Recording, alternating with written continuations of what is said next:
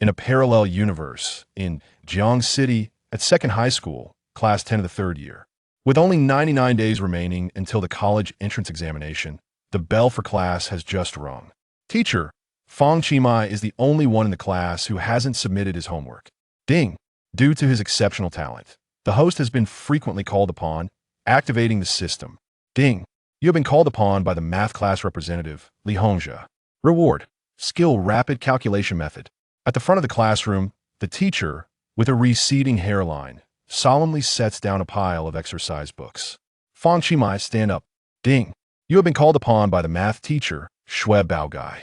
Reward: skill mastery of Olympiad mathematics. The system? What were those voices just now? Why are there peculiar, mechanical notifications echoing in my mind? Fang Qi feels somewhat bewildered, although many classmates are whispering, eager to witness the unfolding drama. He is certain that those words did not originate from any of them. So, from whence did those voices emerge? Confused, Fang Qi rises leisurely to his feet. Standing at 1.86 meters tall, with a somewhat handsome appearance, he possesses a calm, yet mischievous demeanor. The math teacher and homeroom instructor, Xiao Bixue, is known for his stern approach towards students. What kind of reprimand awaits Fang Qi this time? Fang Qi, what is the matter with you? You are the only one in class who hasn't submitted your homework. Teacher, there's a reason for my failure to submit. Oh, I would indeed like to hear your justification. After a moment of contemplation, Fang Qi responds, in Chinese, mathematics, and English, the average workload is 1 post-class exercise per day, along with pre-class preparation and post-class review. Moreover, there is the math assignment on the blackboard, the recitation of Chinese texts, copying sentences, and composing essays, not to mention the English vocabulary memorization, text recitation, 2 reading comprehensions, and an essay.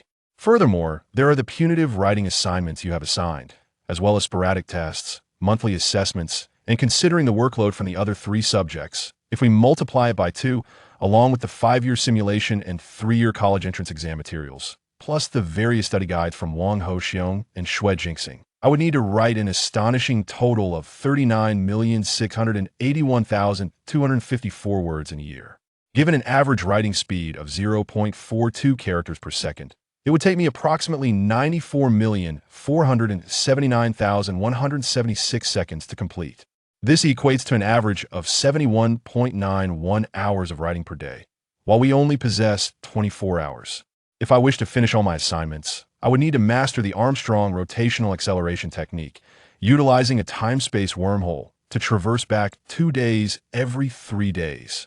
Alternatively, I would need to create a warp drive and affix it to my pen, enabling me to leap back and forth across the paper, thereby reducing the distance by 2/3 to accomplish my writing. Xiao Bixue. The entire class of students. Wow, this can actually be calculated. So this guy is a concealed genius. Is this his excuse for not doing homework? It's so well-reasoned. It's simply irrefutable. This is like a little cow flying a plane utterly outstanding. Even Fang Qi himself was astonished. Is this the power of the speed calculation method? The entire calculation process was clear and precise, leaving him in disbelief. Additionally, the effects of mastering Olympiad mathematics were evident. Ever since the earlier remarks subsided, Fang Qi felt his logical reasoning had significantly strengthened.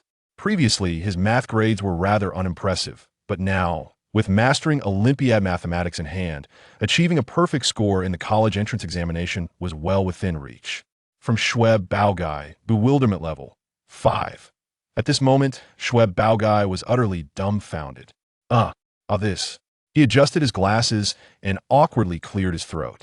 All right, Fang Qi, since you're so adept at calculations, why don't you solve the problem I assigned you last class for everyone? Xiao Bixue tapped the blackboard and continued. If you don't do your homework and can't answer, then you'll have to stand through the lesson. This is disastrous. He definitely won't be able to do it. He only knows how to talk big. Oh no, that problem is so difficult. I can't even do it. He's surely doomed. Indeed. That's an Olympiad question. How could a slacker like him possibly solve it? The students began to murmur amongst themselves. At this moment, Li Hongzhe, the class monitor and math representative, seized the opportunity to shine. Mimicking the teacher, he called out loudly, Fang Qi, hurry up. If everyone wastes a minute like you, we'll never finish this class. Fang Qi retorted, well, if we all learn for a minute, wouldn't that also waste the class time? Li Hongzhe. From Li Hongzhe, bewilderment level 2. Xiao Bixue rapped the blackboard. Fang Qi, get on with it.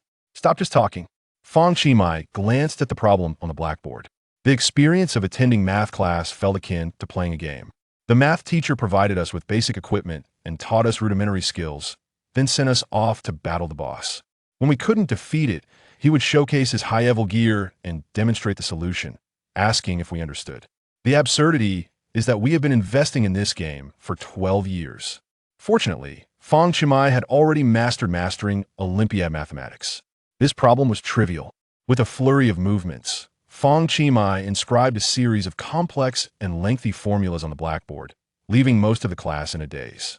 Upon seeing Fang Qi's final answer, the academic achiever Li Hongzhe chuckled. Heh, although I don't know what strange method this guy employed, the result is bound to be wrong. After Fang Qi completed his answer, he did not immediately return to his seat. Instead, he turned around and began to explain meticulously and diligently. He started from the reading of the question, pointing out the subtle traps within it. He then sought the entry point and commenced the problem-solving process. He selected the appropriate formulas and meticulously deduced each step. He articulated his entire thought process leading to the final answer. Moreover, he expanded the discussion, drawing attention to additional knowledge points. Xiao Bixue was taken aback. Fang Qi's solution was entirely correct. Every knowledge point and crucial detail he mentioned was precisely what he had intended to discuss. Fang Qi's explanation even surpassed that of a teacher. Although Fang Qi was a bit cheeky, his ability to solve the problem warranted commendation. Excellent. This question is indeed a challenging Olympiad problem. It is not essential for you all to solve it. My intention is merely to cultivate your thinking skills. However, Fang Qi has solved it correctly. Correct? The top student, Li Hongzhe, gazed at his own answer, which differed from Fang Qi's. If the teacher acknowledged Fang Qi's accuracy, did that imply his own answer was incorrect? Li Hongzhe had hardly listened to Fang Qi's explanation. He assumed Fang Qi must have made an error and thought he could simply follow the teacher's reasoning to revisit the question. But the reality was, he had made a mistake. He glanced at his work, and indeed, his error began from the second step, having fallen into the trap Fang Qi had mentioned. Impressive. Li Hongzhe's bewilderment level 3. Xiao Bixue adjusted his glasses and said, now, those who have arrived at the answer, please raise your hands. As the class representative, Li Hongzhe hurriedly altered his final answer to match Fang Qi's. Simultaneously, he quietly raised his hand. All right, everyone can put your work down. This problem is not simple, so it is normal that not many have solved it. However, for those who have not, I hope you can grasp its thought process and adeptly apply it in examinations, Fang Qi remarked. Teacher, do you need me to solve it using a second method? Li Hongzhe was taken aback. Such a difficult problem. And Fang Qi knows a second method? After a pause, Xiao Bixue responded, that's unnecessary.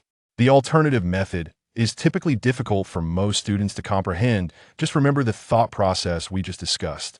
All right, teacher, I will return to my seat.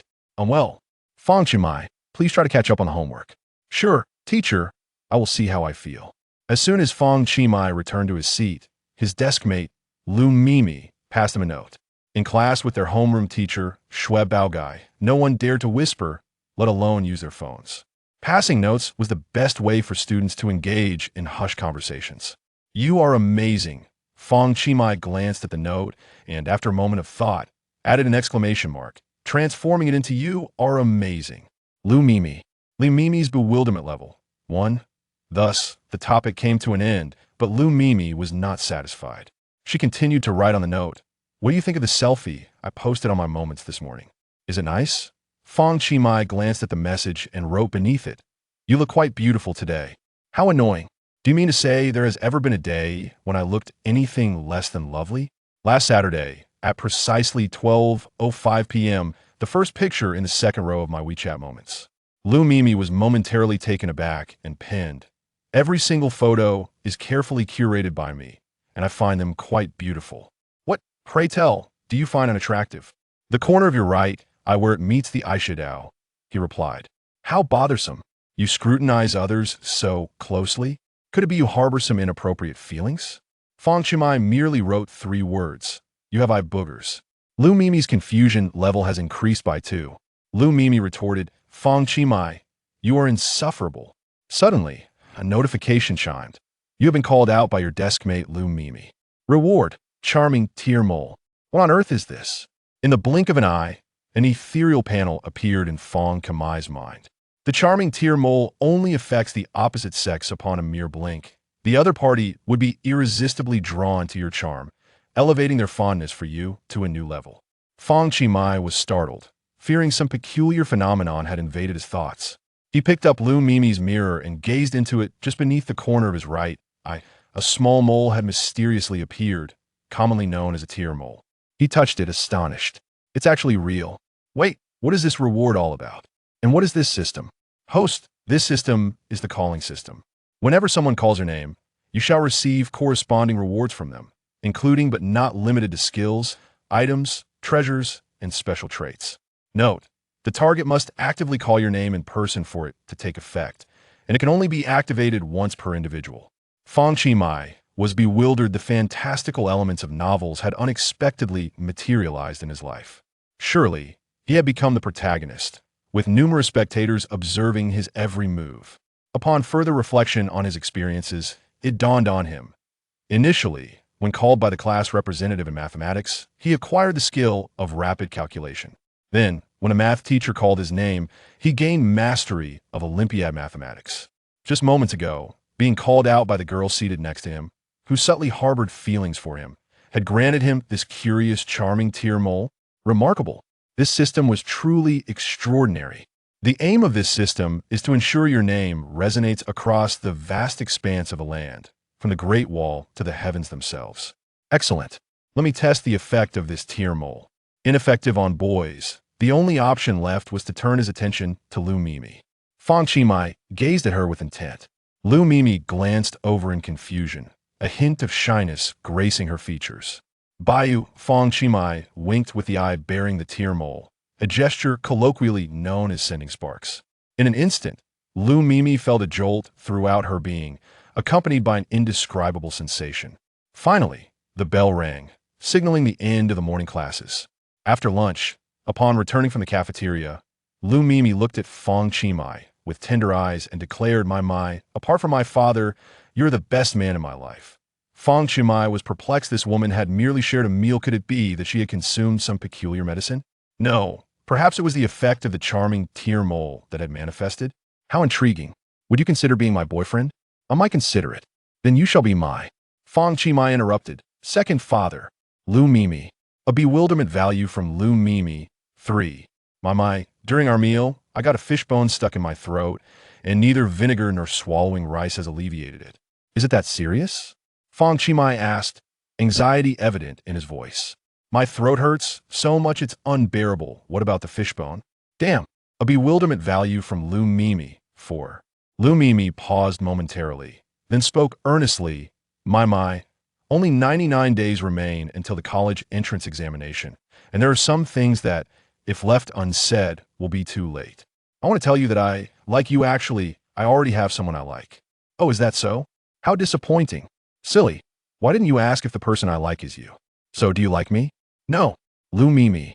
A bewilderment value from Lu Mimi. 4. Why didn't you ask if I was lying? Are you lying to me? No. Lu Mimi. Why didn't you ask if I was testing you? Are you testing me? No. Damn. A bewilderment value from Lu Mimi. 6. System, this tear mole is rather formidable. Fortunately, I am adept at handling it. By the way, can I remove it? Apologies, host.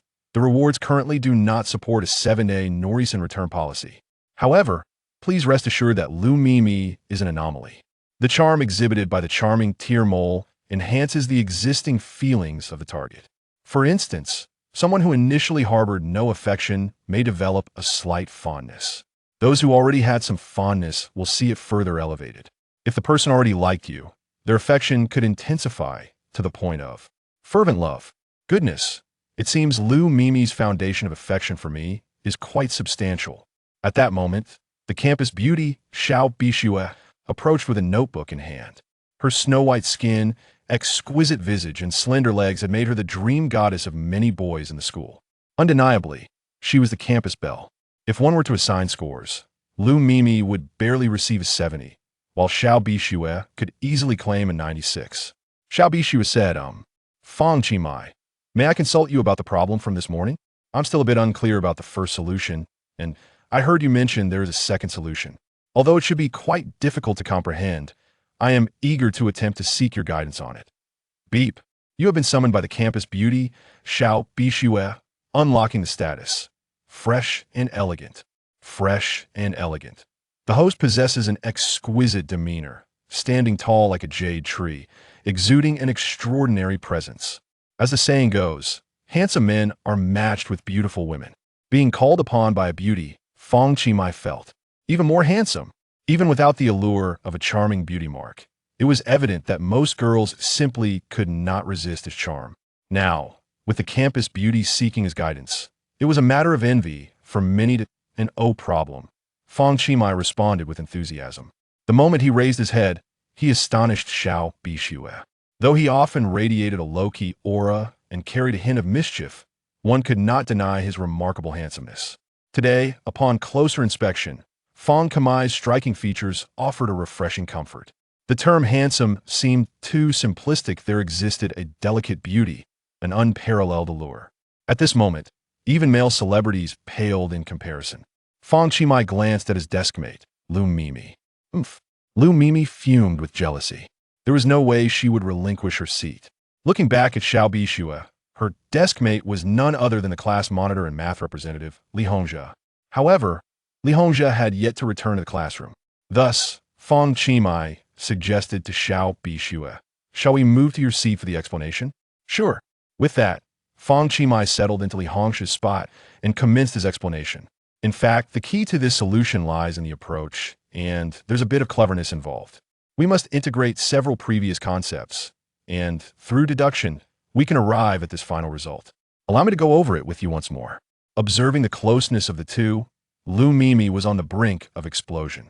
Equally incensed was Li Hongzhe, who had just returned from the cafeteria. "Hey, Fang Qi, what are you doing in my seat? Get up." Xiao Bixue interjected. "Monitor, I asked Fang Qi to explain the problems to me. I still don't quite understand the question from this morning, and am curious about the second solution." Li Hongzhe stepped forward and shoved Fang Qi. "Get up. Did you sit in my place with my permission?" Fang Qi remained unmoved, replying, "Monitor, why don't you sit down and listen too?" Li Hongzhe's confusion level. 4. "What? You want me, a math representative, to listen to you explain math problems? Hey, Fang Qi, I think you got a bit carried away. You're merely lucky to have answered correctly this morning." Then, addressing Xiao Bixue, Li Hongzhe added, "Bixue, I can explain the second solution too. I can explain it to you just fine." This exchange drew the attention of numerous classmates, the air thick with jealousy. In class, everyone admired the beauty of Xiao Bixue, with many boys serving as her ardent admirers. However, Li Hongzhe is not an ordinary individual. He is the only son of Li Ying, the vice principal of Jiangxing Second Middle School, and he shares a desk with Xiao Bixue, leading everyone to tacitly accept that Xiao Bixue belongs to him, with few daring to contest this. The first person to openly challenge Li Hongzhe was Fang Qi. Shaking his head, Fang Qi stood up. Li Hongzhe let out a cold snort. Indeed, no one dared to provoke him. To openly flirt with the girl he admired? No way. Once he stood up, Fang Qi earnestly addressed Xiao Bixue, saying, "I have no choice but to take your seat." "Ah, then where will I sit?" Xiao Bixue inquired, perplexed. Fang Qi winked. "You may sit on my lap." Chapter 3. Do not worry. I will escort her home upon hearing this. Li Hongzhe was momentarily taken aback. "Let Bixue sit on your lap Goodness. The bewilderment from Li Hongzhe surged by 6, as did Lu Mimi's. Once he regained his composure, he sprang to his feet. Xiao Bixue's face flushed instantly. With her long eyelashes fluttering and her large eyes averted from Fang Qi, she felt an unfamiliar tension gripping her hands tightly. "This doesn't seem appropriate." Xiao Bixue replied timidly. Li Hongzhe exclaimed, "Eu posa." I also oppose." Lu Mimi echoed from a distance. Fang Qi smiled slightly. You need not worry. I was merely jesting. You need not rise." A sigh of relief escaped from Li Hongzhe and Lu Mimi. After all, it was broad daylight in a well-lit classroom. What sort of decorum would that entail for a boy and girl? Then where will you sit? Xiao Bixue asked hesitantly. Fang Qi replied nonchalantly. It would suffice for me to sit on your lap. Li Hongzhe. Lu Mimi. The bewilderment from Li Hongzhe increased by 7, as did Lu Mimi's. What the hell? Have you lost your mind? Li Hongzhe cursed. Fang Qi brushed his hair aside. How noisy. It seems this lesson cannot proceed. Oh dear, Xiao Bixue expressed her disappointment. Li Hongzhe scoffed. Exactly. Fang Qi, you should abandon such thoughts. Unexpectedly, Fang Qi said, after tonight's self-study session ends, I will stay behind to explain the material to you. What? Why after the evening's self-study session? Li Hongzhe pointed an accusatory finger at Fang Qi. Fang Qi responded, because at that time, the classroom will only have me and her. We can sit wherever we please. I oppose. You both cannot be alone in the classroom. Yes, absolutely not. Fang Qi frowned. All right then, Xiao Bixue, after the evening's self-study, I will come to your home to explain. Li Hongzhe was on the verge of a meltdown. No way. You're going to Bixue's house? That is unacceptable. Fang Qi, you are becoming increasingly audacious. I oppose. I also oppose. Xiao Bixue shyly interjected. Fang Qi, I will wait for you in the classroom after the evening's self-study. I truly appreciate your help. Not at all. For someone like me who is not fond of studying, I have ample time. So it's settled then. MMHM. Fang Qi referred to himself as someone disinterested in studying, yet Xiao Bixue sought his guidance. She found him remarkably humble. Goodness. Li Hongzhe was livid. What was going on with Fang Qi today? Just because he had informed the teacher about his unsubmitted homework, he was now countering him at every turn? At this critical moment, Li Hongzhe devised a plan. Bixue, let me explain that problem to you. You need not stay tonight. It is rather late to return home, and safety is paramount. Fang Qi remarked. All right, I am curious to hear your alternative solution. Let us compare it with my own. Perhaps they are alike. If they differ, we might even collaborate to devise a third approach. Li Hongzhe's bewilderment level increased by 5. Li Hongzhe found himself at a loss for words. I shall take a nap. We can discuss this further in the afternoon. I see you remain unaware of the second method. You might utilize your lunch break to attempt a solution. If you remain unsuccessful, I presume you will discreetly consult Lao Shui and then return, feigning nonchalance, claiming the answer was your own invention. Li Hongzhe was poised to respond. Fang Qi continued, regrettably, I recollect that there are 4 classes this afternoon, including physics and biology tests. Under normal circumstances, you would lack the time to seek out Lao Shui. So it would be prudent not to exert yourself unnecessarily. As he spoke, Fang Qi turned to Xiao Bixue. Thus, I shall explain this problem to you during evening study. Regarding your late return home, which pertains to your personal safety, rest assured, I shall accompany you.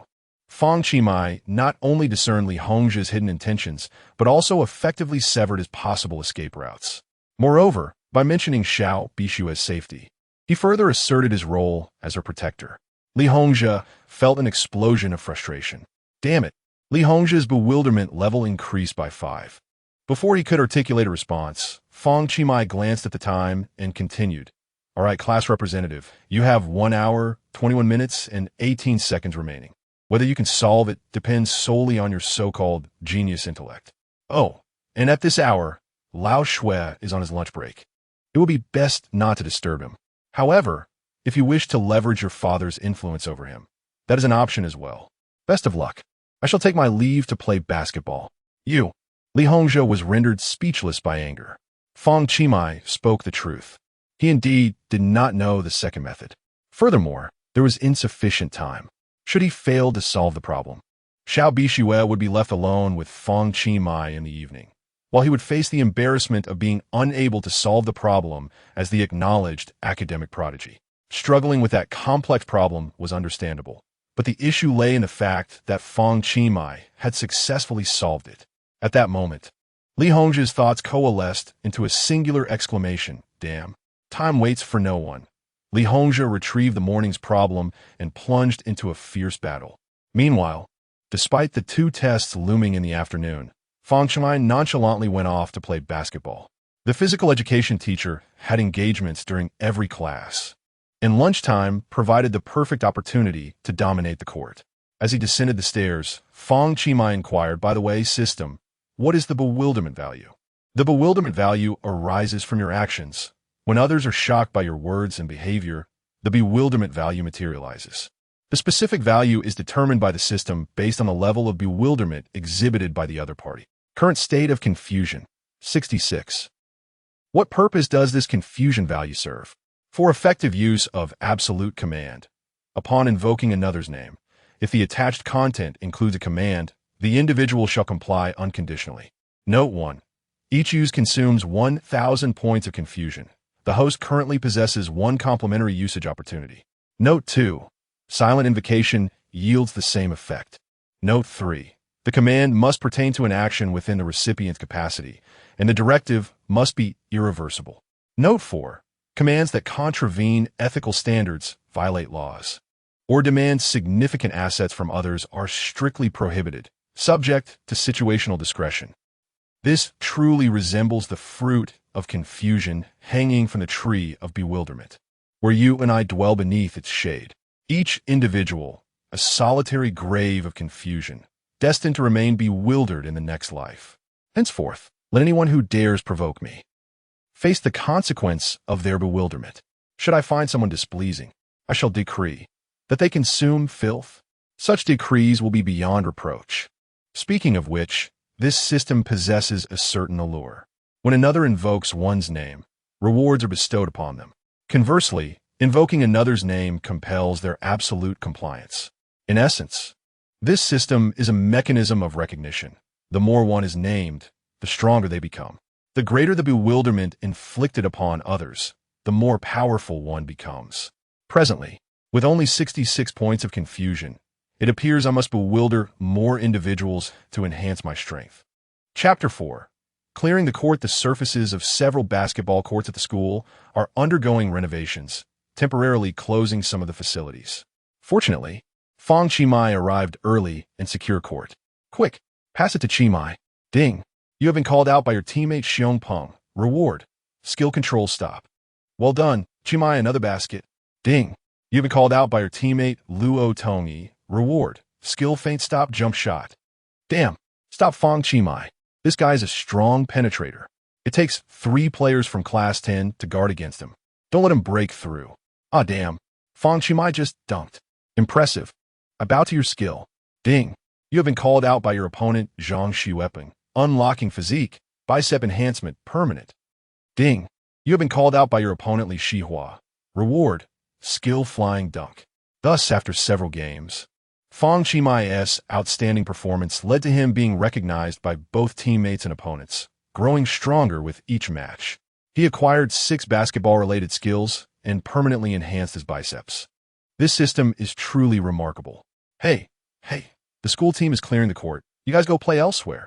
At that moment, a group of individuals arrived, clad in basketball uniforms and towering in stature. The leader of the group was someone Fang Qi recognized, Jiang Zijian, his classmate. In middle school, he was a notorious figure, arrogant and overbearing, and no one dared to confront him. Even now, he continues to act brazenly and stir up trouble. Moreover, he is one of the few art students in their class, possessing a modicum of artistic talent. Although he struggles academically, as long as he meets the standards in his cultural subjects, the teachers tend to overlook him. Additionally, he is a member of the school basketball team. Following him were a group of first-year students, also part of the school team. Seeing this, the few players who had been playing with Fang Qi grew anxious. Let us go. The school team is here. Brother Jian has arrived. Should we leave? I'm heading back for a nap. Fang Qi recognized that Jiang Zijian was once again trying to flaunt his status. The others who had just played with him were preparing to withdraw. However, Fang Qi remained unfazed and continued shooting. Hey, did you hear us? We are the school team, Jiang Zijian reiterated. Fang Qi replied, and so? Then you should scram. We are taking this court. I secured this court through my own skill. Why should I relinquish it to you? Jiang Zijian was momentarily taken aback. His usual authoritative tone seemed ineffective today. In moments of clearing the court, who in the school would dare defy him, especially in front of these younger students? He felt the need to maintain his bravado. Why was Fang Qi behaving so defiantly today? On the sidelines, those who had just played basketball with Fang Qi, both classmates and those from neighboring classes, were left speechless after hearing his words. Fang Qi is remarkably audacious, daring to confront Jiang Zijian in our second school. Who does not know the kind of person Jiang Zijian is? Fang Qi may well be courting disaster. Damn it, Fang Qi, do not decline a toast and invite punishment instead. Ding. You have been called out by the art student Jiang Zijian. Reward. Master of Art Appreciation, Painting. Art Appreciation and Painting? I had anticipated learning some basketball techniques from Jiang Zijian, but it turns out to be related to art. Perhaps this is due to Jiang Zijian being an art examination candidate. It seems the system's rewards are quite comprehensive. It randomly selects one from the myriad associations of the person calling you out as a reward. Although this may seem of little practical use, possessing diverse skills is never a disadvantage. Moreover, after the recent game, I have already acquired a substantial amount of basketball skills. Jiang Zijian crossed his arms and declared, "You bunch of nobodies, how dare you occupy the court of our school team? Hurry and scram." The basketball team members chimed in, "Seniors, with your level of skill, it's better you refrain from embarrassing yourselves. Go practice dribbling over there. Your technique is utterly substandard, haha." Exactly. In the face of the basketball team's mockery, a few individuals from the neighboring class quietly slipped away. Several classmates approached and whispered, "Qi, let us leave. We shouldn't provoke Brother Jian." Indeed, they're the school team. We cannot afford to offend them. Fang Qi responded, "So, just because they're the school team, they can act with impunity and clear others from a court?" A perplexed expression from Jiang Zijian. 3. Just because we're the school team, we are good at basketball. Fang Qi smirked. "If you're so exceptional, why weren't you directly admitted? Instead, you chose to become an art student? Damn." Fang Qi's remark infuriated Jiang Zijian. The other students were astonished. No one had dared to speak to Jiang Zijian in such a manner before. Jiang Zijian felt deeply humiliated. With so many people, including juniors watching, if this were to spread, what would become of my reputation? "Very well, Fang Qi, I see you've grown quite bold." Jiang Zijian pointed at Fang Qi and proclaimed, "Come on, let us play a match. We'll field 5 players. You field 5 as well. The losing side relinquishes the ball to the other and must roll off the court. Mind you roll." Just then, Fang Qi was eager to test the basketball skills rewarded by the system. He had been unable to showcase his abilities earlier. Now that the opponents were the school team, it should be more exhilarating. "All right." At that moment, a classmate interjected, "But we only have 4 people left. Besides, the opponent is Brother Jian, whether we win or lose. We will offend him, so I want to participate. I want to either. Besides, facing the school team is akin to courting death. Indeed, it's a certain defeat." Jiang Zijian retorted, "Now, don't claim I'm bullying you. Feel free to take the court, and I will not hold you accountable. There are only 4 of you, and I shall not take advantage of your numbers. We shall field 4 as well. Primarily, I wish for you to concede and vacate this basketball court with a sense of respect. The agreed-upon rules dictate that the first team to score 8 points wins." And thus, Jiang Zijian selected 3 members from the school team, huddling together to strategize. However, Fang Qi's team lacked any foundational understanding of the game.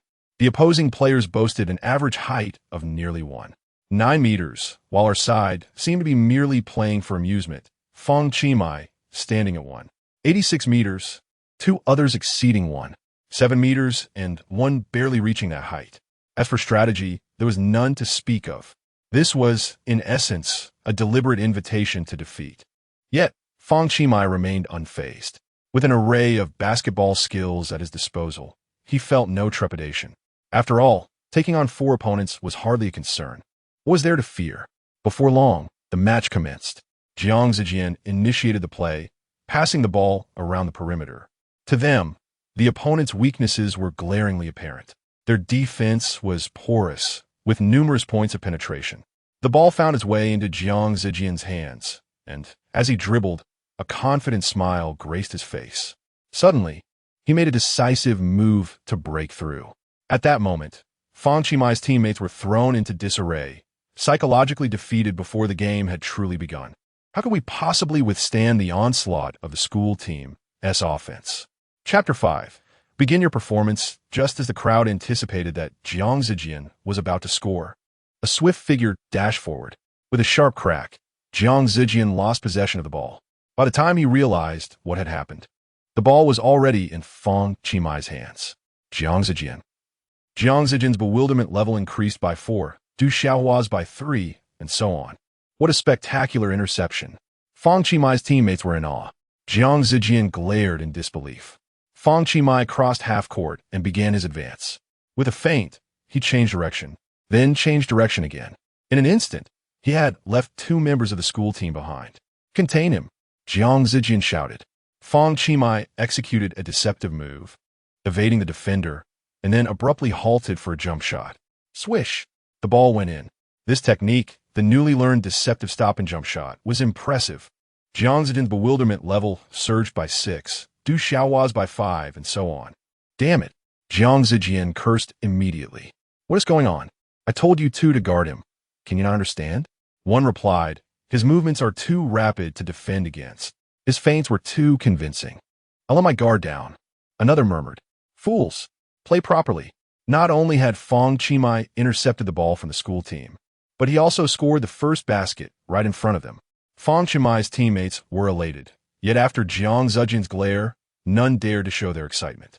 The losing side prepared to inbound the ball, and it was once again Jiang Zijian's turn to attack. 2 players tightly marked Fang Qimai, while Jiang Zijian collaborated with another. Furthermore, Fang Qimai's teammates were hesitant to contribute under Jiang Zijian's intimidation. Though the game appeared even, it was in truth a 1-against-4. However, what did it matter? Fang Qimai had anticipated such circumstances. 3 players focusing on 1. Was that all the school team could muster? With a masterful ball control stop, he spun the 3 opponents in circles. Breakthrough. With a dribble through his legs, he left even Jiang Zijian behind. Jump shot. The ball went in again. 2-1. Fang Qimai disdainfully remarked, no wonder our school's team is so subpar. Damn.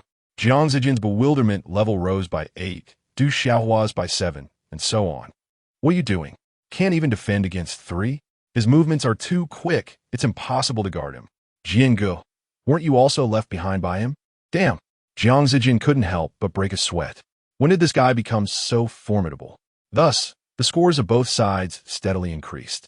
Fang Qimai was practically facing 4 opponents alone, his biceps strengthened and his strength formidable. He played with an effortless grace, executing his moves in a seamless flow. No one could defend against him. Before long, Fang Qimai reached 7 points, just 1 away for victory, while Jiang Zijian had only 5. At this moment, Jiang Zijian and his 3 companions huddled together to discuss strategy. This time, whether by foul or otherwise, he must not be allowed to score. Wait for him to jump, then seize the opportunity to push him down. Be ruthless. It would be best if he broke a leg. Understood, Brother Jian. Subsequently, the 4 spread out, deliberately awaiting Fang Qimai's advance. Then they charged at him with force. Seeing them positioned so far apart, Fang Qimai felt a surge of amusement. No one is guarding? Then I shall test my prowess as a 3-point jump shot master. From beyond the arc, he leaped from standstill. The ball soared high, its trajectory precise, and it swished through the net. Swish! The ball went in. Jiang Zijian. The school team. Damn, who would have guessed this guy would shoot a 3-pointer? And with such accuracy, it's infuriating. We lost. We actually lost. Confusion points from Jiang Zijian. 11. From Du Xiaohai. 10 from, we're the school team. How could this happen? I think I'm not suited for basketball. I want to quit the team. You useless bunch. Jiang Zijian erupted in anger. Fang Qimai's teammates were equally bewildered. All 8 points were scored solely by Fang Qimai. They were merely there to fill the numbers. Winning against 4 members of the school team? No wonder the team was rife with self-doubt. Confusion points from Xiong Peng. 7. From Luo Tongyi. 8. Fang Qimai felt a tinge of disappointment. With such formidable basketball skills, he had expected to engage in a more exhilarating match. The school team? They were hardly impressive. You all ought to practice more. Your current level is simply not challenging enough. Jiang Zijian. Fang Qimai picked up the opposing team's basketball and remarked, Li Ning, not bad, though a bit worn. Well, now it belongs to me. With a prior agreement in place, Jiang Zijian and the others dared not protest. One member of the school team murmured, Brother Jian, that ball cost me 289 yuan. Damn it. I'll pay you back later. Damn. The cost is one thing. This concerns face. Jiang Zijian felt he had lost significant dignity this time. Fang Qi began to twirl the basketball. All right, everyone. Let the show commence. The school team. Fang Qi inquired, will you be performing a forward roll or a backward roll? The members of the school team exchanged glances. What is this? A prestigious school team, unable to handle defeat? Jiang Zijian shouted in defiance. I refuse to accept this. Fang Qi, how about we settle this with a duel? The loser must call the winner grandfather. Fang Qi scratched his ear, pondering. What does the loser call out? Grandfather, exclaimed the challenger. Hey, you little rascal. Jiang Zijian was infuriated. He had never encountered such audacity in his life. Pointing at Fang Qi, he demanded, do you dare to face me one-on-one? Fang Qi shrugged nonchalantly. I do, but you must enlighten me on the rewards for victory. The loser calls out grandfather. But what does the winner gain? A new grandson? Fang Qi chuckled, then added, however, you have already referred to me as grandfather, so I have accepted you as my grandson. Why should I compete with you? Jiang Zijian was taken aback, his confusion palpable. The onlookers, including Xiong Peng and others, nearly burst into laughter. Fang Qi, do you dare to provoke me? Look, it's a grandson challenging his grandfather. How did he become so formidable? And his tongue is so sharp. Jiang Zijian regretted his decision to provoke Fang Qi that day. You better brace yourself, Jiang Zijian retorted before preparing to leave. Fang Qi interjected, are you really intending to walk away just like that? Am I not the illustrious brother Jian, destined to dominate this basketball court? Fang Qi laughed. Of course, Jiang Zijian, vacate the basketball court at once. Beep. Absolute command activated. This opportunity is free and will not consume confusion points. Chapter 6. It pains my heart to see you like this in the next moment. An invisible force bore down upon Jiang Zijian. He felt a heaviness in his heart. I have lost. Suddenly, I felt utterly despicable. Fine, I shall leave at once. With that, Jiang Zijian lay on the ground.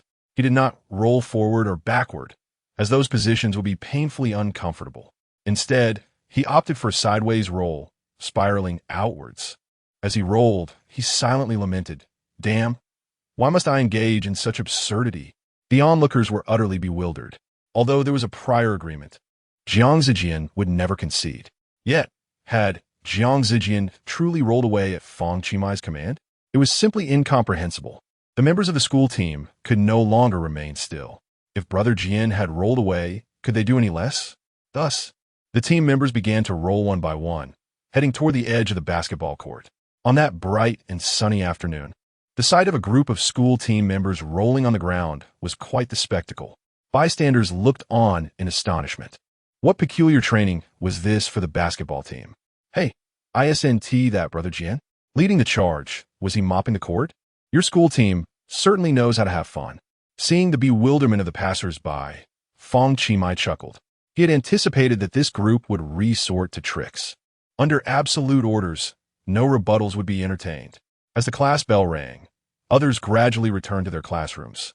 Fang Qi remained unfazed, continuing to shoot hoops. Suddenly, a stern voice echoed from upstairs. Fang Qi, what are you doing? The exam is about to commence. Are you still out there playing basketball? If you fail again, I will call your parents. Ding. You have been called out by the science prodigy Lei Jiaming. Reward, skill mastery of high school sciences. Mastery of high school sciences. This reward is quite astounding. It appears that the more exceptional the individual, the better the reward for being called. If that is the case, wouldn't subjects like mathematics, physics, and chemistry pose no pressure at all? At that point, it would be impossible to remain low-key during the college entrance examination. Fang Qi, did you hear what I said?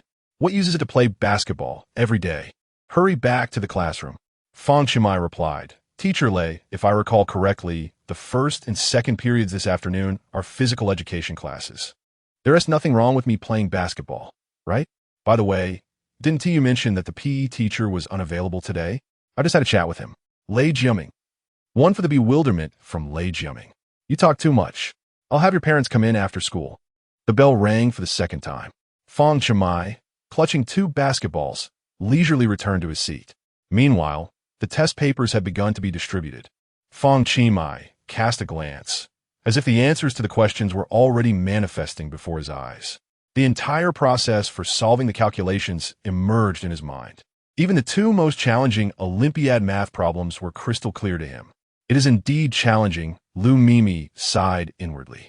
Out of the corner of her eye, she glanced at Fang Qi.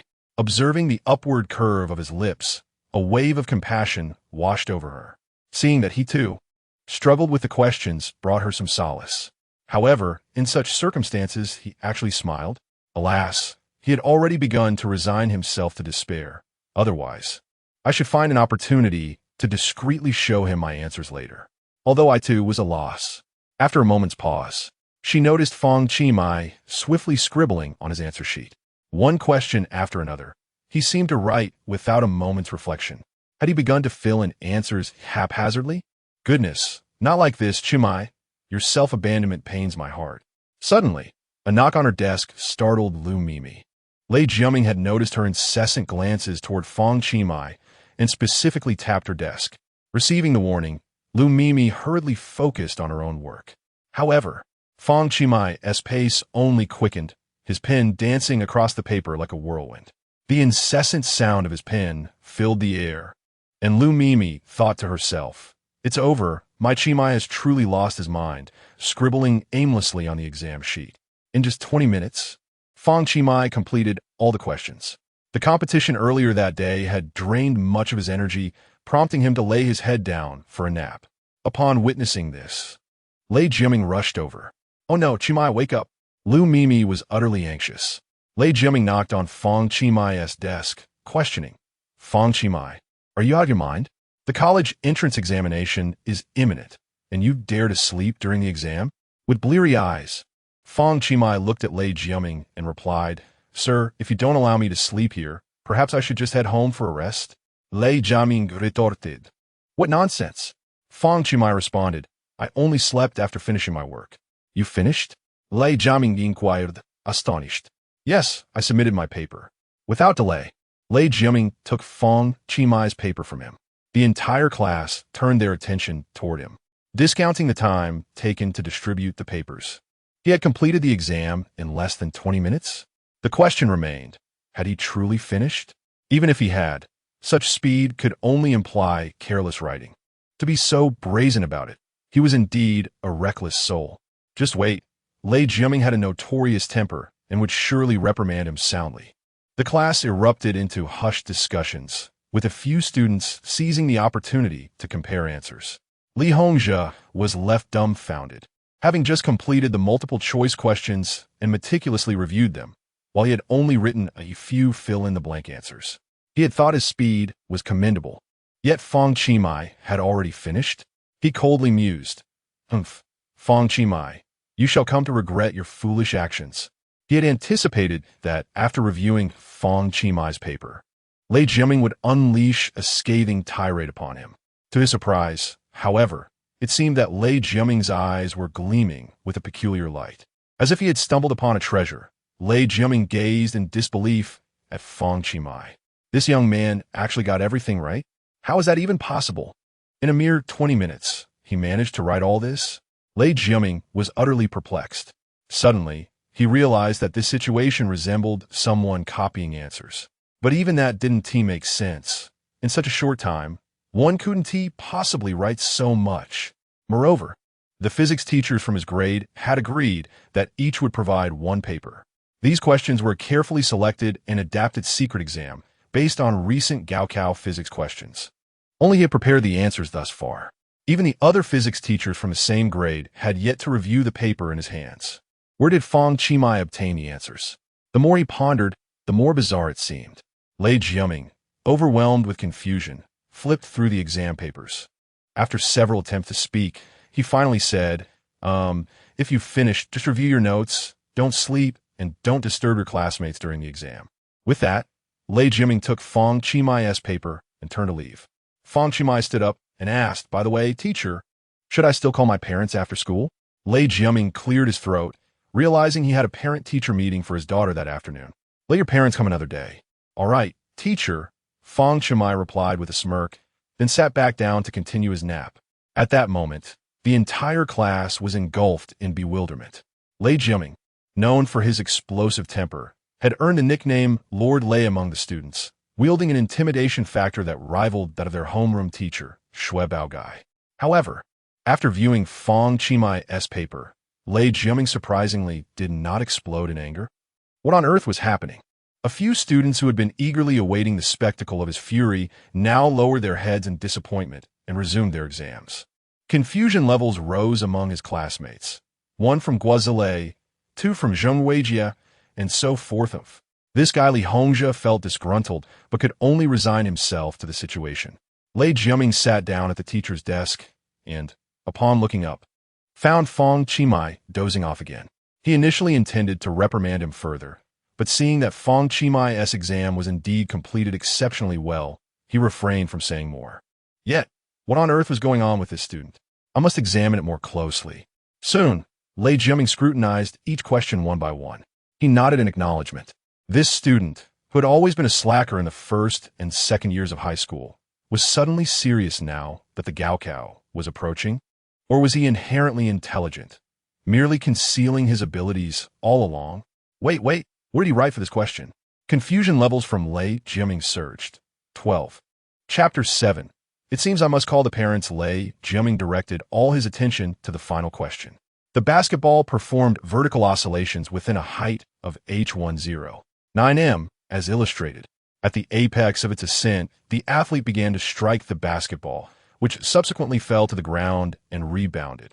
Given the mass of the basketball, m0, 5 kilograms, and the radius r, ultimately, he was tasked with calculating the rebound velocity of the ball, the normal force exerted by the ground on the ball, and the work done by his hand on the ball during each dribble.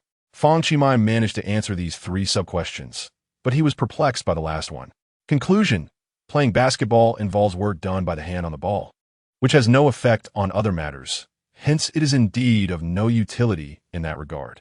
However, engaging in basketball offers substantial benefits to one's physical health. A prolonged lack of exercise may lead to baldness. Lei Jiaming instinctively touched his bald head. His confusion level surged to 12. He realized that Fang Qi was retaliating against his earlier remark, stating that playing basketball serves no purpose, and was also mocking him for occupying their physical education class. This Fang Qi, it appears that I must indeed call the parents. The bell signaling the end of class rang. As Lei Jiaming collected his papers, the students began discussing the questions, but many were focused on Fang Qi instead. Ding! You have been called upon by classmate Zheng Weijia. Reward: skill reciting the high school periodic table of elements backwards.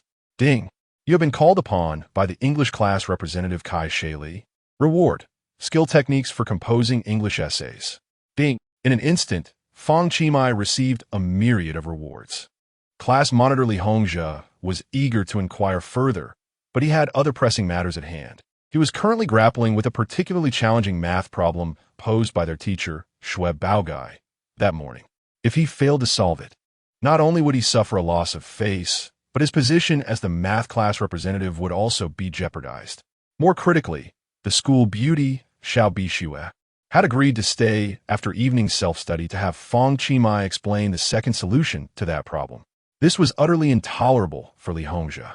Therefore, he racked his brain, determined to derive the second solution and present it to Xiao Bixue. At that moment, Fang Qi was still asleep when suddenly, someone poked him in the shoulder with a pen. He looked up to see Ruan Meng, the biology class representative.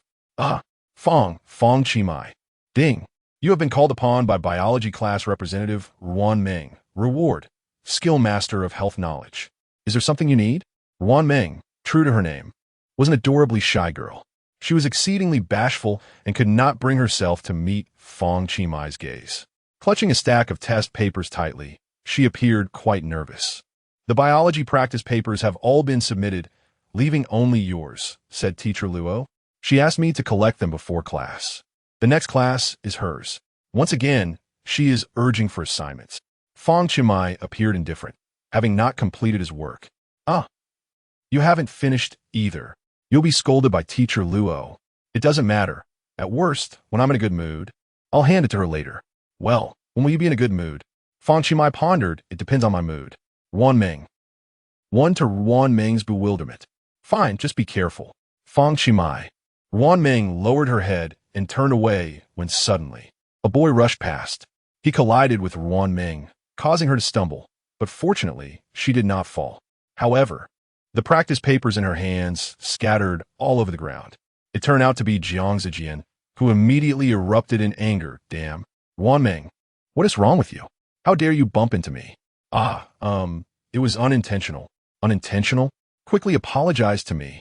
But Ruan Ming wanted to say that Jiang Zijian was the one who crashed into her, yet she dared not speak up. At that moment, Xiao Bixue approached and began to help Ruan Ming gather the scattered papers. Jiang Zijian hastily lifted the drawing he had been holding and presented it to Xiao Bixue. I have copied the Mona Lisa, the portrait of Madame Kosakova, and the likeness of Madame Pompadour, yet I cannot capture your ethereal beauty. Your charm astonishes. Jiang Zijian lost his words and hurriedly glanced at his cheat sheet. Your beauty astonishes the flourishing youth, astounds the entire era, and profoundly moves my soul. I dedicate this painting to our school belle, the enchanting beauty. Jiang Zijian was also a poor student. Through various connections, he eventually became a student admitted by choice. In his first year of high school, he was careless, bullying male classmates and teasing female ones, resembling a delinquent. After some unknown incident, he decided to take up painting. Believing he had achieved a certain level of skill, he enjoyed flaunting his artistic abilities in class, often drawing during lessons with an air of profound mastery, trying to elevate his own status.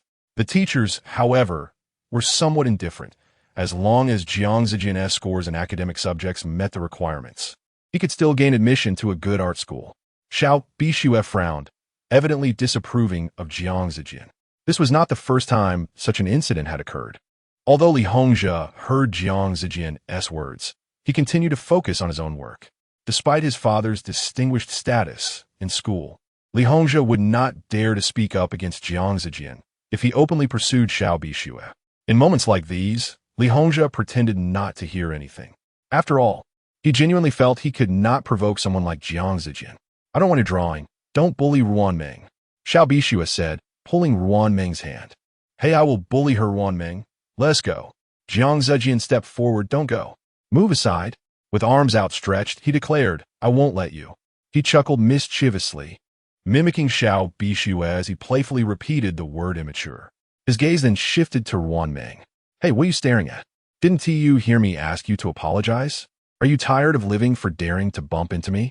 Ruan Ming clutched her practice paper, her expression one of deep grievance. Nearby, Fang Qi, lost in slumber, stretched lazily, finding the commotion rather bothersome. Just as Ruan Ming felt at a loss, a hand gently patted her shoulder.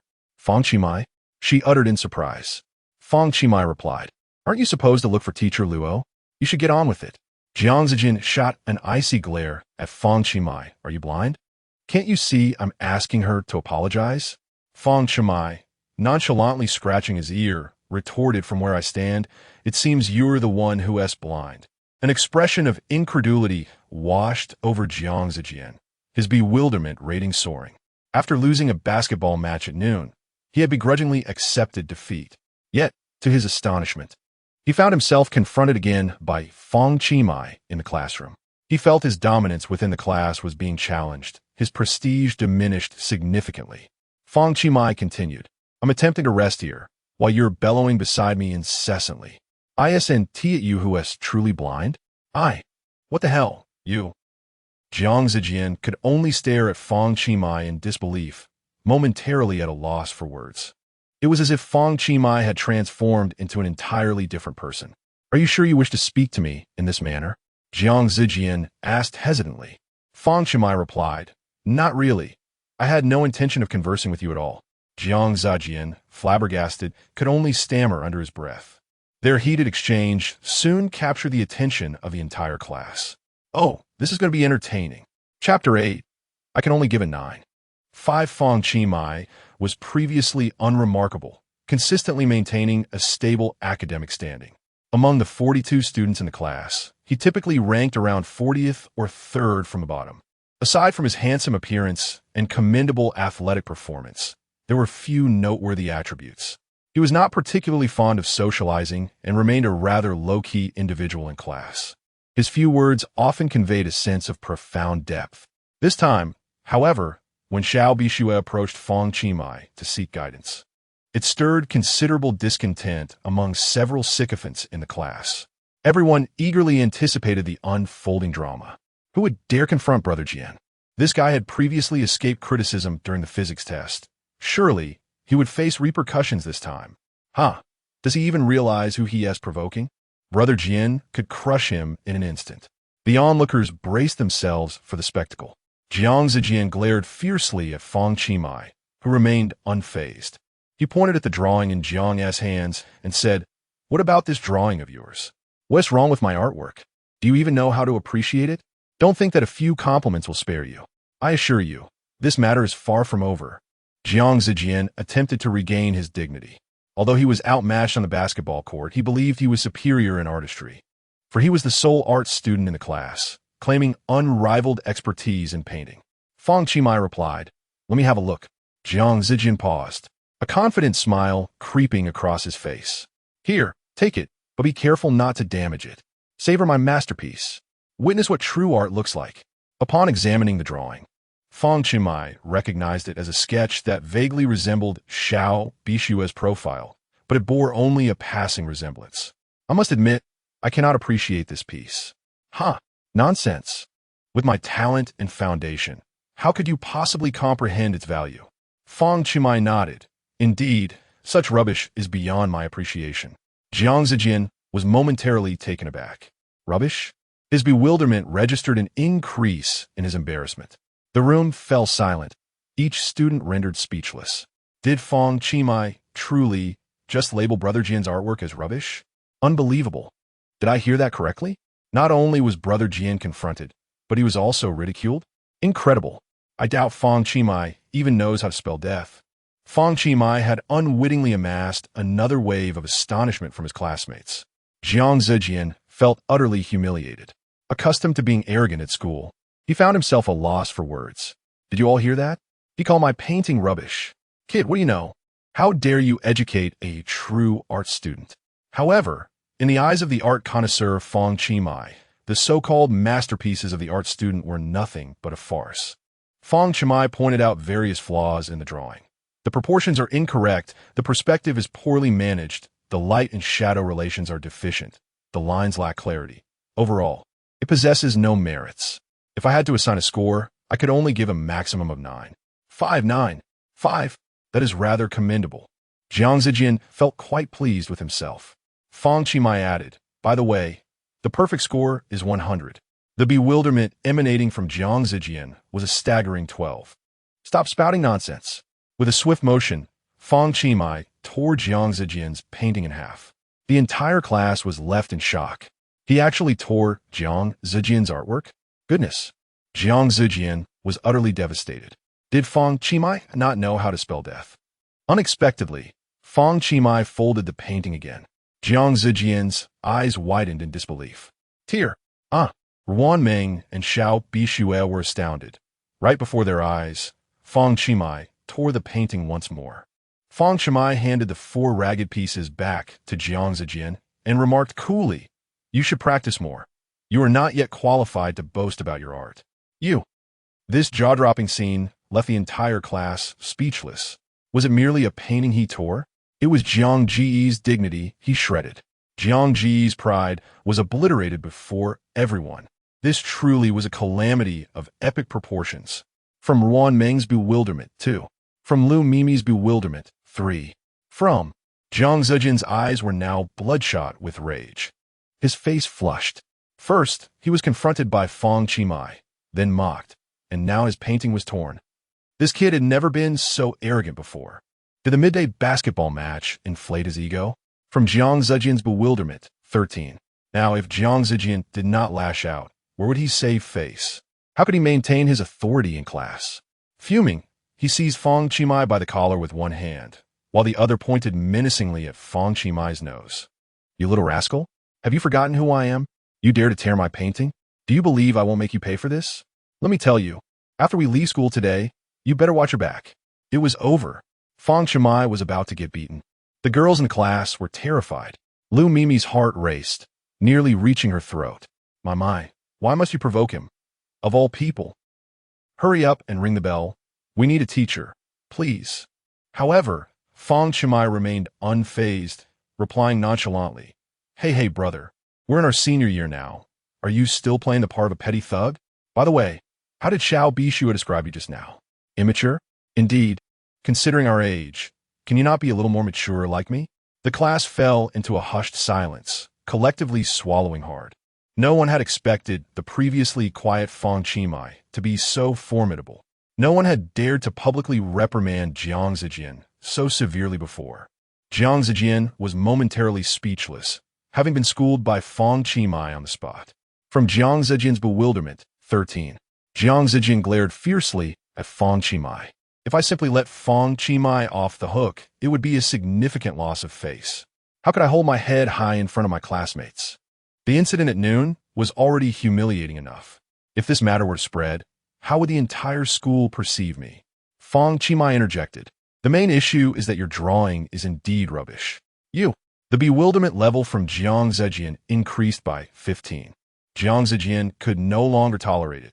No matter what, today he must teach Fang Qi a lesson. Fang Qi checked his data. Current bewilderment level, 1002. Finally, it was sufficient. He had deliberately provoked Jiang Zijian to increase his bewilderment level. For every 1,000 points of bewilderment, he could employ an absolute command. Now the fun begins. What command shall I issue this time? Chapter 9. Fang Qi, Impressive Alert. Consumed 1,000 bewilderment points. Absolute command activated. Current remaining bewilderment points, 2. In an instant, Jiang Zijian shivered. Just as everyone anticipated he would strike Fang Qi, his fist suddenly dropped, and he declared, You are right to chastise me. My artwork is indeed rubbish. Tear it up indeed. I shall strive diligently from now on, ensuring I will not create such trash that offends the eyes of others. Xiao Bixue. Liunza? The entire class. What is happening? All the students were taken aback, utterly astonished. Jiang Zijian, who commanded respect in the campus, not only refrained from retaliating when his painting was torn, but also voluntarily admitted that his artwork was garbage. This was akin to a young cow entering the slaughterhouse. Truly astonishing. Only Jiang Zijian pondered silently, damn. Why am I unable to feel anger despite being so enraged? Class is in session. Stand up. Good morning, teacher. The biology teacher, Luo Xinrue, exuded a commanding presence, ranking among the top 10 in physical appearance among the faculty. Unfortunately, it was uncertain if she was experiencing an early onset of menopause, as her foul temper erupted unpredictably each month. It seemed she had overindulged in volcanic mud masks, transforming her into a veritable volcano. Most crucially, beyond her role as a biology teacher, she also served as the deputy principal of the school. Her lessons could never be trifled with. Casting a cold glance over the class, Luo Xinrue stated icily, Be seated. Ruan Meng, have you collected the practice papers? Ruan Meng was still lost in thought about the earlier events. She understood that Fang Qi had offended Jiang Zijian to help her out. She felt somewhat guilty. Ruan Meng snapped back to reality. Ruan Meng hurriedly stood up. Teacher, I collected. All of them, right? Ruan Meng hesitated to reveal Fang Qi, as he had just aided her. She was deeply conflicted. However, unexpectedly, Fang Qi stood up voluntarily. Teacher, I have not submitted mine. The class erupted in an uproar. Not submitted? You still have the audacity to stand up? Then I shall sit down. Fang Qi plopped back in his seat. Luo Xinrue. 10 bewilderment points from Luo Xinrue. Fang Qi, why haven't you submitted? Alert. You have been called out by biology teacher Luo Xinrue. Unlocking the trait. Disease immunity, internal respiration. Immunity to all respiratory ailments. Wow. I shall never again suffer from colds, fevers, or runny noses. Pneumonia, altitude sickness, bronchitis, all immune. This is quite a boon. Are you listening, Fang Qi? I am addressing you. Fang Qi replied, I am alleviating your workload, dear teacher. Oh, then I must thank you. Indeed. Not all, teacher. The gratitude belongs to me. Luo Xinrue. 5 bewilderment points from Luo Xinrue. With a heavy sigh, she remarked, I will address your matter after class. Next, I must inform everyone of an important matter. The physical education class scheduled for Friday afternoon has been replaced with a biology lesson. Huh? Indeed. It seems that all the teachers are coveting our physical education class. Even a biology teacher wishes to interject. Upon reflection, it appears that we have hardly attended any physical education classes this semester. Although the entire class murmurs their discontent, they can only grumble softly. Very well. Prepare for the exam. At this moment, Fang Qi stood up once again. Teacher, I object. You object? Luo Xinrue repeated in disbelief.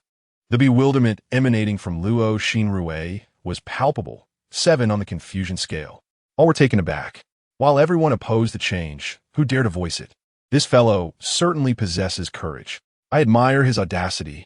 If he survives today, I shall call him brother. If he does not, I will burn incense for him every year on this day. The entire class was enveloped in confusion. After over a decade of teaching, no one had ever dared to oppose her decision to take away the physical education class. And now, she let out a cold laugh and said, Fang Qi, repeat that. Fang Qi replied solemnly, once. Luo Xinrue. The class. Li Hongzhi adjusted his glasses, finding it utterly absurd to oppose a teacher's decision regarding physical education. However, he recognized his opportunity to shine. Fang Qi, what on earth are you doing? Do you think it's easy for teacher Luo? She is working overtime to teach us, and you dare to oppose her? Fang Qi responded, I do not deny teacher Luo's diligence and responsibility, but I have already arranged a one-on-one basketball match with teacher Wang. If I lose, I shall be a small dog, and if I do not attend, I will still be a small dog. The crowd. Nonsense. Luo Xinrue slammed her hand on the desk and declared, I, teacher Luo, am not unreasonable. I expected you to provide me with a valid reason, but this is simply absurd. You have no right to oppose this. Listen well, the physical education class on Friday will be transformed into a biology lesson. Fang Qi replied, a valid reason? I have one. Luo Xinrue clasped her hands behind her back, fixing her gaze on Fang Qi. Very well. I shall grant you 1 minute to explain. If you cannot clarify, I will have your parents summoned this evening. The entire class watched with rapt attention, eagerly anticipating Fang Qi's downfall. Initially, Fang Qi could have resolved this matter with the use of absolute command, but he currently lacked sufficient confusion points to activate it. Moreover, he wished to persuade the biology teacher with virtue, hoping she would voluntarily forego the class adjustment. Thus, Fang Qi earnestly stated, when we engage in physical activity, our bodies produce dopamine, serotonin, and norepinephrine. These 3 neurotransmitters significantly aid our learning. The classmates were somewhat bewildered. What on earth? Where is this going? Dopamine is a positive emotional substance. The receptors for dopamine are concentrated in our pleasure center, the nucleus accumbens. Have you not noticed that after engaging in physical exercise, our mood tends to elevate, our spirits soar, and our tempers improve?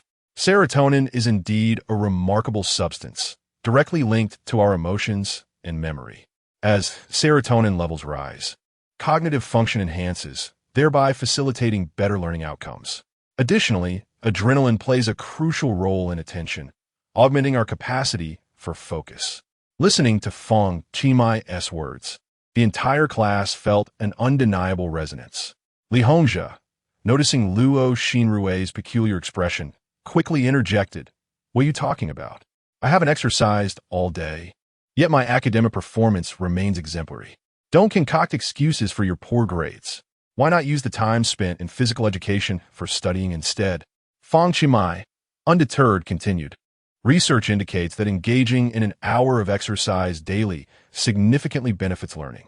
Exercise can inhibit the activation of the amygdala in the brain, thereby preventing the emergence of negative emotions, which is conducive to our overall physical and mental health. Maintaining a joyful disposition post-exercise allows for better concentration on studies and enhances cerebral blood flow, promoting the expression of genes related to neurotrophic factors in the hippocampus, thereby aiding memory and markedly improving our learning efficiency. Exercise is not merely a waste of time. Rather, it is advantageous for academic pursuits. Monitor your health, class leader, by committing to daily exercise, and you will surely see an improvement in your grades. Li Hongzhe was left speechless, his confusion palpable, as Fang Qi's arguments were far too sophisticated. High school biology had not covered such depth. He found himself at a loss for how to counter this. This fellow merely spouts nonsense. Let us now see how teacher Luo employs her expertise to expose the fallacies in your claims. However, at that moment, Luo Xinrui was already utterly astonished. Chapter 10. Only mathematics is unfailing. Fang Qi's recent assertions on various knowledge points were all accurate. This wealth of health information is certainly not confined to the realm encountered in high school. How could he possibly comprehend so much? This Fang Qi, who typically shuns academic pursuits and neglects assignments, possesses a considerable breadth of knowledge. It is astonishing that, as a biology teacher, I find myself being persuaded by my own student using biological insights. Clearly, this individual is far from ordinary. A bewildered value of 12 emanated from Luo Xinrui. Fang Qi then turned to her and winked. Teacher Luo, I have not erred in my statements, have I? The effect of his charming beauty mark stirred something deep within Luo Xinrui's heart. Fang Qi held no ulterior motives. He believed that persuasive individuals wield significant influence, serving as a supportive force. Luo Xinrui was taken aback, finding Fang Qi particularly agreeable today. Indeed, you are correct, she replied, nodding gently in acknowledgement of the knowledge he presented. The classroom erupted in hushed whispers, marveling at Fang Qi. Xiao Bixue regarded him with incredulous eyes, utterly impressed. Fang Qi continued, Our class only has physical education on Tuesday and Friday afternoons, yet is frequently commandeered. Even when we have the time, the duration of exercise does not optimize our learning efficiency. For the sake of the school's overall excellence and admission rates, as well as the well-being of my classmates, Deputy Director Luo, I propose that we exercise for at least an hour each morning before classes. Clap. Lu Mimi could not suppress her applause, a spontaneous expression of genuine admiration. Realizing the potential impropriety of her enthusiasm, she quickly withdrew her hands. Nevertheless, several classmates joined in the cheer, applauding eagerly. Brilliant! Truly brilliant! Fang Qi is a talent. I have gained a newfound respect for him. Brother Mai, I am in awe of you. This is akin to a cow enjoying a sauna. Remarkably impressive. Silence. Luo Xinrui had to concede that Fang Qi's statements were indeed valid. She had encountered related studies herself. To some extent, students who engage in exercise before class tend to perform better academically than their less active counterparts. However, due to the pressures of her role, she had been compelled to focus on cramming as much knowledge as possible into her students, inadvertently neglecting the health and efficiency issues Fang Qi raised. His words began to resonate with her today, marking the first time she had been convincingly persuaded with sound reasoning. Fang Qi, while your argument holds merit, you must understand that time is limited, especially with the impending college entrance examinations looming. She paused. By the way, I noticed your schedule. You just had physical education class last period, didn't you? Several classmates, emboldened by Fang Qi's courage, chimed in unison, but we were quizzed by the physics teacher last class. Luo Xinrui pondered this. After a brief moment, she finally spoke. How about this? I shall forego the physical education class this Friday. And as for your suggestion of exercising for an hour each day, I will endeavor to petition the school authorities about it. While the entire class was genuinely astonished, it was almost unbelievable that the physical education class, which was supposed to be taken away, could still proceed as usual. Fang Qi, you are remarkable. Thank you, Teacher Luo. Fang Qi calmly took his seat. The title of Health Knowledge Master was indeed not unfounded. Lu Mimi secretly gave a thumbs up. Mama, this one's for you. At that moment, the most awkward individual was undoubtedly Li Hongzhe, who had initially intended to criticize Fang Qi's behavior, but was taken aback to find that even the teacher had been persuaded. Luo Xinrui remarked, Fang Qi, let us be clear. You must complete the assignments you owe. Otherwise, I shall call your parents. Teacher, Since you are so dedicated and considerate of our studies and wish to offer us remedial lessons, I have a splendid idea that will not only allow us to maintain our physical fitness, but also let you teach us more. Oh, what is this method? The entire class looked on with curiosity. Fang Qi replied, that is to occupy our mathematics class. Luo Xinrue. Li Hongzhe. Li Hongzhe's bewilderment value increased by 8. Li Hongzhe's bewilderment value increased by 7. This method is excellent. I agree to this schedule change. I can already predict that old Xue will be furious. This is truly extraordinary. The classmates whispered among themselves. Fang Qi, tomorrow, have your parents come to my office. The examination commenced.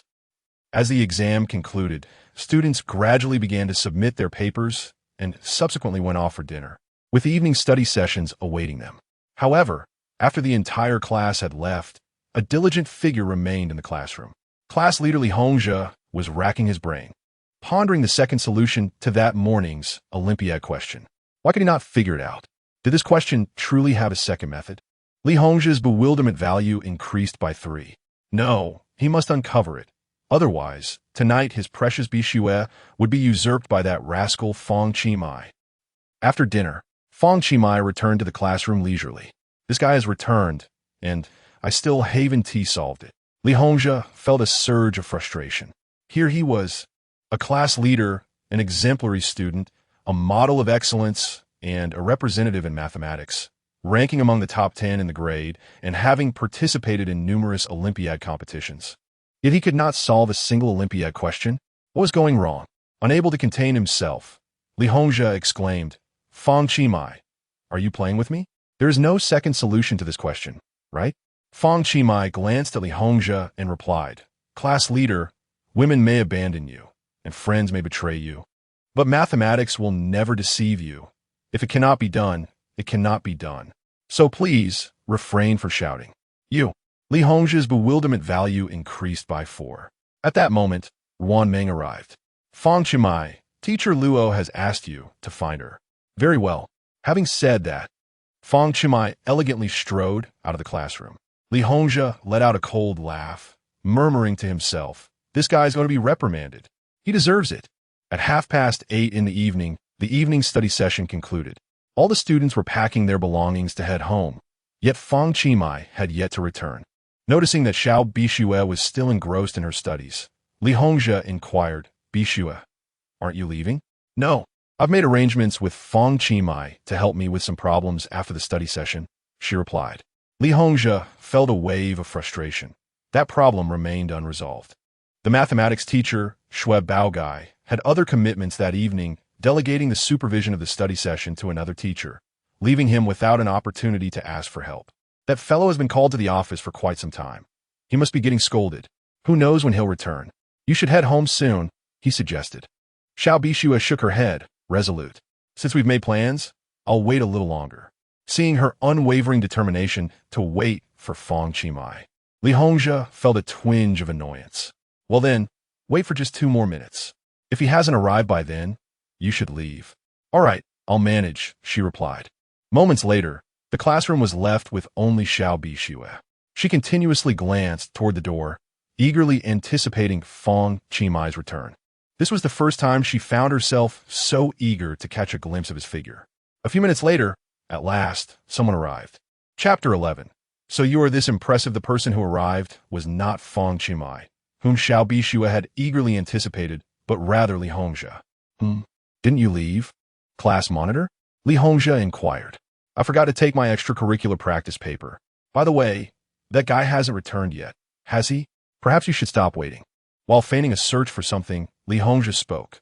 At that moment, Fang Qi returned, his forehead glistening with sweat. Xiao Bixue hurried forward. Fang Qi. Fang Qi asked, why are you still here? Didn't we agree you would help me with the problems? If I can't solve that question, I won't be able to sleep. Oh, I almost forgot about that. By the way, class monitor, don't you know how to do it? Li Hongzhe hesitated, clearly flustered. The class monitor doesn't know how. Li Hongzhe's reluctance to speak further was evident, and he appeared somewhat vexed. From Li Hongzhe, a bewilderment value of 4. Fang Qi was correct. Not knowing mathematics meant one simply did not know it. This revelation shattered Li Hongzhi's image in Xiao Bixue's eyes, while Fang Qi emerged as the academic star. Fang Qi's lips curled into a slight smile as he remarked, "All right, I'll explain it to you. By the way, class monitor, do you want to listen in if you don't understand?" Although it was rather embarrassing for a top student to learn from a struggling peer. With no one else around, Li Hongzhi found himself curious to discover whether Fang Qi was merely boasting. If perhaps he could regain some dignity. Thus, Li Hongzhi took a seat. Fang Qi continued, "Class monitor, do you really have the audacity to stay?" Li Hongzhi. The first method we already know. Now let's proceed with the second method. We will first assume AB0. We set C, AB, 1 up, treating as a variable to construct the function. Then as the first root, let A1 be its other root. Thus A1BC, A1BC. By continuously constructing functions and repeating the previous process, we can reach the conclusion A1 is greater than A2, while the non-negative number is less than our finite. Fang Qi scribbled rapidly on the paper, filling an entire page with formulas. Thus, we have arrived at the final answer, which is consistent with the result from the first method. He set down his pen, clapped his hands, and gave himself a thumbs up. Perfect. Li Hongzhi and Xiao Bixue stared in astonishment. The second method was significantly more complex than the first. It was already a challenge for the average person to solve the first method. The second one was beyond the imagination of most. From Li Hongzhi, a bewilderment value of 10. That was excellent. Xiao Bixue exclaimed, quickly applauding. Though I didn't quite understand. No wonder Teacher Shui said we didn't need to know. Xiao Bixue murmured to herself. It was too difficult. She simply could not keep up with Fang Qi's thought process. Class monitor, did you understand it? Fang Qi gazed at Li Hongzhi. Li Hongzhi was momentarily taken aback, unsure of how to respond. How tedious. I think I shall take my leave. Fang Qi chuckled, refusing to acknowledge his inferior skills. Li Hongzhi stood up and asked, Bixue, are you leaving? Xiao Bixue replied, I still have a few questions I would like to ask Fang Qi, if he has the time. Fang Qi responded, Indeed, I have ample time. Li Hongzhi's bewilderment increased by 4 points. He continued, Bixue, how about I have my driver wait for you while I take a taxi home? Xiao Bixue answered, There's no need, class leader. We don't even know when we'll be leaving. How troublesome. But won't your mother be worried? It would be better for you to return early. It's quite dangerous out there lately, especially with that incident being reported in the news. Li Hongzhi tried every means to prevent Xiao Bixue from being alone with Fang Qi, even if it was merely for studying together. However, Xiao Bixue insisted, There's really no need. I've already informed my mother. Li Hongzhi was left speechless. Fang Qi reassured, Don't worry, class leader. I will ensure Xiao Bixue arrives home safely.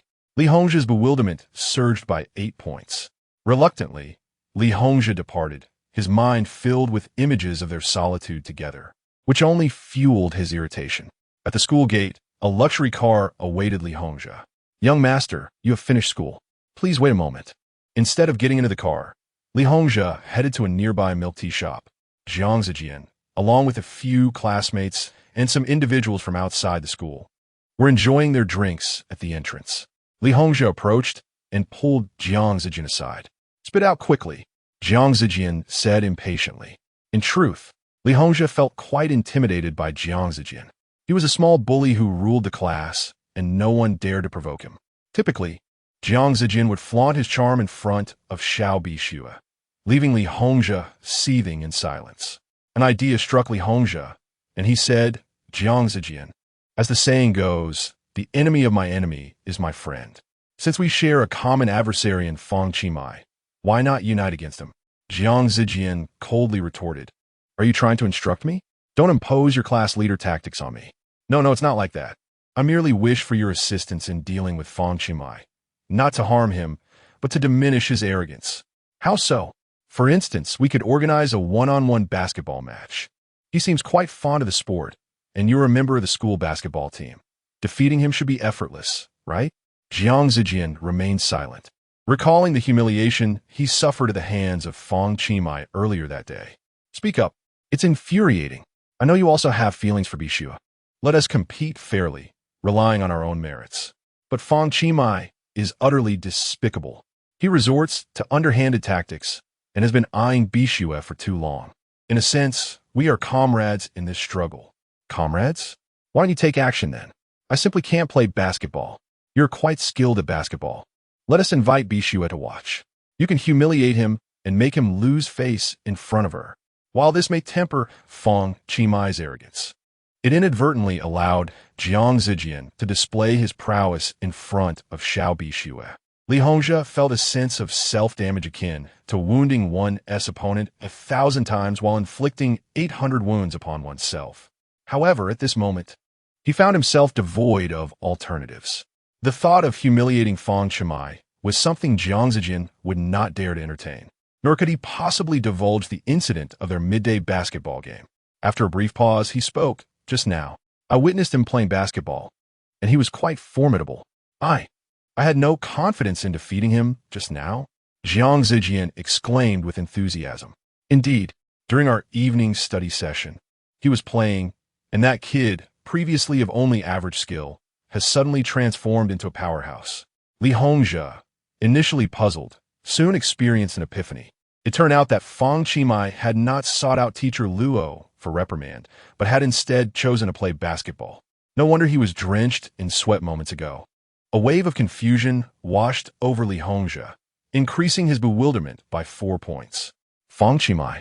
Reluctantly, Li Hongzhi inquired, "So, is there no way to teach him a lesson? We must find a way to make him lose face in front of Bixue." "Certainly, we shall devise a plan," Jiang Zijian replied coldly, then directed his gaze towards an individual seated at the entrance of the milk tea shop. Clap, clap, clap. At that moment, sounds echoed once more within the classroom of Class 10 of the senior year. It was none other than Xiao Bixue applauding Fang Qi. She had just assisted Xiao Bixue in resolving numerous inquiries she had. Unable to contain her excitement, Xiao Bixue exclaimed, "Fang Qi, I had no idea you possessed such skill." After a brief pause, she added, "Thank you for clarifying so many of my questions. There's no need for thanks. Let us focus on something more substantial." Chapter 12. How did you manage that? To begin with, I must express my gratitude for your assistance in explaining the topics to me. Yet I hope we can refrain from making excessive demands. At that moment, Xiao Bixue suddenly felt a wave of shyness. My mother always says, such matters can only be discussed in university. I shall treat you to lunch tomorrow. The two spoke almost in unison. What were you just talking about? Fang Qi inquired. Oh, nothing. Just having a meal, of course. That sounds splendid. Ha! The typically reserved Xiao Bixue laughed heartily to mask her embarrassment. What was I just thinking? I nearly uttered the words falling in love. If I had let that slip, how would I face him afterward? Xiao Bixue's confusion level increased by 5. Fang Qi, however, reflecting on it, since middle school, there had always been a multitude of admirers showering Xiao Bixue with milk tea and various treats.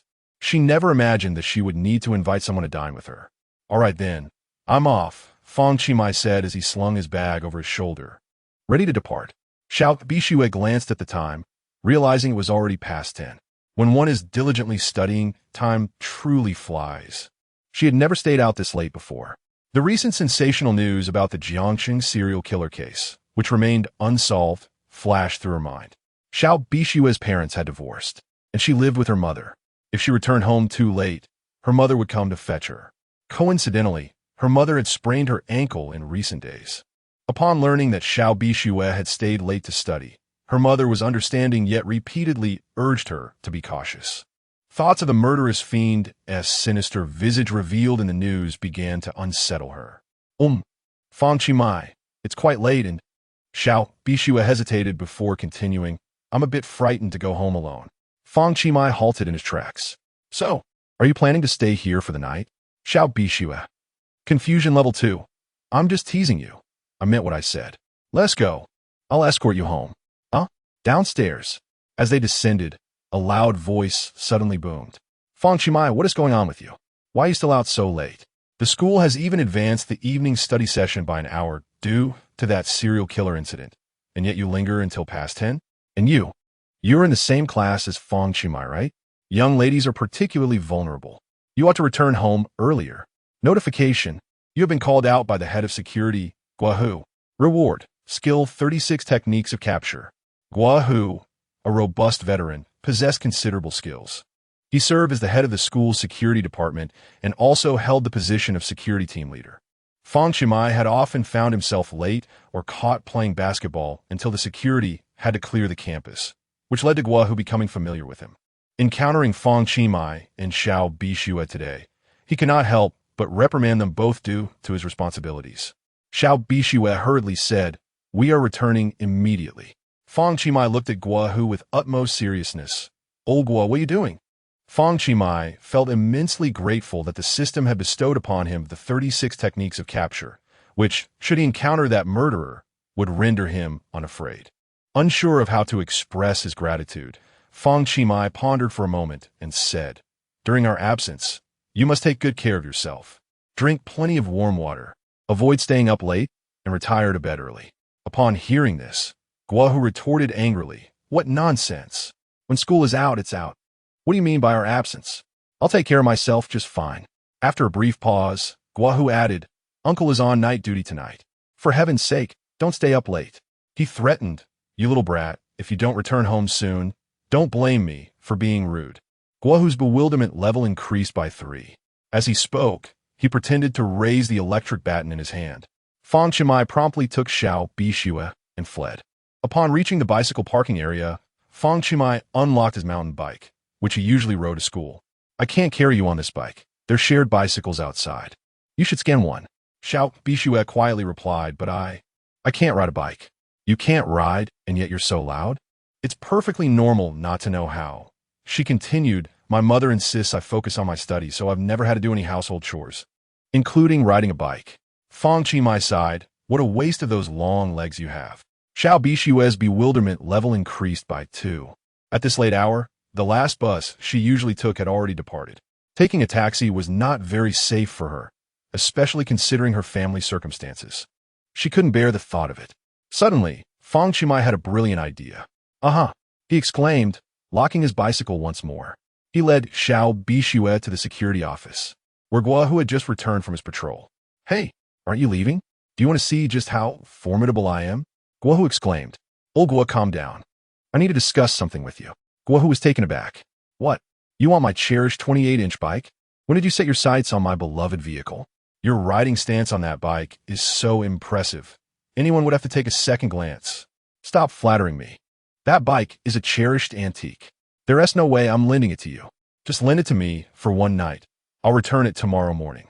You can use it when you finish work, so it won't inconvenience you." I said I'm not lending it, and that's final. Guahu's resolve was unshakable, and he promptly ejected them from the security office.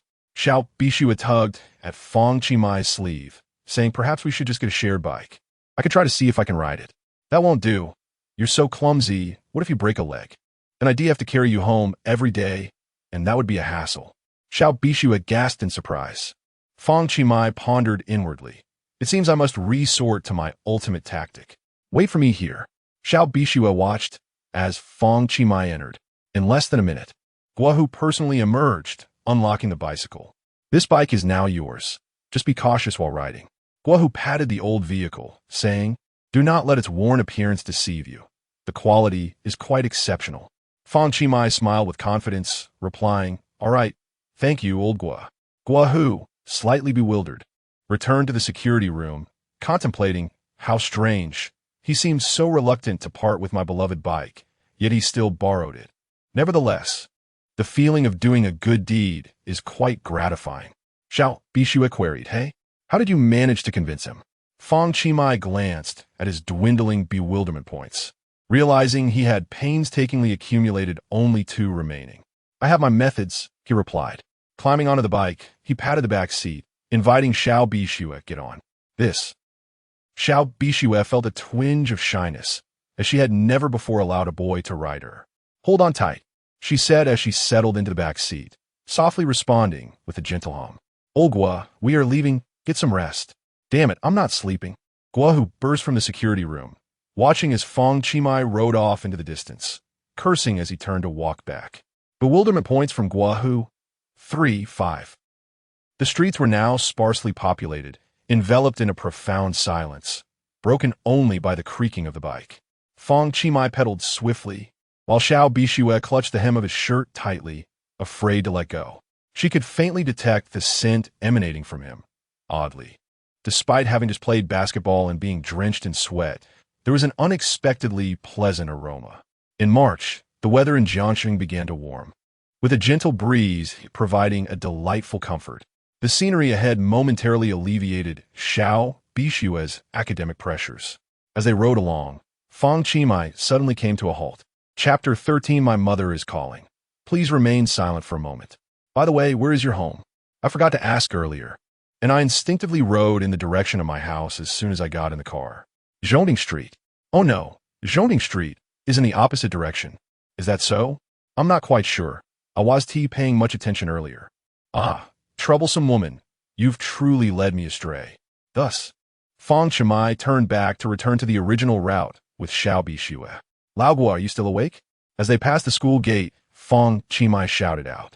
Guo, who stormed out, seething with anger. Damn it, Fang Qi, we're not done tomorrow. Guo, whose bewilderment level increased by 4, then 6. Fang Qi halted in front of a pancake stall. Are you hungry? Xiao Bixue swallowed hard, shaking her head. Not hungry. Fang Qi dismounted and addressed the vendor. Boss, I would like an order of pancakes. Sure thing.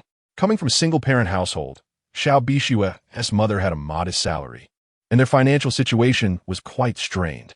Xiao Bixue was quite understanding and recognized her mother's struggles. Whenever she received pocket money, she typically saved it secretly, spending as little as possible. Although she could not earn money to alleviate her mother's burden, she was aware that her responsibility was to study diligently and gain admission to a good school, which would eventually enable a better life for both herself and her mother. At this moment, she wished to save even the cost of a pancake. Just then, the vendor finished preparing the pancakes, and, as he sliced them, Fang Qi instructed, pack them separately. Absolutely no problem. Fang Qi received the pancakes and handed one portion to Xiao Bixue, saying, Here you go. Finish this before we leave. Xiao Bixue nodded gently. The two quietly enjoyed their meal. After a while, Xiao Bixue inquired, Fang Qi, I think you're quite intelligent. Why didn't you enjoy studying in the past? Fang Qi swallowed a mouthful of pancake, replying, What do you mean? I don't enjoy studying now either. Xiao Bixue countered, But you're so smart. Isn't it a waste not to study properly? Intelligence is innate. I had no choice in the matter, but I can choose not to study. Xiao Bixue responded. Can we not have a proper conversation? Your attitude makes it difficult for those of us who aren't inherently bright but strive to study hard. Let us go. If we don't head home soon, your mother will be worried. All right. Just then, Xiao Bixue's phone rang. She suddenly felt anxious. She hurriedly told Fang Qi, My mother is calling. Please be quiet. Fang Qi raised his hand, indicating for her to proceed. Hello, Mom. I'm on my way back. Yuan Ming is giving me a ride. Yes, I will be careful. Meanwhile, Li Hongzhe had just arrived home. He picked up his phone, opened WeChat, and contemplated for a long time. Should he send it? This was a splendid opportunity to ruin Fang Qi, albeit at the expense of Bixue. After a moment's reflection, his expression suddenly turned malevolent. Never mind. A brief sacrifice is for a brighter future for both Bixue and me. With that thought, he selected a contact on WeChat and sent over several photos. Bixue belongs to me. No one can take her away from me. Simultaneously, Fang Qi rode through the park and square, with Xiao Bixue on the bicycle. They traversed streets and alleys, crossing zebra crossings. Xiao Bixue gripped the edge of the bicycle frame with one hand while gently tugging at Fang Qi's clothing with the other. 20 minutes later, the long screeching sound of brakes echoed as Fang Qi stopped at the entrance of an urban village. This location would suffice to avoid being seen by my mother. All right, so, what do you want to eat tomorrow at noon? I'm treating you. Anything is fine, as long as it's on you. How about Huangmin chicken? The school cafeteria is good enough. Although Fang Qi was not very familiar with Xiao Bixue, he was somewhat aware of her ordinary family circumstances. The meals at the school cafeteria were cheaper than those outside, so he didn't want her to spend too much money. Fang Qi turned the bicycle around and rode off. Hey, Fang Qi, you. Thank you for explaining so many problems to me today and for bringing me back. Be careful.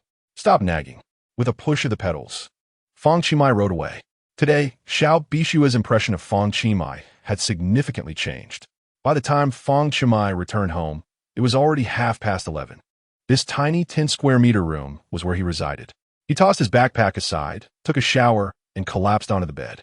His parents had tragically passed away in a car accident during his childhood, and he had lived with his grandfather since then. Unfortunately, his grandfather also passed away when Fang Qi had just entered his first year of high school. Before leaving, he mentioned he had something to tell Fang Qi, but he never got the chance to say it. Other relatives were unreliable, leaving Fang Qi to fend for himself. The money his grandfather left was limited, barely covering his expenses for 3 years of high school, along with living costs. As for university, Fang Qi had never intended to attend. If it weren't for his grandfather's dying wish for him to study diligently, Fang Qi might not have even pursued high school. It wasn't that Fang Qi lacked intelligence. On the contrary, he had a passion for reading and had already achieved modest success in certain areas. For instance, his articles had been published in various literary magazines, earning him some royalties. Tall and possessing a mature and handsome appearance, he also took advantage of his winter and summer breaks to work and earn living expenses. Having worked as a waiter in KTV and bars, a cashier in a convenience store, and even as a sales assistant in a supermarket, his diverse experiences have bestowed upon him a depth of understanding and richness of life that surpasses that of his peers.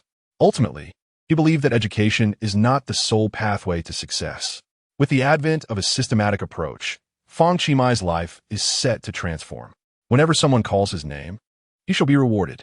It seems that Fang Qi is destined for an extraordinary life. By the way, dear system, what is your objective? The objective of this system is to make your name resonate throughout the land, from the southern rivers to the northern seas, and from the Great Wall to the vast universe. A smile crept upon Fang Qi's lips. With this marvelous system by his side, it appears that a low profile will no longer be an option. The following day, upon arriving at school, Fang Qi promptly returned his bicycle. On his way, he encountered his best friend, Xiao Bixue, standing at 165 meters with a slightly plump stature. Xiao Bixue consistently ranks among the top 10 in their class. Ecstatically, he exclaimed, "I won't be going home for lunch today. We can eat together." Fang Qi replied, "Unfortunately, someone has invited me to lunch, so I must decline." "Who is it? Male or female? If it's a girl, you are free to go. If it's a guy, I might just feel a twinge of jealousy." It was rare for Fang Qi to enter the classroom before the bell rang. However, as soon as he stepped in, the grim countenance of their homeroom teacher, Xiao Bixue, loomed over him. With a forceful thud on the desk, he bellowed, "Fang Qi, stand still." Chapter 14. A melon in the early morning. As soon as the entire class heard the tone of voice, they sensed that something was amiss. Typically, Xiao Bixue would first return to the office to drop off his briefcase before heading to the classroom. However, today, his demeanor suggested that he was in a furious rush due to some urgent matter. Lu Mimi, the deskmate of Fang Qi, felt a twinge of anxiety for him. Yet, Fang Qi remained unperturbed as he casually placed his backpack down. He had encountered such scenes countless times before and felt no need to panic. Xiao Bixue exclaimed in anger, "I have repeatedly stressed to you all that romantic relationships are strictly prohibited. They will hinder your studies. Just look at the time. There are only 98 days left until the college entrance examination. In these critical final 3 months, you dare to engage in romance?" His words instantly roused the drowsy class. Wow, such explosive news first thing in the morning. Oh my, who is brother my dating?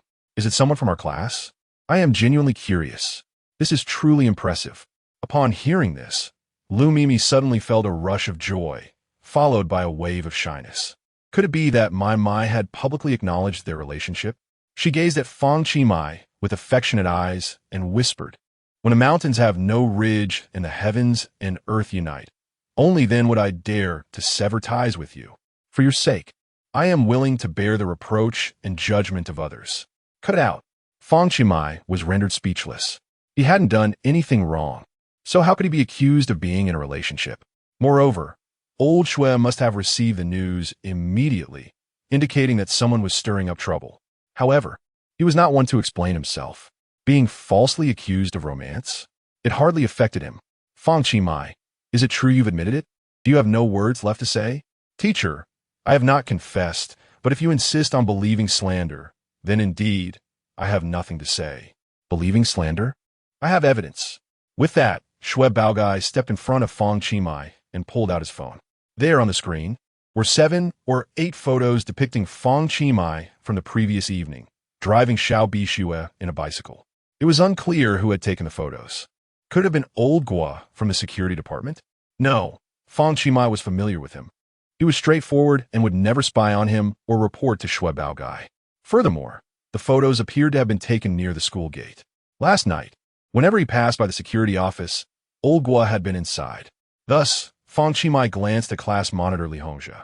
Could that guy truly be so bored as to wait for him until so late just to capture a few photos to frame him? Li Hongzhi's expression immediately shifted.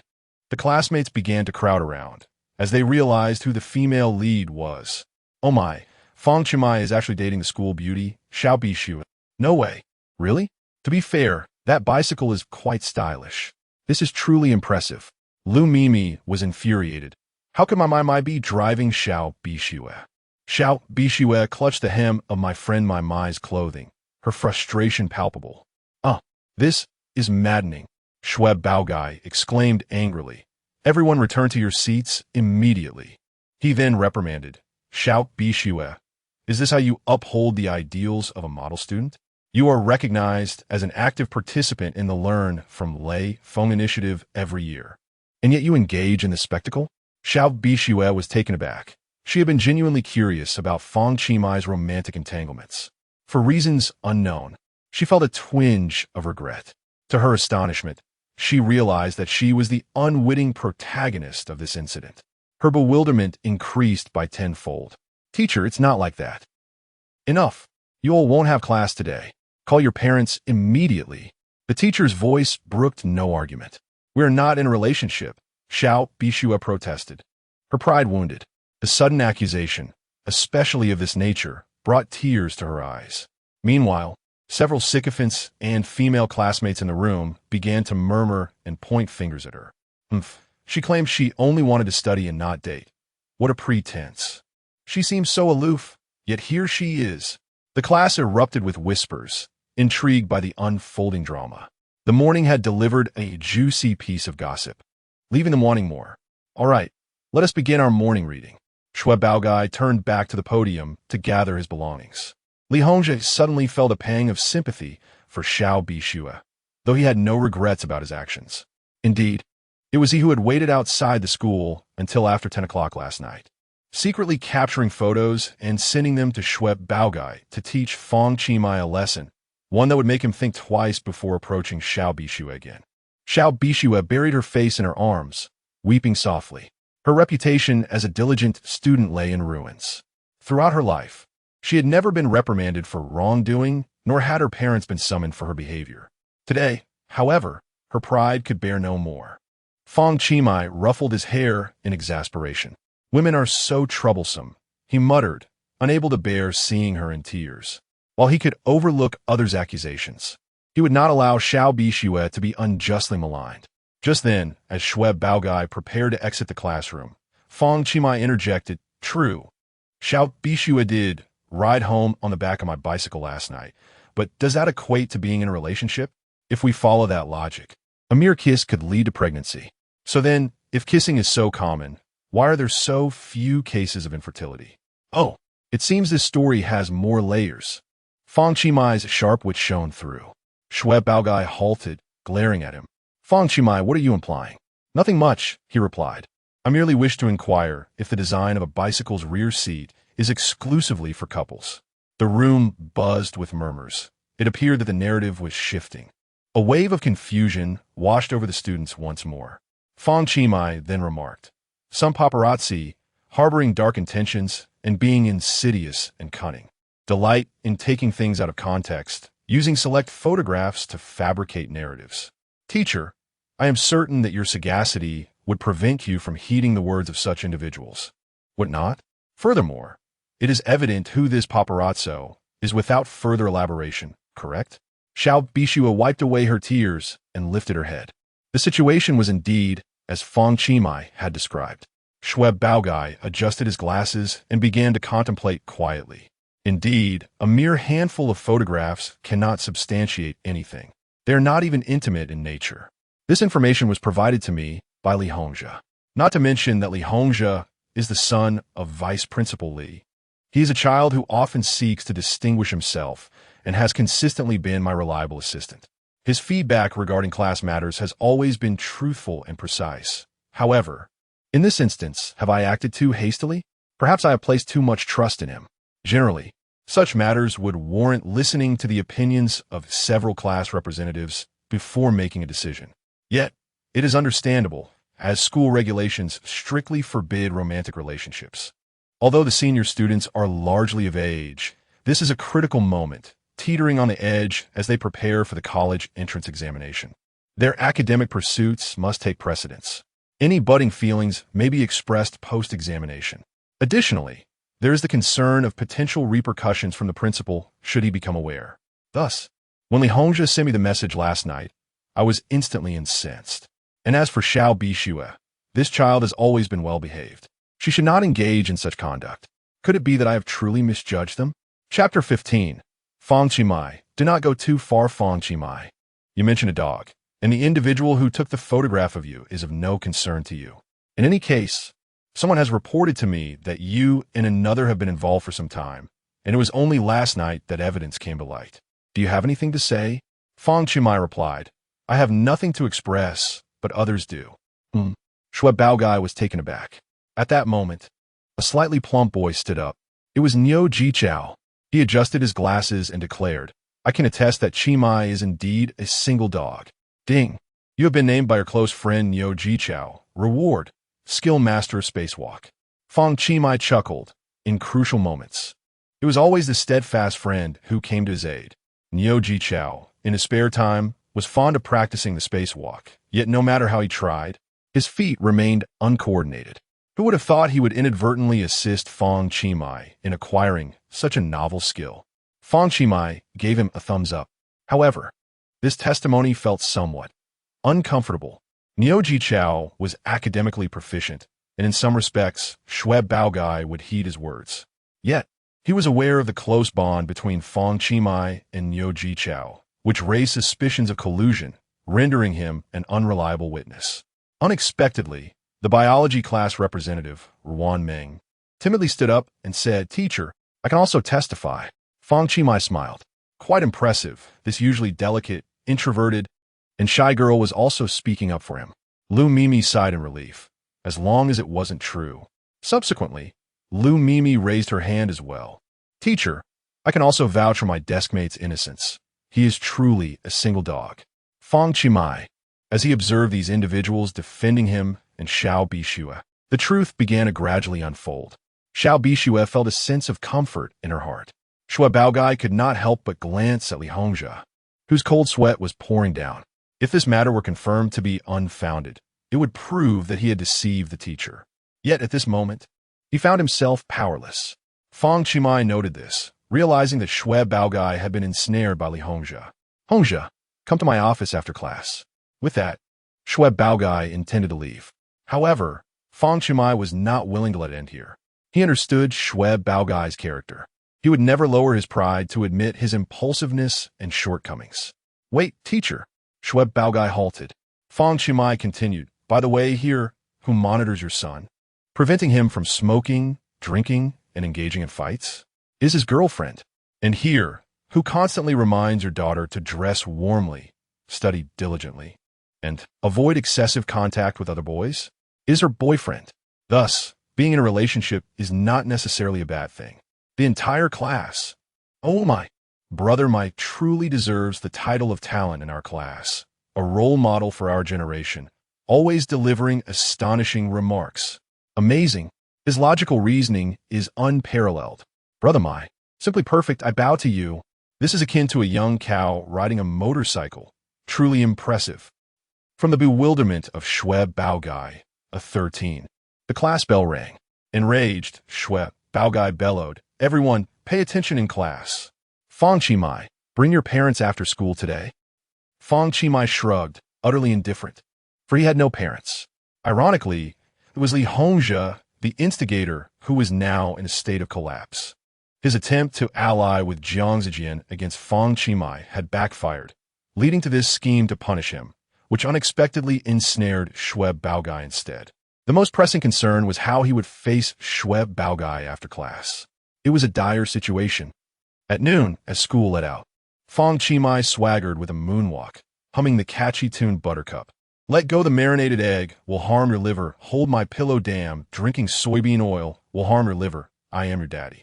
His entire demeanor was flamboyant, his movements fluid and captivating. This was the allure of the moonwalk master, which left many in awe. Niu Jichao was exhilarated, exclaiming, "Impressive, Qi. You can do this. I've practiced for so long and still can't master it. When will you teach me?" Fang Qi glided over to Li Hongzhi's side. Startled, Li Hongzhi, feeling guilty, dared not meet Fang Qi's gaze. Bang, bang, bang. Fang Qi tapped the table thrice. Though silent, Li Hongzhi understood that Fang Qi was aware of his defamation. It was a clear warning. Subsequently, Fang Qi turned to Xiao Bixue and said, "Let us go, Miss Xiao. It's time for us to eat." Eat? Li Hongzhi was taken aback. Fang Qi replied, "Yes, Miss Xiao is treating me to a meal." "Bixue, you're treating him to a meal?" Xiao Bixue nodded gently.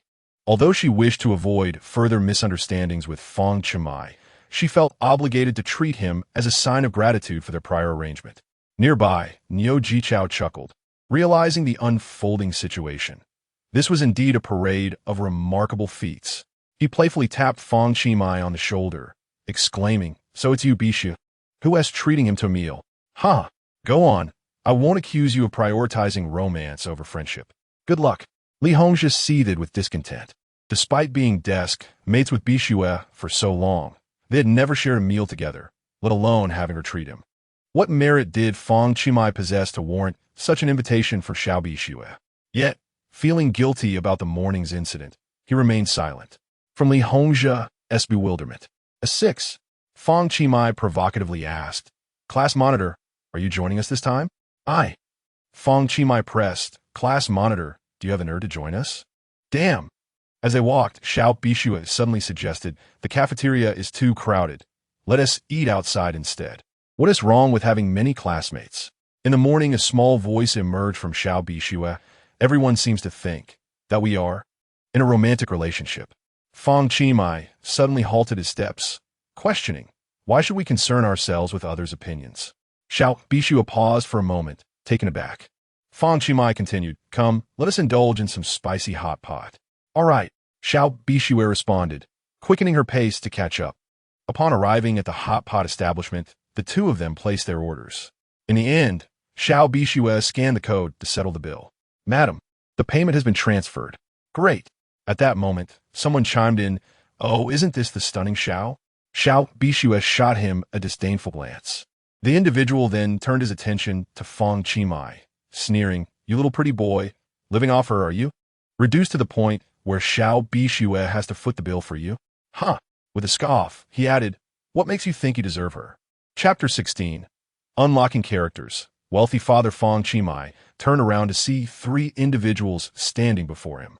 The leader, a tall boy with a crew cut, was Lin Haojie, a senior from Class 2. He was the current captain of the school's basketball team, someone Fang Qi had seen on the court and heard about, though they had never interacted directly.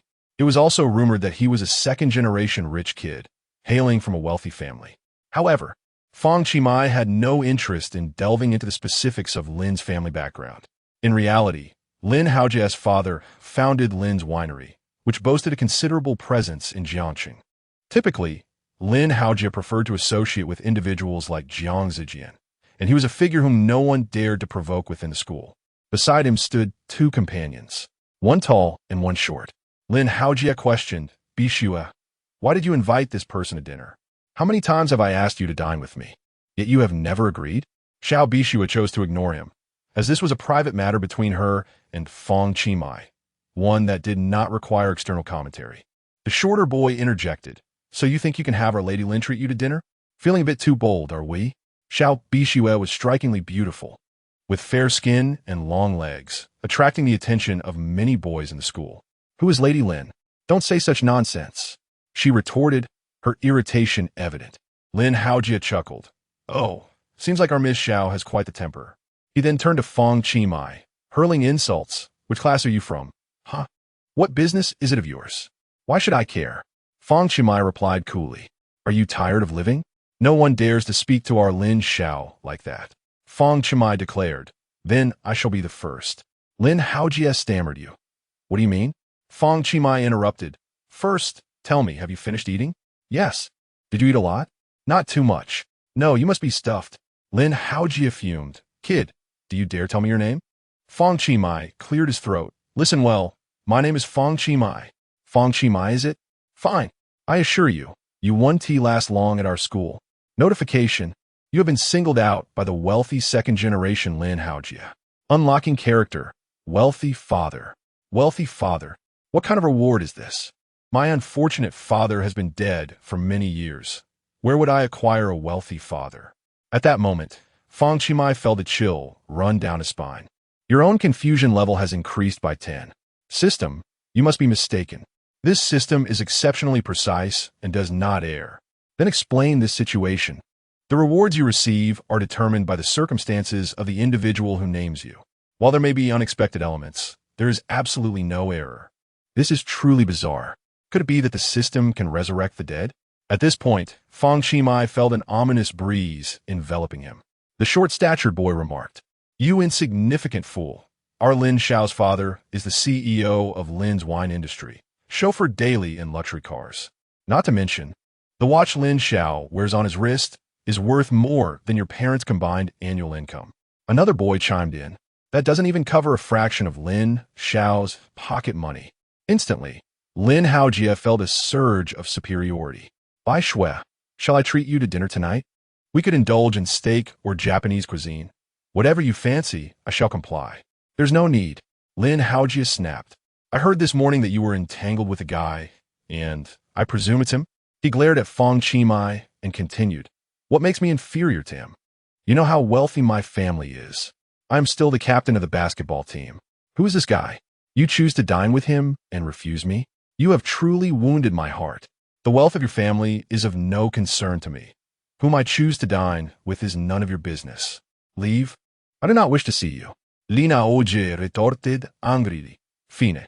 Xiao Bixue, you will regret this. He then turned to Fang Qi and declared, And you, Fang Qi, I will remember you. I will find an opportunity to make you pay. Were it not for the school's prohibition against fighting, Fang Qi, skilled in the art of grappling, could easily incapacitate the three of them. Presently, the greatest point of retaliation lay with Xiao Bixue. Fang Qi grasped Xiao Bixue's hand firmly and said, Let us go eat. With a huff, Lin Haojia and his companion stormed out. At that moment, Xiao Bixue's fair complexion flushed crimson. Fang Qi released her hand and inquired, Are you all right? I'm fine. She hastily shifted the topic. I'll go check on our order. From Xiao Bixue's bewilderment, a 15 was noted. Throughout their meal, the two exchanged not a single word. Xiao Bixue remained preoccupied with the earlier incident. Having never touched a boy's hand before, she felt an overwhelming nervousness after Fang Qi sudden pull. His hand was large and sturdy, imparting a sense of security. Meanwhile, Fang Qi remained silent, contemplating the identity of the affluent father associated with the reward. After lunch, Xiao Bixue returned to the classroom for a rest. Once separated from Fang Qi, she finally alleviated her tension. Just as Fang Qi stepped out to a nearby shop for a bottle of water, an exhilarating roar of supercars interrupted the air. Not merely one, but at least 10 vehicles. In the next moment, a row of supercars came to a halt by the roadside. Aston Martins, Maseratis, Lamborghinis, Koenigsegg's. Even Ferraris and Rolls-Royces were present. Each car exuded charisma and captured attention. Randomly selecting any one of them would be an eye-catching spectacle. In an instant, a crowd of onlookers and shopkeepers gathered, eagerly snapping photographs. Fang Qi took a sip of water, but before he could swallow, he was rendered speechless. Men are inherently drawn to supercars. Deep down, they often fantasize about owning such magnificent machines. The first in line is none other than the most exquisite Rolls-Royce, the Silver Ghost. This magnificent vehicle was originally crafted for the royal family of the British Empire, symbolizing unparalleled nobility. With a history spanning over a century, it has long ceased production. Today, the existing silver Ghost command prices exceeding 1.55 billion renminbi. Their worth transcends mere currency. Rather than being classified as a mere automobile, it is more aptly described as a masterpiece of art. Upon closer inspection, the license plate of the first silver Ghost reads Jiang 88880. The second vehicle, a Koenigsegg Adra, bears the license plate Jiang 88881, and so forth. Additionally, there exists another series beginning with 66660. How remarkable that they share consecutive numbers. Today has truly expanded my horizons. At this moment, the drivers of the 9 vehicles behind emerged. To my astonishment, these 9 men, clad in suits, robust in stature, and donning sunglasses, were all bald. They formed a circle around the Silver Ghost, while the driver of the Silver Ghost, a gentleman in his 50s, stepped out. He appeared remarkably composed, likely serving as both butler and driver. As he opened the car door, a middle-aged couple emerged. The woman possessed considerable beauty and, with her flair for fashion, appeared quite youthful. The man, though tall and handsome, was also bald. Onlookers were intrigued by the presence of these notable individuals. The butler addressed the couple. "Sir, madam, the young master is over there." Chapter 17, quite bald indeed. The butler guided the middle-aged couple to stand before Fang Qi. "Young master." The butler bowed deeply. "Young master." The remaining 9 bodyguards also bent slightly in reverence. Fang Qi was taken aback. The middle-aged couple stepped forward. "This height is impressive. I must have inherited it. This handsome face is clearly mine as well. The longer eyelashes resemble my own. The slender fingers mirror mine perfectly. The complexion is fair, though slightly less so than my own, cough, cough. And the quality of hair is splendid, just like mine in my youth. What on earth?" Fang Qi's hair had been tousled. The onlookers were equally astonished by the unfolding scene. What was happening? The butler, with utmost respect, stated, "Young Master Fang Qi, we kindly request that you accompany us back to the vehicle." Ding!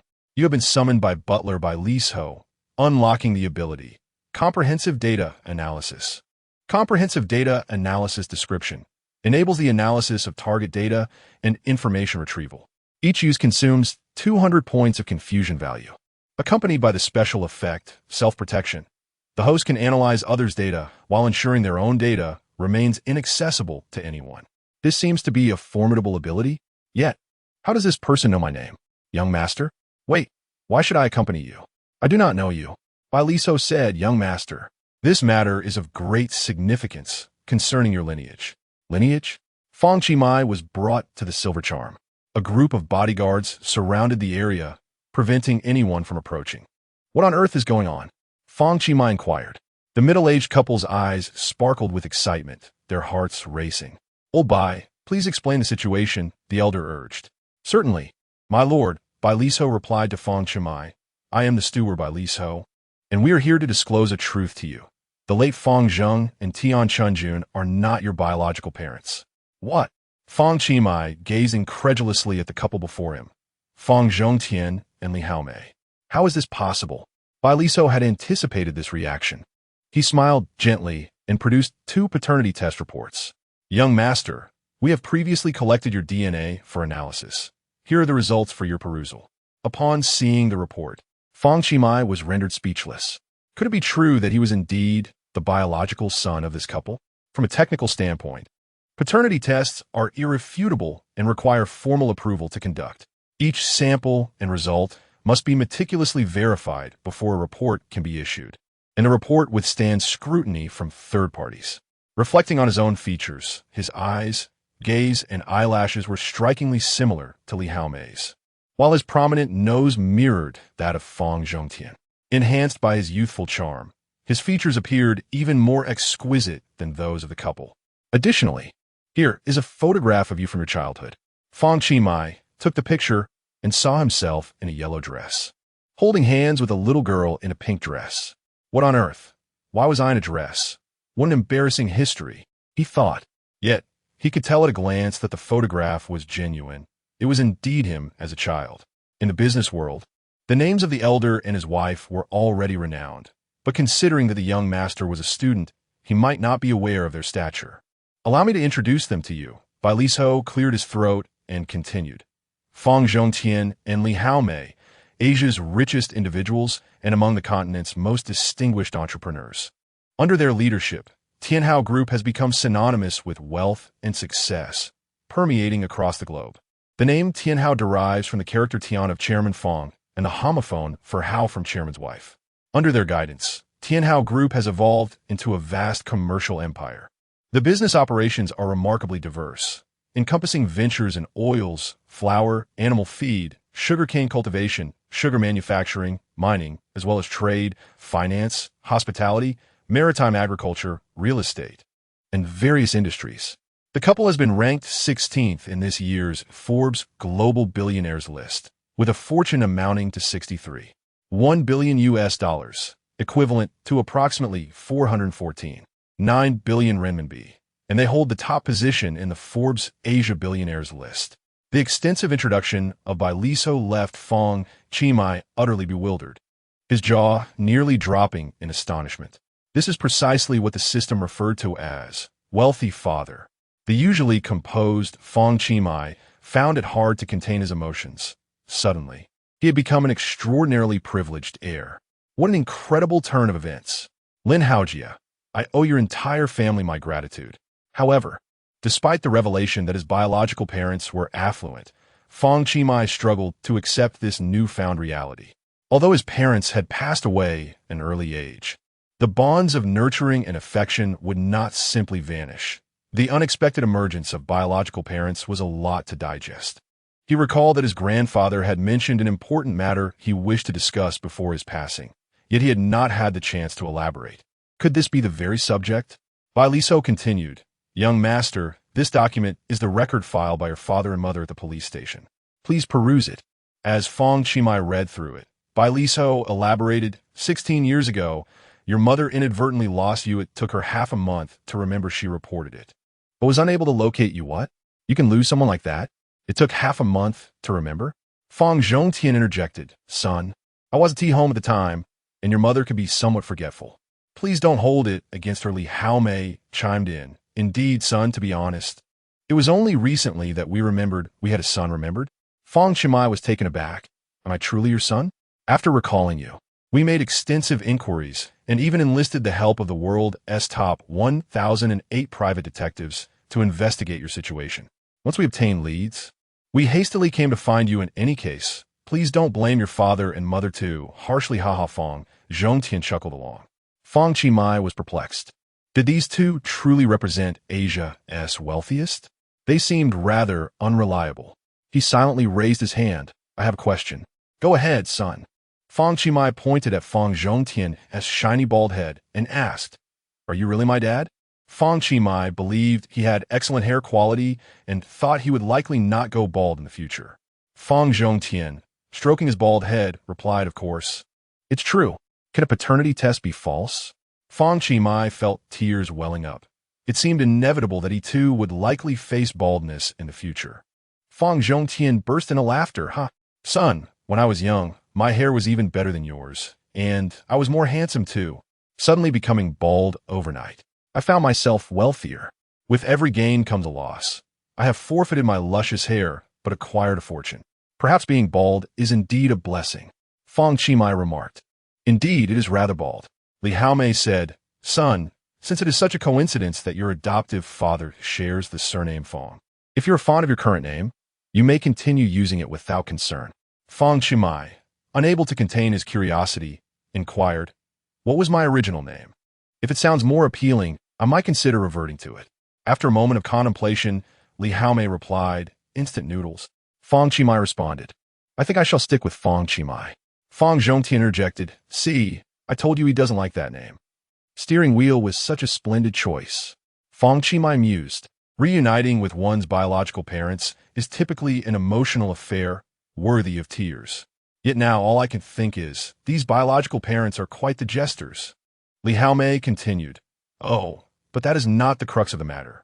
Since we are to be a family from now on, it is time for you to learn the secrets of our household. What secrets? Fang Qi asked, intrigued. Chapter 18. It seems like I became bald before turning 30. Fang Zhongtian solemnly produced an iron box, reflecting on the tumultuous years that had passed. Filled with countless ups and downs, I had tasted a myriad of hardships. Your mother and I journeyed from being utterly destitute to amassing 1 million, 10 million, even 100 million. All of it is concealed within this iron box. Wait a moment, Fang Qi interjected. I've heard this tale before. It's filled with IOUs, correct? It turns out these people are swindlers, just a bunch of so-called wealthy fathers. Indeed, they are IOUs. What deceivers? I replied. However, years ago, your grandparents ventured into the world of gambling stones in Myanmar, hitting the jackpot every time. In the end, they turned the tide, not only repaying all our debts, but also lending us a sum to kickstart our journey, which ultimately led us to where we are today. We specifically kept copies of these IOUs as a reminder that even when we attain wealth, we must not forget our original intentions. Upon hearing this, Fang Qi felt that although these two appeared unreliable, they indeed possessed principles and convictions. Unexpectedly, Li Haomei produced a sleek black gold card. So, this is my specially customized Fang International black gold card, with no limit. Feel free to use it as you please. Fang Qi was taken aback. Didn't you just say, we must not forget our original intentions?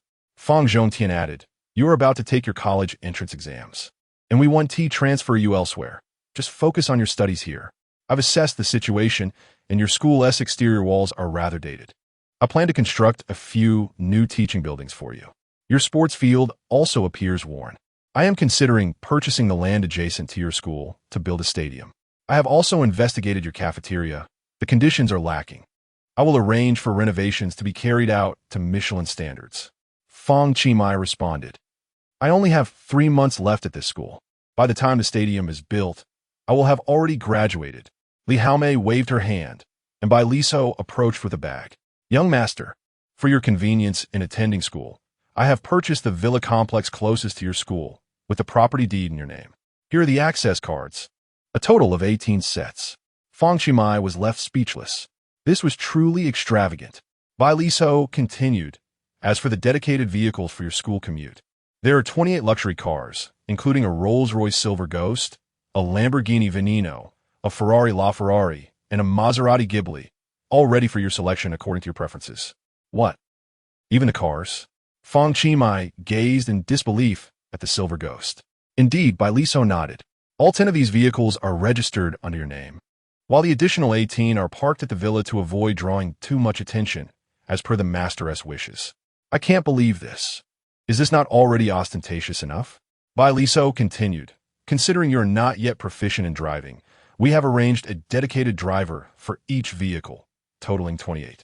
Moreover, each driver is skilled in martial arts, ensuring your safety, young master.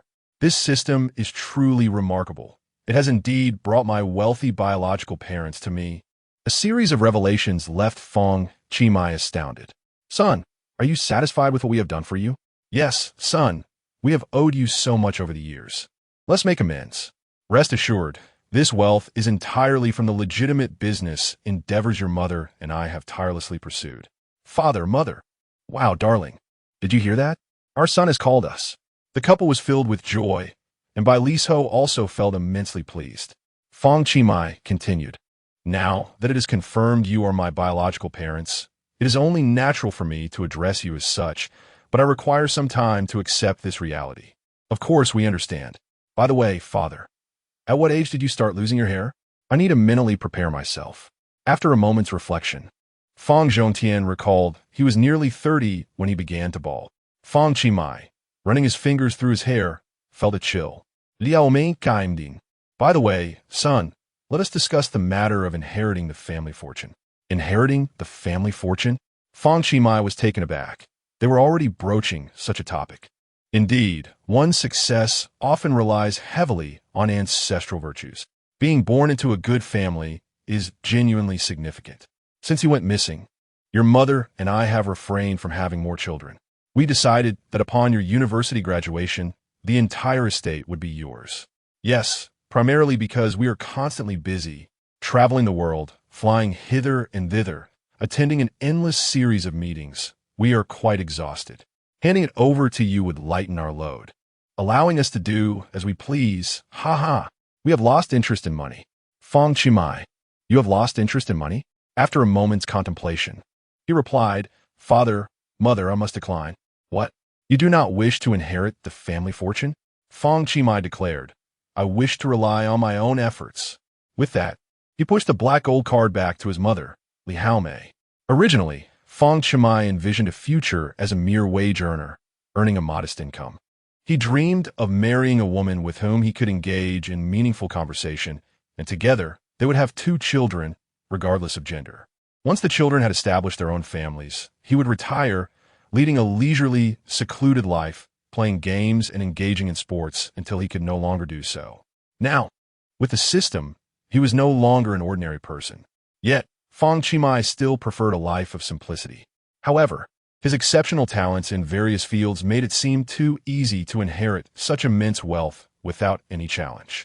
Moreover, the system promised to unveil infinite excitement and possibilities. In comparison to simply inheriting a fortune, Fang Qi yearned to earn the recognition of others through his own merits. Fang Zhongtian and Li Haomei exchanged a knowing glance, instantly understanding. Truly, he is our son. So, he intends to become the world's richest man through his own efforts. Fang Qi, I did not say that. Fang Zhongtian pondered for a moment. Very well, my son, I shall initially invest 100 million as your entrepreneurial funds. No, 1 is insufficient. I require 1 billion. Liu Mei interjecta. I will arrange for the transfer of this 1 billion to your account immediately. My son, we honor your decisions. Utilize this 1 billion to its fullest. Once you have accomplished your goals, return home and inherit the family fortune. Experiencing the trials of society is essential. Regardless of the circumstances, we shall always be your strongest support. With that, Li Haomei once more pushed the black gold card towards Fang Qi. Fang Zhongtian earnestly added, What your mother means is that you must endure the harsh realities of life. Should you find yourself in a difficult situation, return home to take over the family business. Fang Qi. Chapter 19, Our teacher wishes to meet you. Fang Qi was rendered speechless, wielding an unlimited black gold card, along with 100 billion in credit, only to endure the harsh realities of society? Is this truly a hardship? It is merely a lavish experience of life. In the next moment, Fang Qi suddenly grew serious. However, Mom and Dad, I have yet to graduate high school, and I have no intention of attending college. Fang Zhongtian and Li Haomei exchanged glances. At this point, your parents have a request for you, which happens to be the sole requirement. What is it? You may not wish to inherit the family fortune for now, but you must complete your university education. Huh? Indeed, son, your mother speaks the truth. In the past, both your mother and I neglected our studies. Our lack of education has left us with regrets about not attending university. During the early days of our entrepreneurship, our insufficient education led to scorn from many, and we faced numerous obstacles, ultimately settling for a mere 16th position. Had we pursued our studies at that time, we surely would not have been confined to such a lowly rank. Thus, we hope you will dedicate yourself to your studies, granting you the opportunity to surpass us in the future. Yes, son, this is our only request. Should you neglect your studies and fail to attend a reputable university, you shall return home to inherit the family estate immediately. Fang Qi sighed, reluctantly agreeing. His next objective was to gain admission to a university. As for diligent studying, that was out of the question. With Fang Qi's intellect, coupled with the system, should he apply himself, attending a prestigious university would be a mere formality. Suddenly, Li Haomei exclaimed, Today is indeed a splendid day for the Fang family. Lao Bai, bring me my favorite wine. We must celebrate. Bai Liso replied, Madam, the young master is currently studying. It is not advisable for him to indulge in alcohol at this time. Haha, almost forgot. I shall drink on my own then. Dear, limit your consumption. We have a board meeting to attend this afternoon. Just a small sip. Thud, thud, thud subsequently. Bai Liso exited the vehicle. Inside, the family of 3 reminisced about the past, sharing amusing anecdotes from Fang Qi's childhood, as well as his less-than-glorious moments. Their bond gradually warmed. Suddenly, the preparatory bell for class rang throughout the school. Unbeknownst to them, they had conversed for quite a while. Son, it is time for you to attend class. Your father and I must fly to Cambodia for a meeting this afternoon. Should you have any requests, do not hesitate to voice them. Your father and I shall certainly fulfill them. Fang Qi remarked. By the way, our homeroom teacher has been insisting on meeting you, along with our vice principal and physics teacher, who also wish to see you. Meet the teachers, you say? Certainly. I have encountered numerous business magnates, dignitaries, and aristocrats. Yet this would be my first meeting with teachers, and I find myself feeling somewhat anxious. Fang Zhongtian hurriedly adjusted his collar. But didn't you mention that you have a meeting this afternoon? There is still time, son. We have a private jet. The flight will only take 2 to 3 hours. Furthermore, Cambodia is 1 hour behind us, so the actual travel time will be less than 2 hours. The airline and airport belong to our family, allowing us the freedom to take off and land at will. Fang Qi, they are a pair of indulgent and extravagant parents. Suddenly, the sound of a propeller echoed from afar. Bai Liso remarked, Sir, madam, the airplane is ready and currently parked on the school playground. All right, my son. Focus on your studies while we meet your homeroom teacher. Bai prepared a modest gift. Yes, at the school gate, Principal Su Hongrong of the second middle school, along with Fang Qimai's homeroom teacher, Xue Baogai, Deputy Director of Academic Affairs Luo Xinrui, and several other school leaders, have been waiting for quite some time. They had received notification of the imminent arrival of the chairman and his wife from Tianhao Group. Although the purpose of their visit remained unclear, it was undoubtedly a privilege for them. As they waited at the entrance, they could only see a row of luxury cars. But the chairman and his wife were nowhere in sight. They dared not approach to disturb the proceedings, so they remained at the gate. Director Fang. Director Li, I apologize for not welcoming you properly. Su Hongrong's voice trembled slightly as he spoke. He hastily introduced himself. Bai Liso immediately presented a modest gift. We apologize for any trouble caused, Principal Su. This is but a token of our appreciation. Ding. You have been named by your father, Fang Zhongtian. Unlocking the ability, photographic memory. Upon seeing the gift, Su Hongrong and Xue Baogai were taken aback. Angostura bitters, Winston cocktails, Romeo No. 1 Cuban cigars, Omega aviation watches. These were all world-class luxury items, with prices ranging from thousands to tens of thousands. From Su Hongrong, confusion value 13, from Xue Baogai.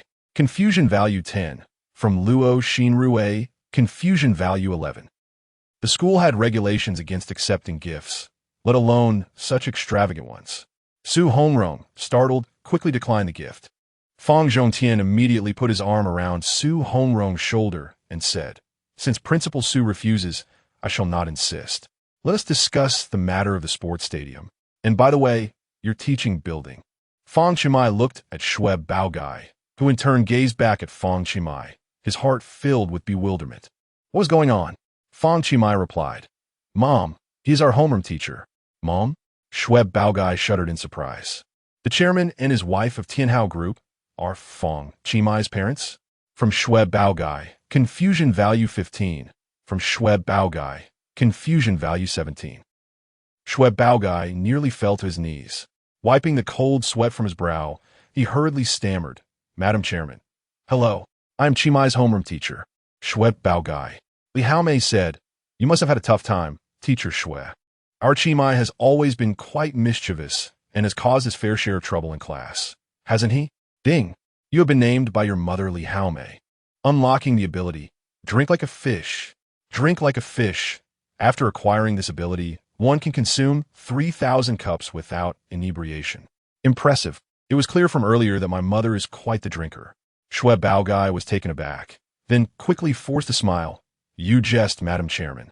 Qimai is indeed diligent in his studies, and all of us teachers hold him in high regard. Is that so?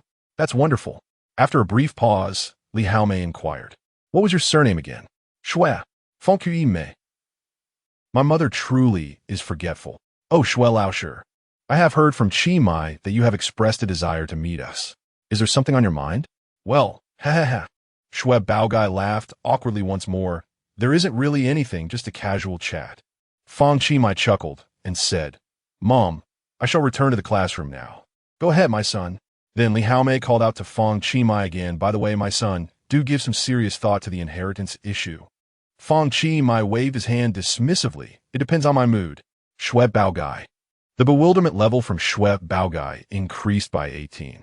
Chapter 20. This is quite exaggerated upon returning to the classroom. Fang Qi found himself nearly 20 minutes late. Chemistry teacher Liang Yin detested tardiness in her class. Fang Qi, you, ding, you have been called upon by the chemistry teacher. Reward, skill, exquisite driving technique, motor vehicle. Ding, additional reward, motor vehicle driving license 1. Now placed in your system backpack. Note, this document is issued by a legitimate authority and is valid. Remarkable. The classmates were aware that although Liang Yin was a woman, she possessed a fervent passion for racing and had married a race car driver. Being singled out by her and acquiring the exquisite driving technique was indeed fitting for Fang Qi needs. Suddenly, the unlicensed Fang Qi found himself endowed with profound driving knowledge and experience, quick starts, navigating sharp turns with precision, and executing long-distance drifts. Everything was within his grasp. Just as Liang Yin was poised to unleash her wrath, the homeroom teacher, Xiao Bixue, unexpectedly made his entrance. He discreetly explained to Liang Yin that this was a special circumstance, ultimately allowing Fang Qi to return to his seat.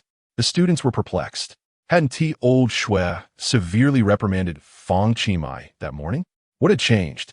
Witnessing Xiao Bixue's sudden shift in demeanor, Li Hongzhe felt a surge of dissatisfaction. Moreover, due to his false report that had ensnared Xiao Bixue in a predicament, he was met with the teacher's discontent. If it weren't for his father's influence, he might have faced a harsh scolding. That detestable Fang Qi. Since morning, Bixue had barely spoken to him, leaving him utterly despondent. No, he must devise another scheme to teach Fang Qi a lesson. After school, Fang Qi had no intention of attending evening study sessions. Having changed his attire, he stepped out of the school gates. At that moment, Bai Liso appeared seemingly out of nowhere. Uncle Bai, why are you still here? Master, my lord and lady specifically instructed me to remain. Henceforth, I shall be responsible for all your needs. You may command me at will. Excellent. Please lead the way. Bai Liso guided Fang Qi to a small road adjacent to the school. Master, to facilitate parking, I have acquired all the parking spaces along this road. 28 spots in total, all registered under your name.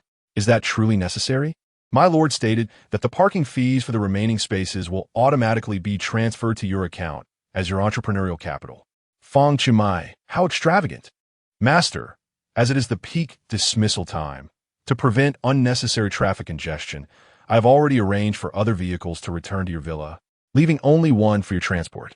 Fang Qi wiped the sweat from his brow. This was indeed quite excessive. Where's the car? Bai Liso pointed ahead. An Aston Martin DB11. After a brief pause, Bai Liso spoke again. Originally, I was supposed to be your driver, but I didn't anticipate your early departure from school. Otherwise, I would have come to pick you up at the gate. No matter, we can walk there, he replied. In the distance, they spotted a crowd gathered around a stunning vehicle. What a magnificent car. I had no idea someone at our school owned such a supercar. It was rumored that many teachers were actually second-generation wealthy individuals, teaching merely out of interest. It could belong to one of the students' parents, perhaps. How imbibe. I wonder when my father will own a car like that. The younger students and other onlookers engaged in various discussions, expressing admiration. Fang Qi stepped forward to admire the car, and indeed, the deep blue supercar was truly impressive. Ding! Consumed 200 points of bewilderment, activating comprehensive data analysis. Current remaining bewilderment points, 735. This ability also applied to objects. Instantly, the car's specifications materialized. Aston Martin DB11 latest Volante, convertible special edition color, deep blue. The first collaboration between Aston Martin and Mercedes-Benz. Equipped with a 4.0L twin-turbo V8 engine, paired with an 8-speed automatic transmission, maximum power. Its design philosophy. Estimated price for 988 million renminbi. The revelations were staggering, but the most shocking was that figure for 988 million renminbi. Uncle Bai, given the price, Fang Qi began. Forgive me, young master. To avoid congestion during school dismissal, This is the least expensive among the 28 supercars available. If you prefer, I can arrange for another vehicle immediately. Fang Qi sighed. No need. He wiped the sweat from his brow.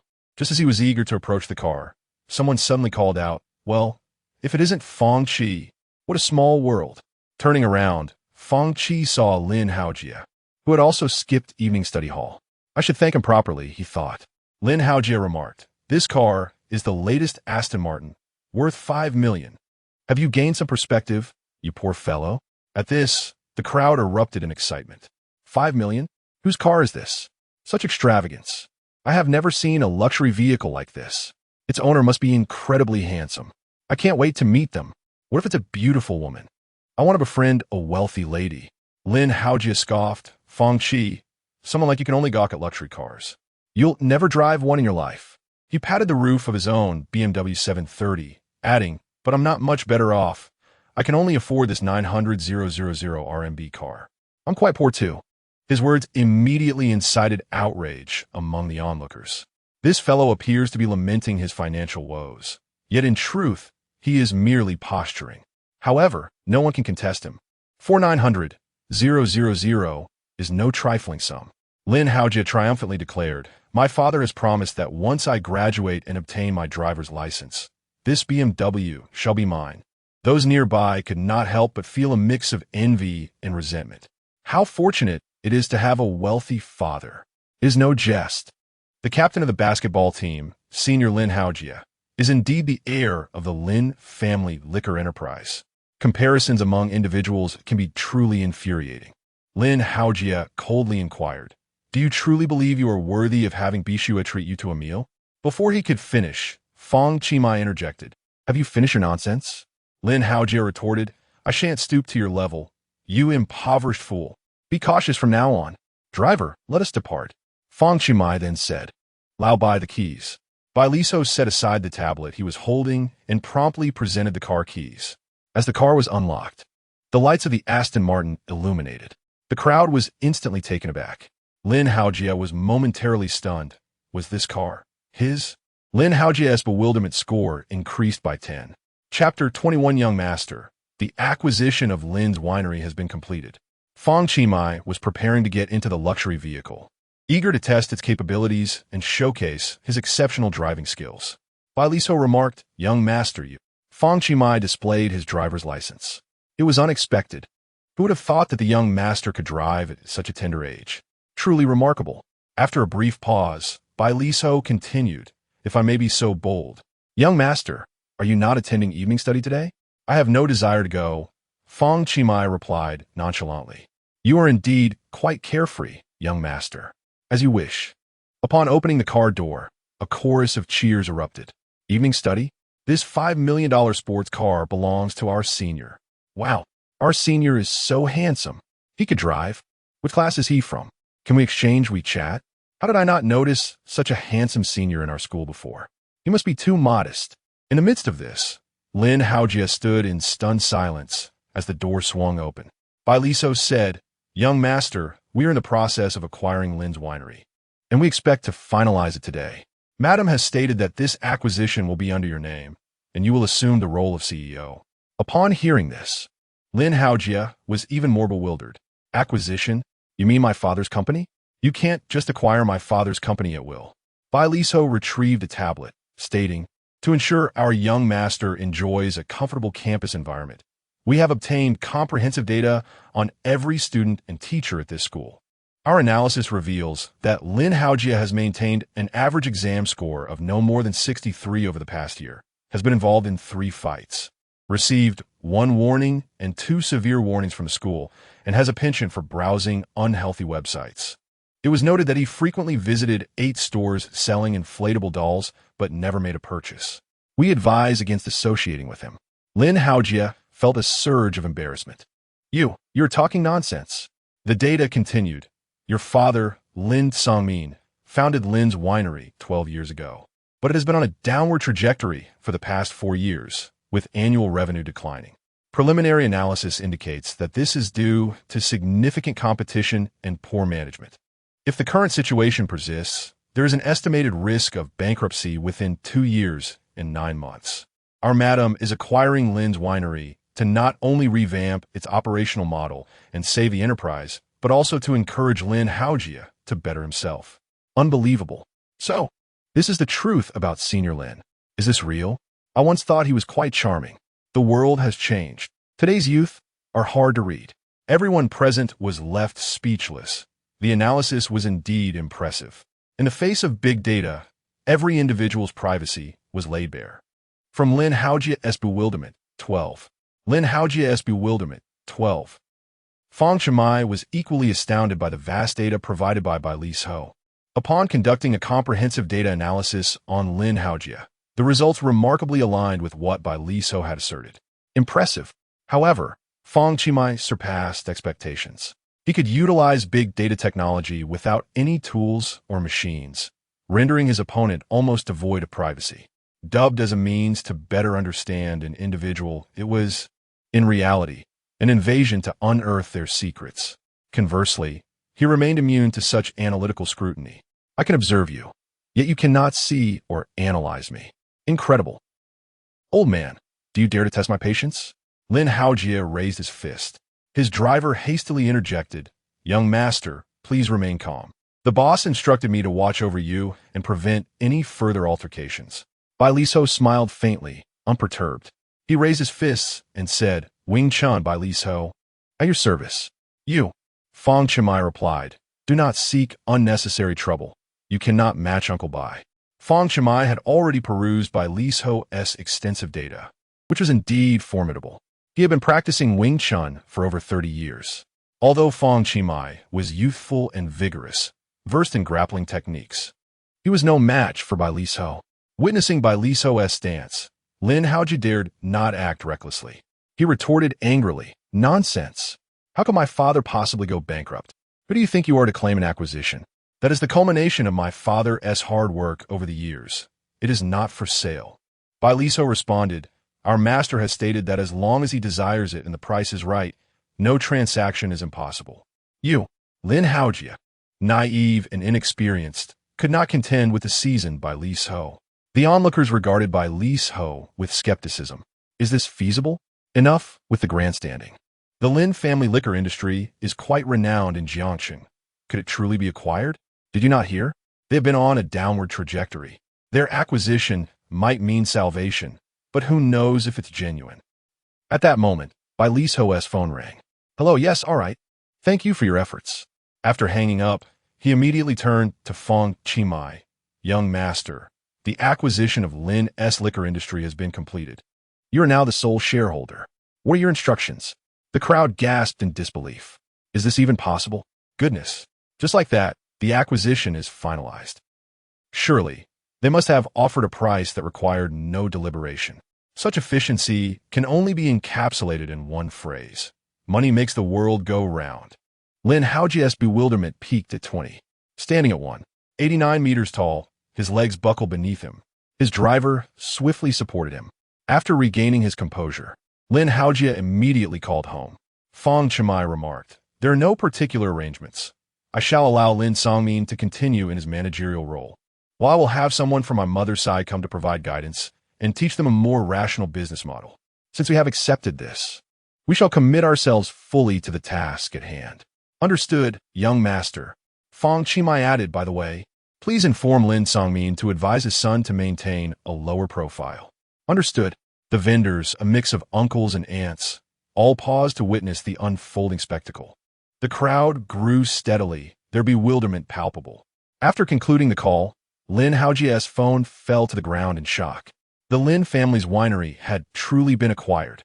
Moreover, upon learning of the discord between Lin Haojie and Fang Qi, his father, Lin Songmin, promptly chastised him severely. The bewilderment from Lin Haojie increased by 20. He stammered, "Director Fang, I have wronged you in the past. I hope you can forgive me." "Forgiveness is unnecessary." Fang Qi's gaze turned icy. "Keep your distance, far, far away." Yes, Director Fang. I shall take my leave immediately." Lin Haojie pushed the driver, urging him to hurry. The two hastily entered the vehicle. Lin Haojie, even neglecting to retrieve his phone as they sped away. The onlookers were left in a state of astonishment. a car worth 900,000, boasting in front of one valued at 5 million, only to have their family business taken away? After decades of living, today truly opened my eyes. Chapter 22.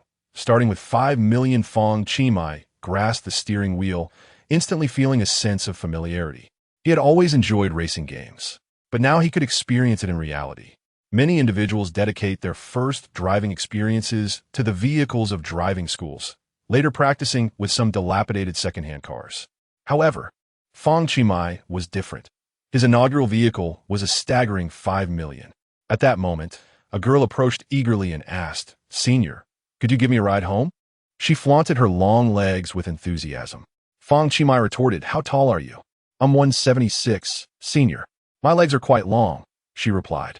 Fang Qi responded, "I'm afraid your legs are too long. There's no room in the passenger seat."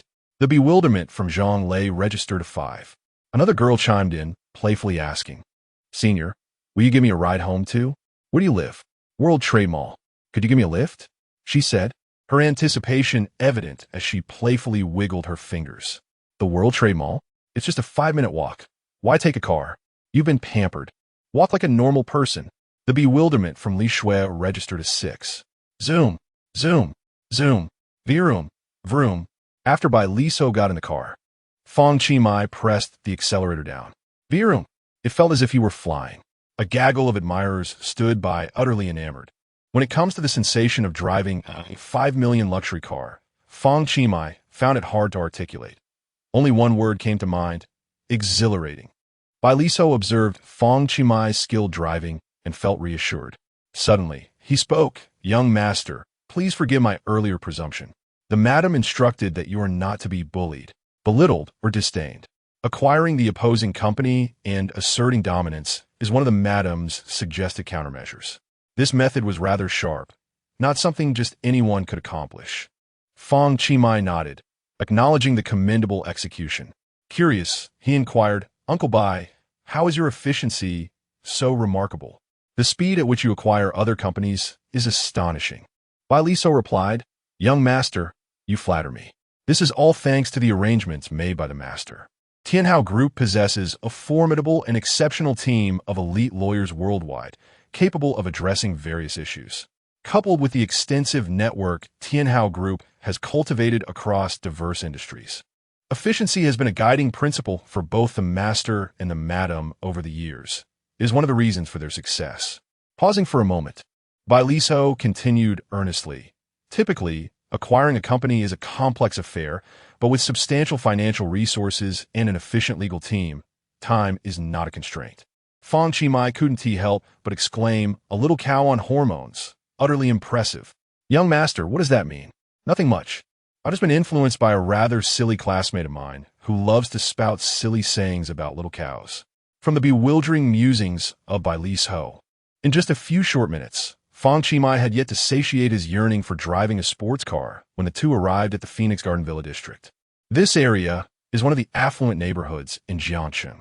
Coincidentally, not far from there lies the urban village where Xiao Bixue resides. The disparity in architectural styles and the conditions of the buildings on either side are striking. It won't be long before this urban village is demolished. Each villa within this enclave boasts a unique architectural style, with no two resembling each other. On average, each villa occupies an impressive 5 acres, with a building area ranging from 300 to 400 square meters.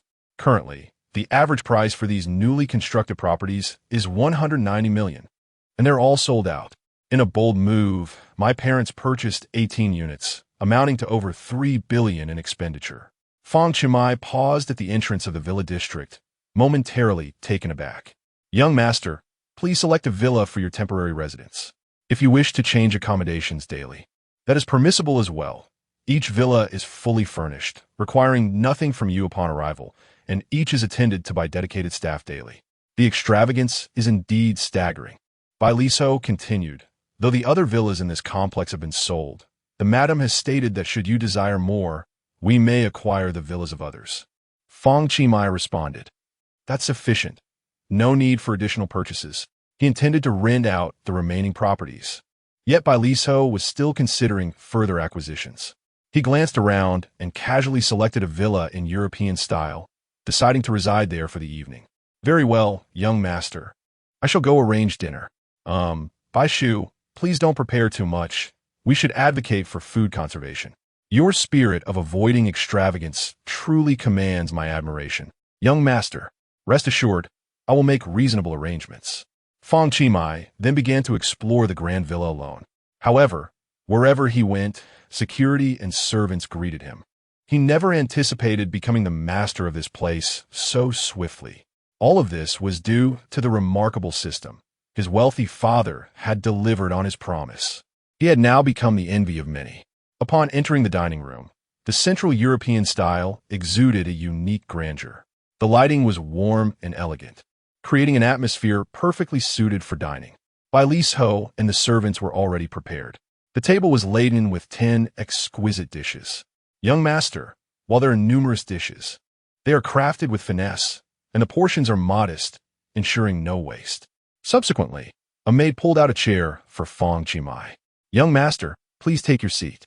Bixue then remarked, Young master, allow me to introduce these dishes to you, starting with the appetizers. A maid lifted the cloche.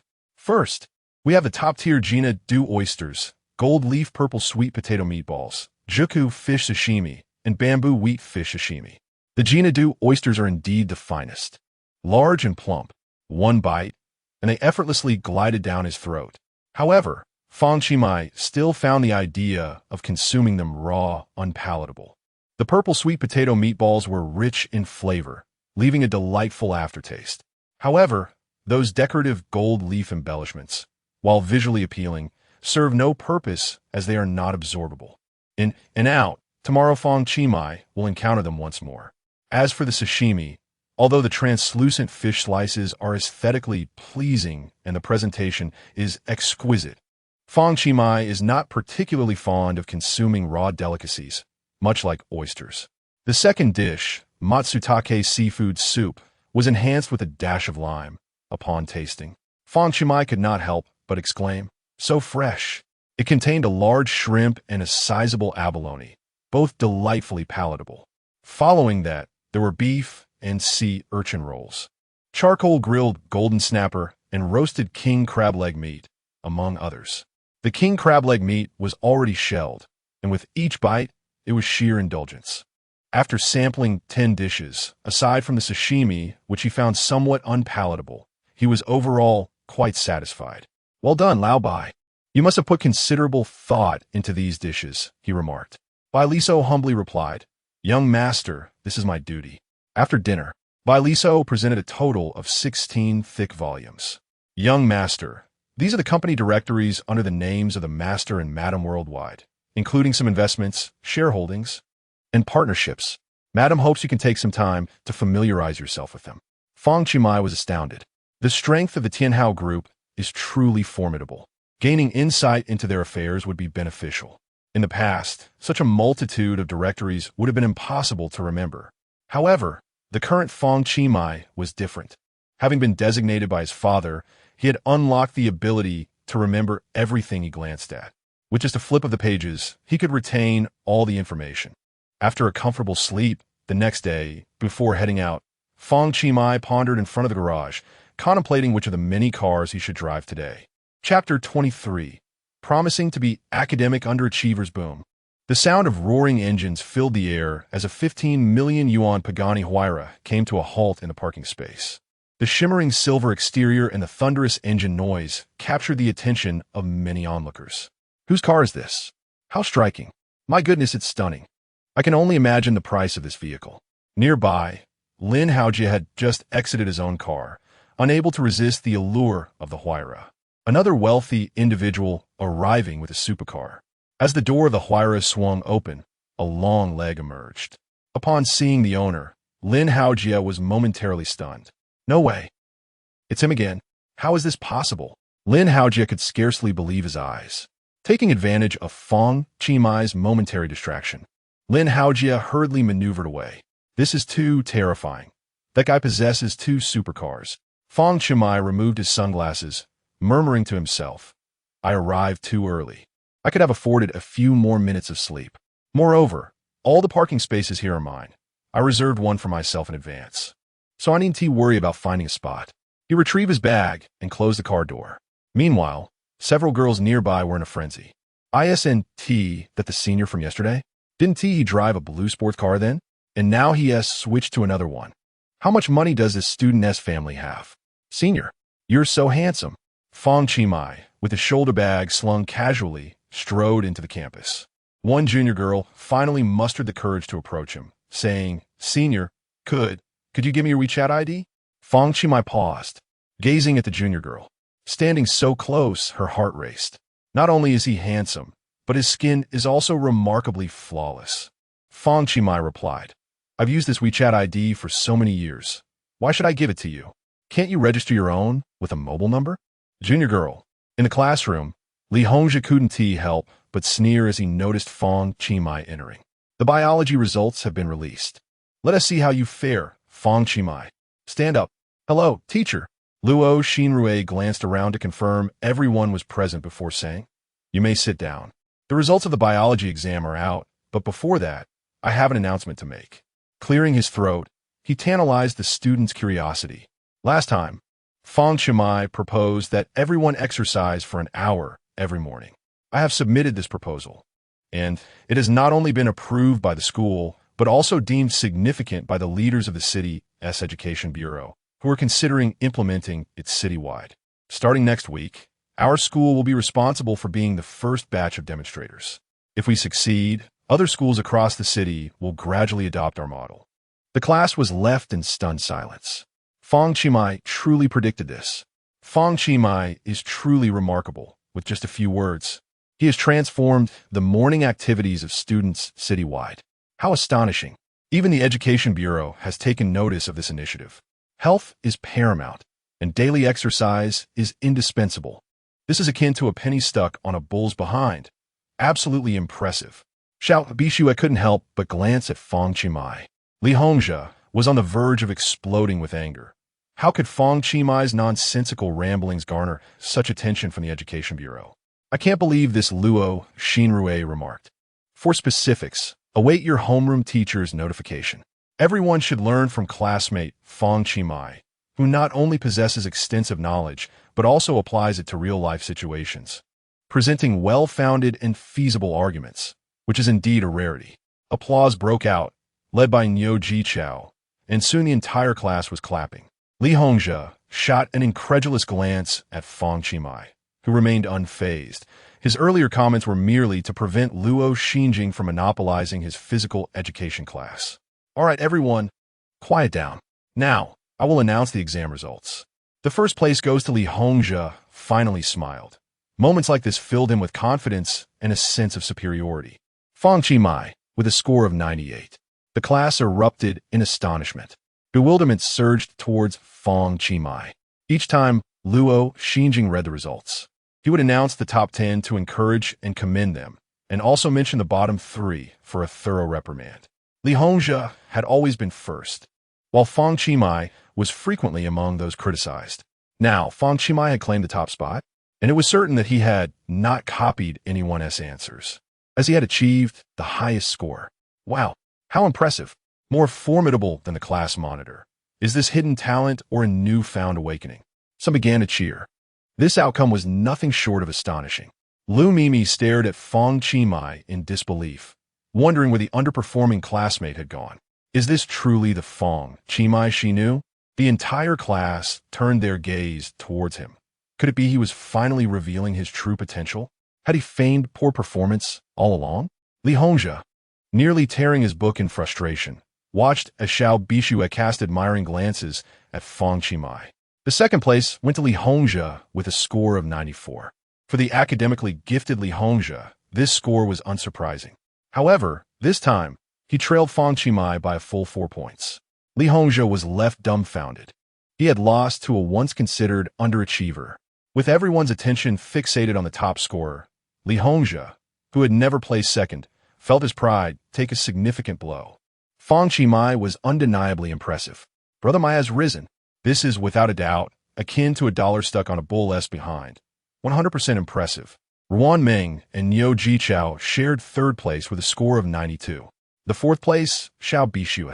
Let us extend our applause to the 10 students mentioned above as we aspire to emulate their exemplary achievements. Lu Mimi gazed at her test paper marked with 61 points. On the verge of tears, lamenting, "We agreed to be academic underachievers together. How could you change your stance so abruptly?" With a sobbing tone, she implored her deskmate. "How on earth did you score 98 points? Could you possibly enlighten me?" "It's rather simple. There's not much to teach. Just skip one multiple-choice question," came the casual reply. Lu Mimi. The bewilderment from Lu Mimi increased by 10. Meanwhile, Li Hongzhe, who had long basked in the glory of being a top student, suddenly felt overshadowed. Throughout the ordeal, he remained silent, seething internally. Why did that guy deserve such recognition? Infuriating. Once again, he stole the spotlight before Bixue. But do not revel in your triumph. I shall soon bring you to shame. After school that evening, Li Hongzhe called out Jiang Zijian, who was lounging in the last row, casually sketching with his feet propped up. "So, have you arranged your people? We decided days ago. The captain of the basketball team will be in PE class with us tomorrow. He'll take that guy down notch." "Excellent. I'm off to draw. Do not disturb me unless it's urgent." "Wait." Li Hongzhe stealthily produced a small packet. Upon opening it, a fine white powder was revealed. If that were to be consumed by the unsuspecting individual, it would ensure a most distressing experience. The effects would be swift. He chuckled mischievously. Chapter 24. Host. 10 yuan is the limit. Jiang Zijian, taken aback, inquired, "What are you doing? Are you scheming?" "What scheming? This is merely strategy." Jiang Zijian scoffed. "I do not engage in such tactics. If you wish to play, do so on your own." As Jiang Zijian turned to leave, Li Hongzhe quickly grasped his arm. "Oh, have you forgotten how that fellow tore apart the artwork you painstakingly created? Can you truly tolerate that?" "Even so, Jiang Zijian, prefer to win with integrity." "Ah, are you so obstinate? It is paramount to make that fellow look foolish before Bixue. Nothing else matters." Jiang Zijian coldly retorted, "Are you instructing me on how to act?" Jiang Zijian had always been quite arrogant, and Li Hongzhe dreaded that phrase. "How could I dare to? What is this? Will consuming it be fatal?" Li Hongzhe adjusted his glasses. "This is magnesium sulfate, obtained from my cousin who specializes in chemistry. It has a slight toxicity. Excessive consumption will result in severe diarrhea. Just imagine our entire class witnessing Fang Qi unfortunate predicament. What a sight that would be. You have lost your mind. You bring toxic substances to harm others? Do you wish to endanger your life?" "Shoo." Li Hongzhe leaned closer to Jiang Zijian. "Keep your voice down. This substance 1T be lethal. You need not worry." Jiang Zijian scrutinized Li Hongzhe from head to toe. With small eyes, spectacles, buck teeth, and a slightly plump figure, Li Hongzhe appeared unassuming. Yet he was capable of such underhanded acts. "So, if you take down Fang Qi, am I next on your list?" "Brother Jian, you jest. We are comrades. How could I betray you? What if you are discovered? You hide in the shadows while I take the fall?" "Li Hongzhe, your schemes are truly audacious." With that, Jiang Zijian departed without a backward glance. Li Hongzhe clenched his fists in frustration. It seemed he would have to handle this alone. Fang Qi, let Bixue witness your most embarrassing moment."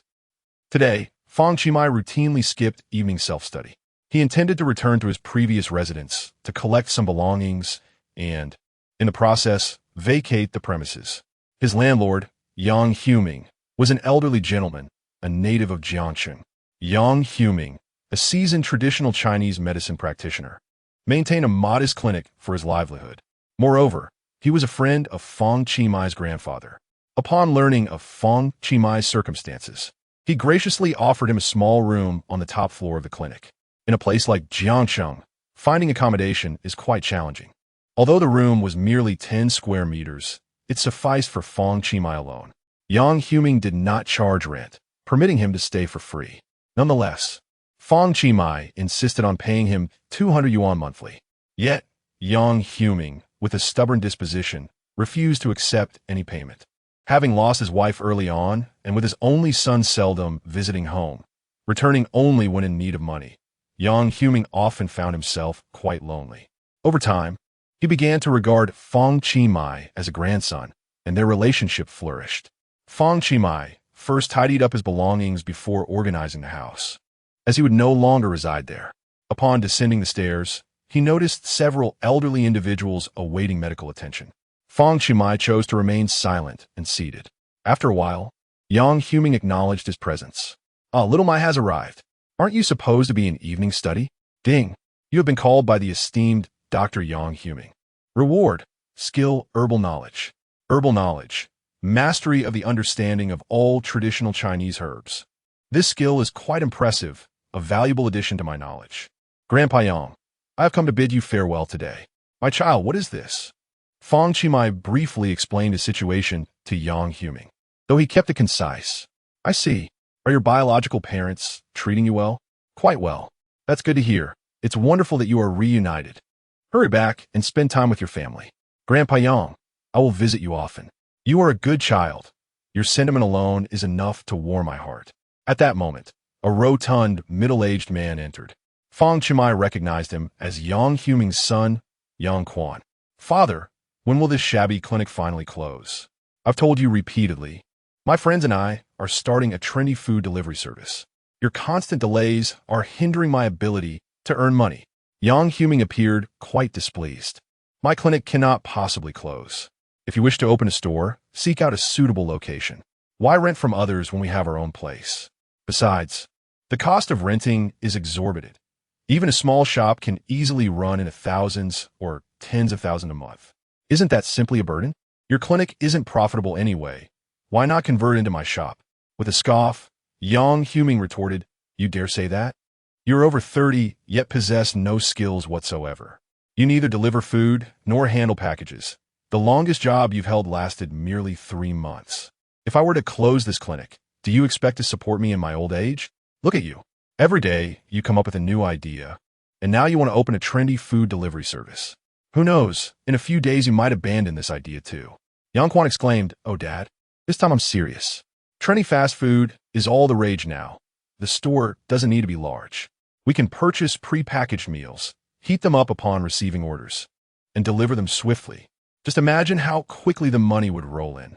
Standing nearby, Fang Qi interjected, "Uncle Quan, isn't that a bit unethical? The food delivery industry has been tarnished by individuals like you." "Hey, Fang Qi, you've lived in our home for so many years. Do you even have a say in this matter?" Yang Quan threatened with a fist gesture. "Ding! You have been called out by the lackadaisical Yang Quan. Receiving a consolation prize, 10 yuan. Fang Qi. System, could you please explain this?" "Apologies, host. This system cannot identify any redeeming qualities in this individual. 10 yuan is truly the maximum that can be awarded." Fang Qi was left speechless, realizing just how disappointing this person must be, even to the system itself. Forget it. A consolation prize of 10 yuan is better than nothing. However, if Grandpa Yang's shop were truly taken away, it would leave him without even the most basic means of livelihood. A person like Yang Quan, even if he were to make money, would undoubtedly squander it, leaving no possibility for filial piety. Moreover, his unscrupulous dealings cannot possibly endure. In the end, he would merely leave a mess for Grandpa Yang to clean up. Contemplating this, Fang Qi said, "Grandpa Yang, allow me to purchase this shop from you." "Purchase it?" Yang Quan, more agitated than Yang Huming, scoffed. "Do you have the funds? You, a mere high school student, must be daydreaming." Disregarding the taunt, Fang Qi continued, "I offer 2 million. The property will be mine. The sign of Yang's traditional medicine hall will remain, and I will renovate the clinic, with you, Grandpa Yang, continuing to practice, and I will handle the salaries." Chapter 25. Young man, you lack martial virtue. 2 million. Yang Huming's solitary old house, along with the small room on the top floor, totals less than 50 square meters.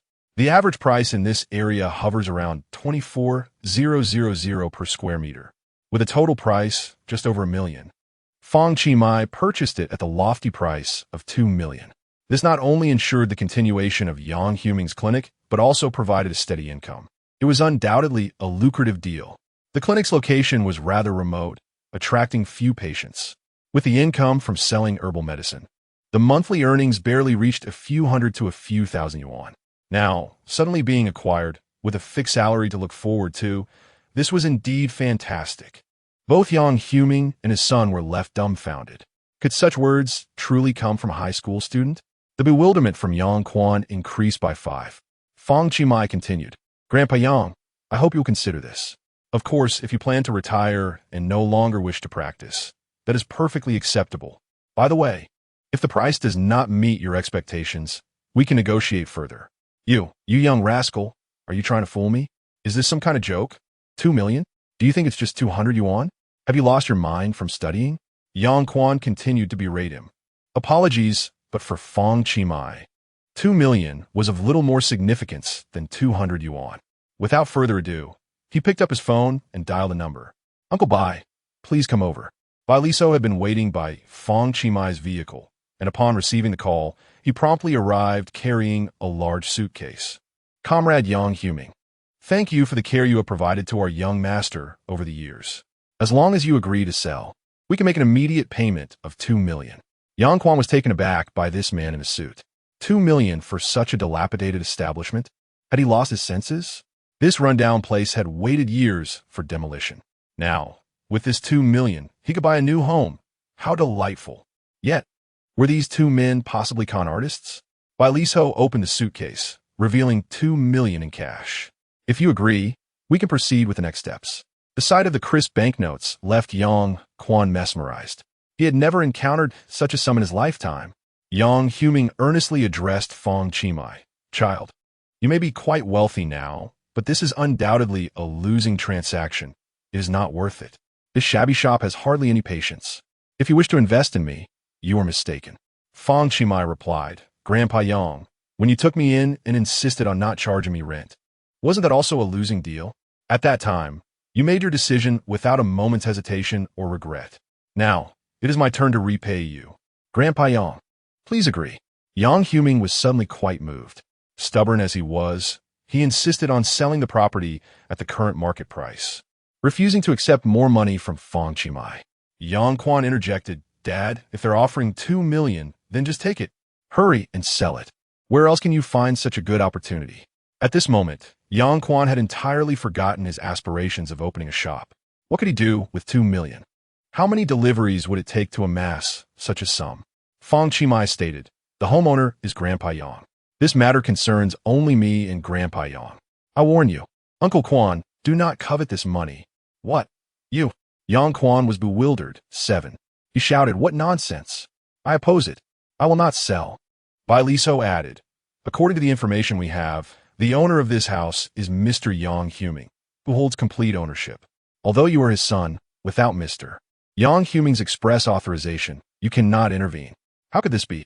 Fang Qi urged, Grandpa Yang, please agree. The Yang family traditional medicine hall must not be forgotten. After a moment of contemplation, Yang Huming finally nodded and said, all right, child, I will listen to you this time. Dad, you, Bai Liso remarked. I have already arranged for a legal team to prepare the contract. Drones are on their way and are expected to arrive in 30 minutes. We will sign the contract tonight, and I will take full responsibility for the subsequent arrangements. For Qi, this was also an investment. With the 100 billion in entrepreneurial capital from his parents, 2 million was hardly a concern. Whether it resulted in a loss remained uncertain. Yet it would repay Yang Huming for his kindness over the years, while simultaneously delivering a powerful counterattack against Yang Quan. The house would be sold, and the money would not reach Yang Quan's hands. Moreover, he would no longer be able to lay claim to the shop. Dad, how could you do this? I disagree. Yang Quan was furious, pointing at Fang Qi and Bai Liso, declaring, you little brat, and you old man, do you believe I can have someone take care of you? Fang Qi replied, whether you can harm us is uncertain. But I can unequivocally tell you that this medical hall is mine. You scoundrel. Yang Quan swung a fist. Bai Liso swiftly shielded Fang Qi, stepping forward and expertly grasping Yang Quan's wrist. Why can't I break free? This old fellow has quite a grip. Bai Liso chuckled. Young man, are you attempting a sneak attack? Truly lacking in martial ethics. Damn it. Unable to extricate his fist, Yang Quan delivered a kick. Bai Liso deftly sidestepped, redirecting Yang Quan's foot. At this point, Yang Quan lost his balance, and Bai Liso seized the opportunity, landing a precise strike on his shoulder. The blow was powerful, sending Yang Quan crashing out of the medical hall. Ouch, that hurts terribly, he groaned, clutching his shoulder, his expression a picture of misery. Yang Huming could only shake his head in resignation. His son, spoiled in childhood, had a penchant for brawling and was bound to face retribution one day. He stepped forward to help Yang Quan up, inspecting the injury, which had already turned bruised. Fang Qi was deeply impressed. Bai Li Xiu's skills were indeed formidable. Yang Huming fetched sa medicinal alcohol tumasas Yang Quan's solder. Yang Quan howled in agony, the scene quite tragic. Old fellow, if you have the courage, do not flee. I shall summon others to deal with you. Yang Huming exclaimed in anger. Do you dare speak? You were the one who struck first. Had they not shown mercy, your arm would have been rendered useless. Fang Qi interjected. Uncle Quan, you may still attend to patients tonight, but after this evening, I shall be charging for my services. Yang Quan's bewilderment increased. 7. Ouch, that hurts terribly. At 10 o'clock in the evening, the contract was duly signed.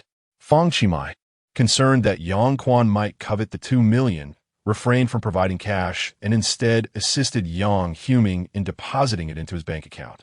A series of subsequent arrangements would be meticulously handled by Li Xiu. Now, Fang Qi had acquired yet another investment endeavor. Whether it would yield profit or loss remained uncertain. But he had repaid Yang Huming's kindness in kind. A new day dawned. It was Friday. This day held the most delightful promise of the week. Once it concluded, 2 days of respite would follow. Moreover, for Class 10 of the senior year, there were 2 physical education classes scheduled. This was also the moment Fang Qi anticipated the most, as he had previously arranged a one-on-one challenge with the physical education teacher. Likewise, Li Hongzhe awaited this day with eagerness. Wasn't Fang Qi always keen on showing off? Today, let him find himself in an embarrassing predicament. Chapter 26. Has the class leader inherited a fortune? As Fang Qi stepped into the classroom, a girl, lost in thought, collided into him. He deftly sidestepped, and the girl tumbled to the floor. Thankfully, he had reacted swiftly. Unfazed, Fang Qi continued into the room. The girl, clutching her knee, exclaimed, "Ah, senior, you must read the letter I gave you." Letter? Once the girl picked herself up, she shyly dashed away. It turned out she was not from his class, leaving Fang Qi feeling somewhat perplexed. Upon returning to his seat, he noticed a gathering of curious onlookers around his desk, where several exquisite gift boxes lay. What was happening? Niu Jichao remarked. "Qi, those were just delivered by a few junior girls." How did you manage to charm them? They came straight to your desk and then fled. Fang Qi had observed the signatures. They were indeed from first and second year students, even some from neighboring classes. Wow, you've captivated the entire school. Niu Jichao whispered. The gifts remain, but the love letters. He discreetly gestured toward Lu Mimi, who had discarded one. Ha ha, what is so funny? Lu Mimi retorted angrily as she stormed out of the classroom. Fang Qi recalled that the girl who had fallen was the same one who had asked for his WeChat the previous morning. Could it be that those little admirers had stealthily followed him to class? Noting his seat, had they prepared gifts specifically for him today? Regardless, it was clear that this had left the boys in the class envious. Fang Qi declared, "You all can divide these among yourselves." Really, Qi? Aren't you even curious about what's inside? The boxes from the junior girls are so lovely. You want to even take a glance? If you don't want them, we're really taking them. The gifts from the juniors are quite delightful. Fang Qi replied coldly. Enough of your chatter. A few classmates surged forward, eager to discover the contents of the boxes. Meanwhile, Li Hongzhe seized the opportunity to voice his disdain beside Xiao Bixue. This guy, Fang Qi, is such a playboy. We should steer clear of someone like him. Xiao Bixue remained unfazed. From middle school until now, she had received numerous gifts and love letters, yet she had accepted none. By Li Hongzhe's reasoning, didn't that make her equally unprincipled? She found no desire to elaborate further. In contrast, Li Hongzhe had scarcely received any similar tokens of affection. Noticing Xiao Bixue's lack of response, he shifted the topic. Bixue, let us visit the library this weekend. I have their VIP card, which allows us access to the VIP area for reading. The service there is excellent, and we won't be disturbed. We can discuss and exchange ideas about our studies. Xiao Bixue replied, No, my mother's foot is injured and still not healed. It's inconvenient for her to go up and down the stairs. This weekend, I've arranged to study with Ruan Meng at my house, which allows me to care for my mother as well. I see. Well, that's acceptable. Li Hongzhe responded with a hint of disappointment. Finally, the morning classes concluded. Portions of the basketball court had been renovated and were now reopened. After lunch, once they had a brief respite, Fang Qi and the others could freely play basketball until the afternoon physical education class commenced. In an unprecedented turn of events, Li Hongzhe decided to join the basketball game today. Typically, he refrained from any physical activity unless mandated by the physical education teacher. As he played, his uncoordinated limbs resembled a kindergarten child dribbling a ball.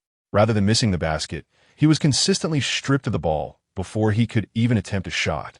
Such a clumsy teammate made no one eager to join forces with him. Fang Qi was perplexed by Li Hongzhe's unusual behavior today. However, with his own basketball skills, he could easily take on 5 opponents, and having an additional clumsy player did not impede him, as he had no intention of passing the ball to him anyway. After some time playing, Li Hongzhe returned with a large bag of beverages, distributing 1 bottle to each player.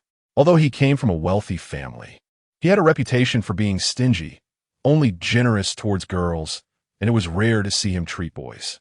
Hey, class leader, it's my first time enjoying a drink on your account. Have you inherited a fortune? How generous of you. Wow, it's a sports drink. And Assam milk tea, too.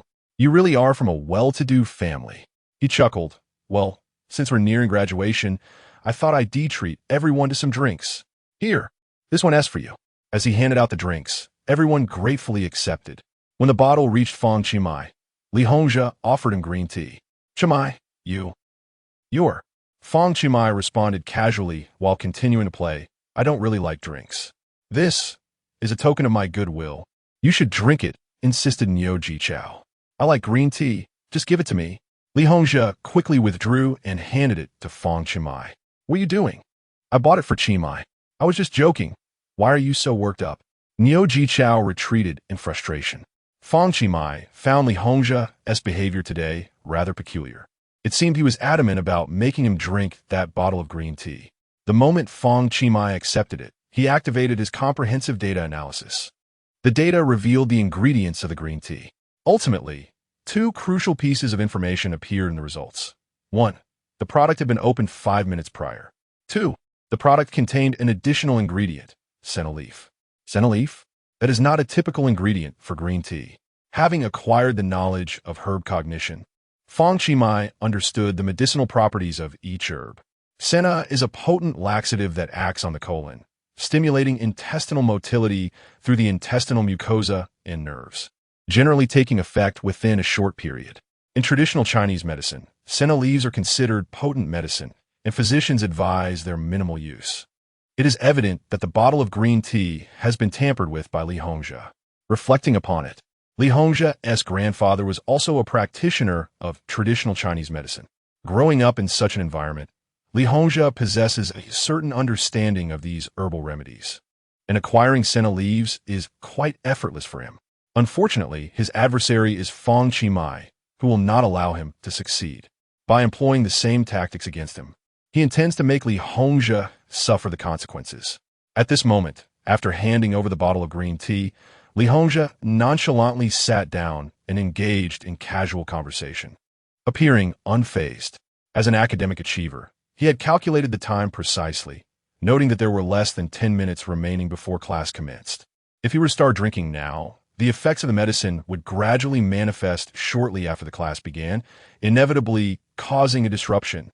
Initially, he had prepared magnesium sulfate, but after a cautionary remark from Jiang Zijian, he felt a twinge of apprehension. Although he had accurately measured the dosage, he feared that the situation might escalate and be exposed, leading to his ruin. After much contemplation, he deemed senna leaves to be a safer alternative, grinding them into powder and blending them into the green tea, which would likely go unnoticed. At worst, it could be perceived as spoiled beverage, resulting in an upset stomach. Now, he wished to witness Fang Qi consume it before he could feel at ease. Chapter 27. Class monitor, your pants have turned yellow. Li Hongzhe, drink it. What a joke. How could I possibly drink? Ding. Consumed 1,000 bewilderment points. Absolute command activated. Current remaining bewilderment points, 1680. Li Hongzhi accepted the bottle of green tea. For some inexplicable reason, he suddenly felt an urge to taste what senna-infused green tea would be like. Dun dun dun. From Li Hongzhi's bewilderment points. 10 oh no. I'm going to have an upset stomach. Class is about to start. What should I do? Should I rush to the restroom now? Upon seeing this, Fang Qi smiled. He then silently issued a second command. Ding. Consumed 1,000 bewilderment points. Absolute command activated. Current remaining bewilderment points, 680. The bell signaling the start of class rang. Physical education teacher Wang Xixing gathered everyone together. He had two announcements to make. One good news and one bad news. Which would you like to hear first? Good news, please. The crowd replied in unison. Cough, cough. The good news is that the principal has announced that the land beside our school will be transformed into a gymnasium. Upon hearing this, everyone erupted in joy. This is indeed a commendable initiative. Our school's dilapidated playground is truly inadequate. Constructing a gymnasium would be wonderful. We wouldn't have to worry about rain or wind while playing badminton anymore. This is indeed impressive. At that moment, someone inquired, "So, teacher, what is the bad news?" The unfortunate news is that you will graduate in just 3 months, and the construction of a gymnasium has absolutely nothing to do with you. Goodness, how careless of me. Both pieces of news are disheartening. Everyone began to express their discontent, as all the good things seemed to come only after graduation. However, at this moment, Li Hongzhi was too preoccupied to ponder such matters. He felt a vague discomfort in his abdomen. Yet, he was reluctant to inform the teacher that he needed to relieve himself. Li Hongzhi's bewilderment level increased by 2. Next, attendance was taken. Fang Qi present. Ding. You have been called by the physical education teacher, Wang Xixing. Reward. Skill book mastering high school English grammar. Am I seeing this correctly? The physical education teacher calls out names and rewards English grammar skills. Although teacher Wang is quite handsome and tall, he is still single at 30. I had heard from classmates that he found a girlfriend this year, and she was a foreigner. Consequently, he began to revive his English studies, secretly enrolling in a training class and studying diligently. However, he felt this was insufficient and frequently sought guidance from a first-year English teacher. Who would have guessed that the foreign woman was utterly unreliable? Their relationship lasted only a month before it ended. Now, teacher Wang seems to have grown close to that English teacher instead. The intricacies of fate are truly remarkable. Some events are both expected and surprising. Presently, teacher Wang continues to pursue his English studies. So, I received this English reward? Suddenly, Fang Qi mind was flooded with a wealth of English grammar knowledge. Is my English truly taught by the physical education teacher? Who would believe that? In a state of confusion. As per tradition, the first lesson of physical education begins with warm-up exercises, followed by physical fitness tests, after which students are free to engage in activities. Today, we will be testing the triple jump and running 2 laps. After completing the laps, we will gather here. The classmates began to jog in a scattered manner. After a few steps, Li Hongzhi felt a sharp pain in his abdomen, as if a tremendous force was about to be unleashed. He desperately wanted to attend to his needs. Yet, as the entire class was jogging, it would be immensely embarrassing to approach the teacher and admit he needed to relieve himself. The senna leaves are traditional medicine. Their potency shouldn't be that severe, right? Perhaps he could endure for a while. Maybe it would pass. He planned to sneak away during the testing to resolve the issue. If he didn't, that overwhelming force would surely burst forth uncontrollably during the jump. Enduring the pain, Li Hongzhi continued to run, but his steps grew heavier, and he gradually fell behind the girls. He could no longer bear it.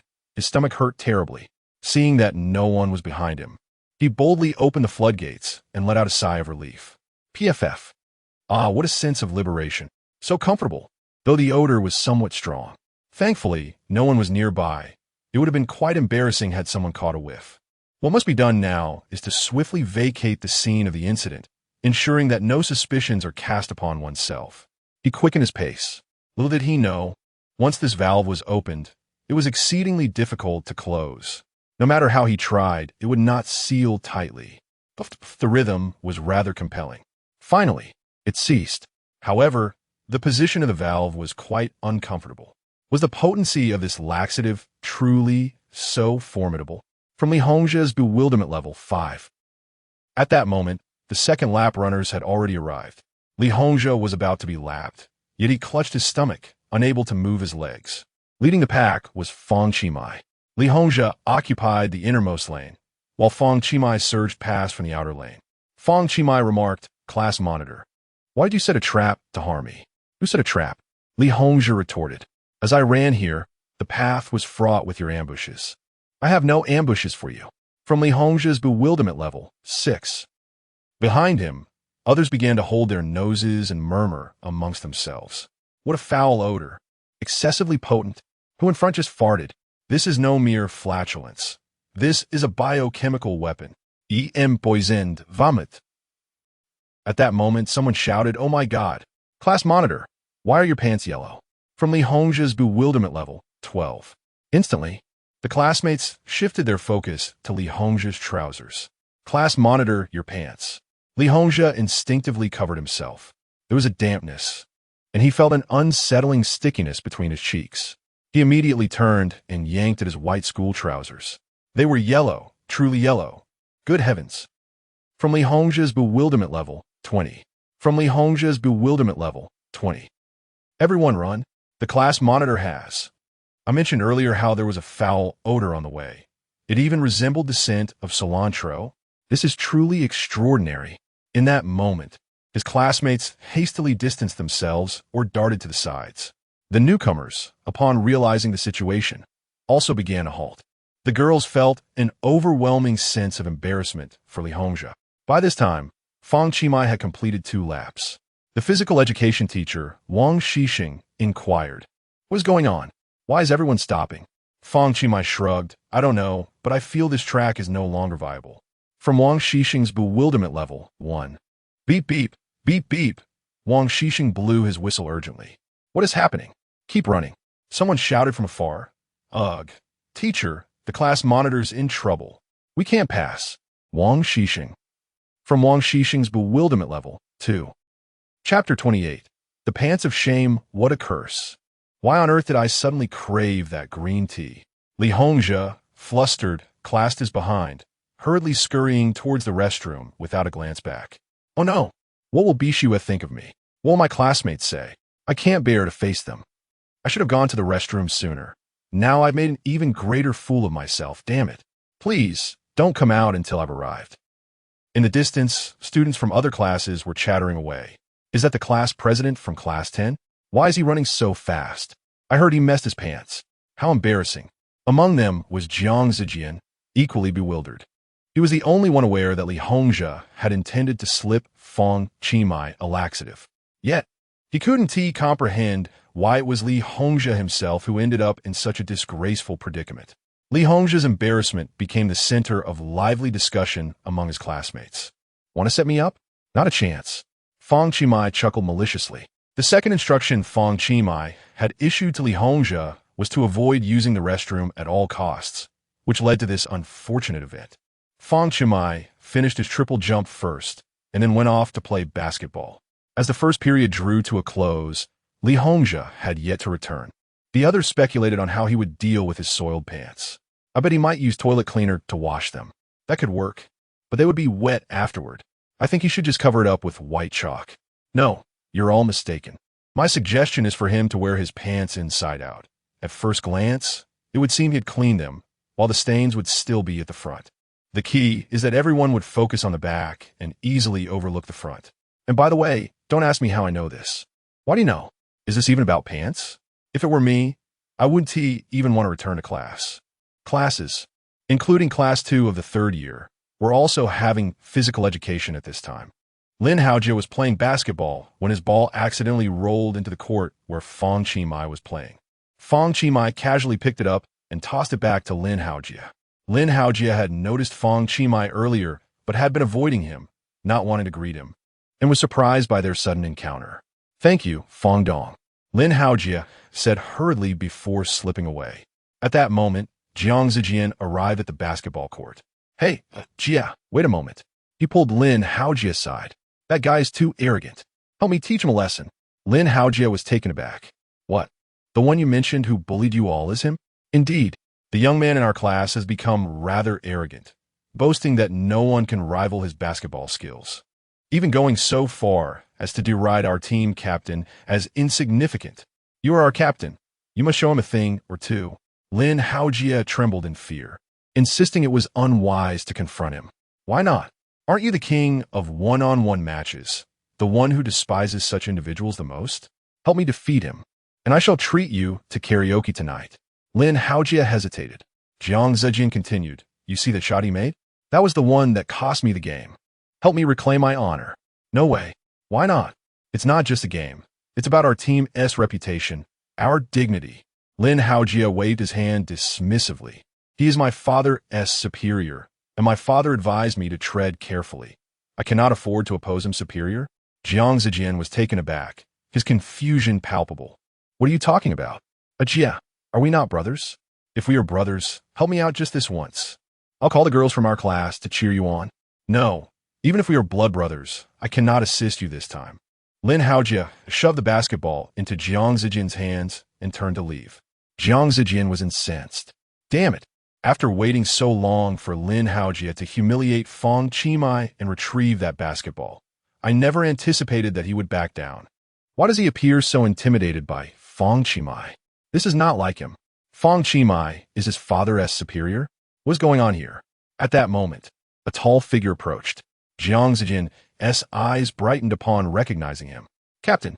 The individual was Wei Hui, the captain of the former basketball team of Jiangxingno 2 Middle School. Standing at 6 feet 3 inches, he possessed exceptional athletic prowess, capable of unstoppable drives and thunderous dunks, earning him the nickname Jiangxing's James.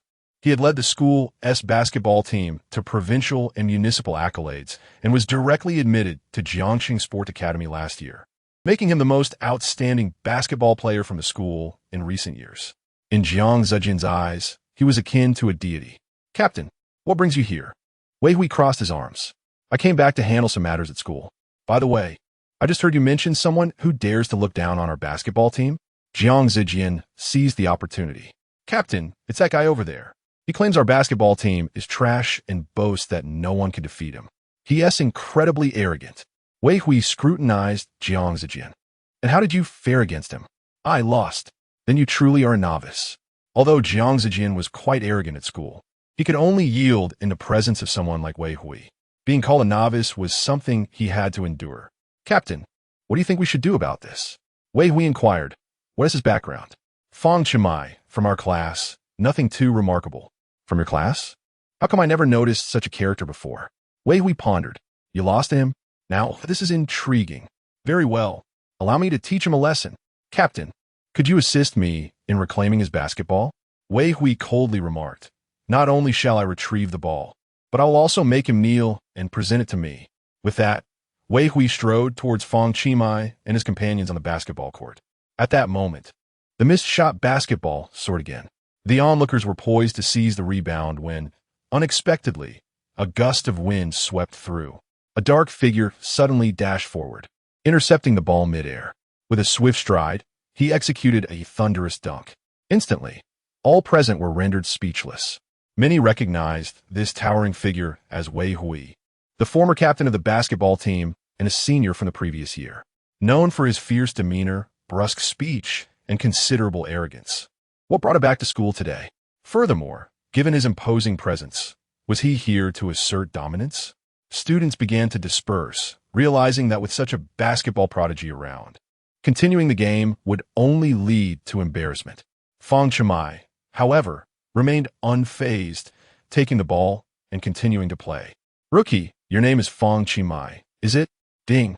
You have been acknowledged by Wei Hui, the former captain of the basketball team. Reward, Skills Super Basketball Steal. Wow, that sounds like an impressive skill. Truly, this individual lives up to his title as captain, as the rewards he bestows are superior to those given to others. I've heard you possess quite the arrogance. Shall we have a practice match? Wei Hui chuckled before adding, let's not beat around the bush. I intend to dominate you, rookie.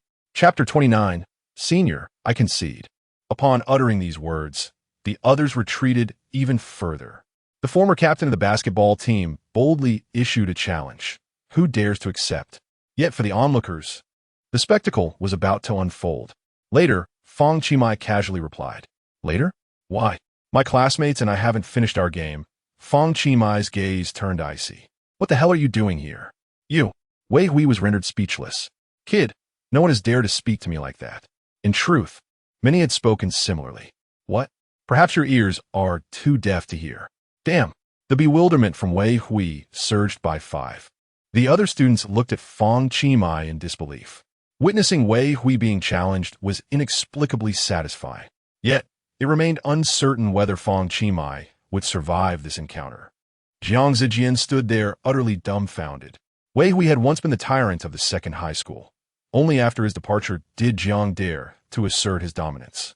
Just days ago, Fang Qi had taken a jab at him, and now he was challenging Wei Hui? Fang Qi, let us see how you meet your demise. The more defiant you are, the more grotesque your downfall will be. Wei Hui clasped his hands, saying, Novice, how long until you finish? Since acquiring the system, Fang Qi had participated in numerous basketball matches, garnering an array of skills from teammates and opponents alike. However, he had yet to find someone to truly test his abilities. The school team's Jiang Zijian was simply not challenging enough. The captain, Lin Haojia, was also unwilling to engage. Now, with a formidable opponent before him, it seemed fitting to put his skills to the test. Yet, this fellow's constant use of novice was rather discourteous. If you could speak respectfully and honor your opponent, we could commence immediately. Wei Hui lowered his hands and said, Fang Qi I would like to challenge you to a match. Is that acceptable? Hurry up. Stop dragging your feet. Fang Qi replied. All right, how shall we play? Half court, first to 5 points. And the stakes?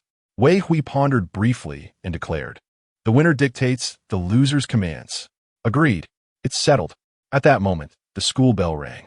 The crowd continued to swell. Wow, are they going to have a one-on-one? Isn't that Wei Hui, the former captain of the basketball team? Who is so foolish as to challenge him? Go, senior. You can do it. The individual opposing him was said to be from Class 10, remarkably handsome, earning support from both sides. Come on, this is just Wei Ji's personal showcase. I bet a bottle of cola that Senior Wei will win. Among those present, nearly everyone, except for the first-year students, was aware of or had heard tales of Wei Hui's prowess. Wei Hui scoffed and said, You're the junior. I'll let you attack first. Fang Qi waved his hand dismissively. No, you go first. Why? Fang Qi, with a confident smile, mimicked Wei Hui's tone. Let us not beat around the bush. I intend to intercept your ball. Damn, Wei Hui's breakthrough ability was exceptionally strong. No one could withstand it. This fellow is quite something, failing to recognize the need to avoid the spotlight, and instead attempting to target his opponent's strengths. How amusing. Is the person across from him truly foolish? Such beauty wasted. Meanwhile, classmates like Niu Jichao felt a twinge of concern for Fang Qi. Qi, your basketball skills are indeed impressive, but you cannot afford to be so reckless. This is truly a predicament, alas. I can no longer continue with this narrative. Qi, do take care. Wei Hui felt humiliated. If that is the case, then perish. However, at that moment, Fang Qi had already activated the comprehensive data analysis. Before him lay a plethora of data analysis invisible to others. This included Wei Hui's various athletic metrics, along with his strengths and weaknesses in basketball. The data revealed that Wei Hui's strength levels far exceeded those of the average adult. He excelled with both hands, possessed swift footwork, and was adept at feints. No wonder his ability to penetrate defenses was so formidable. Yet, he had his vulnerabilities. Proficient at breaking through, his defense was mediocre, and shooting was a significant flaw, particularly his low three-point shooting percentage. None of this mattered. The big data also predicted that in 6 seconds, Wei Hui would feign an attack from the left, intending instead to strike from the right. Furthermore, the trajectory of the basketball had been anticipated. Coupled with super basketball steel, Fang Qi confidently smirked. 3 seconds, 2 seconds, 1 second. Wei Hui began his drive. As expected, he faked to the left and quickly changed direction, attacking from the right. Fang Qi remained as steadfast as a mountain, fixating solely on the ball's trajectory. With his exceptional stealing ability, he made his move, and with a sharp sound, the ball slipped from Wei Hui's grasp in an instant. Fang Qi took a swift step forward, smoothly scooping the ball into his hands. What Wei Hui was left dumbfounded. The bewilderment value from Wei Hui, 10. The crowd gasped in astonishment. Has this boy activated a cheat? He just intercepted Senior Wei Hui's ball at the outset. Many rubbed their eyes in disbelief, exclaiming, "My goodness, that was so fast, I barely saw it." A girl beside them proudly declared, "I recorded it. I recorded it." Fang Qi proceeded to spin the basketball with finesse. "Senior, thank you for your kindness." Jiang Zijian looked at Fang Qi in disbelief, pondering what had just transpired. He had rarely witnessed Wei Hui being stripped of the ball. Wei Hui frowned, shouting in dissatisfaction, "Come on, I'll take that back from you, you novice." Fang Qi grinned confidently, "Sorry, Senior, but you've missed your chance." Instead of driving, he leaped in place. A graceful arc traced through the air. Wow! Fang Qi executed a stunning three-point jump shot. Swish! The basketball sailed perfectly through the hoop, brushing lightly against the net with a melodious sound. All onlookers were captivated. Qi had just scored, and it was a three-pointer. Amazing! Our Class 10 is certainly impressive. Alas, Mike persevere. The bewilderment levels from Wei Hui surged by 11, while Jiang Zijian contributed 8. Wei Hui bellowed, "Consider yourself fortunate." Yet, Fang Qi understood that fortune played but a minor role in this endeavor. He meticulously analyzed the basketball hoop, taking into account various factors such as angle, wind direction, and distance, calculating the precise force required for the ball to enter the net and the optimal angle for the shot. This calculation even accounted for the slight tilt of the hoop due to years of neglect.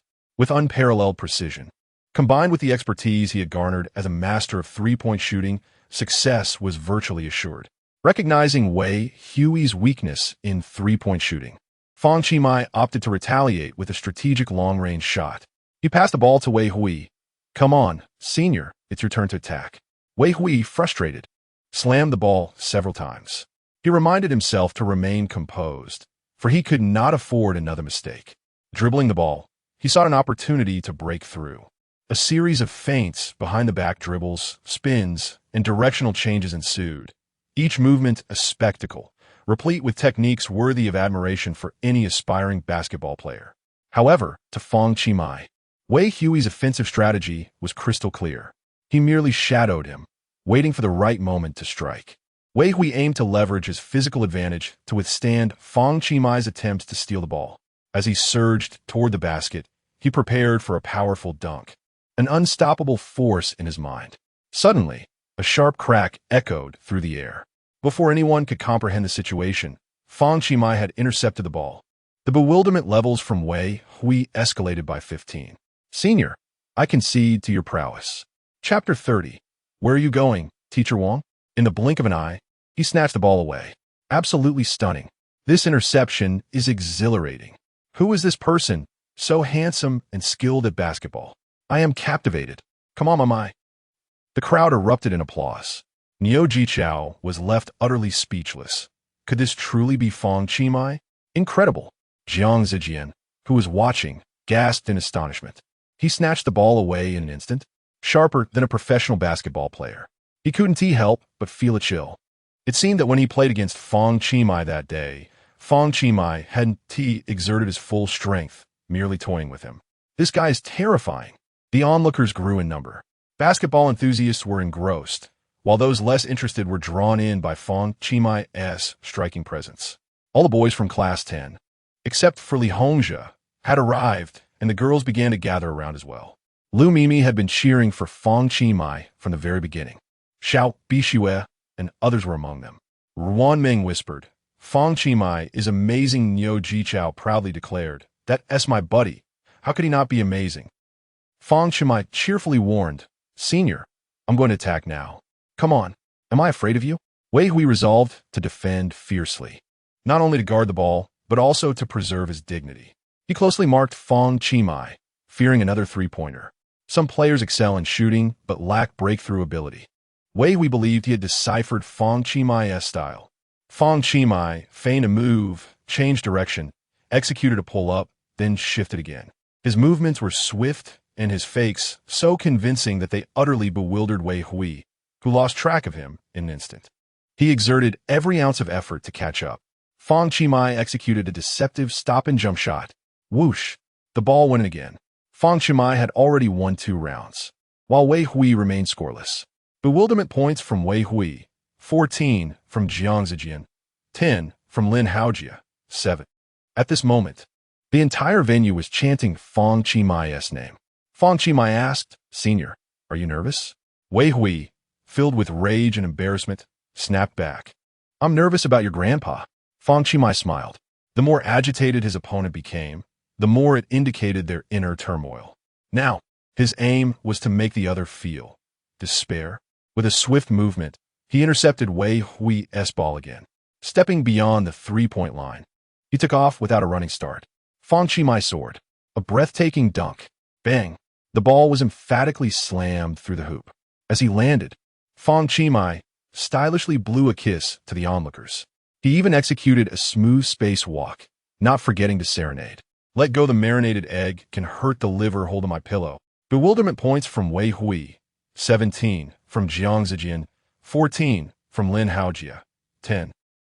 The crowd erupted in cheers, particularly the girls, upon receiving Fang Qi's flying kiss, became exhilarated. Wow, the former captain of the school team was utterly outmatched. The idol, how handsome. Not only can he play basketball, but he can also dance. Which class is that handsome guy from? I want to add him on WeChat. I captured the entire moment on video. I shall treasure my idol when I return home. They are clearly not on the same level. The disparity is too vast. TSK, TSK, TSK. This truly is a cow performing a handstand. Extraordinarily impressive. Seeing this, Jiang Zijian, who initially intended to confront Wei Hui after he defeated Fang Qi, quietly vanished into the crowd. Meanwhile, Lin Haojia discreetly observed the match. He gently patted his chest, exhaling deeply, feeling a wave of relief. Thankfully, he did not challenge Fang Qi earlier. Wei Hui stood there bewildered. He lost. Just like that, it seemed there was no room for resistance. His opponent had decisively won. Once celebrated and renowned as a basketball prodigy, he now found himself a defeated subordinate to a junior, the subject of ridicule. Many were aware that he had provoked Fang Qi, even calling him a novice. Just moments ago, some had remarked that this one-on-one was merely his performance showcase. Now, he wished he could vanish into thin air. Fang Qi glided over to Wei Hui and inquired, "Senior, feeling desperate?" Wei Hui clenched his fists in response. Fang Qi continued, "Shall we settle this with 5 shots? I've already scored 3. Do you concede?" Wei Hui was utterly confounded, a bewildered 18. He remained silent, scoffing, and picked up his bag to leave. Fang Qi called after him, "Senior Wei Hui, you wouldn't be so unsportsmanlike, would you?" The crowd chimed in, chastising him. After all, it was merely a game. Winning and losing were both natural outcomes. Not acknowledging a loss. Is it that you cannot bear to lose? A wager is a wager, senior. Confronted by the crowd's pointed remarks, Wei Hui retorted, "Speak up. What do you want? But let us agree, don't go too far." Fang Qi reassured him, "Rest assured, it won't be too excessive." Curiosity sparked among the onlookers. "Let us hear you call me daddy." Laughter erupted among the attendees. "Impressive. Huh." Wei Hui, flustered and furious, shot back, "No way, let's change that. Didn't you just call me novice? I want you to call me the novice's son." Fang Qi shrugged, "Fine, we can change it. If you're willing to call me dear father, I want to mind." Wei Hui's frustration peaked, his veins bulging. Fang Qi remarked, "Senior, there are so many juniors watching. Resorting to violence is not advisable." "Oomph." Wei Hui snapped, "I refuse to accept this. If you have the guts, let us go for another 5 shots." The crowd began to jeer, condemning Wei Hui's obstinacy. Fang Qi responded, "You refuse to accept it, do you?" Fang Qi is resolutely defiant against all challenges.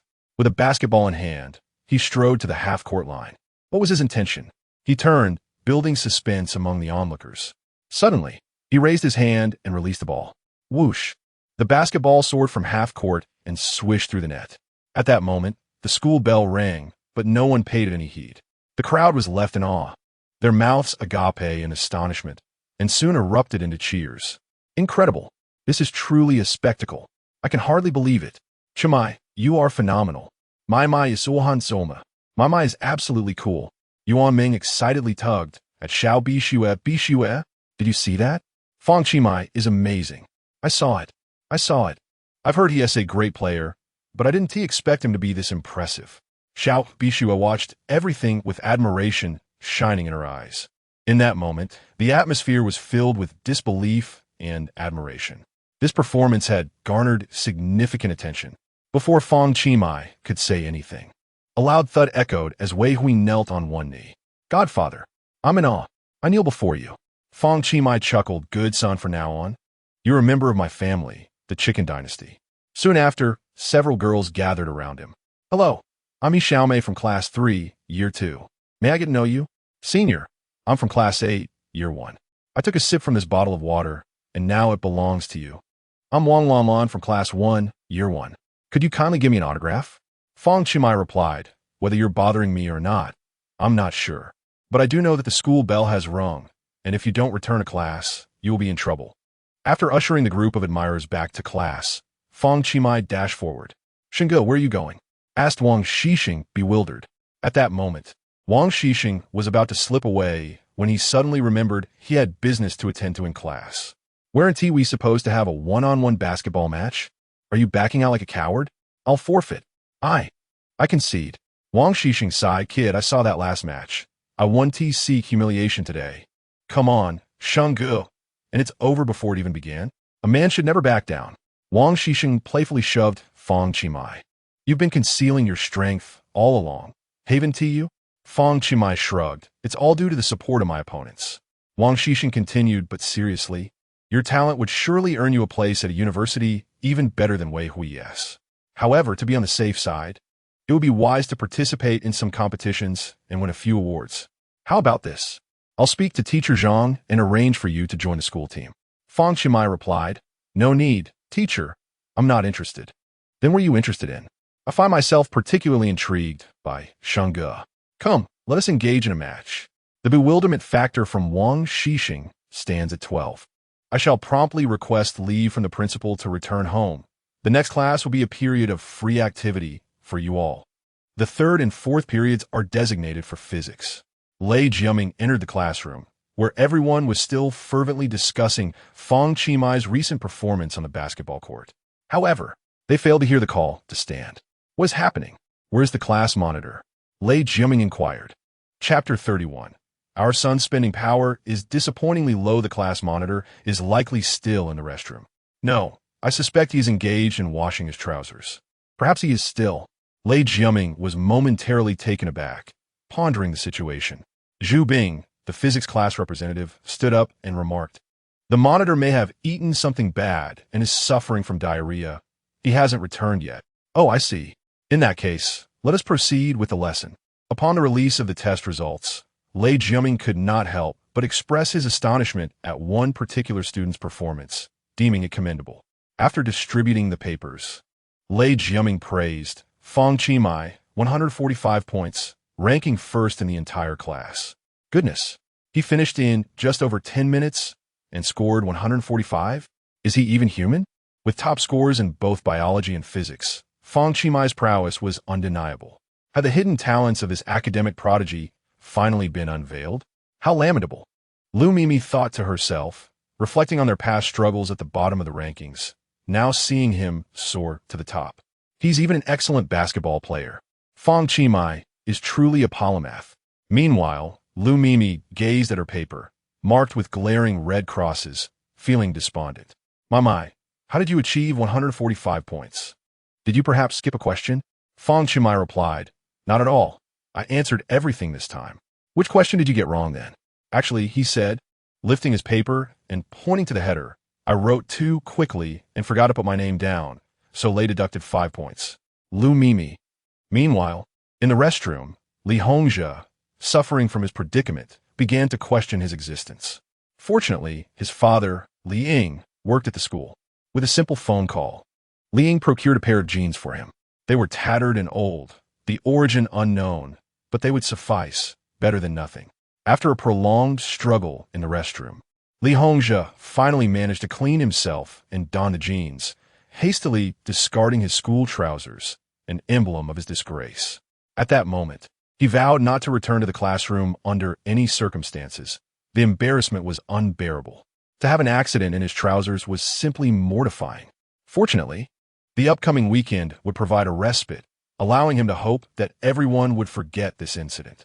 With so many eyes upon him, he felt utterly humiliated.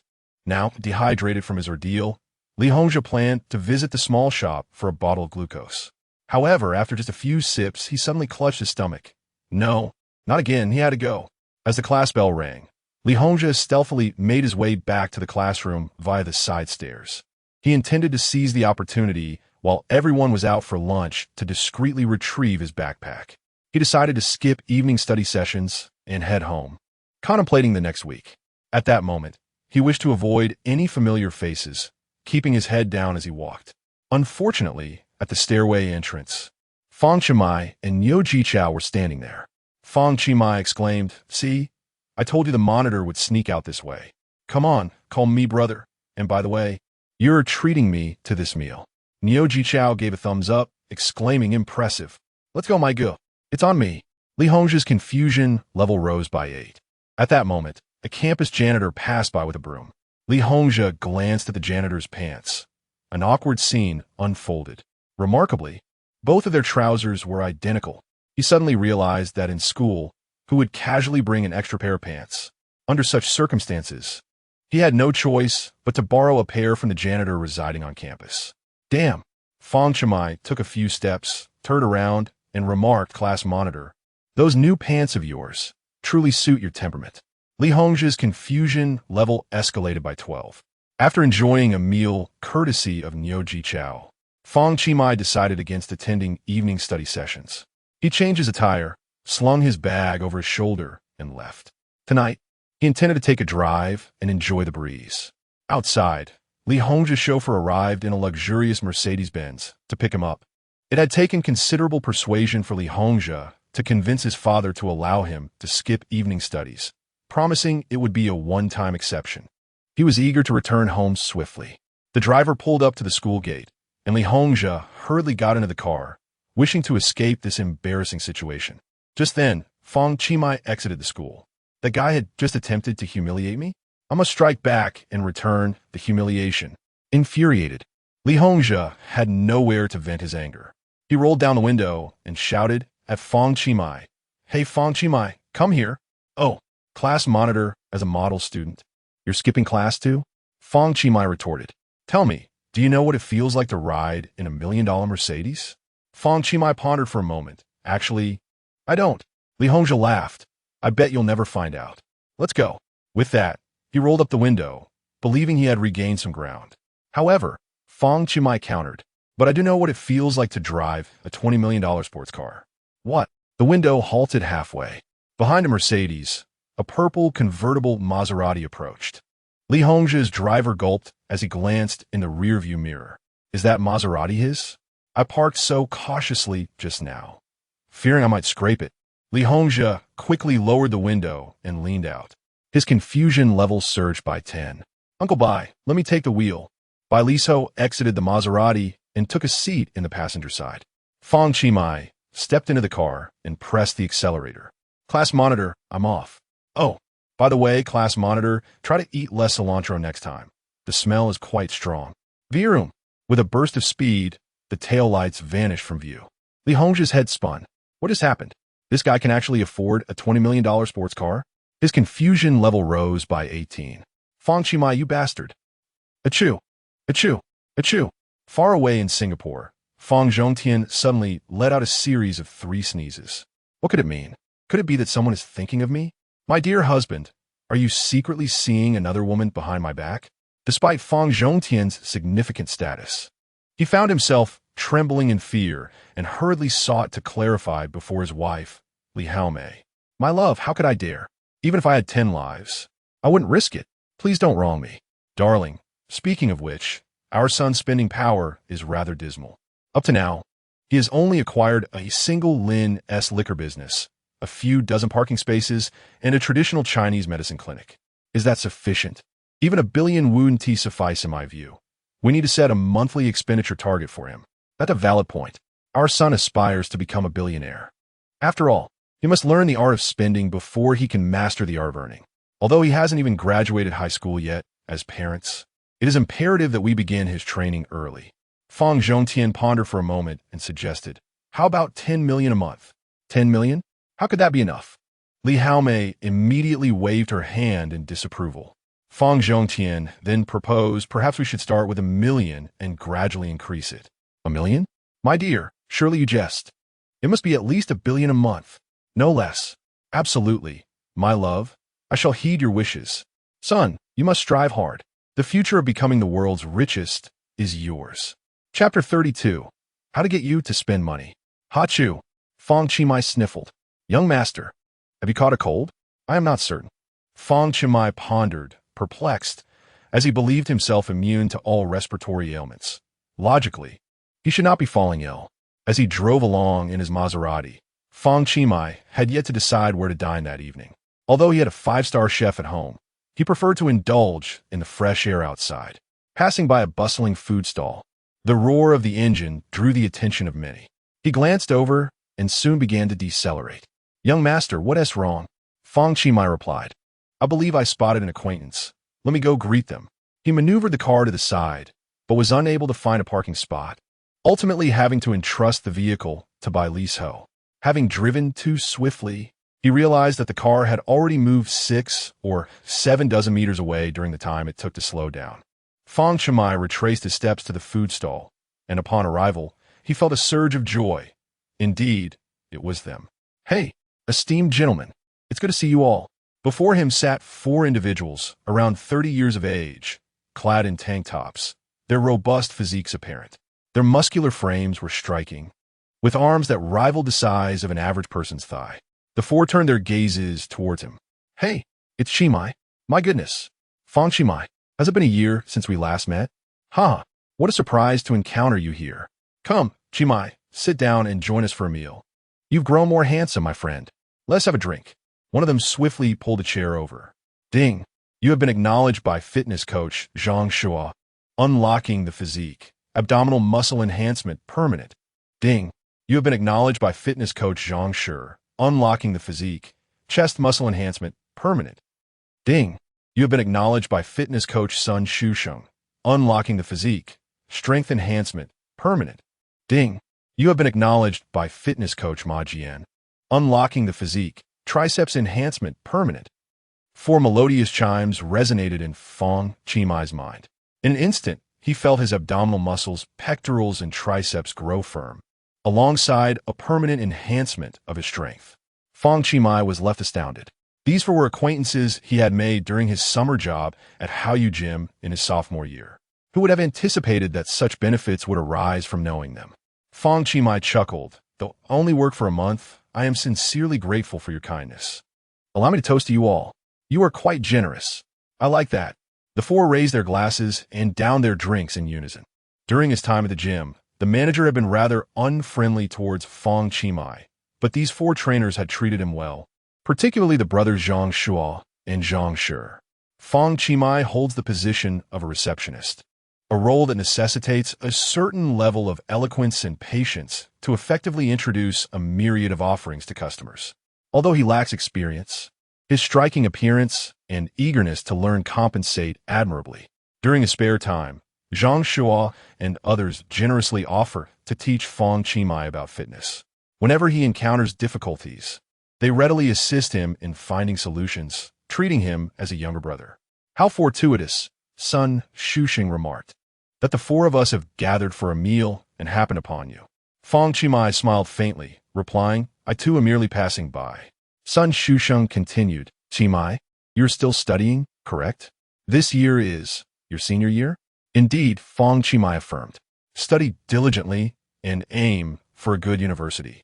Do not follow my path of neglecting my studies, which has led to my current lack of success. Sun Shusheng sighed before adding, I have resigned from my position with the manager, though he was reluctant to let me go. I have no intention of continuing. Majan Concord. What is the matter? Fang Qi inquired. The business is struggling, and then old Zheng keeps lowering our commission. Who would work for him? Old Zheng refers to the manager of Haoyu Gym. Zheng Tao. During Fang Qimai's time as a part-timer, Zheng Tao frequently made things difficult for him, assigning him various menial tasks and attempting to withhold his wages. Zhang Shuo and the others speculated that Zheng Tao's jealousy over Fang Qimai's handsome appearance fueled his behavior. Fang Qimai found himself helpless in the situation and ultimately departed after just a month. It is evident that with such a narrow-minded manager, life was equally arduous for Sun Shusheng and his companions. Yet every adult faces challenges, persevering through them with grit. When endurance runs thin, a change in employment becomes the only recourse. Zhang Shuo raised his glass and declared, "Let us not dwell on such matters. Cheers." The five of them drank and exchanged amusing anecdotes from the gym. Throughout the evening, Fang Qimai consumed an impressive amount of alcohol, yet felt no effects. Is this the result of his unique constitution, allowing him to drink with such prowess? As Sun Shusheng indulged a bit too much, he stood and proclaimed, "Let us order more dishes. It is a rare occasion to meet Qimai, and this meal is on me." He called over a waiter. "Let us have a fish head tofu soup, a plate of black pepper beef, and a stir-fried vegetable. Oh, and another case of beer.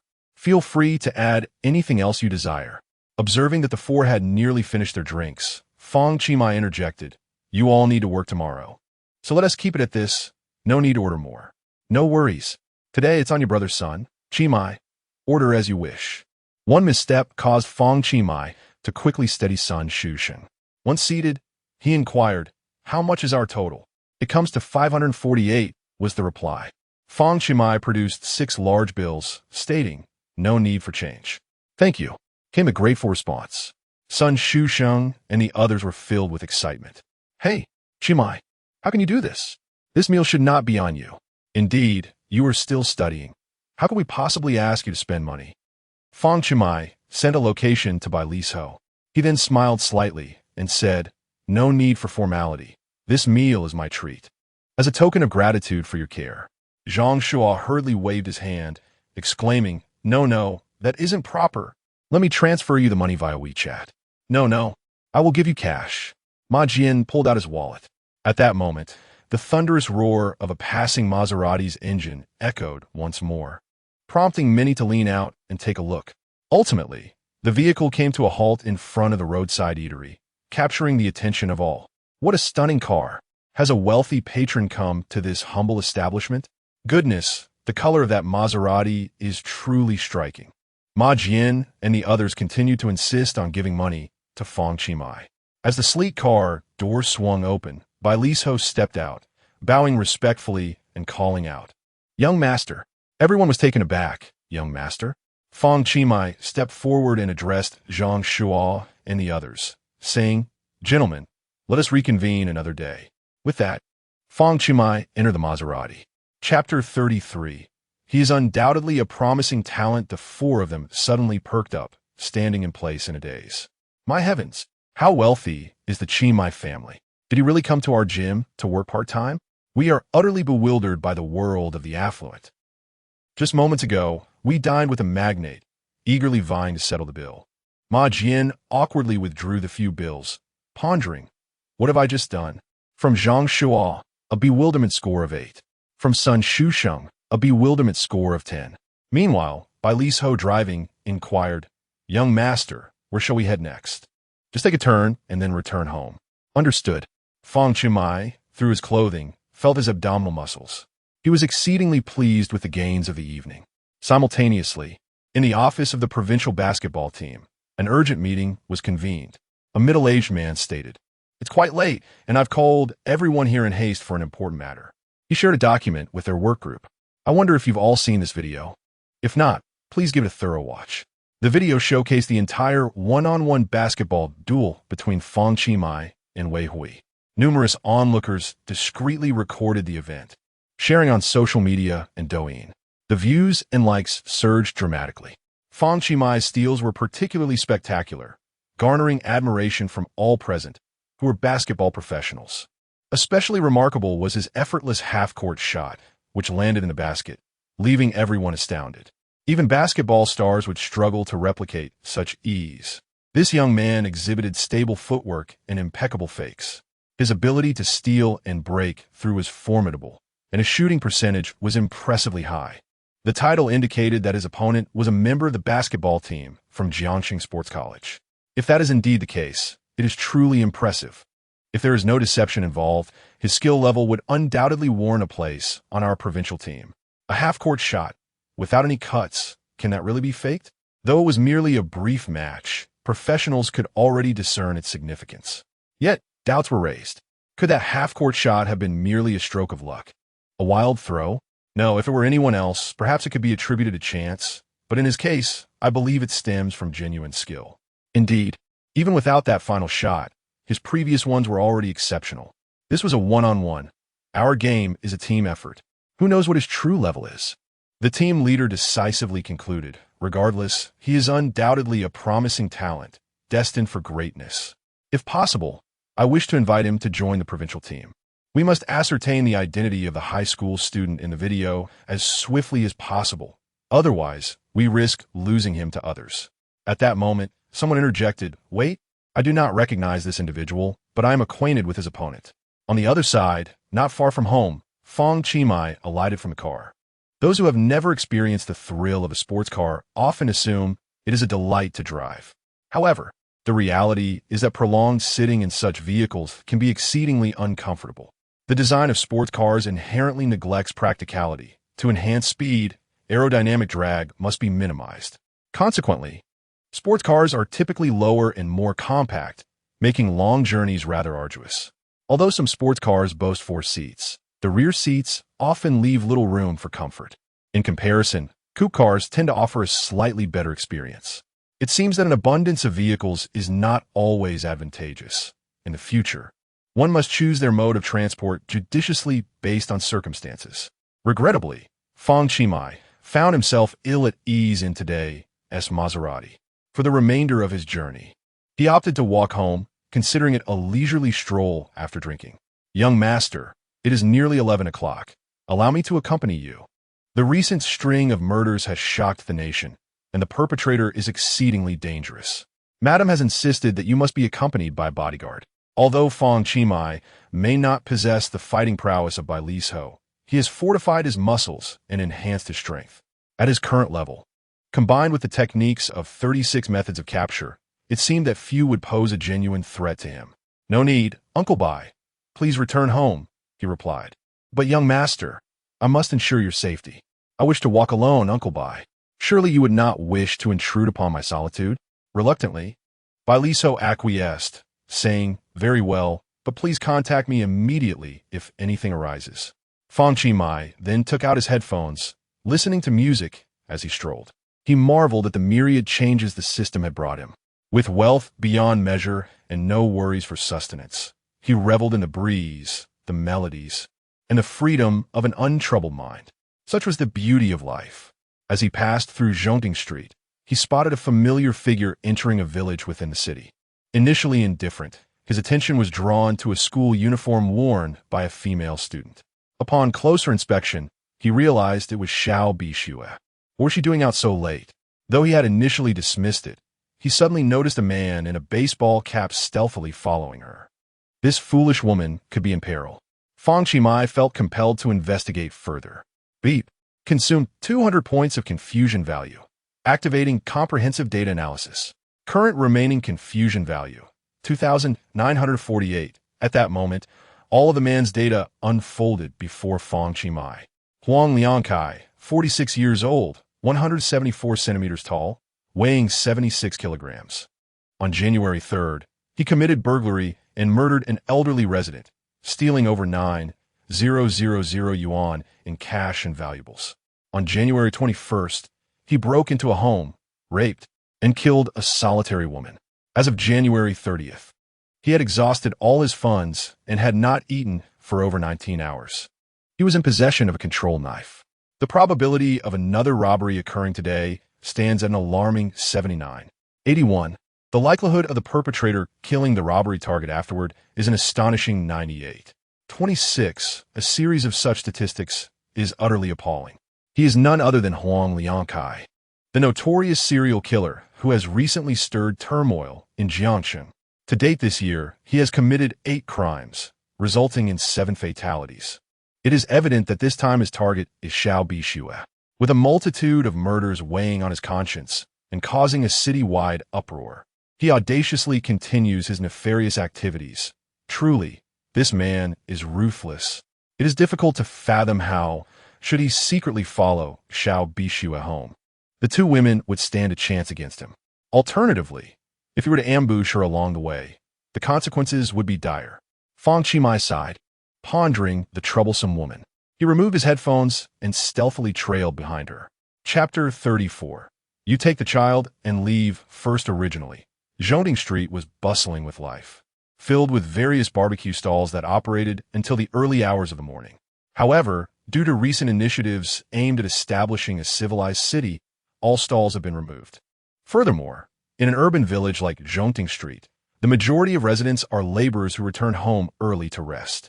As a result, the alleys of Zhongting Street have become quite desolate. Trailing discreetly behind, Fang Qi blended in seamlessly. Huang Liangkai frequently glanced back, but failed to notice anyone following him. Xiao Bixue sensed something amiss. When she turned to look at Huang Liangkai, he lowered his hat and pretended to be engrossed in a phone call. Xiao Bixue quickened her pace. Upon entering a narrow alley, Huang Liangkai finally revealed his sinister intentions. He hurried forward and abruptly called out to Xiao Bixue, "Beautiful lady, why the rush? Come and visit my home." Xiao Bixue was instantly taken aback, rendered speechless. What do you want?" "Nothing much," he replied with a wicked grin, his yellowed teeth on full display. "Studying must be exhausting, right? Come to my place, and I'll help you unwind." He then brandished a sharp knife. "Make a sound or try to escape, and I'll stab you right here." The face before her had already been circulated in public notices. Upon recognizing him as a notorious murderer, Xiao Bixue felt a wave of terror wash over her. Reports stated that this individual had committed numerous heinous acts, merciless in his brutality. She clamped her mouth shut, retreating in silence. But with the hour so late and few people on the street, being targeted by this killer seemed to leave her with no way out. "Didn't he expect this, did you?" he taunted. "I've seen the news. The police are hunting me down nationwide. But as they say, the most dangerous places are often the safest. The police headquarters is just a few miles away. And they never imagined I'd still be here, causing trouble. Tomorrow, I'll be making headlines again. Ha ha ha. Come on, little sister. Let us go to Uncle S' house." Xiao Bixue was utterly terrified, unsure what to do. Just then, a voice interrupted. "How about I come to your house instead?" "Who?" Huang Liangkai spun around sharply. Fang Qi bellowed, "Your grandfather, it's me." Huang Liangkai's confusion increased by 10. In a swift motion, Fang Qi lunged forward, shielding Xiao Bixue behind him. Startled, she gasped. Fang Qi, having just restrained her tears, upon seeing him, she burst into sobs, believing she was truly facing death. "Hey, can you stop crying?" Fang Qi urged. Attempting to calm her, he pulled Xiao Bixue back, positioning himself protectively in front of her. "You take the child and leave first." Xiao Bixue was bewildered. "What's this about? This feels so embarrassing." In such a tense moment, Fang Qi couldn't resist teasing the beautiful Xiao Bixue. Huang Liangkai seethed with anger. "Oh, so you think you're a hero saving the damsel in distress? One kill is the same as two.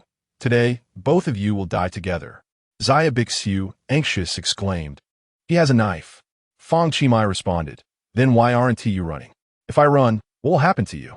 Once again, no one can escape the situation. Huang Liangkai bellowed. "It seems you are unaware of my prowess. Today, you shall regret it." In the midst of an urgent crisis, Fang Qi had not reached out to Bai Li's Ho. Now, he found himself alone, confronted by this murderous fiend. A moment's carelessness could spell doom for both himself and Xiao Bixue. If he employed the absolute command, he could subdue him in an instant. However, with Xiao Bixue present, it seemed rather impractical to compel a heinous criminal to surrender willingly. On the other hand, Fang Qi wished to test the 36 techniques of seizing hands. He initiated data analysis, predicting Huang Liangkai's next move. With a thunderous shout, Huang Liangkai lunged with a dagger. It appeared perilous. Yet Fang Qi had anticipated every detail with clarity. Remaining composed, he deftly sidestepped and seized Huang Liangkai's wrist with his right hand. He felt an extraordinary strength in his fingers. Once grasped, Huang Liangkai could not break free. This was the result of both the seizing technique and enhanced strength. Immediately, Huang Liangkai threw a punch, but Fang Qi countered with his left hand, twisting it with precision. With a cry of pain, Huang Liangkai was forced to turn his back. Fang Qi then viciously slammed Huang Liangcai's dagger-wielding hand against the wall, again and again. Each impact was excruciating, skin tearing and blood oozing forth. Ultimately, Huang Liangkai had no choice but to relinquish the dagger, which Fang Qi promptly kicked aside. He then took down Huang Liangkai entirely. Before the latter could comprehend the situation, Fang Qi swiftly executed the 7th technique of the 36 techniques of seizing hands, locking Huang Liangkai firmly to the ground. Coupled with Fang Qi enhanced physique, his strength was formidable. Huang Liangcai's head and hand were secured tightly, rendering him immobile. A cry of agony escaped his lips. The bewilderment value from Huang Liangkai increased by 14. Xiao Bixue stood by astonished. How could Fang Qi be so formidable? In just a few moves, he had subdued a man with such ease. What are you waiting for? Call the police. Panic-stricken, Huang Liangkai exclaimed, Do not call the police. Spare me. I can give you anything. Anything you desire. His voice was strained, hindered by the grip around his throat. Spare you, so you can kill more people? I beg you. Truly, I do not wish to meet my end here. Money. I will give you money. Just let me go. Fang Qi replied, You can offer that money to the police. Plead your case to them. Realizing that pleading was futile, Huang Liangkai shouted defiantly, You young lad. Tell me your name. Such an opportunity was unexpected. Fang Qi had initially wanted this scoundrel to utter his name, as he was already a condemned man, and he intended to extract every last ounce of utility from him. However, one of the stipulations for invoking his name was for the other party to call it voluntarily. If he compelled the utterance, it would not hold. Now, it appeared that this individual was eager to learn his name. Listen closely, my esteemed name is Fang Qi. Xiao Bixue was taken aback. It was evident that this was an act of vengeance. Why would Fang Qi be so foolish as to reveal it? Huang Liangkai remarked. Good lad, Fang Qi is it? I've taken note of you. Once I'm inside, my second brother shall not spare you. Ding. You have been singled out by the serial killer Huang Liangkai. Unlocking the ability. Exceptional calligraphy. Exceptional calligraphy. At present, you possess the skill to write with exquisite elegance. This reward left Fang Qi somewhat astonished. Who would have thought that Huang Liangkai, with his grotesque appearance and malevolent heart, could possess such commendable penmanship? Yet, it is not entirely surprising. Murderers often conceal their true selves. Their relatives and friends, upon discovering the unsettling truth, typically exhibit incredulity towards the perpetrator's heinous actions. Exceptional calligraphy? I graciously accept. Fang Qi responded, Very well. When your second brother arrives, I shall deal with him as well. You audacious fool. Chapter 35. Would you care to visit my new home? After all, this pertains to a serial killer, a matter of utmost concern for the national police authorities. The moment the alarm was raised, the news reverberated throughout the police station, igniting a fervor among the officers. Who would have thought that this murderer would dare to strike again? Truly a heinous crime? A middle-aged officer commanded. This time, we must apprehend Huang Liangkai. Numerous police vehicles were dispatched, accompanied by a significant number of fully armed special forces, all prepared for action. Though the distance was merely a few minutes, it felt like an eternity as they dreaded that a moment's delay might allow the fiend to escape. Upon arrival, the officers were astounded. They had anticipated a formidable confrontation.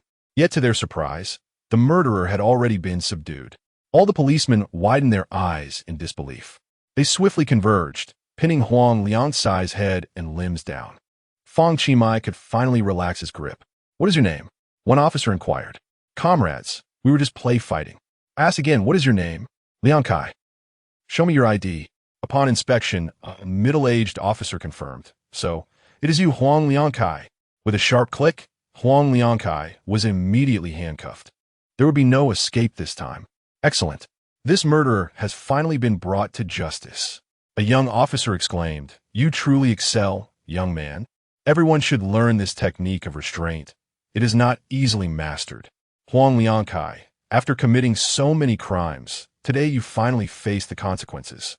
Come with us to face the law. One officer joyfully addressed Fang Qi and Xiao Bixue. You two have achieved remarkable merit. We have issued a bounty of 50,000 for this individual, and this reward is rightfully yours. You are true heroes. Please accompany us to assist in completing the report. Xiao Bixue inquired, is it possible for me to return and fetch medicine for my mother first? I had originally gone to the hospital to collect her medication, and I wish to inform her of my whereabouts. I fear she may worry seeing me return so late. Of course, Xiao Ding, please assist her in explaining the situation. Understood, Captain Yi, a female officer replied. At 1 o'clock in the morning, Fang Qi and Xiao Bixue finally completed their statements and exited the municipal police station. The reward would be issued once the case was reviewed. However, for Fang Qi, the 50,000 seemed inconsequential. Nearby, there was a vendor selling jianbingguozi. Thankfully, they arrived just in time as the vendor was preparing to close. Boss, I'll take 2 with all the fillings. Coming right up. As Xiao Bixue gazed at the desolate street, she remarked, it's so late. How shall we return? The distance was less than 2 kilometers, and Fang Qi did not intend to utilize his sports car. It's not far. We can walk back. What about you? I'll see you home first. Xiao Bixue hesitated for a moment before responding, all right. Fang Qi walked ahead, with Xiao Bixue cautiously trailing behind. She found the scene utterly enchanting. The weather gradually warmed. A gentle breeze enveloped them, rendering the night pleasantly cool rather than chilly. In her past, she had never roamed the streets at such an hour. This marked her inaugural experience of lingering outside so late. The street lay deserted, as if it belonged solely to them. Silence enveloped them, creating an awkward atmosphere that Xiao Bixue felt keenly. She broke the stillness with a soft inquiry. Why didn't you attend evening study sessions today? Fang Qi looked at her, unperturbed. This does not hinder my position at the top. Xiao Bixue felt a surge of bewilderment. 8. Truly, excelling academically afforded one a sense of freedom that left those who toiled in their studies feeling somewhat disheartened. She caught a whiff of something and asked, have you been drinking? Just a little, he replied. You ought to drink less. It's not good for your health. Are you concerned about me? I am not. Just saying it casually. The silence grew awkward, and speaking seemed even more so. Another wave of bewilderment washed over Xiao Bixue. 5. Thus, they strolled to Zhongting Street. For the first time, she realized how short 2 kilometers could feel. Upon reaching the street corner, Xiao Bixue persistently attempted to pay for Fang Qi jianbingguozi. He raised his hand, reaching toward her head. Instinctively, she wanted to shy away. Yet a sense of trepidation held her in place. She had never allowed a boy to touch her, let alone in such an intimate manner. For reasons unknown, Xiao Bixue felt as if she were frozen, unable to move. The street lamp cast a somewhat ambiguous glow, and the gentle breeze carried an unnameable sentiment through the air. Memories of television dramas she had once watched filled her mind. What would Fang Qi do next? Her heart raced, nearly overwhelmed with anxiety. Fang Qi gently extracted a small leaf from her hair, a minuscule remnant that had fallen from the flame tree. Another wave of bewilderment washed over Xiao Bixue. 4-5. She hurriedly shifted the topic. The money. Such a nagging woman, he remarked, preparing to leave. Xiao Bixue called after him. Fang Qi, have you moved? Yes, he replied. Would you like to see my new place? That might not be appropriate, she responded. Shouldn't you be heading home? Thank you for saving me, Xiao Bixue said earnestly. Fang Qi turned, waved his hand, and departed. The following morning, headlines across major news outlets erupted with excitement. After months on the run, a murderous demon strikes again, subdued by a young hero. The notorious murderer Huang Liangkai, responsible for the heinous slaying of 7 individuals in Jiangcheng, has finally been apprehended.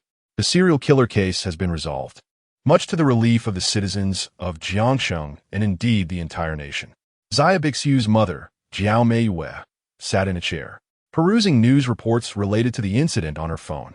The police have taken extensive protective measures for the young man who subdued the killer, withholding his identity from the media. Notably, her daughter, Xiao Bixue, was present at the scene yesterday. Unable to contain her curiosity, Xiao Bixue inquired, Xiao Bixue, who is the young man that subdued the murderer? Do you know him? Xiao Bixue hesitated. He is my classmate. Your classmate? Yes. Fearing her mother might misunderstand, Xiao Bixue quickly explained. He happened to be passing by and witnessed the perpetrator. Oh, I see. Your classmate is quite impressive. He managed to subdue such a ferocious killer. Xiao Bixue pondered for a moment before adding, have you thanked him? We should invite him over for dinner to express our gratitude. I did, but he is rather aloof. He didn't acknowledge my thanks. As for dinner, perhaps that is not necessary. This won't do. I feel indebted to him. Without his intervention, you could have been in grave danger last night, Xiao Bixue insisted. Xiao Bixue waved her hand dismissively. He wouldn't think much of it. Xiao Bixue gazed at her daughter. Somewhat bewildered, Xiao Bixue quickly clarified, his personality is quite carefree. Then, she swiftly changed the subject. Oh dear, let us leave it at that. Ruan Meng, and I need to get back to our studies. Pulling Ruan Meng into their room, Xiao Bixue exhaled a sigh of relief, suddenly feeling a twinge of guilt. Ruan Meng's curiosity was piqued. Xiao Bixue, is he from our class? Who is he? Fang Qi. Wow! Ruan Meng exclaimed, suddenly filled with admiration. He subdued the killer all by himself? Yes. Chapter 36. To my astonishment, my brother is a super-rich heir. Ruan Meng was taken aback. It is indeed peculiar how Fang Qi, who previously seemed disinterested in his studies and neglected his assignments, has suddenly transformed with the impending college entrance examination approaching. He had never been seen engaging in fights, yet when the moment arose, he subdued a vicious criminal and emerged as a hero. Xiao Bixue shared this sentiment. To be precise, Fang Qi was not merely strange. He was extraordinary, exuding a distinct aura.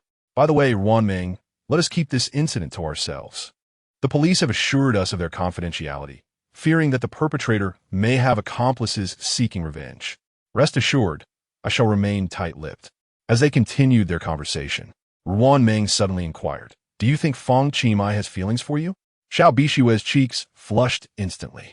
W.H. What are you saying? Nonsense. Ruan Meng chuckled. You seem off.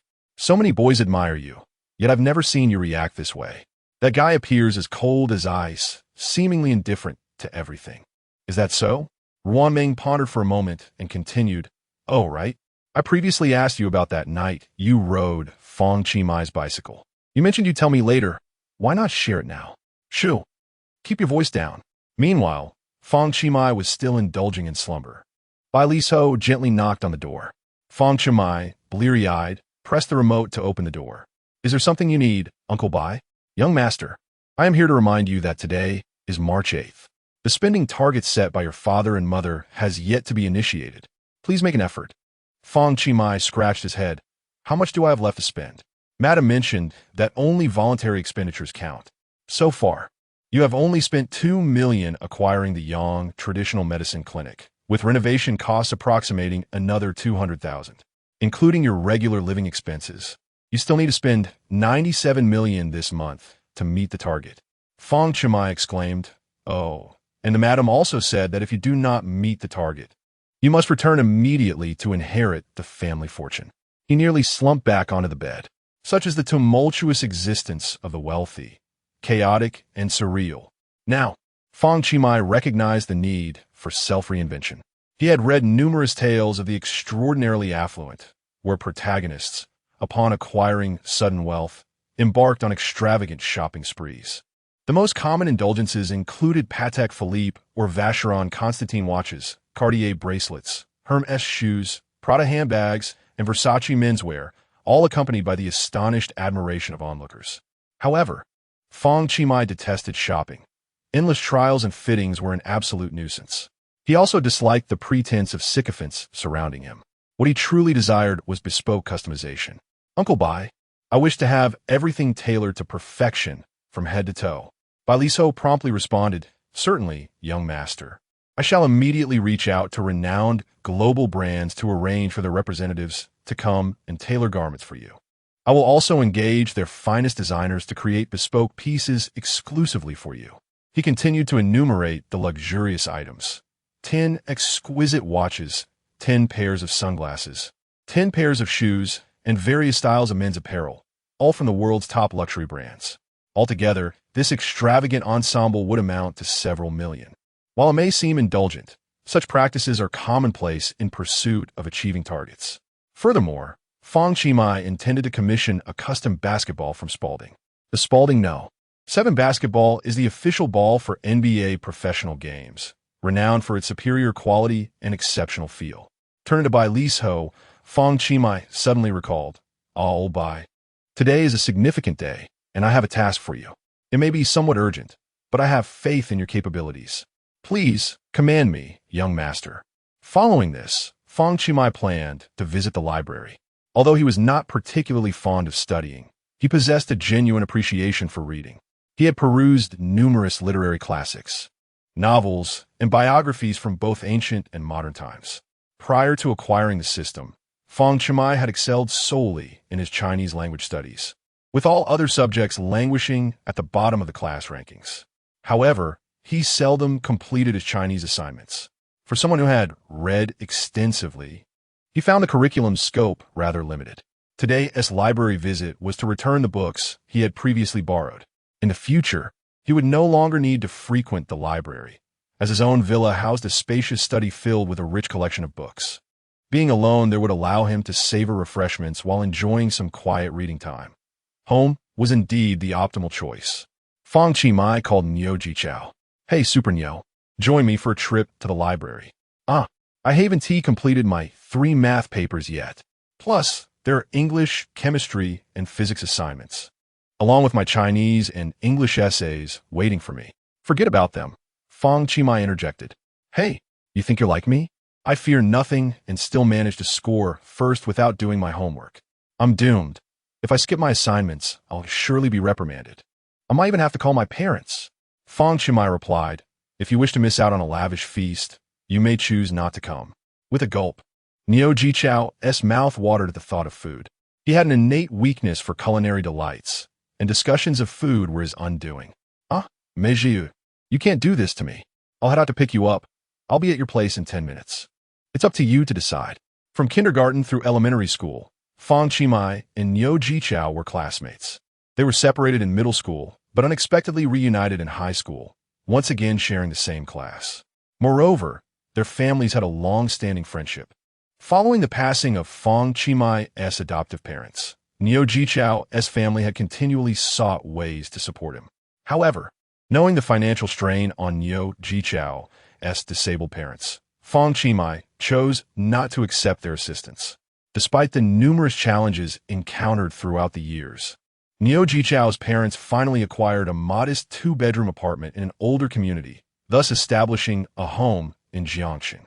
Devoted to providing for their family, they immersed themselves in their work. Observing their unwavering dedication, Niu Jichao cultivated a sense of self-discipline, diligently striving for academic excellence, consistently ranking within the top 10 of his class.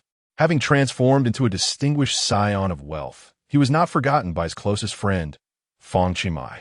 Today, Fang Qi intended to surprise him.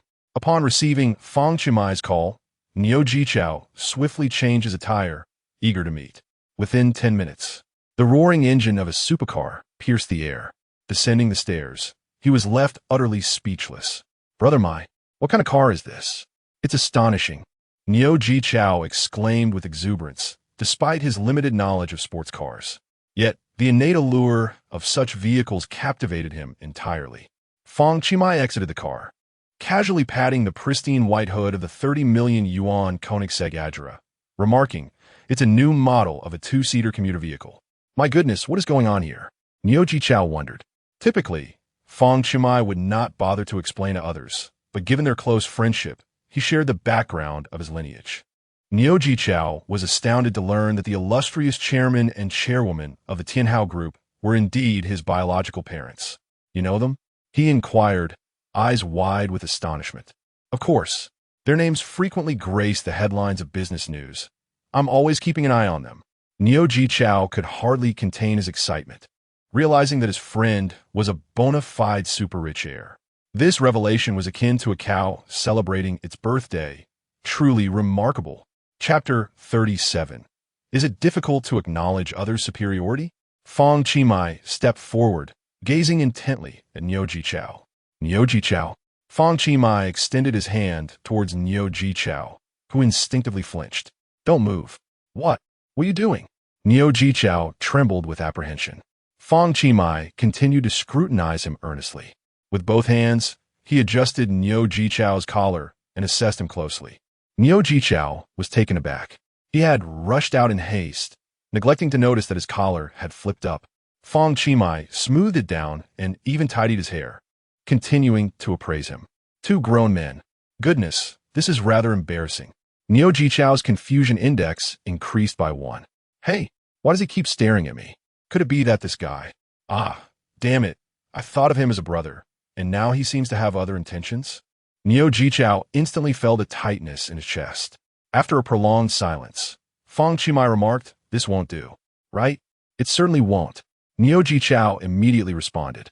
Fang Qi continued, "Your clothing is unacceptable. Are you suggesting I wear women's attire? Don't even think about it." Huh? Fang Qi paused, confused. What women's attire? What do you mean then? Fang Qi clarified. I mean your clothes are not suitable. Come on, let us head to the library. Later, I will buy you some new clothes. Buy clothes? Why would you suddenly want to buy me clothes? Have you forgotten your own birthday? Niu Jichao was astonished. You remembered my birthday? Of course I did. Niu Jichao felt touched. My parents are working late tonight, and I had planned to blow out a candle by myself. I thought my 18th birthday would pass unnoticed. Yet you actually remembered. Fang Qi shrugged and added, remembering someone else's birthday is typically quite troublesome, and I wouldn't want to keep track. But your birthday being on March 8th, International Women's Day, is too remarkable to forget. Niu Jichao, that is true. Overall, you're truly a good friend. I'm so moved that I don't know what to say. I'm just really touched. All right, enough of the sentimentality. Hurry up and get in the car. Let us return the books first. On the road, Niu Jichao was filled with excitement.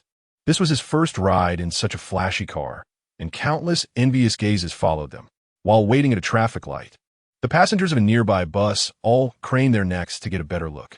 With his exceptional driving skills, Fang Qi navigated the vehicle with remarkable stability. Coupled with the immense power of the Koenigsegg Adra, they overtook numerous cars along the way. Niu Jichao felt exhilarated. Wow, this is like a cow sitting on the hood. Absolutely magnificent. It feels so incredibly good. Then Niu Jichao added, by the way, Brother Mai, have you seen the news? I Haven T. Huang Liangkai was arrested last night. Moreover, it is said that he was subdued by a young lad. How delightful. The notorious serial killer Huang Liangkai has become the most talked about topic in the news. The entire Jiangcheng, indeed the whole nation, is engrossed in discussions about him. Fang Qi, while driving, softly responded, "Oh, is that so?" When I first encountered this news this morning, I felt an immense sense of relief. Such a murderous fiend truly deserves his fate. Fang Qi interrupted, that fellow was subdued by me. Niu Jichao suddenly stammered, what did you say? This. Brother Mai, you must be joking. Fang Qi, with utmost seriousness, glanced into the rearview mirror and executed another overtaking maneuver. Do I appear to be jesting? Is it true? No way. All right, Brother Mai, I believe you. This truly is like a young cow entering a door. There's more brilliance to come. Niu Jichao exclaimed in admiration. Rest assured, I shall not disclose this. Otherwise, it would be perilous if Huang Liangkai's accomplices sought revenge against you. Fang Qi replied. I revealed my name to him. He mentioned that he would call his second brother to deal with me. Oh dear. Niu Jichao was left speechless. Well, this indeed aligns with your style, but aren't you afraid? I subdued him through my own prowess. Thus, I can also confront his second brother by my own merit. Impressive, but do exercise caution. Niu Jichao urged eagerly. Do tell me what transpired at that moment. Half an hour later, the two arrived at the library. In Jiangcheng, aside from the municipal library, the private Shangwen Library is the largest. The municipal library is a non-profit institution supported by government funding. Aside from requiring a deposit for borrowing books and charging fees for overdue items, there are no additional charges. Consequently, It is perpetually bustling from its opening at 8 in the morning until 6 in the evening. In contrast, the Shangwen Library operates on a profit-oriented model, categorizing visitors into non-members, members, and VIPs, each enjoying different privileges. Non-members must pay an entrance fee and an annual fee for borrowing books, which somewhat limits the flow of visitors. Popular books are often unavailable at the municipal library, and to access literature, Fang Qi had to pay to borrow from this library. Having completed the automated return process, the two prepared to leave. Coincidentally, their class leader, Li Hongzhe, was also present, accompanied by classmates Guizile and Zheng Ruijie. Both of these students had average academic performance and were often seen ingratiating themselves with Li Hongzhe. On one hand, Li Hongzhe was affluent. For instance, during lunch, if he was in a good mood, he might treat these two sycophants. Moreover, Li Hongzhe held VIP status at the Shangwen Library, allowing them to study in the VIP area alongside him. On the other hand, he wielded authority as both the class monitor and the only son of the vice principal, attracting many eager to curry favor. While the benefits of such flattery were uncertain, the absence of repercussions was assured. Guizile and Zheng Ruijie each harbored their own subtle schemes. 3 individuals ventured to the lounge for a few cups of coffee, only to unexpectedly encounter Fang Qi and Niu Jichao in the hall. Upon seeing Fang Qi, Li Hongzhe was instantly reminded of the embarrassing incident from yesterday regarding his trousers and decided to take the initiative. "Oh, Niu Jichao, you actually brought a slacker to the library? I mean, a place like this is also frequented by slackers. Are you not aware that the library is crowded with limited seating? A slacker who doesn't do homework is merely occupying a space without contributing anything." As Li Hongzhe spoke, the other two joined in the ridicule. Niu Jichao, indignant, retorted, "Fang Qi recently scored first in his biology test and first in physics. How can he be considered a slacker?" Guizile interjected, "That was merely luck." Niu Jichao found this reasoning absurd. "Luck? Really? It's not all multiple choice. If luck could solve everything, then show me how you would guess a physics problem." The trio fell silent. Niu Jichao continued, "Admitting that someone is superior to you is not that difficult, is it?" Suddenly, Guizile and Zheng Ruijie were left speechless. After a moment of contemplation, Li Hongzhe retorted, "What does that even mean? I've consistently ranked in the top 3 of all my classes for 3 years, among the top 10 in the grade. And Fang Qi has only topped 2 exams. Why is he acting so proud?" Fang Qi patted Niu Jichao on the shoulder, saying, "A good man does not engage in petty squabbles. Let us go." "Who are you calling a dog? Hey, don't walk away. Clarify that for me." At that moment, a staff member called out, "You all, please refrain from making noise in the library." Fang Qi and the others turned their attention to the speaker, a young woman, approximately 162 meters tall, with a pleasant appearance and sun-kissed skin. She appeared to be a university student or a recent graduate, exuding an air of knowledge and composure. Her overall demeanor could easily earn her a score of 85 or higher. Li Hongzhe, filled with frustration, was taken aback that someone dared to reprimand him. "What's your name?" he inquired as he approached her, pulling out paper and a pen. Em Kin Yanling. Is there something you need?" The girl, evidently lacking experience, answered straightforwardly. "All right, I've noted that down. You meddling in affairs that don't concern you is going to get you into trouble." Liunza, Raplia coldly. "Do you know who I am? You're about to be expelled." Fang Qi shook his head, bemused by Li Hongzhe's self-importance. Chapter 38. Uncle Bai's unmatched efficiency. Qin Yinling felt utterly aggrieved. She was merely adhering to company regulations, and yet she had offended an esteemed individual. However, this was a library, where speaking loudly was inherently prohibited. Li Hongzhe, entrenched in his obstinacy, retorted, "This is the hall, not the reading area. What is wrong with me speaking loudly? Indeed, mind your own business." Guizile cast a disdainful glance at Qin Yinling. Zheng Ruijie smugly added, "The reason your library has come to this point is partly due to our brother Zhe's mother." At this, Li Hongzhe brimmed with pride. When the Shangwen Library was established, his father, Li Ying, had contributed some funds. However, due to his status, Li Ying was prohibited from investing in businesses or enterprises. Consequently, he invested under the name of his wife, Meng Xiaojia, becoming a minor shareholder.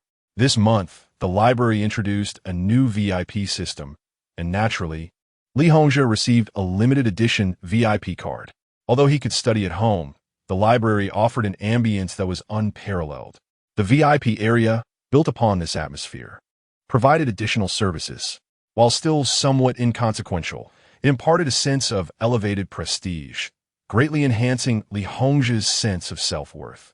He had originally intended to bring Xiao Bixue along to flaunt and receive her praises, but unexpectedly, she declined, citing the need to care for her injured mother. With no alternative, he resolved to find another opportunity to bring her along. Now, he was determined to teach this oblivious library supervisor a lesson. Believe it or not, one phone call, and I could have you dismissed on the spot. Qin Yinling was at a loss. As an intern, how could she dare offend anyone? Just then, a woman with a prominent mole on her cheek approached. With short hair and appearing to be around 30, she inquired, "Xiao Qin, what is happening?" Qin Yinling felt as though she had encountered a savior. "Zhang Jia, you arrived just in time. They are speaking loudly here, and I." Before she could finish, the woman had already turned her attention to Li Hongzhi and his companions. Her eyes sparkled with recognition. Ignoring Qin Yinling entirely, she exclaimed, "Ah, isn't this young Masterly?" The woman hurried forward, "Young Masterly, I am Zhang Feng. I wonder if you remember me?" Liang Zimmerly smiled in silence. Zhang Feng continued, "What was it you were saying, Qin Yinling?" "Young Masterly's mother, Ms. Meng, is a shareholder here, and young Masterly is our VIP. How dare a mere supervisor like you oppose him?"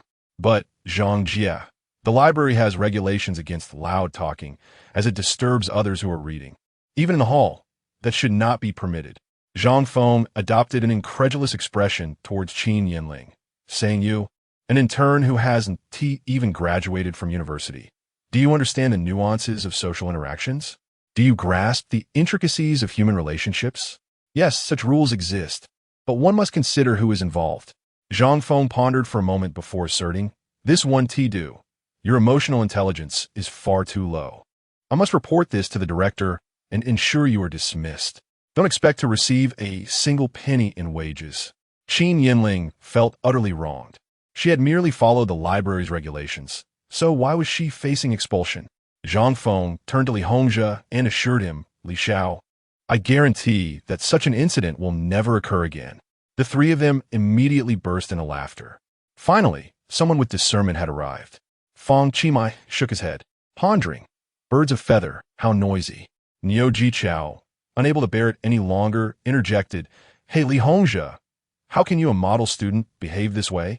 Li Hongzhi's smile vanished, and he coldly glared at Niu Jichao. Imitating Jiang Zijian's tone, he retorted, "Are you instructing me on how to conduct myself?" Niu Jichao was momentarily speechless. Fang Qi chimed in, "Class monitor, I too wish to guide you, but you stubbornly refuse to listen." Li Hongzhi was left dumbfounded. Zhang Feng, noticing the commotion, immediately addressed Fang Qi and Niu Jichao. "Who are you? I am acquainted with all the esteemed guests here. I have never seen figures like you two." Guizile added, "They aren't even members." "Oh, then please leave. Li Xiao is our esteemed guest, and we cannot tolerate disrespect towards him," Zhang Feng stated sternly. "Did you hear that? Get out now." Zhang Ruijia and Guizile shouted with laughter. Niu Jichao was unwilling to concede. He had intended to leave, but he was provoked instead. Departing now would signify cowardice. Zhang Feng picked up the intercom and called, "There are troublemakers in the lobby. Send in a few security personnel." However, to their surprise, the arrivals were not security guards, but a group of sharply dressed individuals. Leading them was a middle-aged man in a gray-white suit. Zhang Feng promptly approached him. "Zhao Zhao, what brings you here?" "Director, Deputy Director, why are all of you present?" Li Hongzhi also greeted him with a smile. Uncle Zhao, the boss, Zhao Peng, had arrived, and Qin Yinling felt a sense of impending doom.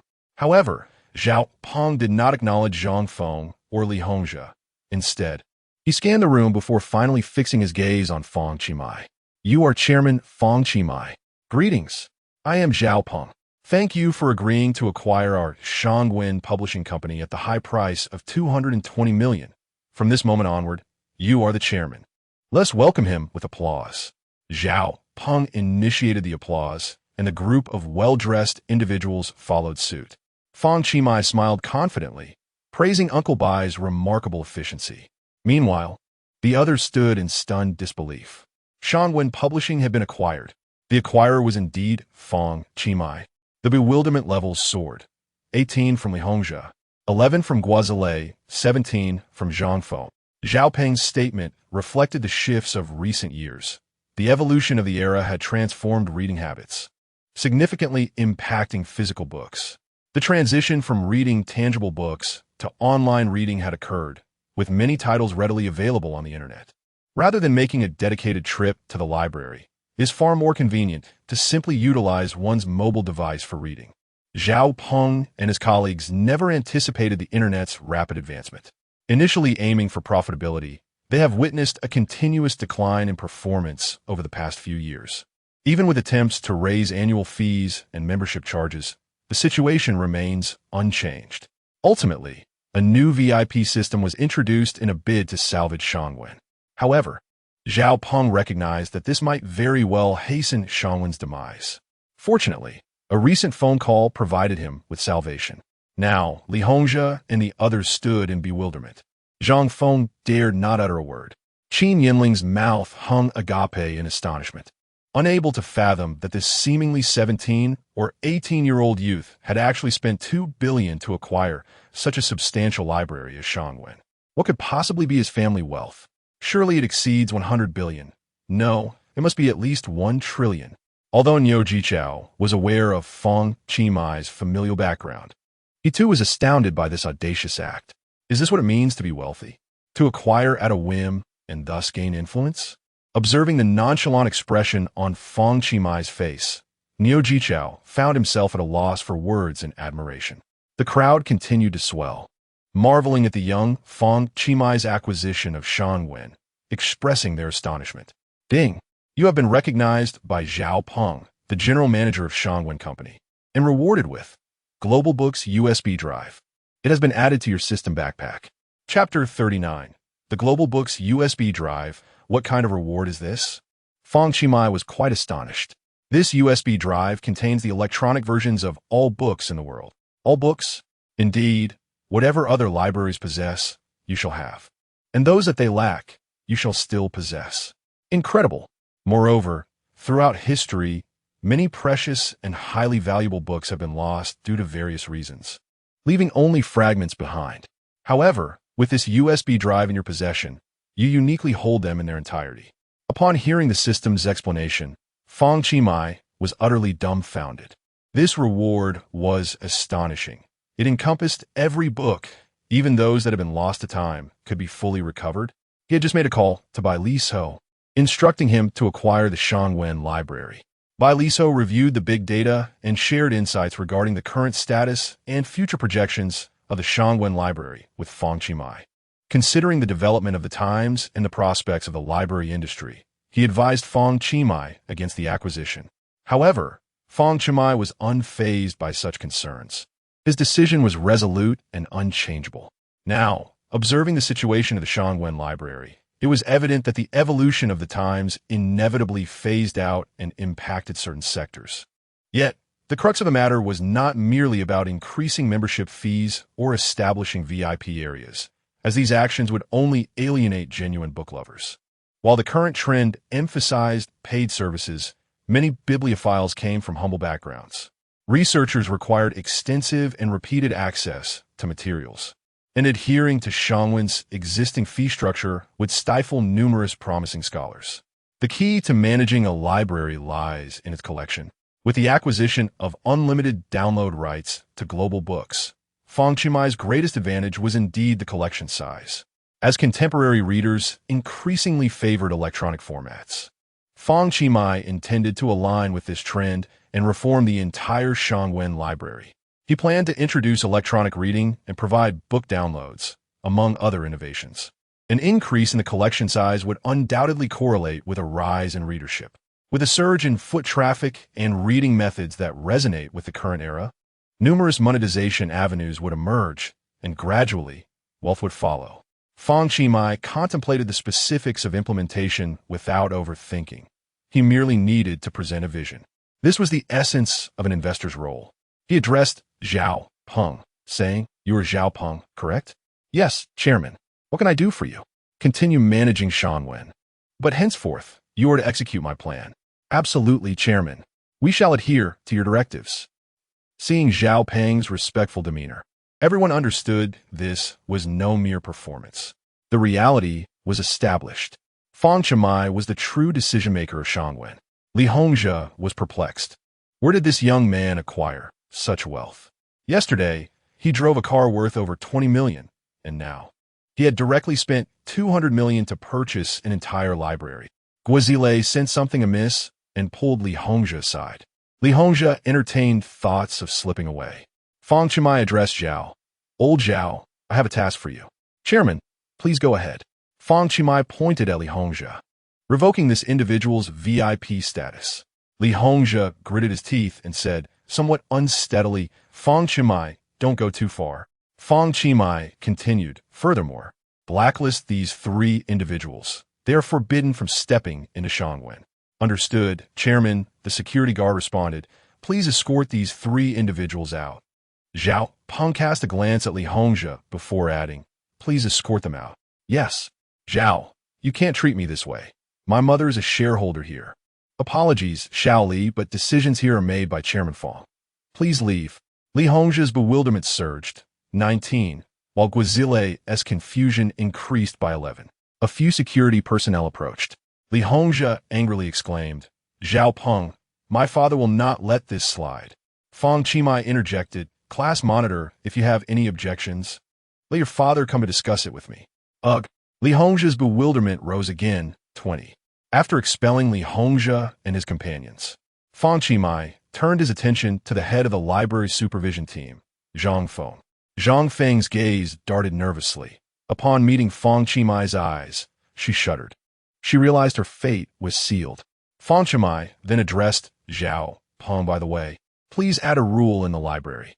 Even VIPs are not allowed to speak loudly in the hall." "Understood, Chairman." Fang Qi sternly instructed Zhang Feng. "Weren't you just about to fire someone? You said you wouldn't pay them a dime? Well, now you're the one being dismissed, and I shall not compensate you a single cent. You may sue me, but bear in mind, it was you who first infringed upon the company's interests. Additionally, I have the world's finest legal team at my disposal, ready to assist." Chairman Fang, please grant me another chance. I was blind to your merits and offended you. I realize my mistake and won't dare to repeat it. I implore you to give me another opportunity. Zhao, please say a few kind words for me. I have worked here for so many years. I may not have accomplishments, but I have put in effort." Fang Qi looked at Xiao Peng. He remained silent, merely exchanging a glance, prompting Xiao Peng to act swiftly. "Come, you need to leave." Several security personnel immediately stepped forward, ushering Zhang Feng out. Following this, Fang Qi approached Qin Yanling. This individual was handsome and youthful, exuding an air of extravagance. Qin Yanling immediately tensed up. She softly called out, "Chairman Fang, are you still studying?" "Yes." "Which school and major?" "Jiangqing Normal University, majoring in Chinese language," Qin Yanling replied. Fang Qi nodded. "Very good. Do you enjoy reading?" "I love it.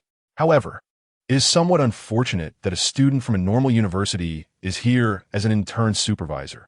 It feels like a waste of talent. I am deeply intrigued by any book, particularly those that are not available elsewhere but can be found here. Although the salary may not be substantial, I believe that passion holds greater significance. During my leisure time, I can indulge in reading. Moreover, one of the employee benefits is the privilege of borrowing books for free." Fang Qi nodded in agreement, acknowledging the commendable benefit. After a moment of contemplation, Fang Qi continued, "I have a position that would suit you perfectly. I wonder if you would be interested." "Me?" "Yes, I assure you that the compensation will meet your expectations." Qin Yanling hastily waved her hand. "Chairman Fang, is it truly possible for me? Attitude comes first, ability second. That is my criterion for selecting talent. If I say you are capable, then you are indeed capable." Upon hearing Fang Qi's resolute tone, Qin Yanling dared not contest further. She promptly responded, "All right, Chairman Fang, I will certainly strive to excel." Xiao Peng interjected, Chairman, I have arranged a banquet at the Peony Grand Hotel to celebrate your ascension as our chairman. Please follow me. Oh, excellent. Fang Qi added, Qin Yinling. You shall join us as well. Certainly, Chairman Fang. Niu Jichao stood idly by, utterly impressed by Fang Qimai's recent actions. Yet, the disparity in status and wealth created a profound sense of alienation within him. Suddenly, he felt a considerable distance between himself and Fang Qimai. It seemed Fang Qimai discerned Niu Jichao's thoughts. He gently nudged him, saying, Today is your birthday. Feel free to order whatever you desire. All right, you promised. After all, it's not my treat. In that instant, Niu Jichao felt a wave of relief wash over him. Despite Fang Qimai's newfound wealth, he remained the same person he had always been. Meanwhile, on the other side, Li Hongzhe, Guozele, and Zheng Ruijie stood outside the library, momentarily speechless. After a prolonged silence, Li Hongzhe finally spoke. No one is to mention what transpired today. Let us pretend it never happened, understood? Especially by Shui. If she discovers we were dismissed by Fang Qimai, where would I place my dignity? Understood, class leader. This incident is quite embarrassing for us as well. We won't disclose at Chapter 40. Surely we aren't really going to buy clothes here at the Mun Grand Restaurant? After indulging in a delightful meal courtesy of Zhao Peng, Niu Jichao felt utterly satisfied. Time had passed. Yet Fang Qimai could still sense the bewilderment emanating from Li Hongzhe and his companions. These three individuals must be feeling quite perplexed. Subsequently, Fang Qimai instructed the others from Shangwen to return home while he kept Qin Yinling behind. He entrusted her with the responsibilities of promotion and management within Shangwen. Fang Qimai intended to cultivate Qin Yinling as his confidant in the organization.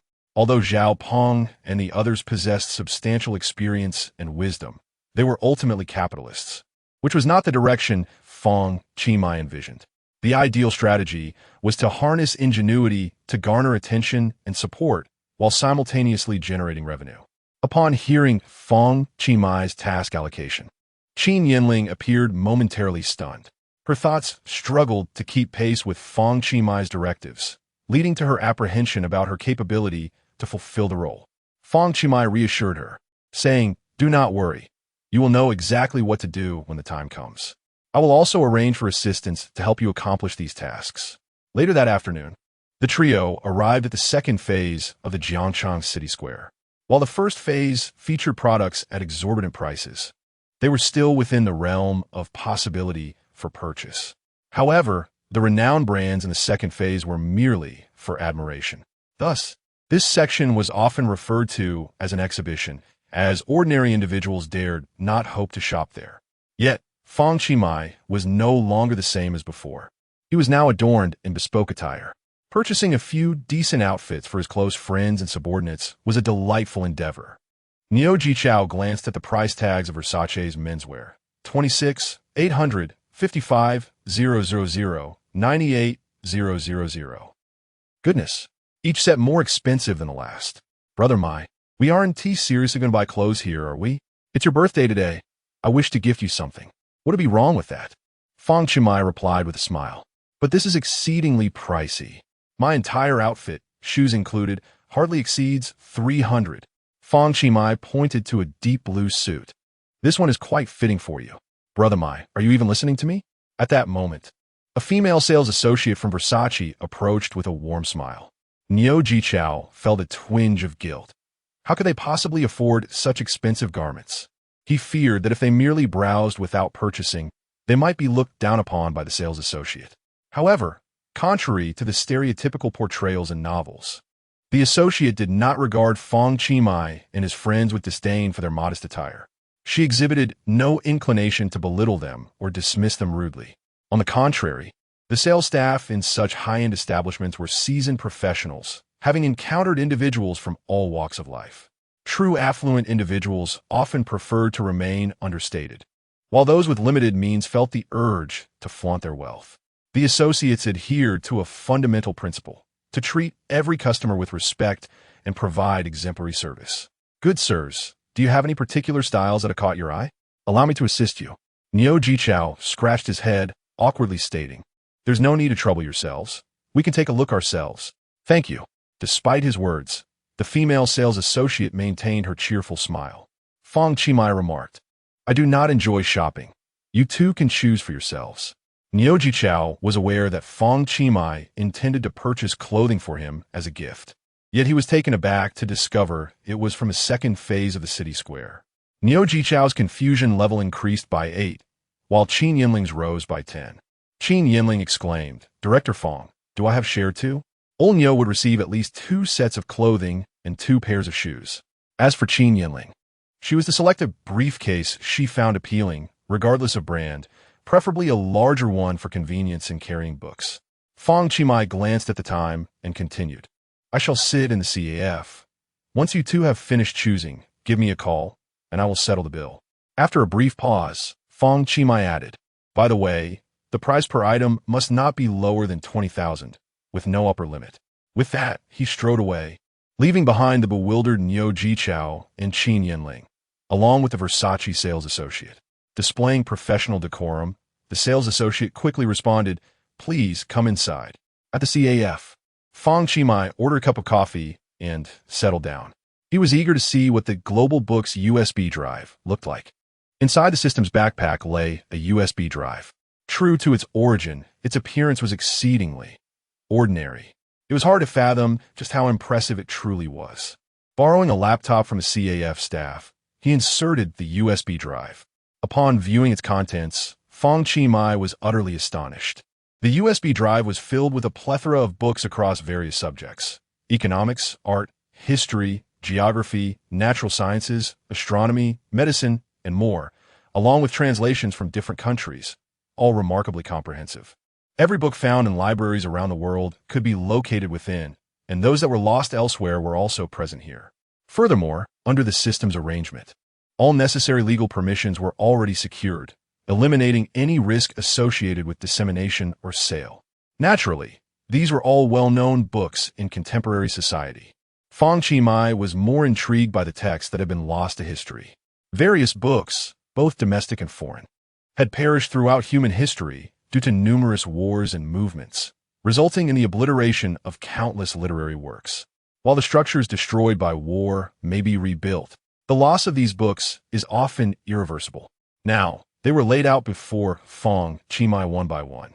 The first book, the Book of Healing, was one of the most esteemed ancient texts in traditional Chinese medicine, authored by the renowned divine physician, Hua Ta. This work encapsulated Hua Tuo's lifelong dedication and medical experiences, representing the pinnacle of his medical achievements. Regrettably, the Book of Healing had been lost to time, leaving only the 5 animal play and Ma Fei San as remnants. This marked an immeasurable loss in the annals of medical history. Yet, the contents of the Book of Healing now unfolded before Fang Qi eyes. Although it was an untranslated original text of ancient literature, Fang Qi, who excelled in language studies and was well-read, easily comprehended it.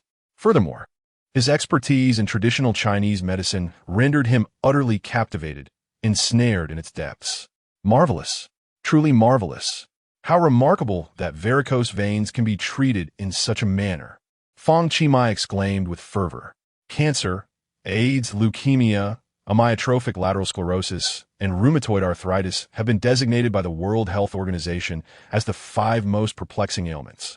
Among these, only leukemia offers a chance of cure through bone marrow transplantation, while the others remain insurmountable afflictions. The Qing Nong Shu rightfully earns its reputation as a divine text. Although it does not imply it can cure all ailments, it certainly provides substantial hope for humanity to conquer these terminal diseases. The second book, Huangdi Weijing, is lesser known, yet many are familiar with the Huangdi Neijing, the earliest medical classic in China.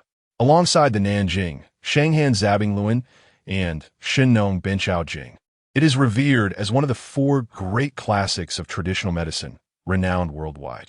In fact, there exists another work, Huangdi Weijing, which holds even greater influence than the Huangdi Neijing. According to legend, it contains secrets to immortality and the art of resurrection. Admittedly, from a contemporary perspective of medicine and science, such claims may seem somewhat exaggerated. After perusing the text, Fang Qi found himself equally enthralled. Where there is an internal, there is also an external. In contrast to the Huangdi Neijing, this book addresses surgical matters. Moreover, it encompasses the principles of health preservation. This, too, is a divine text. Fang Qi found it difficult to quell his emotions for a long while. Chapter 41. Who exactly is the chairman? If one were to display all ordinary books, the Shangwen Library would undoubtedly possess the formidable capability to become the largest and most comprehensive library in the world. However, for divine tomes, such as the Qing Nong Shu, Fang Qi has other intentions. Not only might their existence in this realm bring unnecessary trouble to him, but it could also invite skepticism from the public. Rather than showcasing them, it would be far more prudent to utilize them judiciously. The Qing Nong Shu and Huangdi Weijing, two esteemed medical texts, could be extracted and transformed into printed volumes, entrusted to the Yang family traditional medicine clinic, where Grandfather Yang Hu Ming could harness their potential. While the Qing Nong Shu may not be able to conquer cancer entirely, it indeed offers methods to alleviate pain and enhance survival opportunities for cancer patients. This alone is a remarkable medical breakthrough. In due course, the reputation of the Yang family clinic will flourish, attracting an ever-growing number of visitors. With such progress, it is not inconceivable that the Yang family clinic could evolve into the largest and finest traditional Chinese medicine institution in the nation. This notion is simply brilliant. As for other lost texts, Fang Qi intends to select a portion to showcase at Shangwen as a prestigious asset, while retaining the remainder for personal use. His ambitions include establishing the world's largest library and the finest traditional Chinese medicine clinic. These are Fang Qi long-term objectives for Shangwen Books and the Yang family clinic. At this moment, Fang Qi phone rang. It was a call from Niu Jichao. After finishing his coffee, he rose to answer. The total for Niu Jichao's 2 outfits and pairs of shoes, along with a briefcase for Qin Yinling, amounted to 108,000 yuan. Not a single blink of his eye was seen as Fang Qi completed the transaction. Niu Jichao and Qin Yinling exchanged glances, clearly pained by the expense. The quality, craftsmanship, and design of these high-end garments were impeccable, yet the cost was exorbitant. Both had endeavored to select the most economical options available. "Happy birthday!" Niu Jichao exclaimed with excitement. "Thank you, Brother Mai." Qin Yinling added, "I will work hard from now on." "I will," she continued, nodding fervently, her voice trembling with emotion.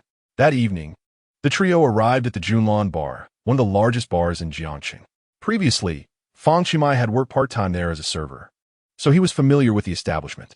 The ambience was delightful, with live performances every night.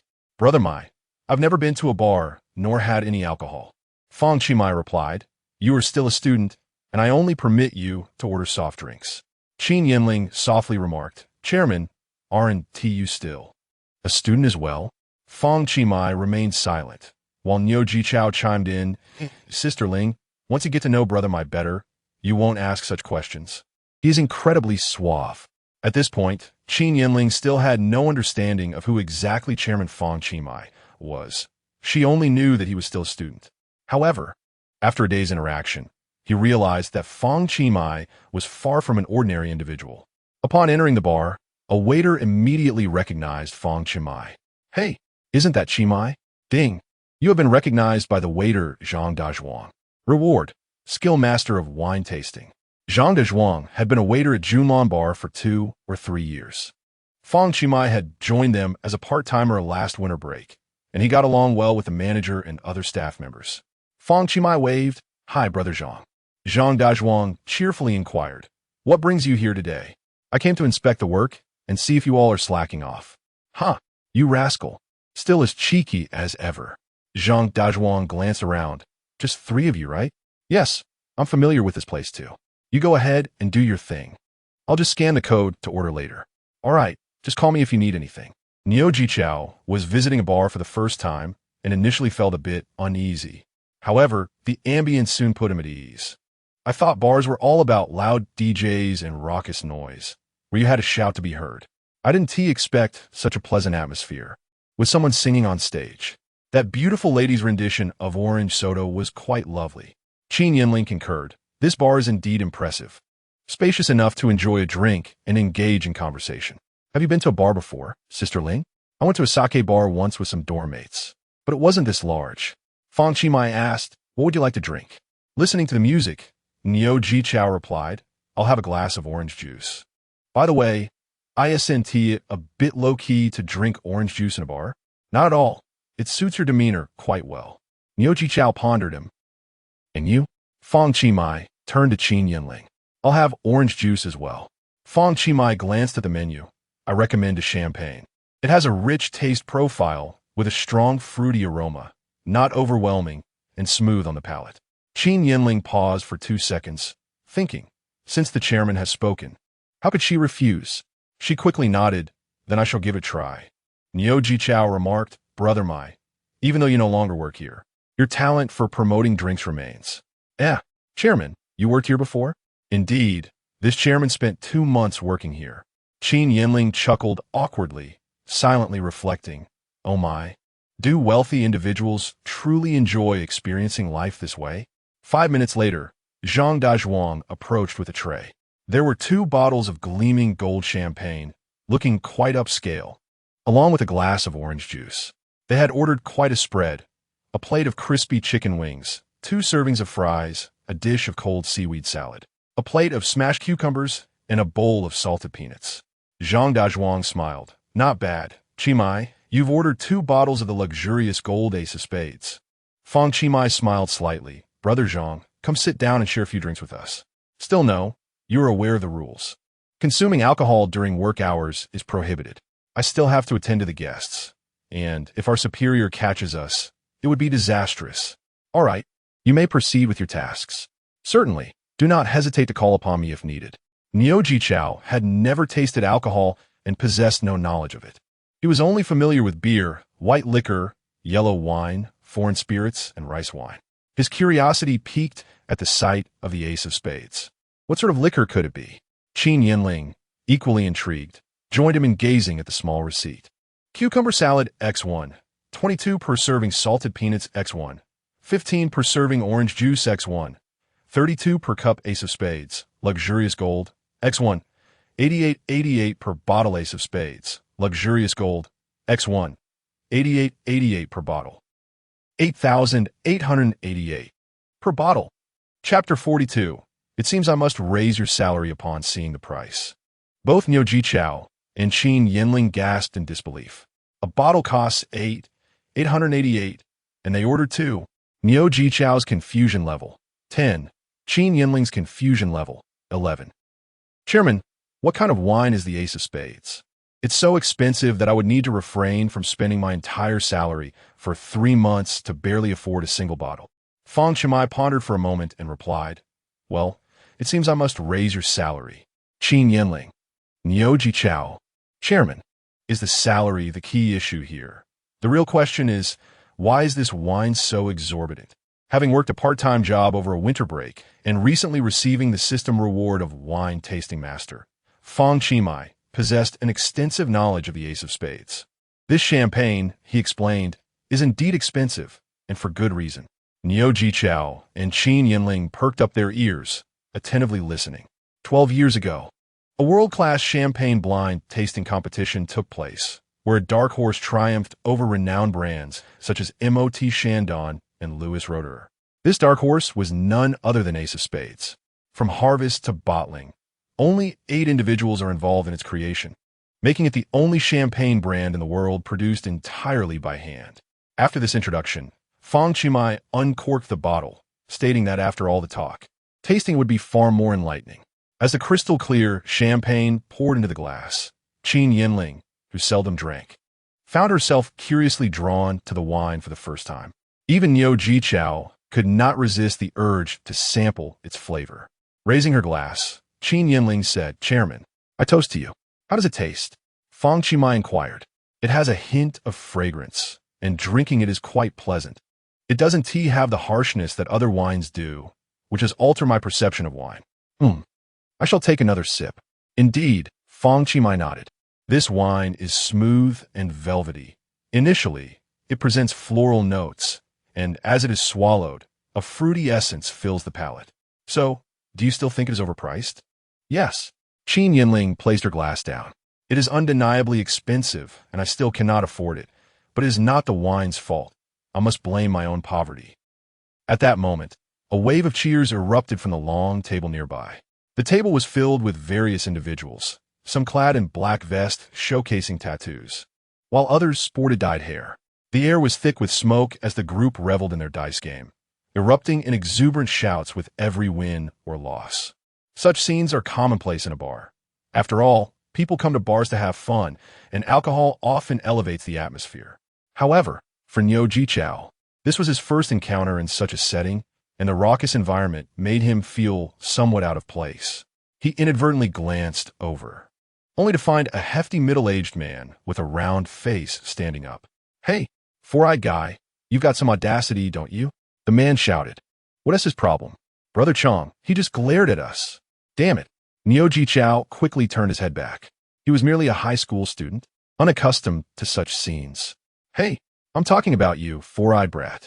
I wasn't glaring at you. I wasn't even looking your way. Dare to claim otherwise?"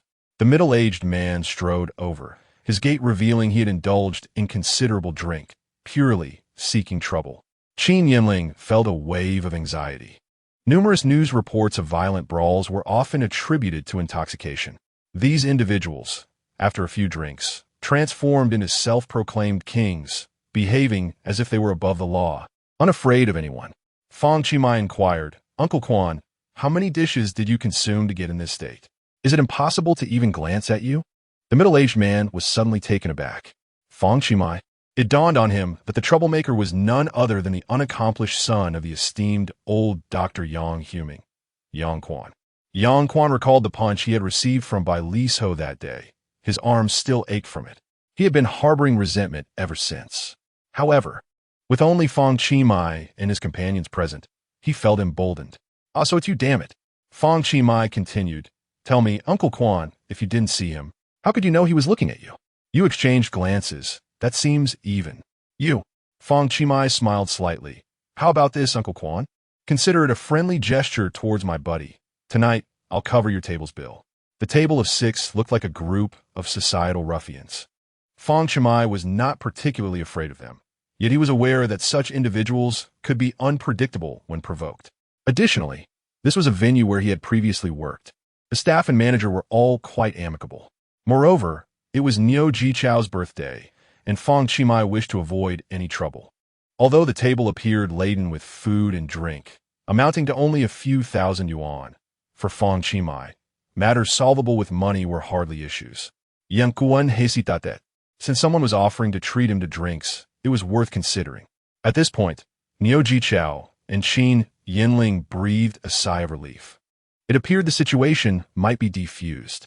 Unexpectedly, the bald man adorned with a gold chain, seated at the center of Yang Quan's table, abruptly stood up. He coldly declared, "Who do you think you are to pay for my tap?" Yang Quan slapped his forehead, realizing, right? Isn't that looking down on our Brother Chong? Does Brother Chong need someone else to foot the bill? That kid is clearly at odds with Brother Chong. Did he give him any face? Does Brother Chong lack this bit of money? Zhao Chong extinguished his cigarette, coldly asking, "Kid, who are you hanging out with?" Fang Qi activated his data analysis. Zhao Chong, age 33, height 176 centimeters, weight 75 kilograms, education, vocational school. The son of Zhao Jinxiang, a director at Qihong Real Estate and the manager of its planning department, has recently indulged in extravagant expenditures amounting to 476,000 within various entertainment venues over the past week. This excessive indulgence appears to have led to health issues, including renal deficiency and baldness, with 3 unsuccessful hair transplant attempts to date. Soon, Fang Qi gathered some preliminary information regarding Zhao Chong. Upon recognizing the name Qihong Real Estate, he couldn't help but smile, recalling its appearance in the partnership roster of Tianhao Group. Calmly, he remarked, "I'm not associated with anyone." "Then why are you so arrogant?" Fang Qi pondered that if he had to claim allegiance, it would be to himself. Zhao Chong's bewilderment increased, registering a 7 on the confusion scale. Yang Kuan inquired, Do you know who her Brother Chong is?" "He is." Fang Qi interrupted. "Do not speak. I have no desire to know. Yang Quan's confusion deepened, adding 4 to his previous state. Fang Qi then stood and called out, "Brother Zhang, please come here." Zhang Dazhuang hurried over. "Brother Zhang, kindly take note that I will be covering the bill for this table," Fang Qi instructed. Zhang Dazhuang glanced at Xiao Chong, momentarily taken aback. Xiao Chong, a regular at their bar and the son of a director at Qihong Real Estate, was an esteemed patron. The circumstances surrounding their 2 tables remained unclear. "Understood. I shall make a note of it." However, upon hearing this, Xiao Chong bellowed, "Hold on." Zhang Dazhuang immediately halted. "Xiao Xiao, do you have any instructions?" Xiao Chong disdainfully regarded Zhang Dazhuang. "Did you seek my permission to cover the bill? Damn it. Is this how you all perceive me? Xiao Chong? Am I so impoverished that I cannot pay my own way?" Zhang Dazhuang hesitated. "But our brother Chong spends quite a sum at your establishment each year. If word gets out that someone else covered his tab, where would that leave his reputation?" Zhang Dazhuang offered a wry smile, casting a troubled glance at Fang Qi. Fueled by drink, Xiao Chong approached Zhang Dazhuang, declaring, "Go inform your manager that tonight's entire expenditure will be on me, young Master Zhao." Chapter 43. Now you understand the strength of Brother Chong, don't you? After hearing Xiao Chong's words, everyone was left in stunned silence. This scene, typically reserved for films and novels, unfolded right before them. Junlan Bar, one of the largest bars in Jiangxing, boasted a nightly revenue exceeding 2 million. In Zhang Dazhuang's 2 years working here, he had never witnessed such an event. After all, what could one do with 2 million? If one sought to impress, this was hardly the way to do it. All right. Zhang Dazhuang nodded repeatedly, promptly picking up the walkie-talkie to contact his manager. Meanwhile, Xiao Chong's entourage erupted in cheers. "Truly, my brother Chong is unparalleled. So cool and flamboyant. Dominant brother Chong. What a display of extravagance. In this society, my brother Chong speaks with wealth, not words." In the next moment, the lights dimmed across the venue. Beams of light converged upon Xiao Chong, making him the center of attention. At that moment, someone halted the performance of the resident singer and took the microphone, proclaiming, "Tonight's expenses will be covered by young Master Qi from Qihong Real Estate. Let us applaud young Master Qi for his generosity. Now, let the festivities begin." Instantly, the atmosphere surged with excitement. The applause was deafening. "Wow, young Master Qi is so wealthy. Thank you, young Master Qi. He's the most handsome in the room. Thanks to young Master Qi, we can drink to our heart's content tonight." In an instant, Xiao Chong's subordinates felt a surge of pride. Yang Quan slapped Fang Qi table, saying, "So, Fang Qi, do you now comprehend Brother Chong's prowess? Don't think that just because you purchased my father's establishment, you can act arrogantly. Your meager funds are merely a drop in the bucket compared to Brother Chong's nightly expenditures. You think you can treat us? You are far from deserving." Fang Qi shook his head helplessly. Xiao Chong's display of bravado was not due to his wealth, but rather the foolishness of his actions. With a slight smile, he replied, "All right then, I thank Brother Chong. If there's nothing else, please take your leave." "Do you think this matter will end here?" Xiao Chong stepped forward angrily. "What about the provocation from your subordinates? How shall we settle this score?" Niu Jichao grew increasingly anxious. "I truly didn't TC you, nor did I mean to provoke you." Fang Qi understood that they were looking for a reason to escalate the conflict. "Tonight is my friend S' birthday.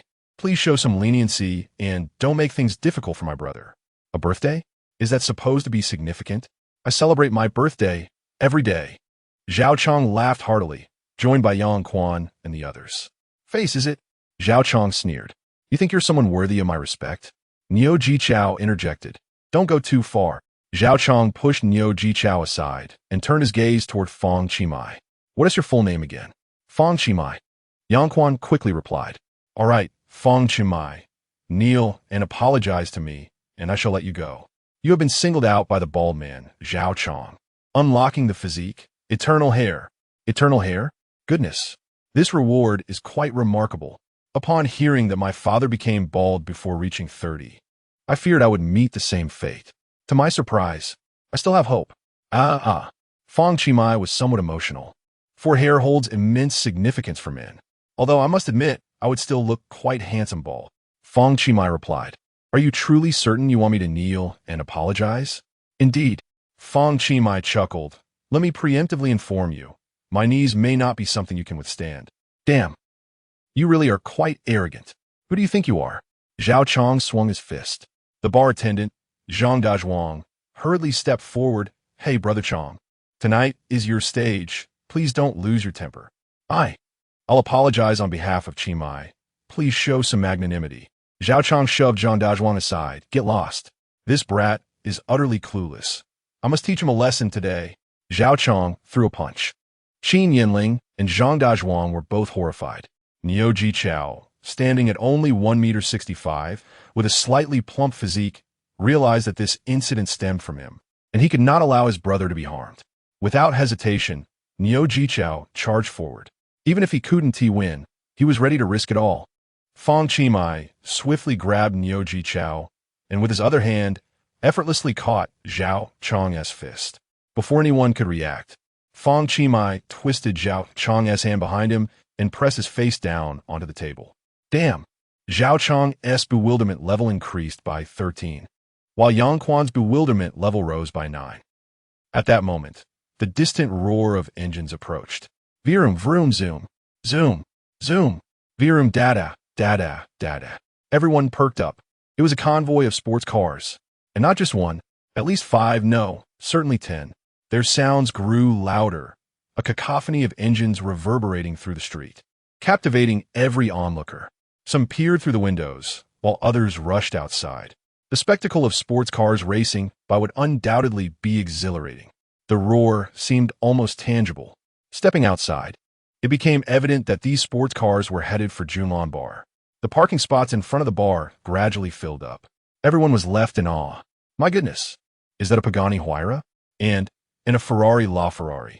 Incredible. That's a Lamborghini Veneno. The purple Maserati is so flashy. Wow, there's my favorite Lamborghini Huracan.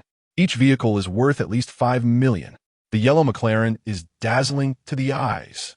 Oh my goodness, look at their license plates. The sleek lines and gleaming bodies of the cars, captivating under the lights, stirred the hearts of all present. The roar of engines intertwines with the screech of brakes, creating a symphony of sound. Various opening styles of doors dazzle the eyes, transforming the scene into a visual feast that is nothing short of spectacular. 10, 12, 14, 16, 24. So many. Countless vehicles. Goodness, this is the first time I have witnessed such a grand assembly of sports cars. It's all about wealth. My word, it's almost blinding. Who would have imagined that our Jiang city boasts such a plethora of affluent individuals? Is this a gathering of wealthy science? A collective exhibition of street prowess? Ladies, let us see if there are any handsome gentlemen among them to engage with. I could even entertain less attractive suitors. I'm open to those older as well, even those who are not human. One by one, the occupants of the sports cars begin to disembark. A foot emerges, stepping onto the ground, clad in black trousers and polished shoes. Upon closer inspection, it is confirmed each one is graced with long legs. Yet upon further scrutiny, I notice, why does it seem that they are all bald? Chapter 44. Next time, be more discreet inside the bar. Zhao Chong shouted furiously. Were you all just standing there for? Fight back. Who dares? A powerful voice rang out from the entrance. A group of men clad in black suits and dark sunglasses stormed in. Each one was bald, yet robust and imposing. There were at least 20 of them, surrounding Zhao Chong and his companions in an instant. Seeing this intimidating display, Yang Quan and the others were rendered speechless. Outside the bar, a crowd had gathered, all witnesses to the sight of these men in black suits descending from luxury cars and entering in unison. However, the specifics of the situation eluded them. The men in black stood rigidly, then simultaneously inclined their bodies, calling out in unison, "Young master." Young master? Who were they addressing? Yang Quan wondered. Could it be that these were Zhao Chong's bodyguards? Zhao Chong chuckled. When did my father arrange for so many bodyguards for me? But why are they all bald? Is this to match my style? That hurts. At that moment, several of the men in black parted to reveal by Li Ho, who approached with utmost respect, addressing Fang Qi, young master. Young master? Yang Quan recalled by Li Ho, the formidable fighter. So, These men were under Fang Qi command. Zhao Chang's confusion score rose by 14, while Yang Quan's increased by 13. Bai Liso stepped forward, producing a golden business card and presenting it to Zhao Chang. Oh my! Tianhao! Zhao Chang was taken aback, nearly losing his composure. Could it be that Fang Qi was the scion of Tianhao Group? Zhao Chang's confusion score surged, first by 15, then 18. Bai Liso reclaimed the card, stating, "Please treat our young master with the respect he deserves. I believe that should our esteemed elder decide to cease cooperation with your Qihong real estate, the losses you incur will be substantial. Conversely, we have numerous potential partners." As the planning department manager, Zhao Chang, even if only nominally, understood the significance of Tianhao Group to his company. He finally fell silent. Fang Qi released Zhao Chang's hand. Embarrassed, Zhao Chang turned to Bai Liso and stammered, Bai Liso extended his hand. "If you have anything to say, please address our young master." Zhao Chang scratched his head. "I'm sorry, I apologize. Young Master Fang, I was blind to your worth. Please do not take it to heart. Do not fear. You are not yet in a position for me to take you to heart." Zhao Chang stood dumbfounded. Yang Quan and the others were puzzled. What was happening? What was written on that business card? Why did Strong Brother concede so readily? Previously, Fang Qi had seen Qihong Real Estate on the list of companies cooperating with Tianhao Group provided by Bai Liso. With an extraordinary memory, Fang Qi recollected vividly how crucial his company was to Qihong Real Estate. He coldly instructed Uncle Bai, "Terminate our collaboration with Qihong." "Yes, please." Young Master Fang Zhao Chang was nearly petrified. If his father discovered that he was the reason behind this severed partnership, he would be doomed. He implored, "Young Master Fang, I will do anything you ask. Just do not end our cooperation with Qihong, all right?" At that moment, the sound of a propeller echoed from outside. Bai Liso respectfully announced, "Young Master, the birthday cake you requested is ready, standing at an impressive height of 1.8 meters. It requires a spacious area. May I place it on the stage?" Fang Qi turned to the manager, Lin Jiping, and inquired, "Manager, may I use your stage?" Lin Jiping responded, "Certainly, but our bar has been booked exclusively by young Master Zhao for tonight without seeking Zhao Chang's consent." Fang Qi smiled slightly and replied, "Thank you." Zhao Chang was left speechless. The onlookers, upon hearing this, were incredulous. They had forgotten who the host Zhao was. But their curiosity was piqued. What kind of cake could possibly measure 1.8 meters? Above the parking lot at Junlan Bar, a massive transport plane hovered. Several individuals resembling pastry chefs descended from it, both men and women, all foreign. Shortly thereafter, drones began their operation from the aircraft. One by one, white boxes were delivered down, and the bodyguards below smoothly caught them. The white boxes were subsequently ushered into the bar, where the foreign pastry chefs began their bustling work. The crowd was abuzz with speculation. Could the contents of those white boxes be the cake?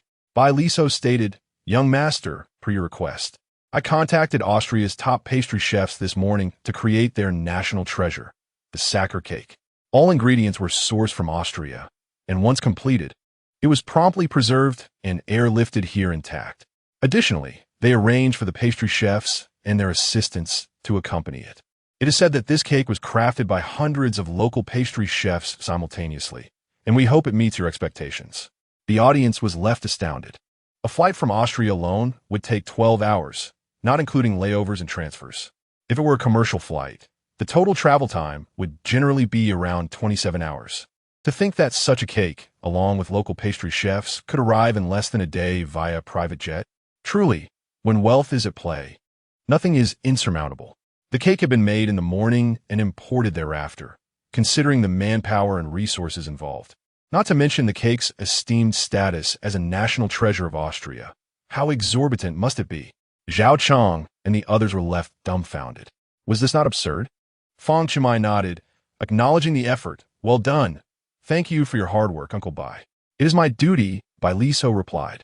Fang Qi remarked, "By the way, next time, let us maintain a lower profile and refrain from deploying so many supercars simultaneously." Bai Liso responded, "Understood, young master. I will be more cautious next time."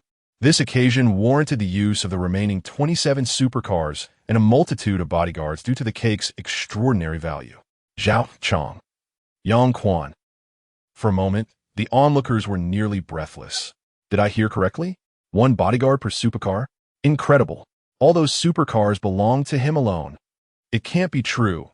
Having one supercar is already extravagant, let alone 27. The emphasis on the word remaining highlights that this dashing gentleman possesses more than just 27 supercars. Truly a lavish tycoon.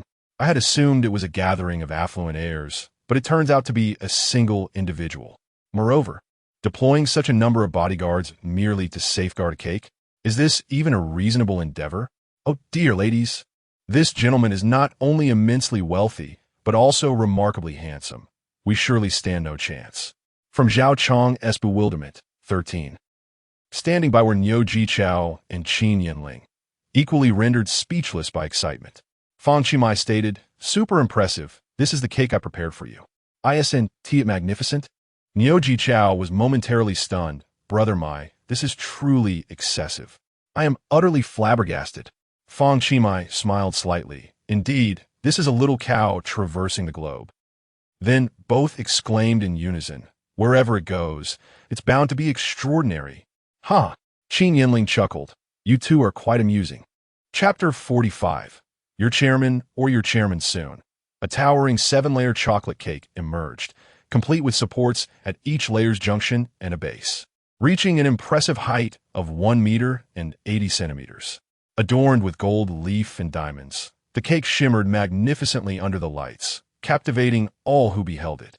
Onlookers eagerly raised their phones to capture the moment, as such a grand, jewel-encrusted cake was a sight to behold for the first time. Sun Qingqing, the pastry chef at Junlan Bar, received word of the spectacle and hurried from the kitchen to witness it for herself. The sight before her was unforgettable.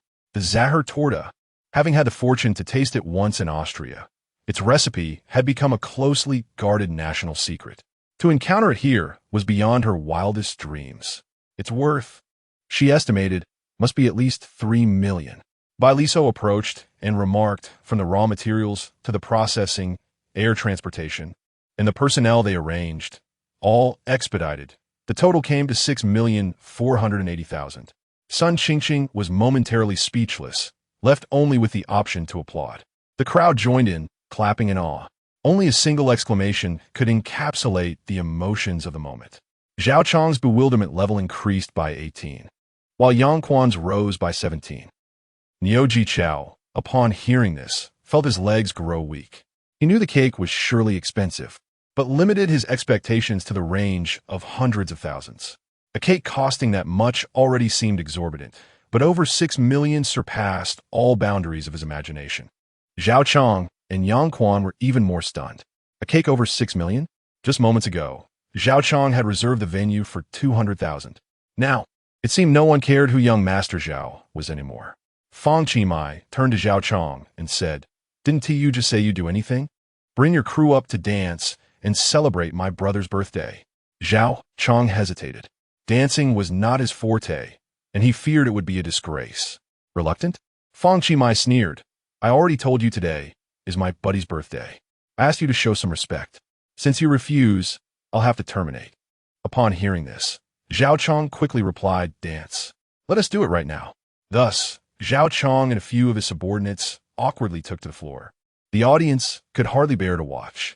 Who on earth is this guy, dancing like that? This person is none other than young Master Zhao from Qihong Real Estate, the one who just reserved the entire venue. Unbelievable.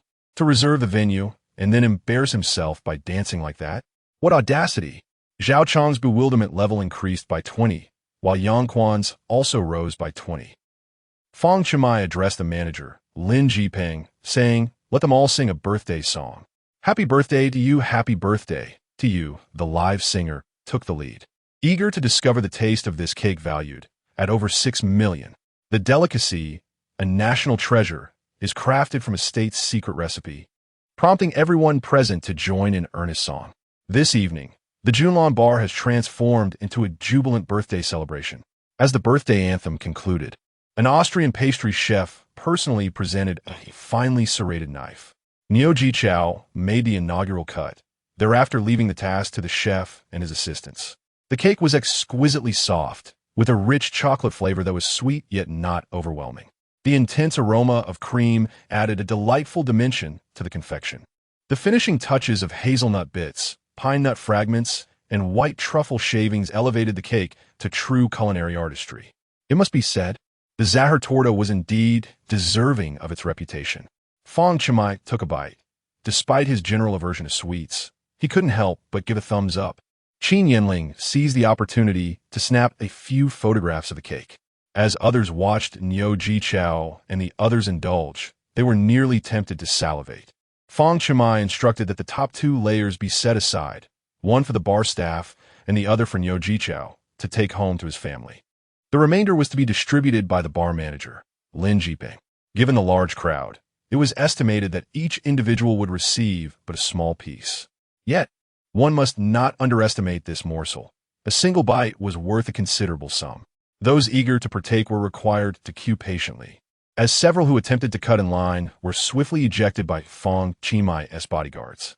The gold leaf atop the cake was exceedingly thin, so delicate that it could easily be blown away, rendering it nearly inconsequential. As for the diamonds embedded within, their worth was uncertain, but they were assuredly valuable. Although Fang Qi was indifferent to their value, he could not allow others to enjoy them without recompense. He had previously arranged for the diamonds to be extracted and allocated as tips for the diligent Austrian pastry chef and his assistants. Austria operates on a time difference of 7 hours behind, meaning the chefs had commenced their work at dawn to create this cake, compounded by the challenges of long-distance travel.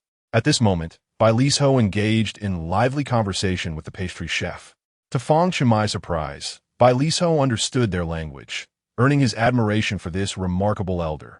Upon learning that the cake's owner intended to bestow the diamonds as gratuities, both the chef and his assistant expressed immense joy.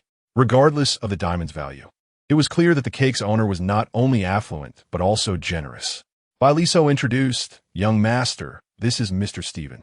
The middle-aged man with golden hair stepped forward and, using his newly acquired Mandarin, said, "Mr. Fang Qi, very nice to meet you," extending his hand politely. "Ding, you have been recognized by the esteemed Austrian pastry chef Stephen Muser, unlocking the ability, German communication." Initially, one might expect a pastry-making skill reward from such a distinguished chef, but instead, it was a linguistic boon. In Austria, their official language is indeed German. Nevertheless, this was beneficial. Fang Qi had little interest in pastry making, whereas the German communication ability was immediately advantageous. Fang Qi smiled slightly. On one hand, the clumsiness of Stephen's Chinese was quite amusing, yet he managed to pronounce his name correctly. On the other hand, it was a matter of courtesy. He immediately extended his hand for a handshake, and, as he spoke, it was in fluent German.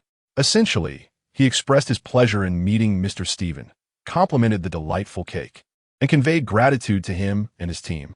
Stephen's mouth formed an astonished ta shape in response to this. He was taken aback and quickly gathered himself. Bai Liso nodded, surprised at the young man's proficiency, noting that his German was even better than his own. Niu Jiqiao and Qin Yanling, who had been enjoying the cake, watched the two converse in a foreign language, sharing laughter, and were genuinely impressed. Qin Yanling began to question her own abilities. She recalled the struggle she faced while preparing for the English Level 6 exam, and here was a chairman, still in his teens, speaking German with such ease. Initially, a flicker of resentment lingered in her heart. Why should Fang Qi, being young and wealthy, hold the position of chairman? But now, Qin Yanling was utterly convinced. Indeed, a chairman is still a chairman. "I have arranged a room for you. Please rest well," he said. "Thank you, Mr. Fang. Do come visit us sometime. I will ensure you are well entertained." "It's a promise," Fang Qi replied, shaking Stephen's hand once more. At that moment, Zhao Chong and the others descended in a rather downcast manner. Young Master Fang, I have completed the jump. Is that sufficient?" "Sufficient for what?" Fang Qi retorted. Zhao Chong timidly ventured, "Can we avoid terminating our collaboration with Qihong Real Estate?" Fang Qi chuckled, prompting Zhao Chong to force a smile in return. He patted Zhao Chong on the shoulder and suddenly grew serious, stating, "No, it cannot." Chapter 46. Which villa belongs to the chairman? Yet, Did you not just instruct me to dance? Zhao Chong queried softly. And then? Then, Fang Qi responded with a slight smile. Zhao Chong. We danced until the bar closed. Ding. Consumed 1,000 confusion points. Absolute command activated. Current remaining confusion points. 3954. Suddenly, Zhao Chong felt a jolt of realization. I believe I have fallen in love with dancing. Friends, let us continue to dance. With that, Zhao Chong began to twist and turn. Yang Quan, bewildered, exclaimed, still dancing. Brother Chong, I just sprained my back. It's rather embarrassing for a man, Brother Chong. Let's talk, quickly. Join me in the dance. Under Fang Qi arrangement, 2 bodyguards escorted Niu Jichao and Qin Yinling back to their homes. Before leaving, Fang Qi advised Qin Yinling to rest well and to visit his residence the following noon, where he would provide her with detailed work arrangements. Upon returning home, Fang Qi was still quite spirited. With the robust constitution gifted by his mother, drinking felt as effortless as sipping plain water. Reflecting on the day's events, he felt a bit reckless. First, he spent 200 million to acquire the Shangwen Library, then over 6 million on a Zaratorta. Additionally, with custom-tailored clothing, he anticipated spending several more million. Altogether, he had exceeded the spending cap set by his parents. Now, he could indulge in a leisurely life without the burden of how to spend his money. The next day was Sunday. Fearing tardiness, Qin Yinling arrived at the Phoenix Garden Villa district before 10. This was her first visit to such a villa community, and she felt somewhat disoriented. After circling around for a while, she was finally stopped by a patrolling security guard. Excuse me, which villa belongs to Chairman Fang Qi? The guard paused for a moment and pointed towards the cluster of villas ahead, stating, all the villas you can see are Mr. Fang's. All of them? Indeed. Qin Yinling's confusion points increased by 10. White Liso personally emerged to escort Qin Yinling into one of the living rooms. Here are some refreshments prepared for you. Please enjoy. The young master is not yet awake, so kindly wait a little longer. All right, thank you. Once everyone else had left, Qin Yinling finally dared to discreetly take out her phone to capture photographs. Each piece of intricately carved furniture was a work of art. The dark antique-style tiles on the floor and the crystal glass cups on the table exuded an air of opulence. The entire villa was magnificent and elegant, radiating solemnity. It felt as though she had entered a completely different world from the outside. Is this truly where the wealthy reside? After a lifetime of hard work, I might not even be able to afford a bathroom in the chairman's home. No, one must have confidence. Let's eliminate the word possibly. As Qin Yinling snapped photos, she murmured to herself. Fang Qi spent the night organizing books until the early hours, awakening to find it was already 11 o'clock. Fortunately, he had completed the arrangement of all the books, aside from a portion he intended to keep for personal use. The remainder would be uploaded in digital format to the Shangwen backend. Additionally, he planned to introduce some electronic reading devices and have printed copies produced, as traditional reading methods remain indispensable. This was the task he intended to assign to Qin Yinling. Upon entering the living room, Fang Qi found Qin Yinling taking selfies with a white jade unicorn statue. Startled by his presence, she nearly dropped her phone. Chairman, good morning. Fang Qi, dressed in a disheveled sleeping attire, glanced at the time and remarked, it's late. Lunch is ready. Let us eat together, and I'll brief you on your tasks afterward. All right, we're having Japanese cuisine. Is that acceptable? Yes, that's perfectly fine. I'm open to anything. Outside, a small sightseeing vehicle awaited them. As they both boarded, Qin Yinling assumed they were heading out for a meal. However, upon seeing Fang Qi sleeping attire, she felt it was somewhat inappropriate to voice her concern. 2 minutes later, the vehicle halted in front of a villa styled in Japanese architecture. We have arrived. Qin Yinling was taken aback. It seemed they had used the vehicle merely to reach another of the chairman's residences. To claim they were dining on Japanese cuisine and then choose to do so in a villa of such design felt as though traversing the chairman's home was akin to journeying around the world. Quite extravagant. The entire villa surpassed even the most graceful Japanese edifices seen in films. Cherry blossoms, freshly bloomed, adorned various locations, creating a breathtaking scene. She longed to capture it with her phone, yet felt too timid to act so impulsively in front of the chairman. As soon as they sat down, the dishes began to arrive. The attendants, clad in traditional Japanese maid attire, perfectly complemented the setting. According to Bai Ho, these maids were genuine Japanese individuals who had diligently learned Chinese. Qin Yinling felt as though she were on holiday. The first course, titled Has Sun, actually consisted of 6 components. The triangular cakes were crafted from numerous fried sandfish. The other items included sweet shrimp, firefly squid, honey beans, and broccoli. A small bowl of tamagoyaki was presented, recommended to be enjoyed last. After listening to the maid's introduction, Qin Yinling was genuinely impressed, although the portions were modest. Each appeared exquisitely presented. The names of the ingredients evoked a sense of luxury, and the plating resembled a work of art, making her reluctant to partake. Fang Qi inquired, "Aren't you hungry?" Looking up, Qin Yinling noticed that Fang Qi had already finished the entire plate of Has Sun. Hesitantly, she pointed to the table and asked Chairman, May I take a photo?" "Certainly, just as long as I'm not photographed." The sound of the camera clicked as Qin Yinling eagerly began to savor her meal. The fish slices were delightfully crispy and aromatic. Although the prawns and squid were served cold, their combination with sweet beans and broccoli was exquisite. The tamagoyaki, essentially a rolled omelet, was topped with a layer of curry. Qin Yinling had previously dined on Japanese cuisine, yet the flavor of this tamagoyaki was incomparable to any she had tasted before. Truly commendable. The second dish was octopus rice from Cedo. The octopus had been kneaded for 3 hours, then simmered with red beans for 4 hours. Accompanying it was winter melon, cooked in a rich broth and garnished with seed sprouts. The Japanese broth was created from a medley of seafood, bonito flakes, and kelp.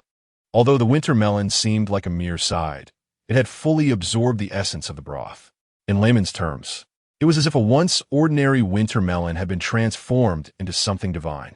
Qin Yinling found it utterly delectable. Next, she was treated to a clear and refreshing broth with 6-lined fish, followed by succulent grilled golden snapper and sweet, refreshing sea urchin with ise lobster, among other delights. The meal concluded with a cup of handcrafted matcha, a perfect finale. A sequence of 12 dishes had bestowed upon Qin Yinling an abundance of surprises. If such a feast were to be enjoyed elsewhere, it would surely cost a fortune, with the additional expenses of the chairman's private chef and servants. She dared not contemplate the total. "Thank you for your generous hospitality, Chairman." Qin Yinling stood respectfully and expressed her gratitude. "Please take a moment to rest. Later, come to my study where I shall assign your tasks," he replied. For the next 4 hours, Qin Yinling diligently took notes on her work assignments. As an intern suddenly entrusted with significant responsibilities, she felt the weight of her duties and questioned her own abilities. Fang Qi, perceptive as ever, recognized her apprehension. "Do not doubt yourself. If you do, it reflects poorly on my judgment," he said. "Understood, Chairman," she affirmed. "You must be hands-on, yet not directly involved," Fang Qi elaborated. "What I convey to you is a mindset. You are to engage fully in the tasks according to my vision, but you need not execute the tasks yourself. You must learn to motivate your subordinates. Do you understand?" "I understand, Chairman." After leaving Fang Qi's home, Qin Yinling finally exhaled in relief. However, she felt the burden of responsibility weighing heavily upon her, knowing that even more significant challenges awaited her. Glancing at the time, she noted it was past 4 in the afternoon. "Ah, this place is quite near my aunt's home. She recently sprained her ankle. I shall pay her a visit," she murmured to herself. Reflecting on the past year of 2020, she expressed her gratitude for the support received, while looking forward to the future with hope for continued encouragement. "From now on, I shall maintain a schedule of 2 updates per day. There is no need for concern. A typical chapter consists of 2,000 words, while each of my chapters will approach 3,000 words. Additionally, I may provide extra updates as circumstances permit, and I shall ensure that updates continue uninterrupted until the conclusion.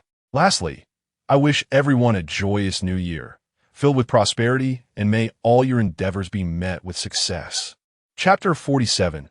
Our chairman is still in school. Qin Yinling purchased a box of milk and some fruit downstairs. She knocked on the door. It was Xiao Bixue who opened it. "Sister, you're here." Xiao Bixue greeted warmly, pulling Qin Yinling's hand. "Jiao Meiwei, seated on a chair, remarked, "Oh, it's Xiaoyan. Why did you bring something?" "It was on my way, so I picked up a few things. Nothing much," Qin Yinling replied. Xiao Bixue took the milk and fruit, saying, "By the way, sister, isn't your library closed for a break? Is it closed today?" That's a long story. In short, I encountered an extraordinary individual. The two conversed for quite some time, and after hearing about Qin Yinling's situation, Xiao Bixue found it hard to believe. "So, let me get this straight. Someone bought your library outright yesterday, becoming your chairman, then entrusted you with significant responsibilities, gifted you a Versace bag, and treated you to a 600,000 yuan cake, followed by lunch at his villa?" "Yes, exactly." "Oh, and he has over 20 luxury sport cars." Xiao Bixue gazed at Qin Yinling. "Sister, have you been under some kind of stress? If you're facing difficulties, you must tell me. Don't bear it alone." "What? Do you think I'm making this up?" "Everything I said is true." Qin Yinling quickly pulled out photos of the cake from the night before and the sushi they had for lunch. She pointed at her bag. "This cost over 20,000. I try to find the cheapest one." Then she retrieved several more photos. "Look, these sports cars are all owned by our chairman." After a moment of contemplation, Xiao Bixue began to believe. Is there really such a secretive tycoon in Jiangxing? Xiao Bixue inquired, "Sister, is your chairman an old lecher? Is he trying to pursue you? He couldn't possibly be older than us, could he?" Qin Yinling quickly shook her head. "No way. Our chairman is still a high school student. He has classes tomorrow." "Ah." The level of confusion for Xiao Bixue rose by 6. "Fang Qi, a high school student? Your chairman?" "Indeed, these days anyone can hold any position." "Sister, if he's your chairman, he must be very handsome, right?" "Yes, indeed. He is quite handsome." Qin Yinling added, "But I didn't dare take his picture. He can be quite aloof. I have to be careful even when breathing around him." Xiao Bixue became even more curious with your high standards. "If you say he's handsome, he must truly be. It's a pity there are no photos." Qin Yinling thought for a moment and exclaimed, "I have an idea. I saw the news this morning. That 600,000 yuan cake went viral last night." "Really?" Qin Yinling picked up her phone to check. "Secretive tycoon orders 600,000 yuan cake for friend's birthday. Shocking all of Jiangxing. In this day and age, can one truly not afford cake? Alas, it dazzles my eyes. A mere bite costs an entire month's salary. It is said that everyone present had a share. How I wish I had been there last night. I was at the scene.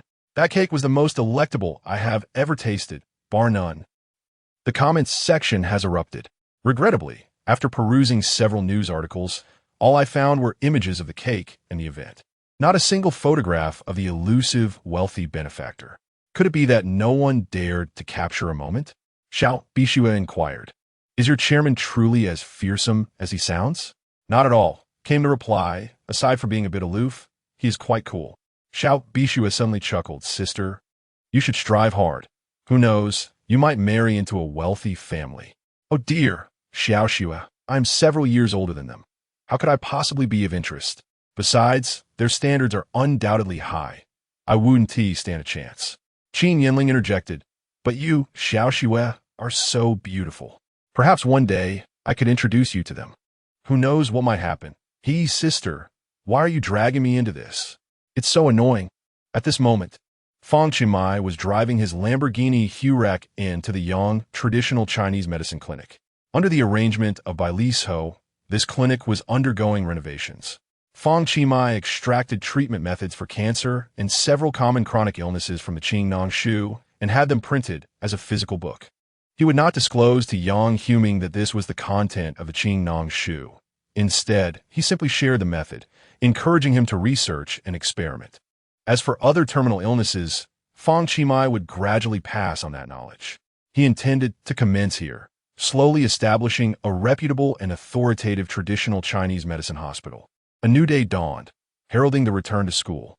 The $6 million cake had become a hot topic among classmates, alongside the 20-some sports cars. Fang Qi did not wish to overtly conceal his identity, yet he also refrained from flaunting it, as that would only attract insincere admirers, those sycophants he detested most.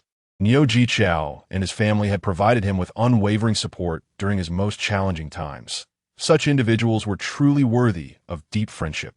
As he listened to the discussions, Fang Qi exchanged a knowing glance with Niu Jichao. an unspoken understanding passing between them.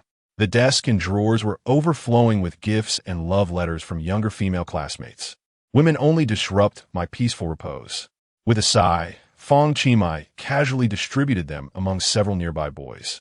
Class monitor Li Hongzhe felt fortunate that everyone seemed to have forgotten about his embarrassing mishap.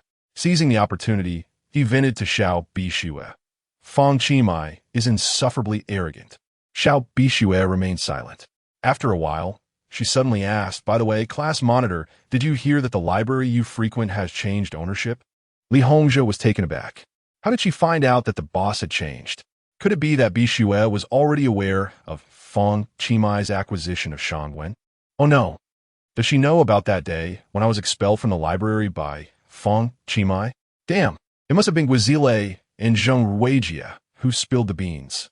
No, it's also possible that he boasted about it in front of Bixue. I have no idea, Li Hongzhe replied with a hint of irritation.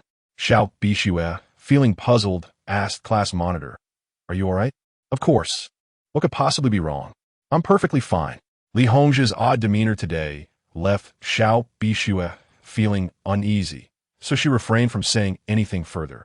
The first lesson was taught by our homeroom teacher, Shui Baogai. Halfway through, the physical education teacher, Wang Xixing, arrived. He mysteriously summoned Shui Baogai outside. Could it be that the math class was truly being replaced by physical education? You might not believe it, but our school is in such dire straits that a math teacher is being usurped by the PE teacher. This is akin to catching a little cow by the hind leg. Success is not far off. The next moment, Shui Baogai stood at the door and called out Fang Qi. "Come out for a moment." Everyone turned their curious gazes towards Fang Qi. Chapter 48. It is merely my personal interest. Fang Qi was once again called out in public. But alas, he had already received his reward, as he observed the physical education teacher draping an arm over his shoulder. He realized that the hope of exchanging math class for physical education had dissipated. Wang Xixing hurriedly led Fang Qi down the stairs. Fang Qi inquired, "Brother Sheng, you're quite impressive to have found a way to extricate me from Lao Shui's grasp and invite me to play basketball?" Wang Xixing replied earnestly, "This matter is quite significant for you. You will understand shortly. In any case, I hope you seize this opportunity." Upon entering the physical education teacher's office, one was immediately struck by a solemn atmosphere. Seated around the table, typically used for faculty meetings, were several individuals, including physical education teacher from other classes, as well as a few middle-aged men in dress shirts. Wang Xixing said gravely, "Coach Fan, the individual you requested has arrived." The group of middle-aged men began to scrutinize Fang Qi. A tall middle-aged man promptly stood up. Wang Xixing continued, "Fang Qi, allow me to introduce you to our provincial basketball team's head coach, Coach Fan Hua." Fang Qi calmly nodded and asked, "May I inquire what this is about?" Coach Fan replied, "We have reviewed your video and believe you possess remarkable talent and potential for basketball." Another middle-aged man remarked, "Through professional analysis, we have confirmed the authenticity of your video. It is genuine and not fabricated. Furthermore, we have consulted your opponents, who can attest to the validity of your match. Video?" Coach Fan paused. "You're unaware of the basketball video featuring you?" He gestured, and a person stepped forward, presenting a smartphone.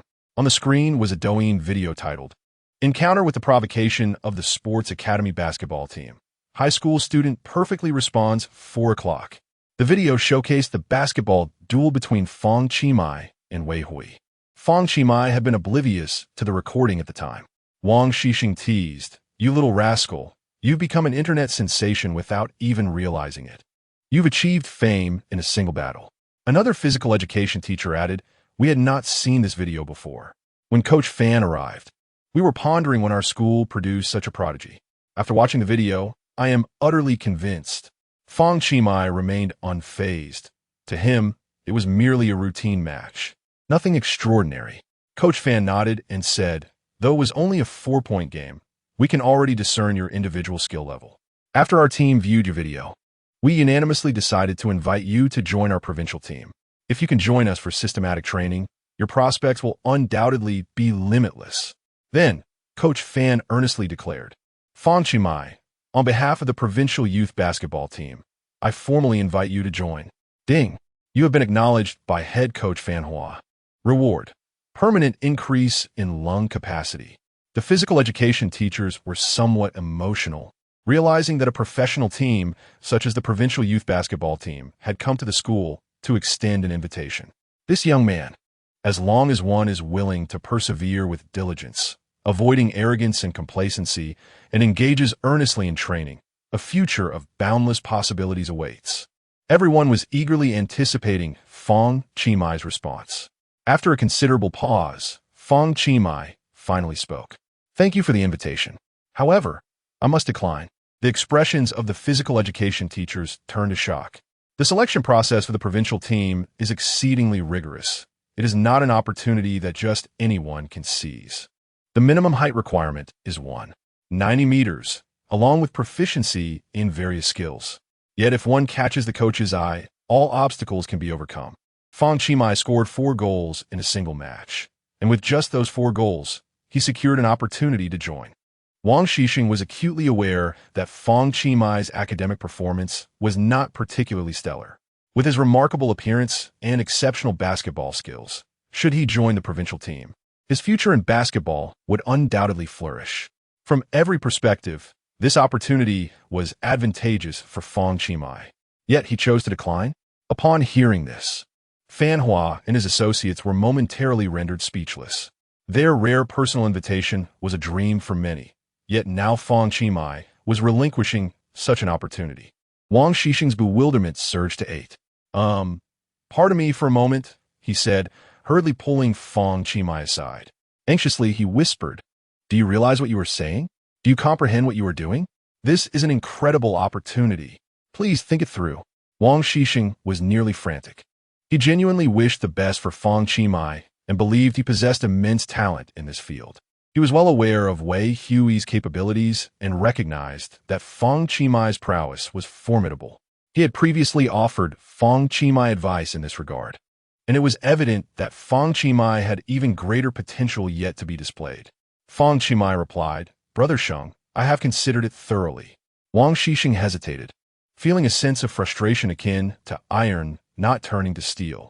Meanwhile, several members of the provincial team frowned, harboring unspoken criticisms of Fang Qi's apparent lack of appreciation. With a calm demeanor, Fang Qi, who had encountered many grand occasions, suddenly smiled and inquired, Fang, could you share the reason for your refusal? We are quite curious. Perhaps you may have the chance to become a basketball star in the future.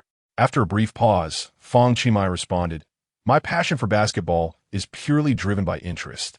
Once it transforms into a profession or obligation, it loses its joy. In essence, I prefer to engage in it as a form of entertainment. To put it differently, I relish playing, but I despise the notion of it being a chore. But you are so talented.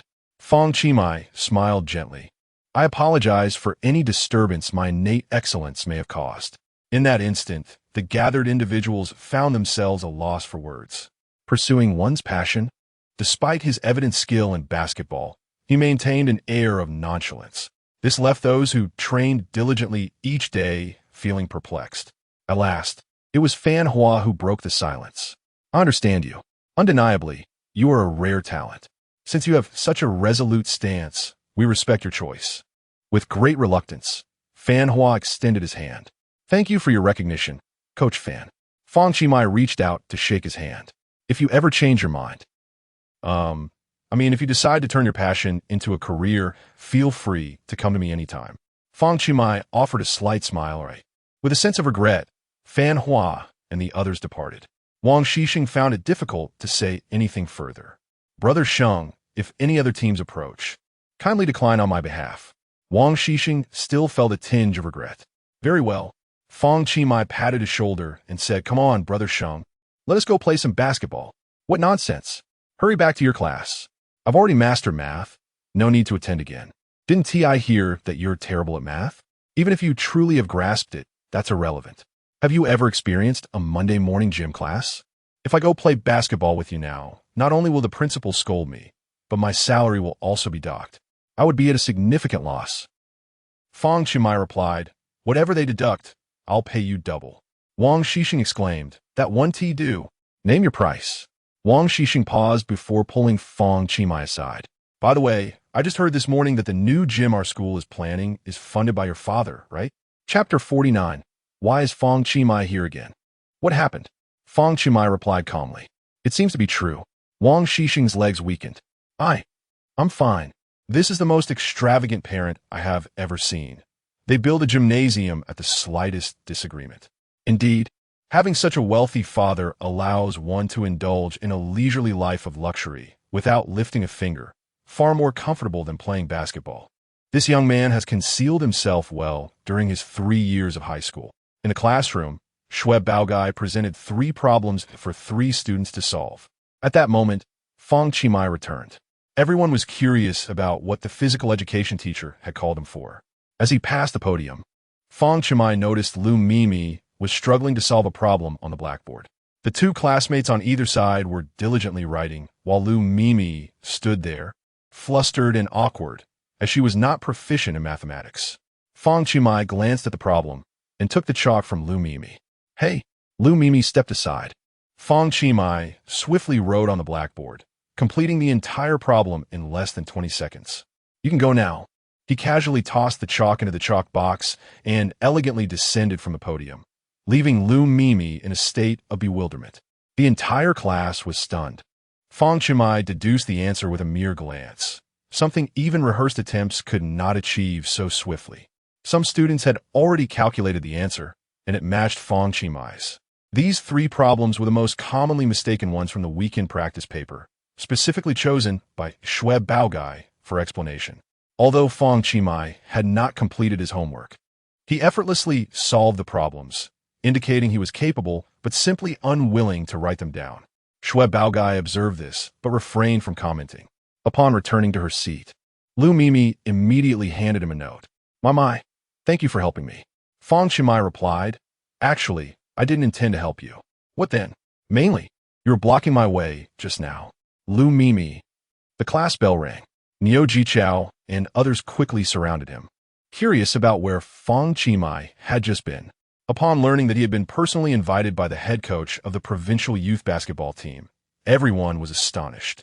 However, when they found out that Fang Qi had declined the invitation, the room erupted in disbelief and admiration. My goodness, to turn down such an opportunity. Who else could have such treatment? Only my gu possesses the strength and audacity to do so. I am in awe. Bowing down, my gu from number 2 high school. A man of few words, yet fierce in demeanor. Sharing a class with a basketball prodigy makes one feel immensely proud. This truly feels like borrowing a cow to plow my field, allowing me to shine too. Jiang Zijin trembled upon hearing this. What had possessed me to challenge such a basketball deity? He suddenly comprehended why he had been so thoroughly defeated back then. It seems I am not suited for basketball. I should stick to drawing. At that moment, someone else entered the classroom. The visitor was none other than Li Hongzhe's father, Li Ying, the vice principal of the 2nd high school. Li Hongzhe initially thought he had come see him. However, behind Li Ying stood a man and a woman, both clad in police uniforms. What had transpired? Someone whispered, could it be that the incident involving the class leader's mischief on the playground has been officially reported? Li Hongzhe, taken aback, thought, I can't believe this matter has come up again. His bewilderment index increased by 4. Li Ying inquired, Captain Yi, is this the class 10 of the senior year? What is the name of the student you mentioned? Fang Qi, replied the captain. Li Ying was taken aback. Fang Qi? Is it common for so many people to share this name nowadays? Over the weekend, Shangwen was acquired, and the buyer's name was also Fang Qi. What a coincidence. Then, Li Ying gestured, and Xiao Bixue promptly stepped forward. Could you please ask your classmate Fang Qi to come out for a moment? Ding! You have been summoned by Vice Principal Li Ying, unlocking the ability. Mastery of English vocabulary. Fang Qi again, Fang Qi? Why is he so notorious that everyone is seeking him out? This thought made Li Hongzhe somewhat displeased. Could it be that Fang Qi got into a fight over the weekend, and the police have come after him? He chuckled to himself, eager to see how Fang Qi would handle this situation. Everyone turned to look. Upon seeing the police, concern washed over them for Fang Qi. Xiao Bixue felt the same. Although Fang Qi had a mischievous side and a hint of cunning, He was certainly not the type to engage in wrongdoing. Yet the police had arrived. What on earth had happened? Upon closer inspection, Xiao Bixue suddenly realized that she recognized the two officers. Niu Jichao and Lu Mimi anxiously watched Fang Qi. Unfazed, Fang Qi yawned and strolled over. "Ah, it's you, Captain Yi." Yi Zheng, the chief of the Public Security Bureau, smiled and nodded at Fang Qi before turning to Officer Ding Ting. Ding Ting retrieved a red silk banner from her bag. 4 acts of heroism, a righteous youth. It was indeed a banner commemorating acts of bravery. The classmates, along with those from the next class who had gathered, were utterly astonished. It turned out that Fang Qi was not in trouble, but had acted heroically. Li Hongjia's bewilderment index increased by 9. Yi Zheng accepted the banner from Ding Ting and personally presented it to Fang Qi. "You deserve the most credit. You are remarkable, Comrade Fang Qi. On behalf of the Jiangxing Public Security Bureau, I present you this banner. Thank you for your assistance." Fang Qi accepted the banner, saying, "Thank you, Captain Yi." The onlookers couldn't help but burst into applause. Although they were unaware of the specifics, they felt it was quite impressive. After a moment of silence, Xue Baogai voiced what everyone was thinking. "May I ask what our classmate Qi did to earn this commendation for bravery?" Ye Zheng responded, "I have already explained the situation to Vice Principal Li. Due to the unique nature of this case, we must ensure the privacy of the involved students. We will only present a banner and will not disclose specific details of the case." This? Everyone was left in suspense, ultimately without an answer, which was quite exasperating. A continuous stream of confusion emerged. Aside from the 2 police officers and Fang Qi, Xiao Bixue was also aware of the matter. She understood that this banner belonged solely to Fang Qi. Niu Jichao had just experienced a moment of clarity, suddenly realizing the significance of the banner. The serial killer, Huang Liangkai, had indeed been subdued by Brother Mai. Brother Mai did not deceive me. Ruan Ming had also learned of the situation from Xiao Bixue and promised to keep it confidential. Upon grasping the circumstances, she gazed at Xiao Bixue in astonishment. Xiao Bixue nodded in silence. Li Hongzhe was also quite curious about the astonishing deeds of Fang Qi that warranted the direct delivery of a banner by the head of the Public Security Bureau. The more they refrained from speaking, the more remarkable Fang Qi appeared to everyone. The spotlight was entirely on Fang Qi. Damn! After a moment of reflection, he consoled himself. It's just a mere banner. What is so impressive about it? It can't be eaten. With this thought, he felt somewhat better. However, observing the admiration in Xiao Bixue's gaze towards Fang Qi truly irked him. Unexpectedly, Yi Zheng continued, "The case is still under review, and, typically, one must wait until the conclusion of the proceedings to receive any rewards. However, given the circumstances, we have made an exception and applied for your reward in advance. Nevertheless, you will need to personally visit the Public Security Bureau to collect this reward." Everyone was dumbfounded. This was a banner accompanied by a reward. It seemed that Fang Qi act of bravery was indeed extraordinary. Envy and resentment filled the room, especially from Li Hongzhe. The amount of the reward was insignificant. What mattered was the prestige. "Let us see if you can add any points to your college entrance examination with your abilities." Li Hongzhe quipped once more. Fang Qi smiled gently. "Thank you, Team Leader Yi." Yi Zheng continued. "This case has had a significant impact and has drawn the government's considerable attention. According to the bonus point policy, your college entrance examination results qualify for additional points. You will receive no less than 5 points. Chapter 50. Your workbook has fallen to the ground, my goodness.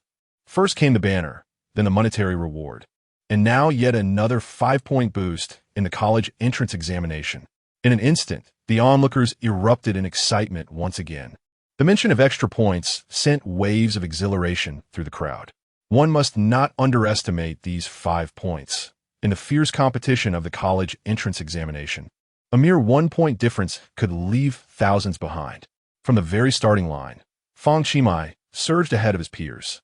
Meanwhile, 2 years prior, Jiangxing had abolished 5 policies that allowed for additional points, including the Olympic competition, technological contests, and provincial excellence awards. What had Fang Qi done to attract the government's attention and earn such a special commendation? Li Hongzhe's bewilderment level increased by 11. Conversely, those who were aware of the circumstances, Xiao Bixue, Ruan Ming, and Niu Jichao, felt that Fang Qi was truly deserving and were genuinely happy for him. Yi Zheng patted Fang Qi on the shoulder, casting a reassuring glance his way. You'll be informed of the specifics in due course. Thank you for your hard work. Captain Yi. All right, you all prepare for class now. Vice Principal Li, we shall return to the office. Certainly, I will see you off, Captain Yi. As the class bell rang, Fang Qi returned to his seat, banner in hand. Since the captain had requested confidentiality, no one dared to inquire further. However, Li Hongzhe was quite displeased, feeling that Fang Qi had monopolized all the good fortune. As he passed by Fang Qi desk in front of Xiao Bixue, Li Hongzhe deliberately remarked, in this day and age, anyone can claim to be a hero, can't they? It's rather trivial. Exactly. Helping an elderly lady cross the street is now considered heroic? Guizile chimed in with a snide comment. Xiao Bixue immediately recognized their jealousy. Nonetheless, respecting the request for secrecy, she chose not to comment further. Fang Qi, uninterested in their banter, was more curious about the two rewards he had received that morning. The first was a permanent enhancement of lung capacity from Fan Hua, the head coach of the provincial basketball team. A greater lung capacity equates to improved respiratory abilities and cardiovascular function. With increased oxygen supply, the body's organs are less prone to oxygen deficiency. Individuals with higher lung capacity tend to experience a delayed onset of aging, and this improvement supports vigorous physical activity, thereby preserving youthful vitality. With each breath, Fang Qi could distinctly feel a transformation within his body. This enhancement likely stemmed from the prolonged whistle blowing during training sessions by Coach Fan, which inadvertently improved the player's lung capacity, and thus this reward was bestowed upon him.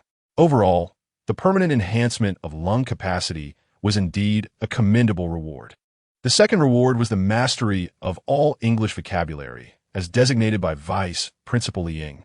As an English teacher who had only recently ascended to the role of Vice Principal 2 years ago, he understood that a robust vocabulary is crucial for mastering the language. Now, Fang Qi possessed complete knowledge of all words within his mind. This was an exceedingly practical reward. The system was becoming increasingly fascinating, continually enhancing Fang Qi physical abilities while simultaneously enriching his various talents. The bewilderment value from Li Hongzhe, 2. From Li Hongzhe, 3. Even now, he remains in a state of confusion. It seems this fellow harbors a deep resentment towards me. By the way, that day I purchased the library and subsequently revoked his VIP status, effectively obstructing his pretentiousness. He must be feeling quite disgruntled, right? Last time, he even slipped me a laxative. Who knows what devious scheme he is concocting now?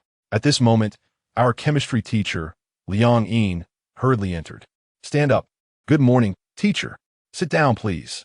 Take out your exercise books. Today, we will discuss the mock exam assigned yesterday. Liang adjusted her glasses. Adhering to her usual protocol, anyone who has completed the assignment, stand up. Let me see at this point who dares to neglect my homework. Liang Yin is considered quite strict among female teachers. She detests tardiness and abhors students who fail to complete their assignments. Consequently, Fang Qi has faced his fair share of reprimands. Coincidentally, Fang Qi was in good spirits that weekend. He decided to test his chemistry knowledge from the Mastering High School Science book.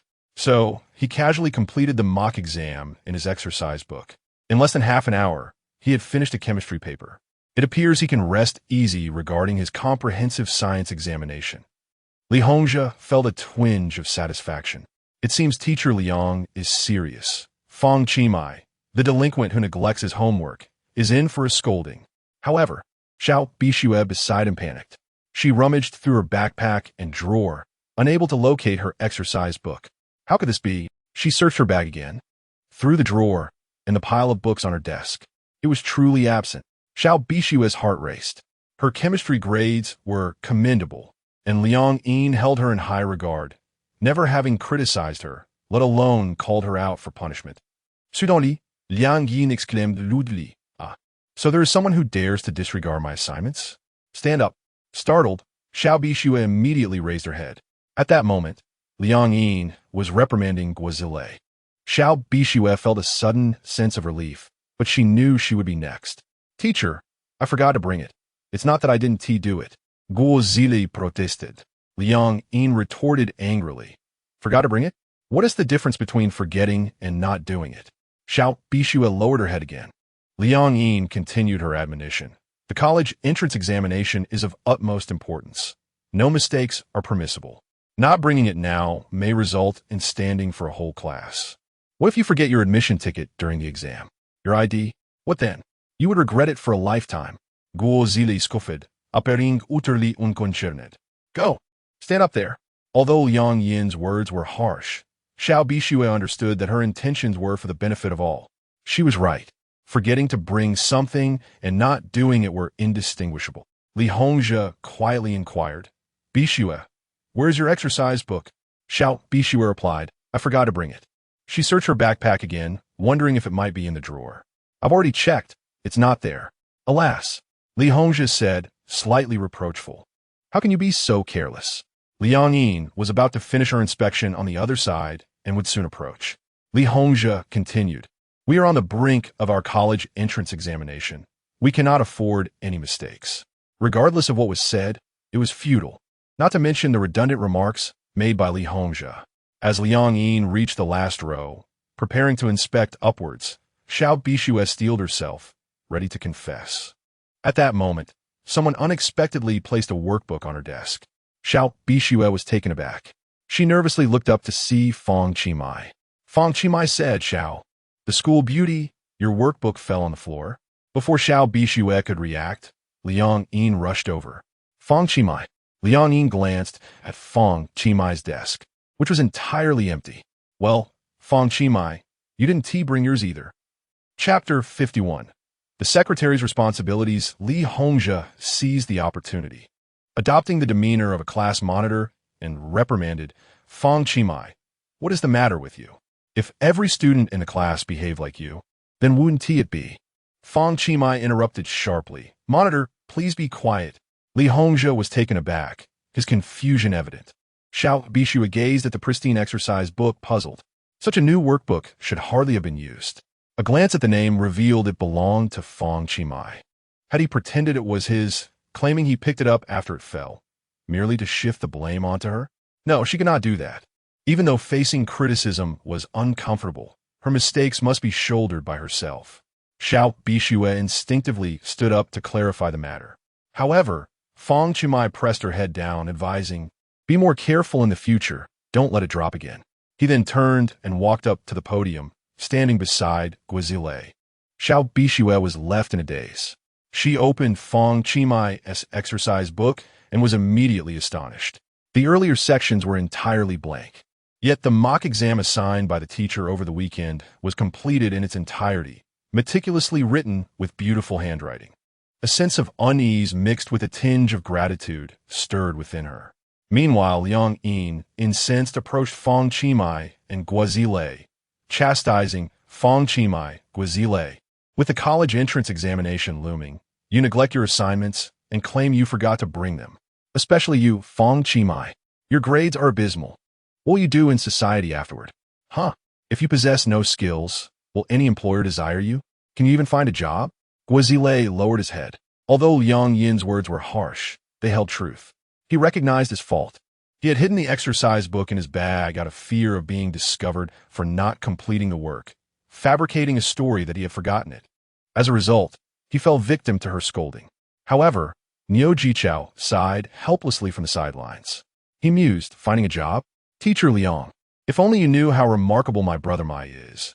You wouldn't speak so. Fang Qi, unfazed, was accustomed to the reprimands. He responded nonchalantly. As for finding a job, I feel that, indeed, no one would want me now. Liang Yin crossed her arms, retorting coldly, It's good that you understand. Niu Jichao chuckled. His brother Mai was indeed quite audacious. If companies were aware of Fang Qi's true identity, would they dare to hire him? Fang Qi continued, Actually, my plan is to start my own company and be my own boss. With your capabilities? Liang Yin shook her head. It's not that I look down on you. But how can someone who can't even manage their studies successfully run a company? Fang Qi shrugged. Teacher Liang, your opinion of me is of no concern. I'm not starting a company to earn your approval. The classroom erupted in murmurs. Fang Qi added, by the way, regarding your earlier question about what I could do in society, that truly depends on the circumstances. In moments of seriousness, the secretary is engaged. In moments of idleness, the secretary is sought after. Suddenly, Guizile interjected. Secretary. Liang Yin felt a surge of bewilderment, her confusion level rising by 10. Fang Qi gave Guizile a thumbs up, exclaiming, well done. Liang Yin, overwhelmed with embarrassment, stammered, how could you say that? Fang Qi quickly defended himself. Teacher, please don't misjudge me. I merely intended to say that if there's work for the secretary, great. If not, we should find tasks for the secretary to do. It's Guizile who is out of line. Guizile remained silent, and Liang Yin was left speechless.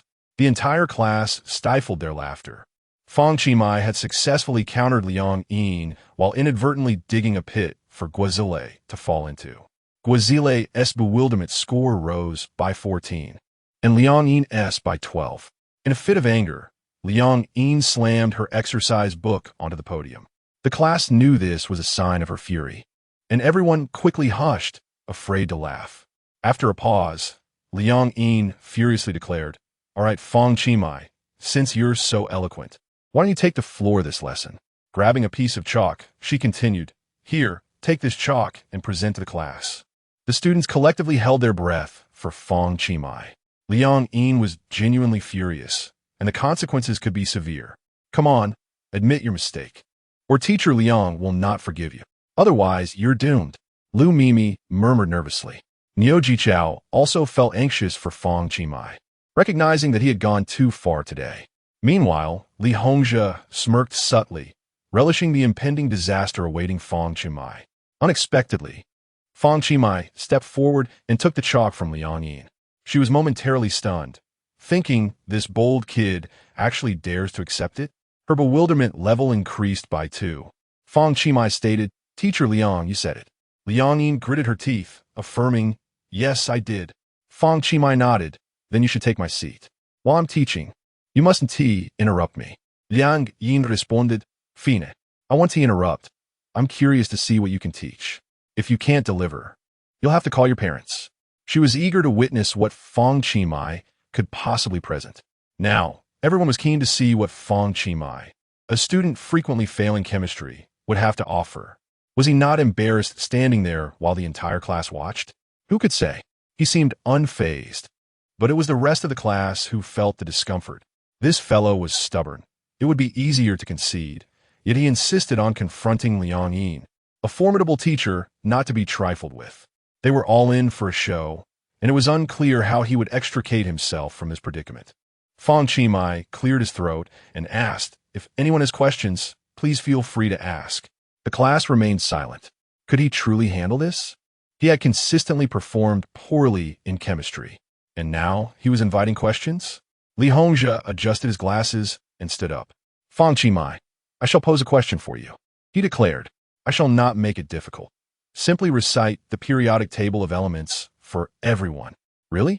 It was unexpected that Li Hongzhe would present such a seemingly simple challenge. In truth, this was a deliberate move on his part. Reciting the periodic table is fundamental knowledge in chemistry. He believed that if Fang Qi could not master this basic information, tackling more complex problems would be out of the question. He was convinced that Fang Qi, a poor student, would surely struggle even with the periodic table. If he admitted to it, it would provide ample opportunity for ridicule. Liang Yin quickly discerned Li Hongzhe's intentions and was curious to see Fang Qi's expression of regret for opposing her. Fang Qi replied, I cannot be bothered to memorize it. Huh, Liumza Skufa. I see you cannot recite it at all. To claim you are too lazy to do so? What a joke. You cannot even recite the periodic table, yet you dare to teach? The class murmured in disbelief. Li Hongzhe continued, either recite it now, or step down quickly. Do not embarrass yourself. To his surprise, Fang Qi responded earnestly, Class monitor, if you insist on hearing it, I can recite it for you. Chapter 52. Teacher, please refrain from interrupting during my lecture. Reciting the periodic table backwards. The entire class fell into a stunned silence. Although reciting it backwards may seem trivial, Achieving such a feat requires considerable effort. Liang Yin, as a chemistry teacher, would never resort to such antics. There have been students in the past who could recite it backwards, but they were exceedingly rare. She was genuinely curious whether Fang Qi could accomplish it. Liunza, momentarily taken aback, said, "All right then, go ahead and recite it for us to see." I refuse to believe that a student who struggles in chemistry could possibly recite the periodic table backwards. Fang Qi responded, "Class monitor, please open the periodic table." "What for?" "By following the table, you can verify my accuracy." After a brief pause, Fang Qi added, "I mainly worry that you might fall behind my rhythm and then claim that I was merely reciting it incorrectly." Liunja. Xiao Bixue was the first to open the periodic table. To her, Fang Qi had experienced too many incredible things. She believed in him. With a rustling sound, the entire class began to flip through their periodic tables. Class monitor, listen closely. Huh. Out Yin Lime, covered in mud, separated by wheels. The great pulse of black waves, crossing the Lu River like a gate. One by one, the students from the back began to match up with the periodic table. Indeed, each and every one aligned perfectly. Li Hongzhi's bewilderment level increased by 5. Ikupayu. Mebunayu pu tu a. Before the broken wall of the landlord, he shared the golden waves with the lady. The female, Bodhisattva, picked orchids. With a sorrowful hue, shedding tears. Western sound and melody, pulling tight the shackles to Mu'en. Wow, it matched, no mistake about it. Fang Qi intentionally slowed his pace, ensuring everyone could hear clearly. Gaec Ruku, resting and folding armor. Heart like the ancient iron, Meng Gu Fan Tai Kong. Covering the family duck, Lulu Lin, returning to the beautiful Na. Only bowing and sighing for friendship. Thunderous seas are tranquil. Oh my, this is extraordinary. This execution is rather sharp. Though reciting it backwards may hold little value, it is undeniably impressive. Incredible, I am in awe. My brother Mai from the second high school has shown me what it means to recite fluently. Truly worthy of being my Mai. So remarkable. This is akin to a cow seated on a chainsaw. Astoundingly powerful. The class first experienced disbelief, then each student became invigorated. Xiao Bixue smiled. Fang Qi was indeed a treasure of a student. She had already seen Fang Qi's chemistry simulation test, and he had solved questions even she could not. It seemed Fang Qi excelled not only in mathematics, physics, and biology, but also in chemistry. What a remarkable Fang Qi, who had deceived everyone for 3 years. As a chemistry teacher, Liang Yin couldn't help but nod in approval. While reciting it backwards may lack significance, the fact remained that Fang Qi had put in the effort. Fang Qi turned to Li Hongzhi. "So, class monitor, have you given up on studying?" Liunza. To my astonishment, Fang Qi can indeed recite it backwards. From Li Hongzhi's bewilderment, 15. Li Hongzhi stood up and declared that he could do it too. Ding! Consumed 1,000 bewilderment points. Absolute command activated. Current remaining bewilderment points, 4782. Li Hongzhi rose to his feet, thinking, isn't it just reciting backwards? I can do that as well. Oh, the excitement among the classmates had not yet subsided, and now another one has stepped up. Who would have thought that the class monitor could also recite it backwards? Impressive. Class monitor, give it a go. The entire class began to cheer. Liunja. This is absurd. Reciting forwards is no issue, but backwards? How could I possibly do that? Why did I even claim I could? From Li Hongzhi's bewilderment, 15. From Li Hongzhi's bewilderment, 15. Fang Qi said, "Class monitor, we are all waiting." Li Hongzhi. Standing in place, Li Hongzhi felt utterly stiff, his heart racing with anxiety. He had already spoken, and he couldn't possibly admit he couldn't recite it, could he? Li Hongzhi decided to take the plunge, hoping he could somehow manage to recite it. Done. Mo, fu. Funi. That, ni. Drawing from memory, Li Hongzhi stammered out a few words, but soon found himself at a standstill. Alas, lacking true skill, how could he recite it backwards? From Li Hongzhi's bewilderment, 16. Achu. The entire class sighed in disappointment. Class monitor, This is quite pathetic. If you can't do it, just admit it. Indeed, class monitor. You might as well sit down. Sigh. I truly feel embarrassed for the class monitor. Li Hongzhi awkwardly sank back into his seat. Goodness. Who knows why I said that just now? Fang Qi continued. Well then, since the class monitor cannot recite it, I shall change the question. What? A chemistry novice is posing questions? This is a bit impressive. He excels at basketball, so if he asks about that, I would believe it. Everyone quiet down. Let us see what the chemistry novice will ask us. Li Hongzhi resolved that no matter what question Fang Qi posed, he would answer it. Moreover, he aimed to respond at the quickest speed, ahead of everyone else. Fang Qi mistated, listen closely. 4O2 plus 7CH4 plus 9CO2 plus 1 heure. And 59N, if all these elements are combined, what will occur? Ah. The entire class fell silent. What kind of question is this? Including Li Hongzhi. Several students with decent chemistry grades had already begun calculating. They scribbled various chemical formulas, engaging in a flurry of research and discussion. Li Hongzhi was determined to figure this out. Liang Yin, as the chemistry teacher, was also somewhat bewildered. What would happen if these components were combined in such proportions? The closest approximation might be biogas. The sound of confusion echoed as Liang Ying struggled to comprehend Fang Qi's intentions. He granted everyone 5 minutes. Yet no one could muster a response. What appeared to be a straightforward question left the entire class bewildered. With a piece of chalk in hand, Fang Qi rapped the blackboard, drawing everyone's attention. He inscribed the elements, 4O2, 7CH4, and 9. He then drew a long underline beneath his previous notes. Once more, he tapped the board and stated, "This substance is nothing insignificant." The class responded with puzzled expressions. The monitor, gazing at the notepaper filled with formulas, seethed inwardly, questioning if he was being toyed with. Fang Qi continued writing while explaining. However, if we add one of other chemicals, such as NH3, H2S, indole, and scatol, it will constitute something we are all familiar with, something each person possesses, namely, flatulence. A wave of embarrassment washed over many, but laughter erupted from some. Realizing that these components combined merely resulted in a fart, Niu Jichao shook his head, acknowledging that only Brother Mai could concoct such a scenario. Li Hongzhi stared blankly at his notepaper, realizing that after all his calculations, he had simply quantified flatulence. Frustration surged within him as he felt toyed with.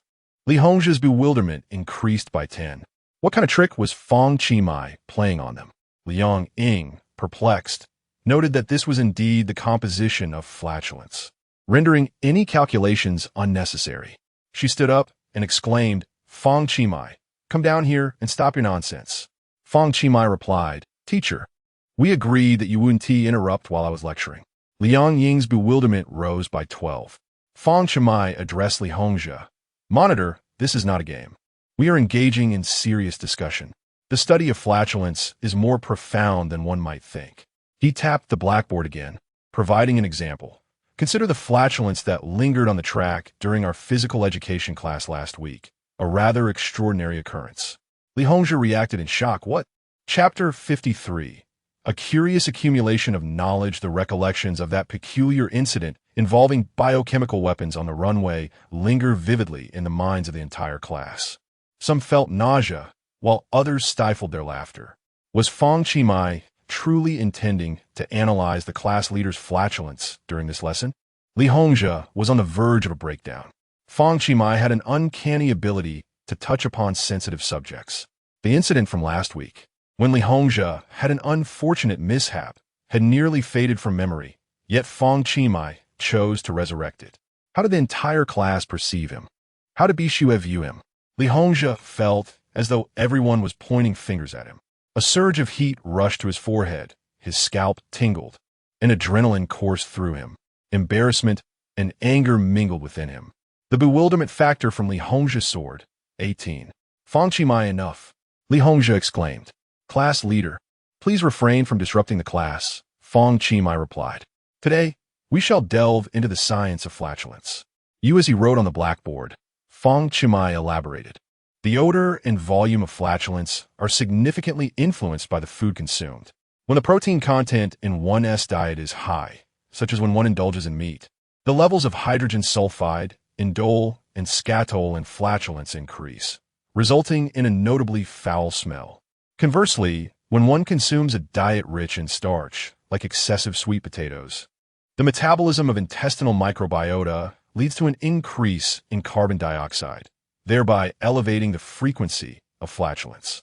In this scenario, the increase of carbon dioxide far surpasses that of hydrogen sulfide, indole, and scatol. Moreover, with the rise in pressure, the velocity of the gas flow during flatulence intensifies, producing louder sounds. However, since carbon dioxide is odorless, this gives rise to the adage, loud farts are odorless, while smelly farts are silent and loud farts are odorless. But silent farts stink. The entire class listened intently, intrigued by this peculiar knowledge. It appeared that flatulence was indeed a subject worthy of study. Given the immense pressure of academic life, this light-hearted topic provided a delightful respite. Fang Qi continued, from the preceding analysis, we can deduce that the class leader consumed a substantial amount of meat that afternoon, which account for the pungency of his flatulence. Additionally, the inclusion of cilantro, known for its sharpness, contributed to the eye-watering aroma we experienced.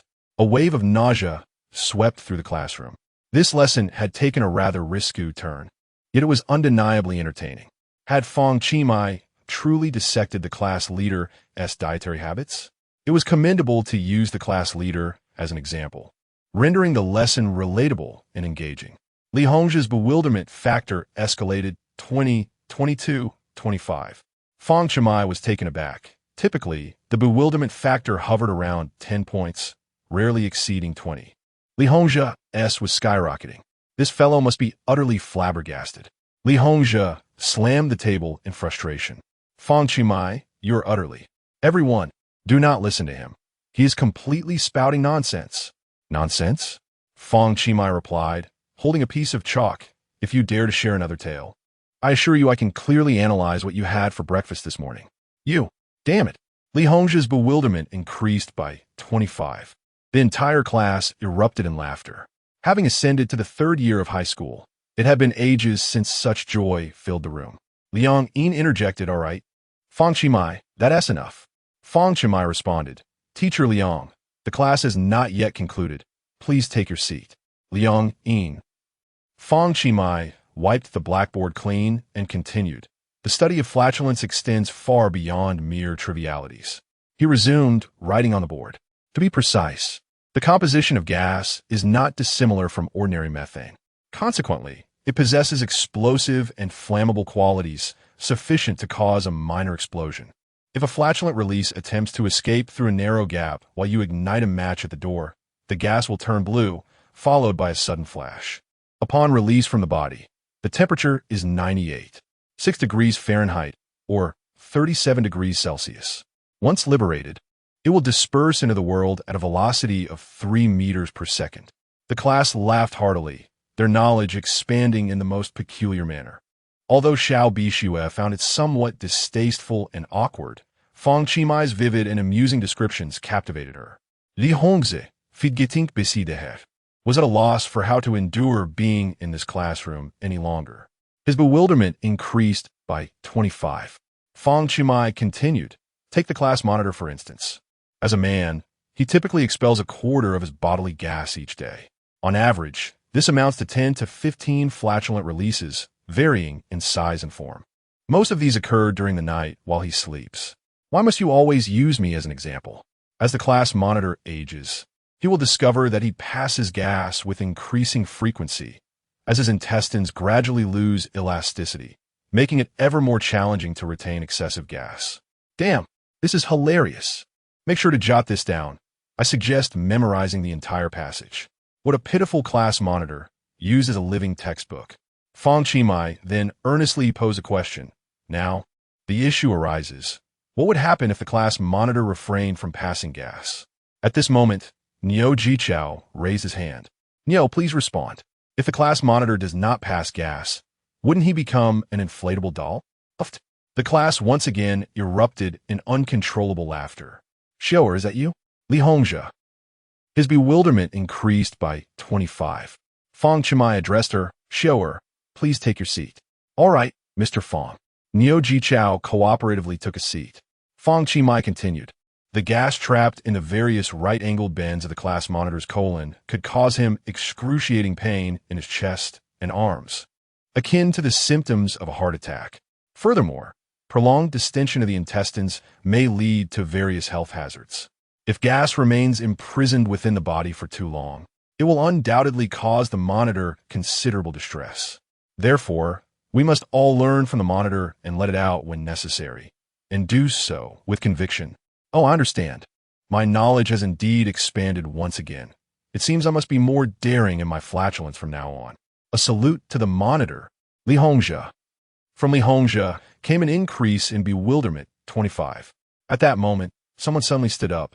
Fang Qi, do not overstep your bounds. Speaking so much irrelevant nonsense during class and incessantly berating the monitor. Fang Qi was taken aback. Was it the English class representative, Kai Shaili? Oh dear, I never expected anyone would come to the monitor's defense. Just look at his two sycophants, Guizile and Zheng Ruijia, who were already in fits of laughter. What business does this plump lady, Kai Shaili, have in joining the fray? Fang Qi inquired, berating the monitor. May I ask everyone present, since I stood up, have I uttered a single curse word? Someone replied, no. Representative, where did you perceive that I insulted the monitor? You, came Kai Shaili's bewildered response. For Fang Qi continued, is what I spoke of unrelated to our lesson? He pointed to his temple and said, learning requires mental engagement. It is not merely rote memorization. We cannot restrict ourselves to what is solely in the textbooks. We must understand how to expand our thinking and draw connections. Our classes are not solely for the Gaokao. They're also a form of learning and accumulation for life. Fang Qi rapped the blackboard again, stating, you see, the formation of gas in the intestines and the combustion of that gas is a chemical reaction. The process of gas expulsion is a physical reaction. Moreover, it encompasses biological aspects, health, and various other fields of knowledge. Can you honestly assert that you have learned nothing in this class? If I had not taught this lesson today, would you understand why sometimes your flatulence is loud and at other times it is silent? Or why it may be foul-smelling at times and not at others? Kai Shaili stammered, momentarily flustered and utterly unsure how to retort. However, the entire class was already in hysterics. At that moment, the bell rang. From Li Hongzhe came an increase in bewilderment, 22. From Kai Shaili, 15. Fang Qi smiled slightly. Teacher Liang, I have concluded my lesson. Several students applauded. Truly, this was a most memorable chemistry class. Liang Yin. Chapter 54. The underachiever feels confused. What appeared to be a routine lesson delivered by Fang Qi unexpectedly unearthed the shadowy past of Li Hongzhe. He felt as if an indelible stain had marred his existence, leaving him utterly mortified. He longed for a place to hide, as Fang Qi remarks made him acutely aware of an unpleasant odor lingering about him. During the second chemistry class, Liang Yin conducted the lesson as usual. To Xiao Bixue's astonishment, Fang Qi had indeed answered every question on the chemistry simulation test correctly. How impressive! It seems geniuses prefer to conceal their talents, revealing their prowess only as the college entrance examinations approach. After the midday break, like his classmates, Fang Qi prepared to dine. Suddenly, Xiao Bixue called out to him. Is there something you need? She whispered, thank you for lending me your practice book. I was the one who made the mistakes and caused you to be reprimanded. I feel very guilty. Fang Qi waved his hand dismissively, assuring her it was no trouble, as he had grown accustomed to the scolding that came with being labeled a poor student. Again, with the self-deprecation, Xiao Bixue hesitated to respond. Moreover, it seems the one being reprimanded was not me, but rather I was in the position of instructing others. Nevertheless, thank you. During the lunch break, the majority of the students busily memorized English vocabulary in preparation for the afternoon's English test. As the final sprint of their senior year ensued, the emphasis lay on relentless practice and examinations. Lu Mimi, too, clutched her English book, diligently studying. Today, Fang Qi opted out of basketball, guiding Qin Yinling, who was just beginning to manage the affairs of the Shangwen Library. Lu Mimi noticed Fang Qi engaging in a conversation on WeChat his chat partner's profile picture depicting a beautiful girl, which sparked a twinge of discomfort within her. My, aren't you going to study? The exam is soon. Perhaps you should refrain from using your phone? Fang Qi typed out a lengthy message before pausing to assert, cramming at the last minute is futile. While the truth of his words was undeniable, it sounded rather awkward coming from him. Fang Qi English skills were subpar, and although Lu Mimi struggled in all subjects, she managed to pass English. In stark contrast, Fang Qi had never once achieved a passing grade. Lu Mimi was taken aback, her confusion evident at 8. In reality, Fang Qi felt no trepidation. Previously, due to his physical education teacher, the system had rewarded him with a mastery of English grammar. If memory served correctly, the English class representative, Kai Shaili, had discussed Fang Qi, resulting in a reward for English composition techniques. Coupled with Li Ying's complete mastery of English vocabulary, Fang Qi remained unfazed. To excel in English, one must master listening, vocabulary, grammar, and composition, each element indispensable. Currently, he was merely missing the listening component. He wondered who might bestow that reward upon him. At that moment, the sound of high heels echoed through the hall. Fang Qi, come to my office. You have been called upon by your English teacher, Mrs. Tian, to unlock the skill of English listening comprehension. What a surprise. The system truly excels in its surprises. However, judging by Mrs. Tian's tone, it seems that Fang Qi has encountered some trouble again. She has never taken a midday break. Yet today she arrived early to the classroom, startling some students who were busy scribbling notes. Fang Qi felt puzzled. He had whimsically copied Lu Jichao's homework for the weekend and submitted it. If not submitting homework results in criticism, then why would submitting it also lead to reprimand? What is the point of turning in assignments? Fang Qi, did you hear what I said? Hurry up. Fang Qi stood up and casually replied, I'm coming. He followed Mrs. Tian to her office. For reasons unknown, she called him out again, leading him to a quieter staircase. With her arms crossed and a heavy sigh escaping her lips, she regarded Fang Qi with a look of deep concern. He was bewildered, questioning the gravity of the matter, especially since he had already submitted his homework. Mrs. Tian hesitated, finally stating, forget it, I will call your parents. Fang Qi was taken aback, wondering what could be so serious as to warrant the involvement of his parents. Mrs. Tian, my parents are quite busy. To be honest, in the past decade, I've only seen them once. In the future, I doubt I will see them more than a few times a year. He continued, I believe you won't be able to reach them, so feel free to discuss anything with me. No, this matter requires your parents to be present. Fang Qi was utterly confused. Mrs. Tian, at least let me know what this is about. With another sigh, she replied, I warn you, Fang Qi, whether on or off campus, maintain some distance from my daughter. Fang Qi was perplexed. Who is your daughter? He had never known that Mrs. Tian had a daughter at the school.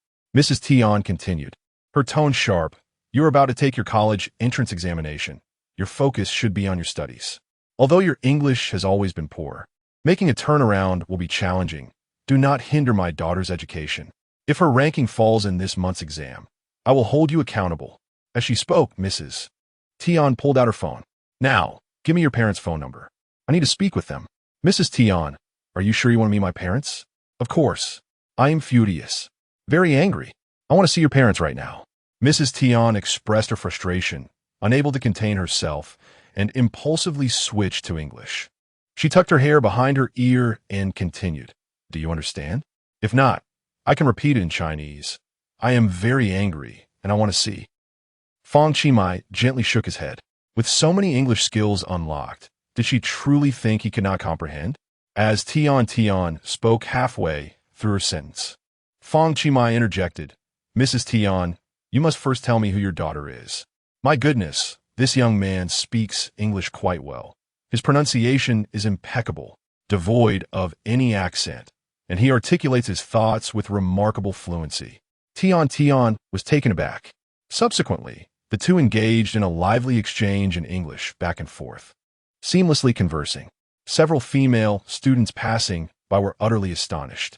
How impressive! That student is conversing in English with the teacher. As a struggling student myself, I couldn't help but feel envious, wondering when I might reach such a level. What were they discussing? The pace was too rapid. As a struggling student, I could only grasp a few words. I must return and improve my listening skills. Off I go. Tian and Fang Qi conversed at an astonishing speed. Tian insisted on contacting Fang Qi parents. Finally, when she revealed her daughter's name, Fang Qi was bewildered. Lu Weiwei, I do not recognize this individual. Mrs. Tian, you must be mistaken, all right? How could I be mistaken? She herself admitted that Fang Qi from class 10 of the senior year is her boyfriend. Wait a moment, that name sounds familiar. Fang Qi began to recollect. It had appeared on the list of perplexing encounters before. Indeed, is she not the junior who had asked for my WeChat ID? Among those who had persistently left small gifts on my desk, there was Lu Weiwei. What is going on with this woman, claiming to be your boyfriend? I will not take the blame for this. Chapter 55. Class Representative. Are you not bullying me? Mrs. Tian, is your daughter in her first year of high school?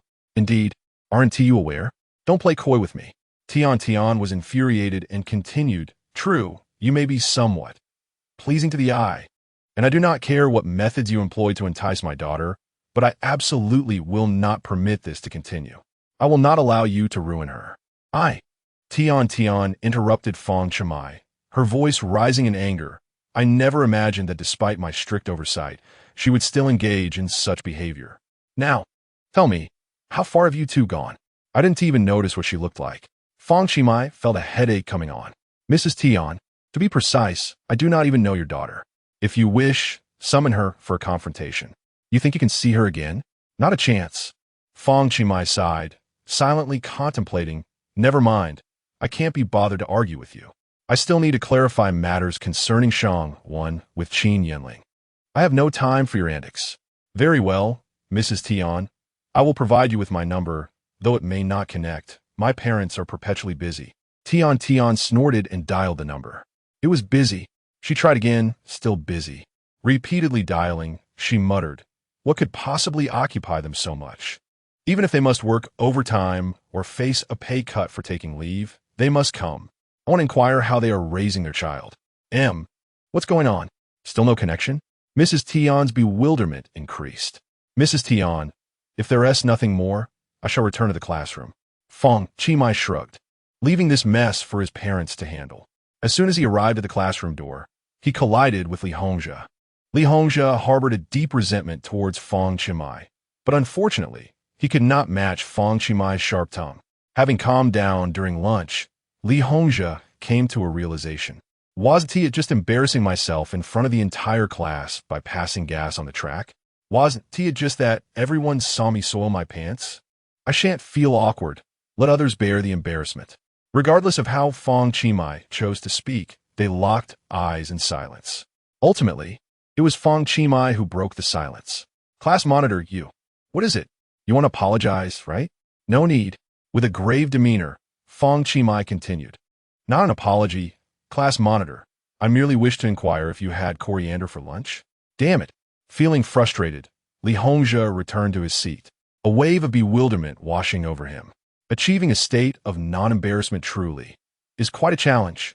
As soon as he sat down, a note was dropped before him, and the person turned to leave. Upon glancing at it, he realized it was from the English class representative, Kai Shaili. Kai Shaili was a plump girl, standing at 6 feet tall, with a somewhat stout build. Her appearance leaned towards the hurried side. 49 points. It cannot be any more than that. It is said that Kai Shaili comes from a wealthy family, with her parents enrolling her in numerous training programs. Her proficiency in English is indeed commendable, as she has received accolades in various English competitions. In class, she and Xiao Bixue consistently vie for the top 2 positions.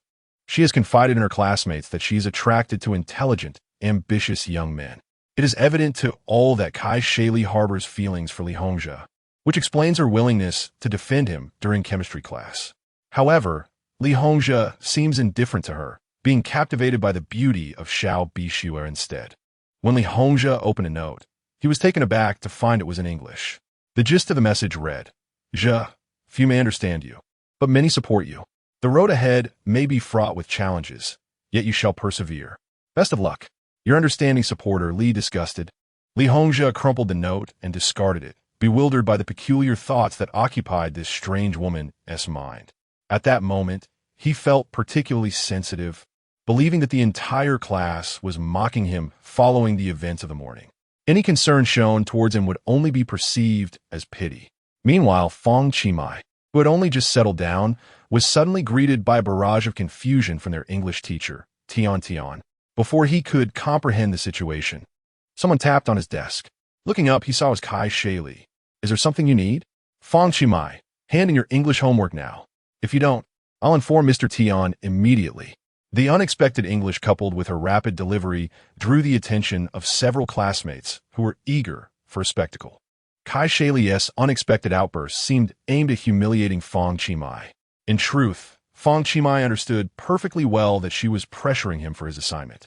It was clear that Kai Shaili harbored a strong desire for revenge, still brooding over the events of the morning. Fang Qi, unfazed, asked class representative, "Could you please speak properly?" Kai Shaili scoffed, adopting an air of superiority. "Do you understand what I said?" The surrounding students were captivated by the unfolding drama. Lu Mimi expressed her annoyance. "Shaili, isn't this bullying? You know how he struggles with English." Kai Shaili interrupted. "Shut up." Niu Jichao stepped forward to question her. "Is being the class representative so grand? Is it amusing to bully others?" "You." Kai Shaili's lips curled into a smirk. In terms of English, no one dared to rival her. She relished the feeling of being untouchable. Fang Qi, remaining calm, retorted, "Class representative, have you had too much to eat from the class monitor's plate?" Kai Shaili, feeling utterly bewildered by Li Hongzhe, 10. Once again, she's exasperated by the class leader's trivial matters. One bad apple spoils the whole barrel. Does one rotten apple ruin an entire barrel of wine? The preceding remarks are somewhat comprehensible, yet this phrase is typically grasped by most students only at its literal level. However, Fang Qi perceives that this is a sarcastic proverb. With hands on her hips, Kai Shaili beams with pride. "I am deriding you, yet you remain oblivious. You deserve to be scolded." Fang Qi has long seen through Kai Shaili's little schemes. Yet, when it comes to rendering the opponent speechless, Fang Qi can effortlessly showcase his prowess in German. To truly convince someone, he can make her scalp tingle with his command of English. He rises, a subtle smile gracing his lips. "To know what things? You are good." The moment these words escape his lips, Kai Shaili's smile vanishes in an instant. Niu Jichao and others express their astonishment. Regardless of the precise meaning of this English phrase, Fang Qi's fluent and impeccable pronunciation leaves everyone in awe. Kai Shaili's bewilderment increases. 4. Lu Mimi inquires, My, what does that mean?" Fang Qi turns to Kai Shaili.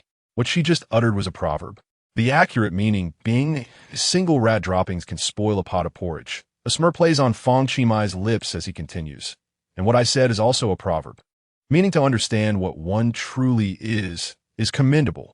Niu Jichao rejoices. "Bravo, my brother, splendid. My goodness. Is this for real?" Lu Mimi and the others can hardly believe their ears.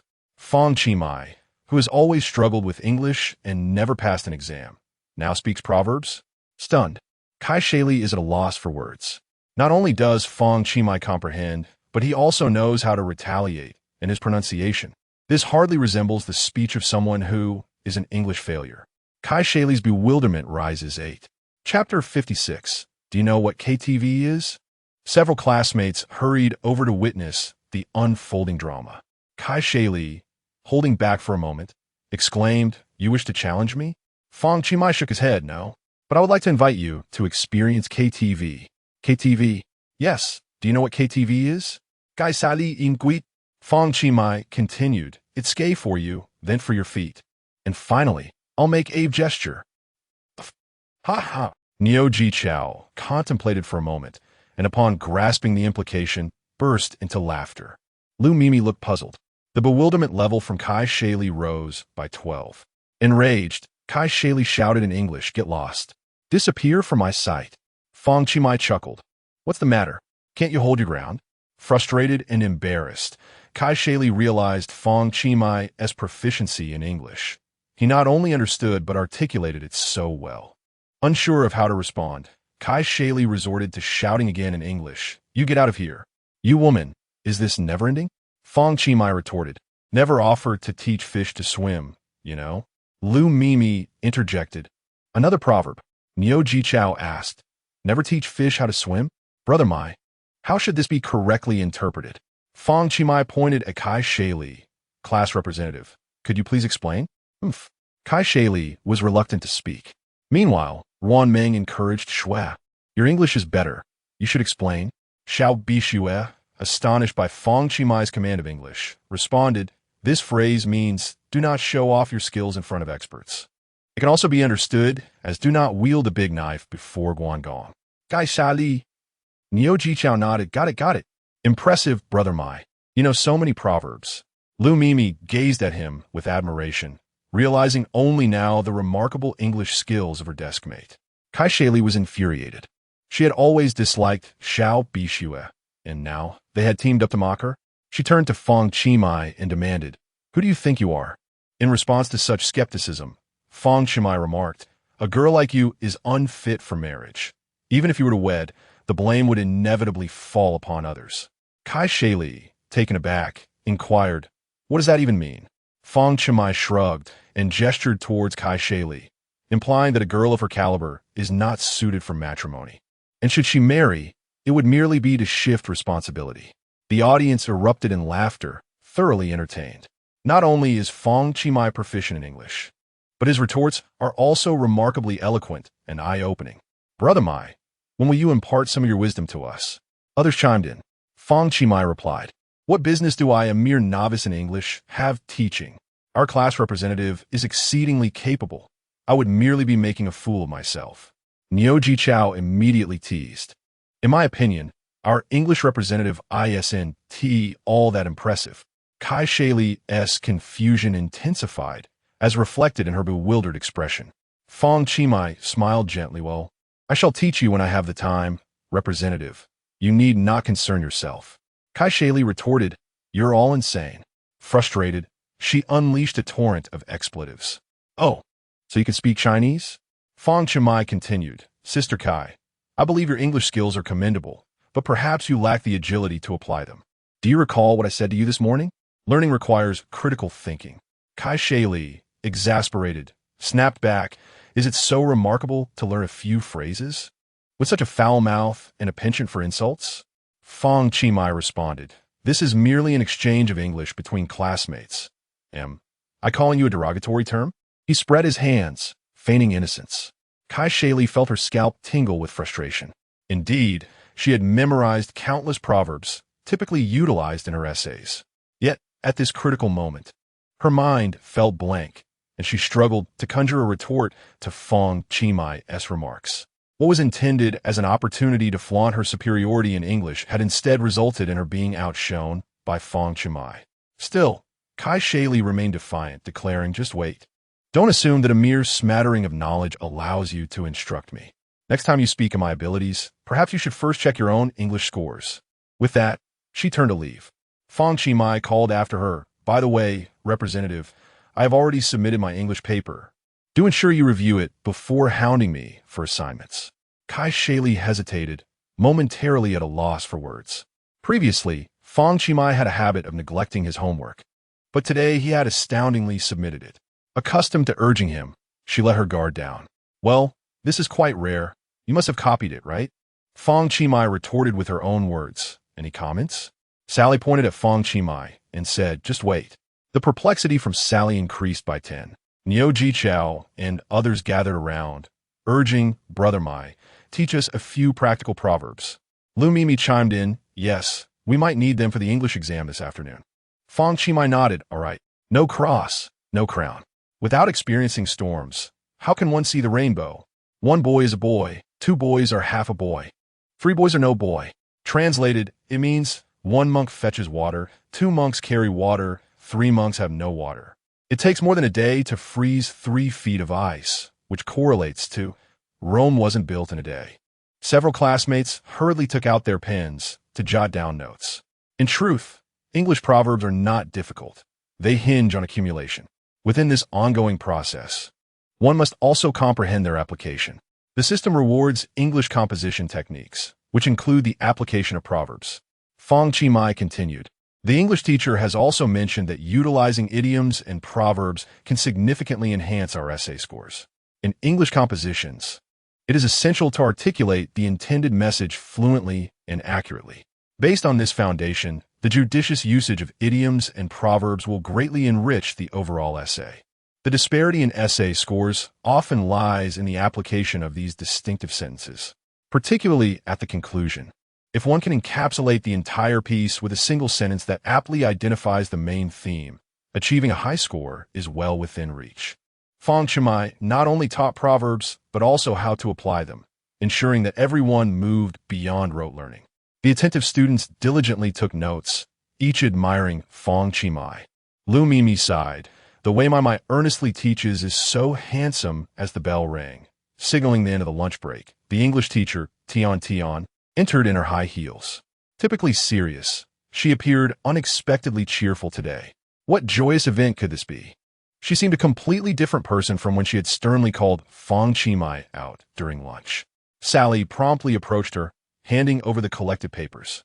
She also pointed out the one she had placed on top, saying, "Mrs. Tian, this paper from Fang Qi was copied." Sally directed her gaze towards Fang Qi, who had admitted to the copying with other classmates listening in. Fang Qi remained silent. Chapter 57. From now on, we are family. Fang Qi was left speechless. He had only submitted his homework out of a good mood, yet this despicable person actually reported him. Kai felt quite pleased. If she couldn't handle Fang Qi, surely Mrs. Tian could? However, to her surprise, Tian merely nodded and softly hummed in response. Kai sensed that something was amiss. Under normal circumstances, Mrs. Tian would have been furious. Why was she so calm today? All right, I understand. You may leave for now. Kai. Fine. Very well. Returning to her seat, Kai felt somewhat dazed.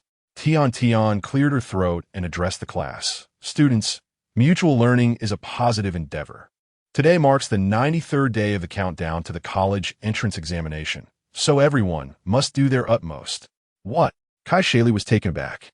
Fang Qi act of copying homework was being framed as mutual learning, and then they received a motivational speech. This matter was simply brushed aside, with no repercussions for Fang Qi. That was inconceivable. It was not Mrs. Tian's style. Kai bewilderment level, 10. The entire class was equally astonished. Mrs. Tian seemed to have transformed into a different person today. The exam commenced. Upon receiving the paper, Fang Qi took a cursory glance. At this moment, he found the English test to be remarkably easy. The first section, listening comprehension, consisted of 2 parts totaling 30 points. While answering, he marked his responses directly on the test paper. Once the audio concluded, he would have 2 minutes to transfer his answers to the answer sheet. The first section contained 5 questions each. Soon, the listening began. Possessing a photographic memory, Fang Qi had already committed the contents of the test paper to memory. He remembered all the ABC options for each question in the listening section. No longer needing to refer back to the paper, he directly filled in the answer sheet. Lu Mimi, on the other hand, was only half aware of the listening part. Did today's listening seem a bit challenging? Catching a glimpse of Fang Qi unusual method, she was utterly stunned, blindly filling in the answer sheet. My goodness. What has come over him? Lu Mimi's bewilderment level, 3. Following the listening section, reading comprehension and closed tests flowed seamlessly for Fang Qi. Finally, he arrived at the writing portion, which included error correction and written expression. After a single reading, he had circled all the mistakes.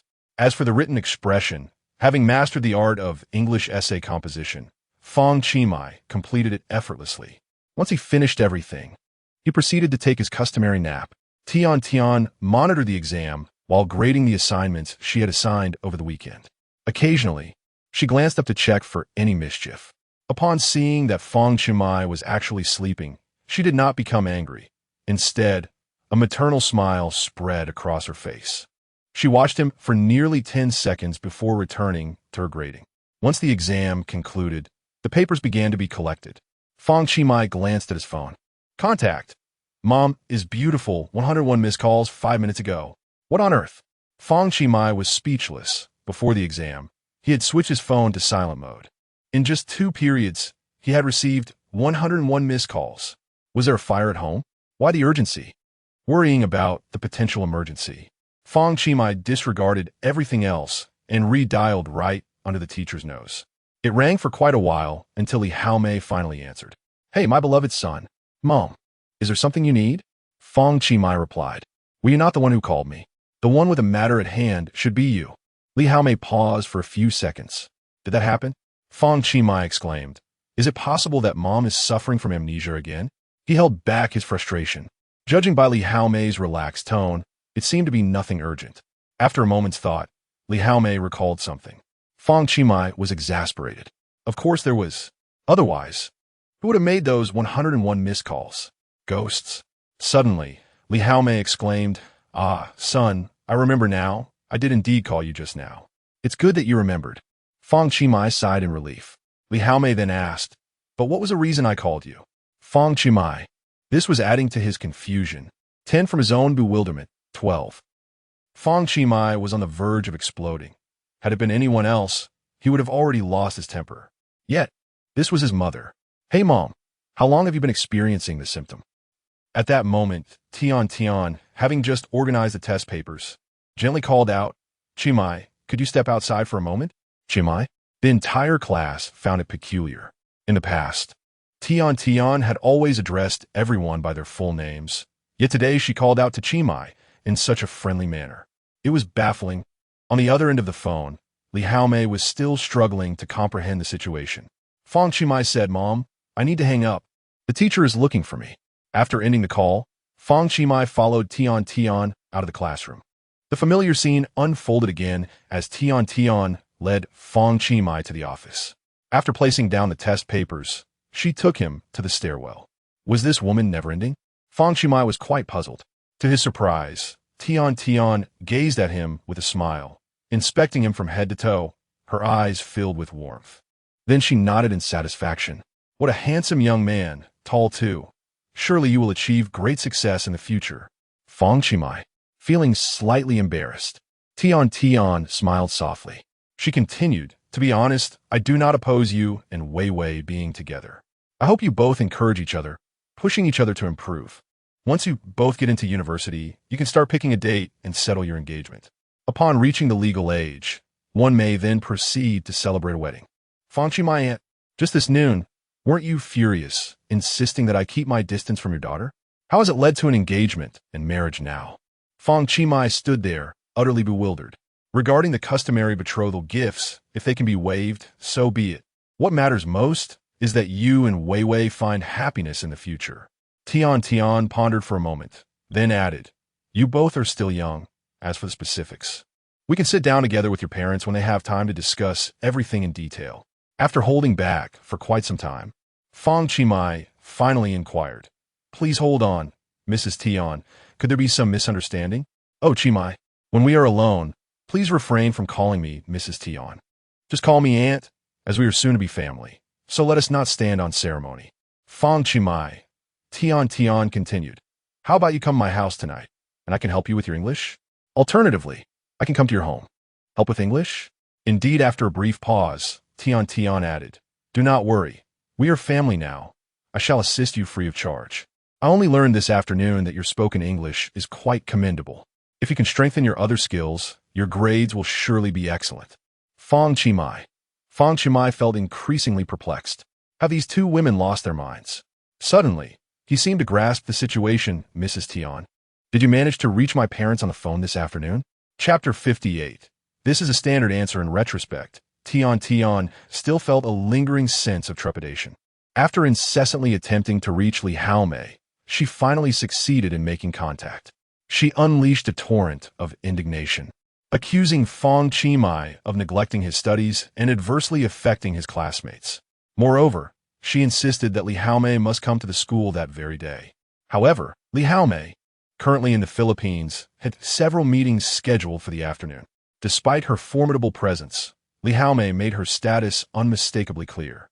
Although Tian was taken aback, she found it hard to believe.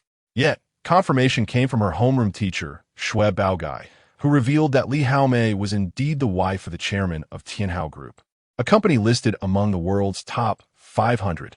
Upon learning this revelation, Tian nearly fell to her knees in disbelief. It was at that moment that an overwhelming sense of confusion engulfed her. Tian murmured, "I managed to get through. How strange. I had no idea your parents were the illustrious heads of Tianhao Group. I apologize for my previous demeanor towards you." Fang Qi sighed, realizing that being the scion of a wealthy family was not as effortless as it seemed. A moment's lapse could easily draw unwanted attention. No wonder this woman was in such high spirits. She didn't even seem perturbed to learn that her daughter's homework was plagiarized. Did she truly consider him her future son-in-law? Such delusions were rather amusing. However, it was quite natural.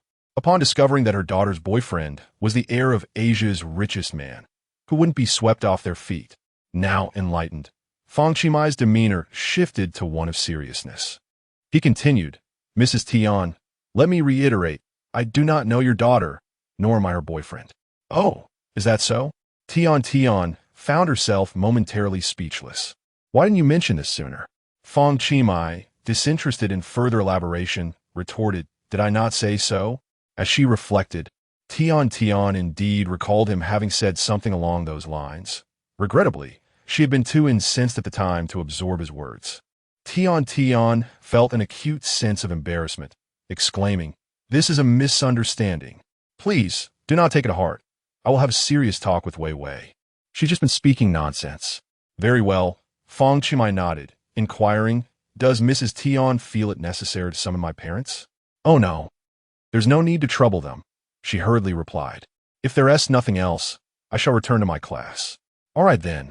With a smile, Tian watched as Fang Qimai departed. Once he was out of sight, she exhaled heavily. Ah, how utterly mortifying. What foolishness had she just committed? The desire to be Fang Qimai's mother-in-law felt as distant as the embarrassment she now faced. Indeed, it seems that exemplary sons-in-law are always found in other families. My own daughter, disinterested in her studies, spends her days lost in thought and even resorts to deceit against me, leading to a rather embarrassing predicament.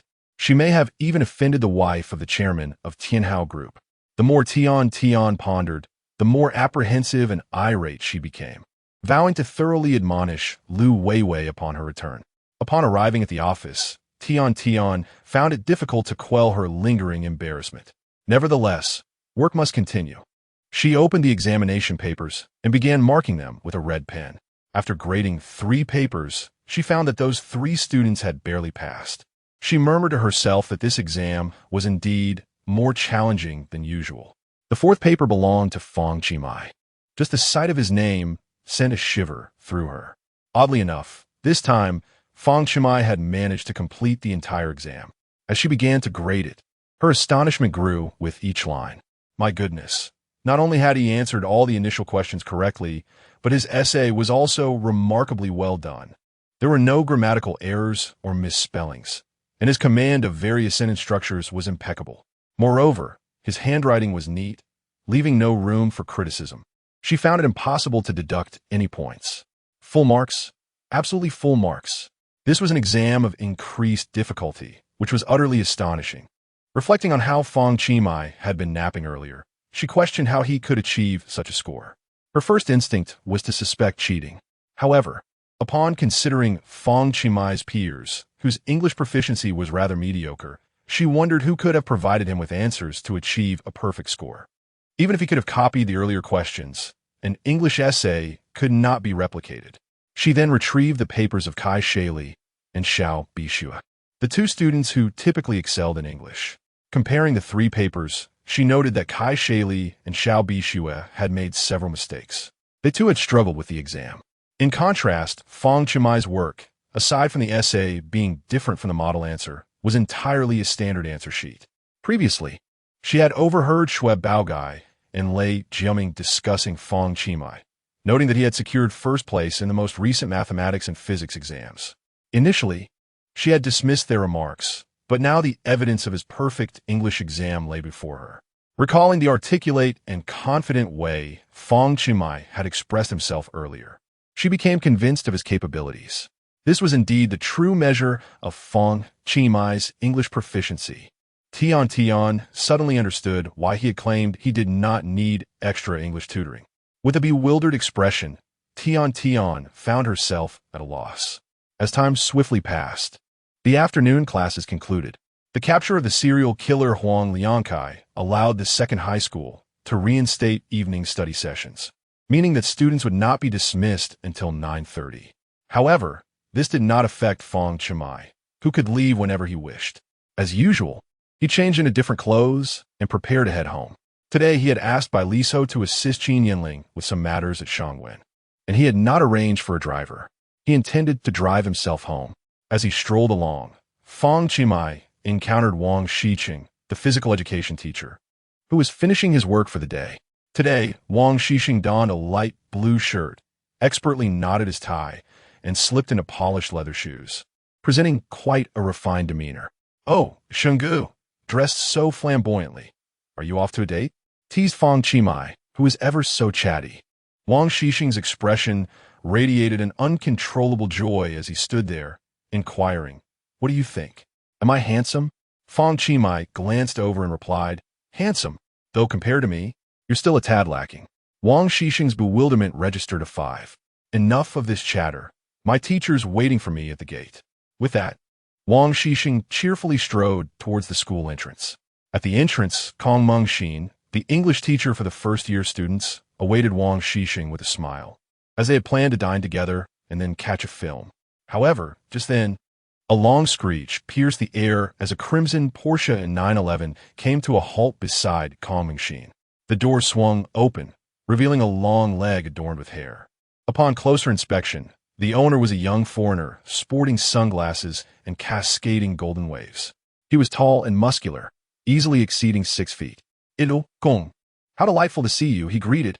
Kong Mengxin's expression shifted to one of displeasure as she curtly responded, "Hello." At that moment, Wang Xiqing stepped forward, positioning himself beside Kong Mengxin. The foreigner frowned. "Who is he?" "He's my boyfriend," Kong Mengxin replied. The foreigner promptly removed his sunglasses and raised his voice. "Your boyfriend? Shit." Fang Qi overheard this exchange. Upon realizing that Wang Xiqing was Kong Mengxin's boyfriend, the foreigner unleashed a string of expletives, completely disregarding Wang Xiqing. It seemed that Shenggu had encountered a romantic rival, a tall, wealthy, and handsome one at that. The Porsche 911 was likely worth no less than 2 million. Fang Qi felt a twinge of sympathy for his poor friend. It appeared that trouble was brewing for Wang Xiqing. Chapter 59, Apologies, Mr. Wang. We arrived late, although Wang Xiqing was unaware of the identity of the foreigner before him. He was certain that this individual was acquainted with Kong Mengxin. In terms of appearance, Wang Xiqing felt that he was not lacking. However, upon reflecting on the bicycle he rode to work daily and glancing at the luxurious Porsche owned by the foreigner, he felt a profound sense of intimidation. His basic salary, performance bonuses, and allowances amounted to merely 5 or 6,000 yuan a month. In more prosperous cities, it might exceed 10,000, but in Jiangsheng, such earnings were considered standard. Furthermore, the salaries of secondary school teachers in certain cities were dismally low, which contributed to the scarcity of male educators. As such, wages made it exceedingly challenging to support a family. Compounding this was the fact that his previous partner, who had ended their relationship, was also a foreigner, leading him to harbor a certain animosity towards them. Standing at a height of 178 centimeters, Wang Xiqing felt slightly dwarfed by the foreigner, which diminished his sense of presence. Although his proficiency in English was lacking, he had earnestly resumed studying the language. He could comprehend their brief conversation, particularly the exclamation of "shit." He understood that when Kong Mengxin introduced him as her boyfriend, the foreigner had insulted him. This was intolerable. One ought to recognize whose territory they were in. Striving to project confidence, Wang Xiqing straightened his posture and raised his chin, attempting to inquire, Can you speak to me? What the hell? Are you an idiot?" Kong Mengxin immediately interjected, "Mike, he's my boyfriend. Please show some respect." Mike pointed at Wang Xiqing and retorted, "Damn, your boyfriend is a son of a bitch." "Mike," Wang Xiqing exclaimed angrily, "don't think I can't understand you. Who do you think you are? Leave at once. You are not welcome here." Disregarding Wang Xiqing's outburst, Mike addressed Kong Mengxin. saying, "Kong, you are so exceptional. How could you end up with such a boyfriend? Come with me, and I shall treat you to dinner." As he spoke, Mike patted his Porsche and cast a triumphant glance at Wang Xixing. Clenching his fists in frustration, Wang Xixing wondered how anyone could endure this. "No, thanks." After declining, Kong Mingxin tugged at Wang Xixing, indicating that it was time for them to leave. "Back off, loser. You don't deserve to be near Kong. Get out of here. How dare you? Although your words are quite clumsy, it seems you could speak Chinese? You fool. My uncle? Fool? Mike?" Mike patted his Porsche again, boasting of his $1 million mansion and $2 million luxury cars, while you have nothing. "Move away from Kong." At this point, Wang Xixing suddenly felt quite insecure. "Kong." Mike continued to press. Kong Mingxin interrupted, saying, "Enough, Mike. I've told you I don't like you. Stop bothering me." Mike was furious, declaring, "I don't care. Now you have to come with me." With that, Mike grabbed Kong Mingxin's handbag. Wang Xixing, not one to back down, had endured long enough and seized Mike by the collar. "You little brat. If you keep talking, I'll hit you." "Mike?" "Brat. What the hell?" Mike prepared to retaliate. Just then, the sound of a supercar engine roared closer. The trio turned to see 4 racing cars speeding towards them. Leading the pack was a white Koenigsegg Agera, followed by a Pagani Huayra, an Aston Martin DB11, and a Ferrari 612. All 4 cars flashed their headlights simultaneously, stunning Mike. "Oh my God! Koenigsegg, Pagani, Aston Martin, Ferrari. So cool." Mike recognized each of these vehicles, having never seen them all together before. Moreover, their license plates were equally impressive. He was curious about their owners. Mike Kate's confusion level increased by 5, and then again by 7. The Koenigsegg executed a sharp drift, sliding directly behind the Porsche. This was not something just anyone could do. The entire maneuver was smooth and precise, utterly breathtaking. The Pagani and Aston Martin parked on either side of the Porsche, while the Ferrari flashed its lights at the front. In an instant, Mike's Porsche was surrounded by 4 supercars that far surpassed its value. All 4 revved their engines in neutral. The sound was utterly exhilarating, vibrating through his chest. This was the legendary street takeover. "My God!" Mike hastily covered his ears, instinctively leaning back against his Porsche 911. Mike Kate's confusion level increased by 15.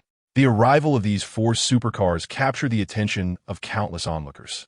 Even Wang Xixing was bewildered, wondering what was going on. Among the 4 supercars, the Koenigsegg Agera was the first to open its door.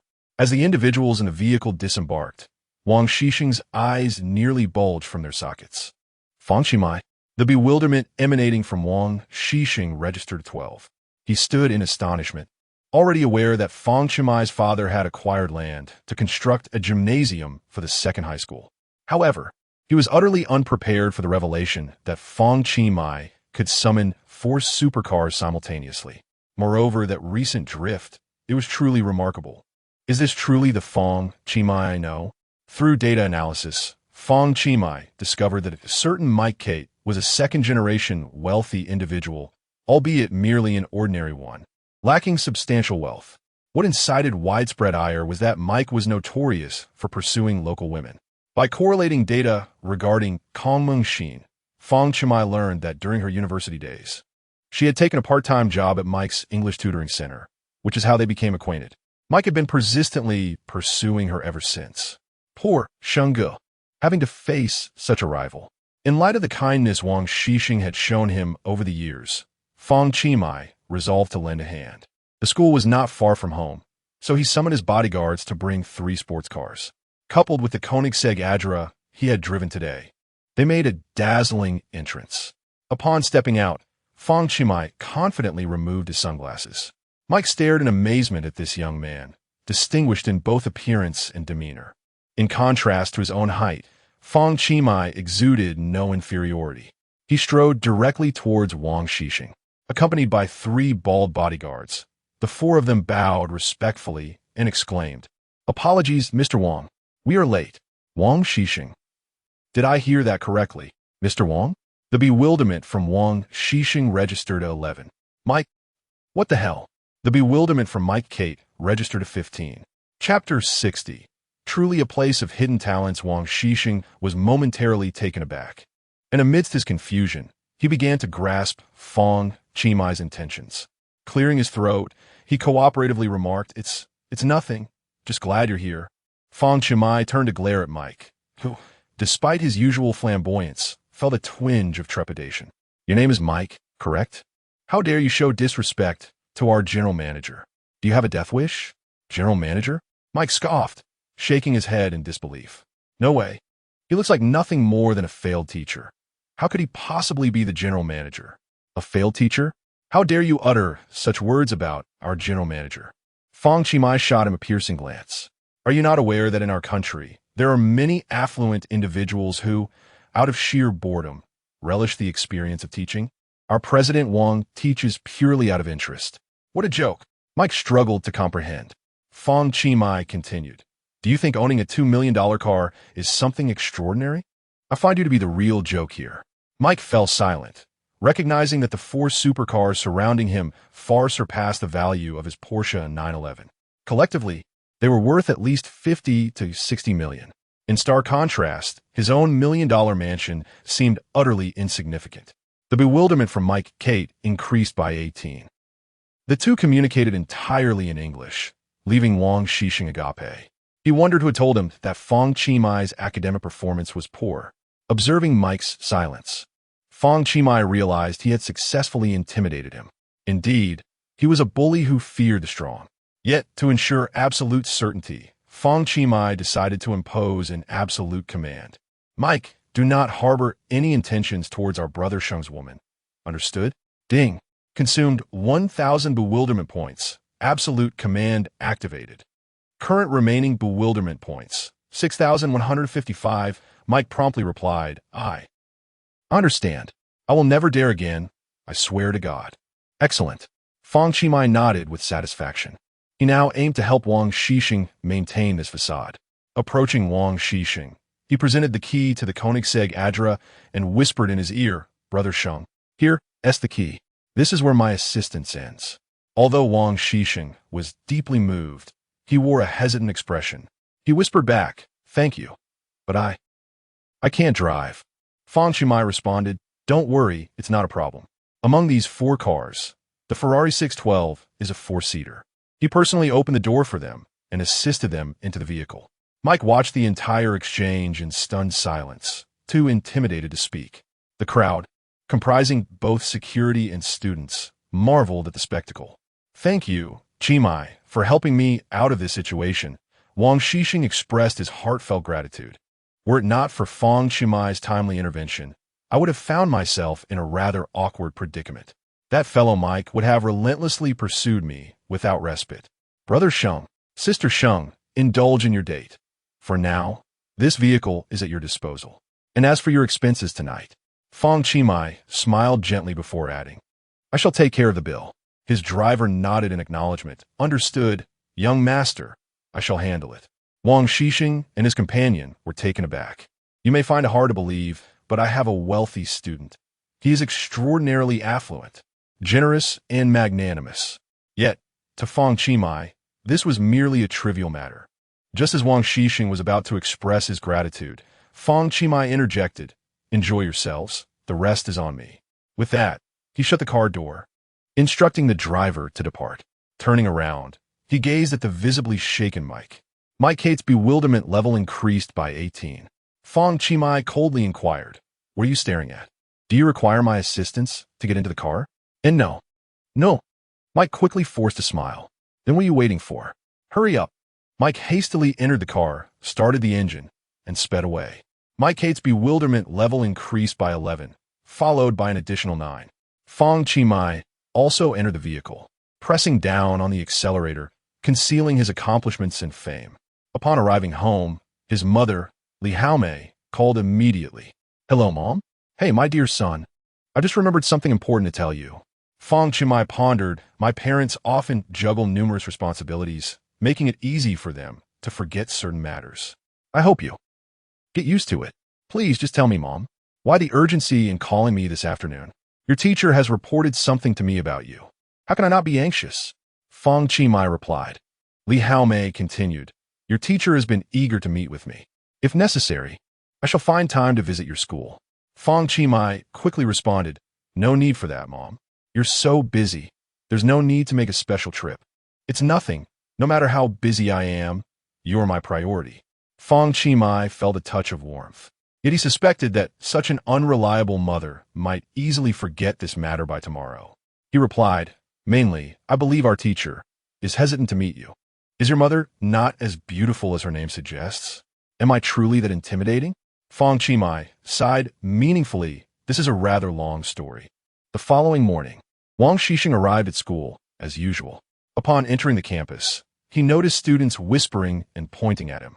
Unfazed, he proceeded to the office.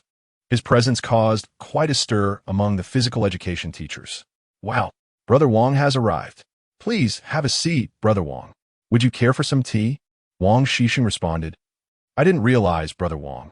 It turns out you are quite affluent. In the past, there were some overlooked aspects. Please bear with it. Wang Xixing was bewildered. The events from yesterday, where he had displayed a certain bravado after school, had spread among his peers, and everyone seemed to take it seriously. Wang Xixing was not a person who craved vanity. He hurriedly clarified, I am not some wealthy tycoon. The situation was not as you think. Yesterday Stop pretending, Brother Wang. We all know the truth. I'm not pretending. Just look at me. Do I appear to be affluent? Oh dear, Brother Wang, you are far too modest. Indeed, true wealthy individuals often maintain a low profile. Their affluence is not discernible at first glance. Take me, for instance, though I frequently ride a worn bicycle. Who would guess that my family possesses an electric scooter as well? And look at Brother Wang, who, despite having 4 luxury sports cars at home, opts to cycle to work every day. From Wang Xixing's bewilderment, a score of 10 was recorded. In the principal's office, Principal Su Hongrong sighed deeply with significance.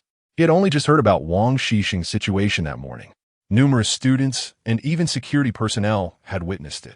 It was said that those sports cars collectively valued between 50 to 60 million. Our second high school indeed harbors hidden talents. The scion of Tianhao Group has quietly attended our school for nearly 3 years, and only now have we come to know his true identity. Reflecting on this, Su Hongrong sighed heavily once more. Suddenly, an idea struck him, and he summoned his secretary. Call Wang Xixing in. No, extend an invitation. I wish to discuss a salary increase with him. The secretary timidly replied, Principal, forgive my intrusion, but with Mr. Wang's wealth, does he truly need a salary increase? Su Hongrong responded, you do not understand. While he may not be in need of money, we must demonstrate our appreciation. Furthermore, he continued after a pause, if we raise his salary, who knows? One day, in a moment of generosity, he might, like Chairman Fang, contribute funds to construct a new academic building or a gymnasium for our school, which would be beneficial for our second high school. Oh, I see, Principal. I shall go at once. Quickly now, be swift. Chapter 61. A painful realization. Wang Xixing entered the principal's office with a bewildered expression and exited with an equally perplexed demeanor. It struck him as odd that the principal had suddenly decided to grant him a raise. His bewilderment score increased by 10. Meanwhile, the students were preparing for their morning self-study session. Xiao Bixue turned to Li Hongzhe and remarked, Class monitor, my cousin, who works at Shangwen, mentioned that their library has acquired a plethora of new books. Li Hongzhe was taken aback. Really? Yes. Would you like to join me this weekend? I've also invited Ruanming. She wishes to borrow some books as well. Li Hongzhe found himself at a loss for words. Previously, he had gone to great lengths to invite Xiao Bixue to the library, and now she was the one extending the invitation. However, the dilemma lay not in his desire to go, but rather in the fact that he was no longer permitted to set foot in Shangwen. This thought inevitably led him to recall that day when Fang Qi had confronted him with such arrogance. 2 billion. How had Fang Qi managed that? As these thoughts swirled in his mind, he clenched his teeth, his fists tightening. Class monitor, are you listening to me? Li Hongzhe snapped back to reality and hastily replied, This weekend, I have other commitments, so I won't be able to go. He felt a profound sense of discomfort. What a painfully enlightening realization. Damn it. His bewilderment score increased by 5. Fang Qi responded, Oh, I see. Then, Xiao Bixue added, By the way, class monitor, could you lend us your membership card? At this, Li Hongzhe's frustration deepened. A membership card? Mine is not merely a membership card. It is an elite VIP card. Yet, it had been canceled by Fang Qi. Damn it. His bewilderment score rose by 6. Fang Qi asked, class monitor. Li Hongzhe was at a loss for how to respond. How could he possibly reveal the truth? After a moment's hesitation, he replied, I'll lend my card to my cousin. It might not be returned anytime soon. Oh, that's fine then. Li Hongzhe felt as though his heart were being cleaved in two. This morning's English study session was supposed to be led by teacher Tian, yet she was notably absent. The class representative, Kai Li, was reading aloud vocabulary words from the podium. It was only as the self-study period was drawing to a close that Tian hurriedly made her entrance. Her hair appeared somewhat unkempt, and her face bore a weary expression. She carried a bag in her hand, the contents of which were unknown. Kai Li ceased the reading. Tian called out from the doorway. Qi, could you step outside for a moment? Fang Qi had become accustomed to being called out in class, but such a polite summons was quite rare. He stepped into the corridor and noticed a female student standing outside, Lu Weiwei, Tian's daughter. Only then did Fang Qi take a proper note of her. She was fairly attractive, deserving an 80 out of 100. Lu Weiwei stood shyly, her head bowed, unable to meet Fang Qi's gaze. Tian spoke up. Qi, I wish to extend my apologies regarding yesterday's incident. I have come to understand the true circumstances and have properly educated her. As she said this, Tian gently tugged at Lu Weiwei. Lu Weiwei quickly interjected, Senior, this was my fault. Acknowledging one's mistakes is a commendable trait. To everyone's surprise, Lu Weiwei continued, It's just that you are too handsome. Fang Qi bewildered. Thought, so, being handsome is somehow my fault? No, it's just that I became infatuated. It's entirely my mistake. I shall refrain from speaking foolishly in the future. This incident was indeed a misunderstanding. The younger generation of girls often idolizes stars, sometimes referring to themselves as the wives of certain celebrities. The generational gap made it difficult for Tian to comprehend, leading her to assume Fang Qi was Lu Weiwei's boyfriend. Fang Qi then inquired, So, will you still be bringing me gifts from time to time?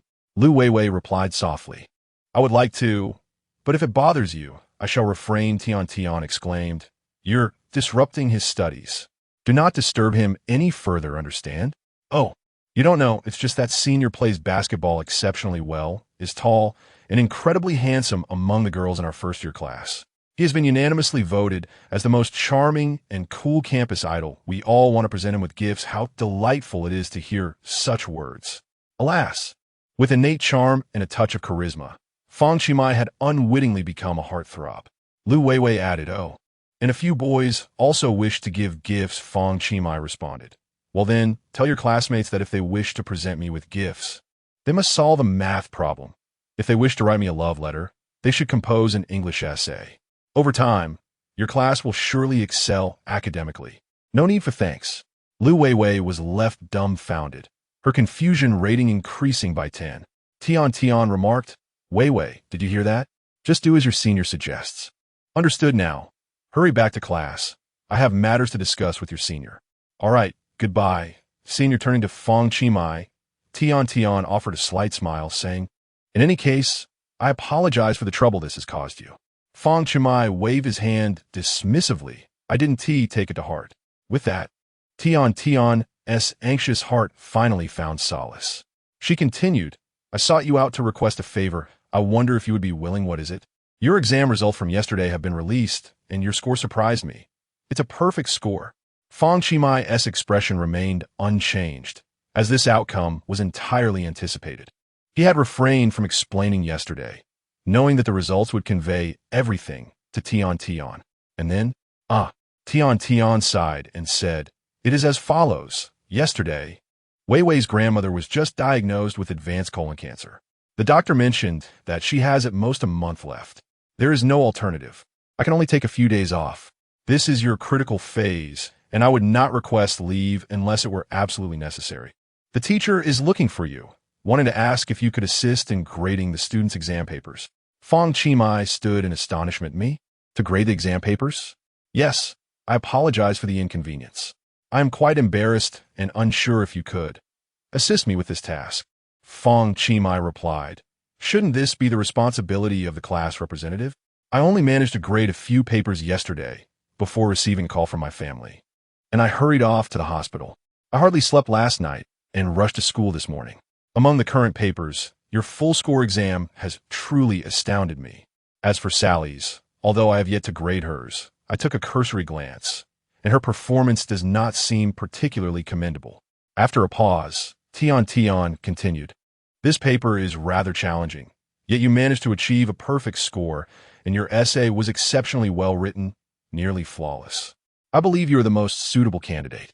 Seeing that Fang Qi remained silent, Tian spoke with a pleading tone. At this stage, no other English teacher can assist.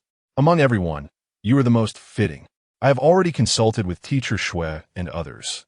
Your current performance in the sciences is outstanding, and not attending class will not hinder your studies.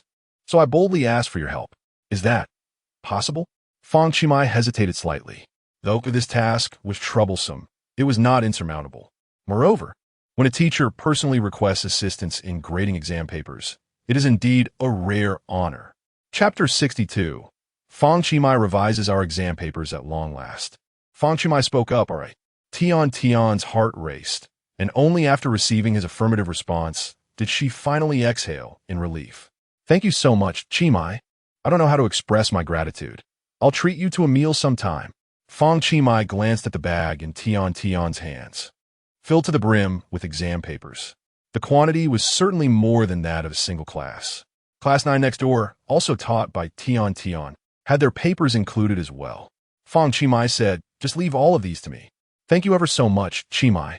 Tian handed him a red pen. By the way, Mrs. Tian, are you referring to late-stage colorectal cancer? Yes. As she spoke, a wave of sadness washed over her. There are several types of cancer that are not easily detected in their early stages, and colorectal cancer is one of them. The initial symptoms often lead one to believe it is merely another common ailment. However, by the time one realizes the severity of the issue, it is usually too late for salvation. Particularly in the late stages, even the Qing Nong Shu cannot provide relief. Yet, Fang Qi remained confident that he could extend the patient's life and alleviate their suffering. I'll give you an address. It's for an old Chinese medicine doctor I know. You might want to give it a try. He then sent Tian a location via WeChat, Yang's traditional medicine clinic. If anyone else had made such a suggestion, it might have seemed unreliable. However, given that it came from someone of Fang Qi's stature, a top-tier wealthy heir, Tian felt it was worth exploring. Overwhelmed with gratitude, she repeatedly thanked him. With the exam papers entrusted to him, she hurried off to the hospital. As Fang Qi returned to the classroom, carrying Mrs. Tian's bag, all the students were filled with curiosity. What could possibly be in that bag? Kai Shaili was particularly puzzled. Mrs. Tian's daughter had also come. What on earth had they discussed? As the day's classes concluded, evening self-study commenced. Remarkably, Fang Qi did not leave early but stayed behind. He took out the exam papers from the bag and began to mark them. Tian had provided a reference answer for the papers. Aside from the essay, which lacked a fixed answer, Fang Qi had already memorized the correct responses at a glance. He was well aware of the scoring for each question. As for the essay, it would rely on his assessment combined with the scoring criteria. Fang Qi was seen making marks, crosses, and circles on the papers. Lu Mimi, who was doing her homework, stared in astonishment. Wasn't that the English exam paper we took yesterday? With swift motions, he completed one exam paper with remarkable ease. Coupled with his rapid calculation method, he effortlessly tabulated the scores. Zheng Ruijia, 69 points. The entire class reacted with bewilderment. What is this? Yesterday's English exam? With a few more strokes. Zhu Bing, 113 points. The entire class exclaimed. Amidst the rustling of papers, the class erupted with excitement. Could it be true? Is Fang Qi grading our tests? In response to the incredulous murmurs, Lu Mimi affirmed, indeed, it is yesterday's English exam. How could this be? You are unaware. Qi's English proficiency is indeed commendable. Yet, proficiency alone does not grant him the authority to evaluate our papers, as he is not a teacher. Undeterred by their skepticism, Fang Qi continued his meticulous grading. The sound of his red pen danced across the sheets. Jiang Zijian, 30 points. Jiang Zijian sat in stunned silence. Suddenly, a realization struck someone. Could Mrs. Tian's summons this morning have been for this purpose? The red pen, indeed, appeared to belong to Mrs. Tian. But even if she were absent, shouldn't the responsibility of grading fall to the class representative? Kai Shaili shared this sentiment, feeling disgruntled by her exclusion. Why did Mrs. Tian call him and not me? Her confusion soared, adding to her frustration. Mamai, how did I fare? Lu Mimi inquired, her eagerness palpable. Patience, I have yet to reach your paper, came the response as the grading continued. Niu Jichao, 116 points. Wan Ming, 118. Lu Mimi, 90 points. Lu Mimi beamed with joy, thankful to have passed. The grading persisted. Guazile, 77 points. Xiong Peng, 82. Gai Sali, Mo Jamba Mui Hai. Upon hearing her score, Kai Shaili's spirits plummeted. She had never scored below 140 before. Why was she only at 132 this time? Her bewilderment deepened, prompting her to finally voice her frustration. Hey, Fang Qi, are you grading randomly? Fang Qi replied. I merely assist with the grading. Any disputes should be directed to Mrs. Tian. Yu Yang Suizong, 111. Liungza, 26. Fang Qi muttered to himself. How peculiar. Is this exam particularly difficult? Why the score so low? Li Hongzhe remained silent, while Kai Shaili could no longer contain her ire. Fang Qi, what score did you achieve? 150, he answered nonchalantly. You? A perfect score of 150? Kai Shaili scoffed. Did you all hear that? He claims to have scored full marks. A few others joined her laughter. You certainly have guts. You dare claim a score of 150. Why not say you scored 200? Yet, Fang Qi remained silent, revealing his own paper. The bold inscription of 150 in red ink stood out conspicuously. Look closely. My paper was graded by Mrs. Tian, not by me. What? The entire class was left speechless, astonishment sweeping through them. The bewilderment escalated. Heavens! A perfect score in English. How extraordinary! Kai Shaili incredulously inquired. Mrs. Tian awarded you a perfect score? Fang Qi paused and clarified. It wasn't her who gave me the perfect score. I earned it myself. Do you understand? Kai Shaili remained skeptical and picked up Fang Qi's exam paper. It was adorned with red marks throughout. At the conclusion of the English essay, Mrs. Tian had inscribed, very good. Kai Shaili was taken aback. This was indeed true. Her bewilderment level surged by 10. The entire situation was utterly astonishing. Xiao Bixue and others were equally astonished. Recently, Fang Qi had been delivering an abundance of surprises. His prowess in basketball was exceptional. So much so that even the provincial team sought him out. His scores in mathematics and physics approached perfection. He persuaded teachers in biology class using his knowledge. And in chemistry, he shared insights with his classmates, even reciting the periodic table from memory. Now, achieving a perfect score in English and assisting the teacher in grading papers? My goodness, is he a mere scholar? No, he is a prodigy. Xiao Bixue, 135 points. Fang Qi continued to read aloud. Chapter 63. You deceived us for 3 years. Sigh. Kai Shaili gritted her teeth, feeling deeply dissatisfied. She had lost this examination to Xiao Bixue, a full 3 points behind.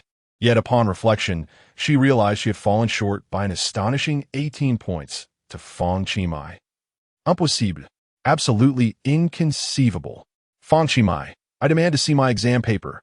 As Fang Qi continued to grade the papers, he remarked, once more, if there are any queries, consult Mrs. Tian. Is that understood? You. As he was grading, Fang Qi suddenly halted. What is the matter? Are you unwilling to accept it? Yes. I refuse to accept it. Fang Qi flipped to Kai Shaili's English test paper.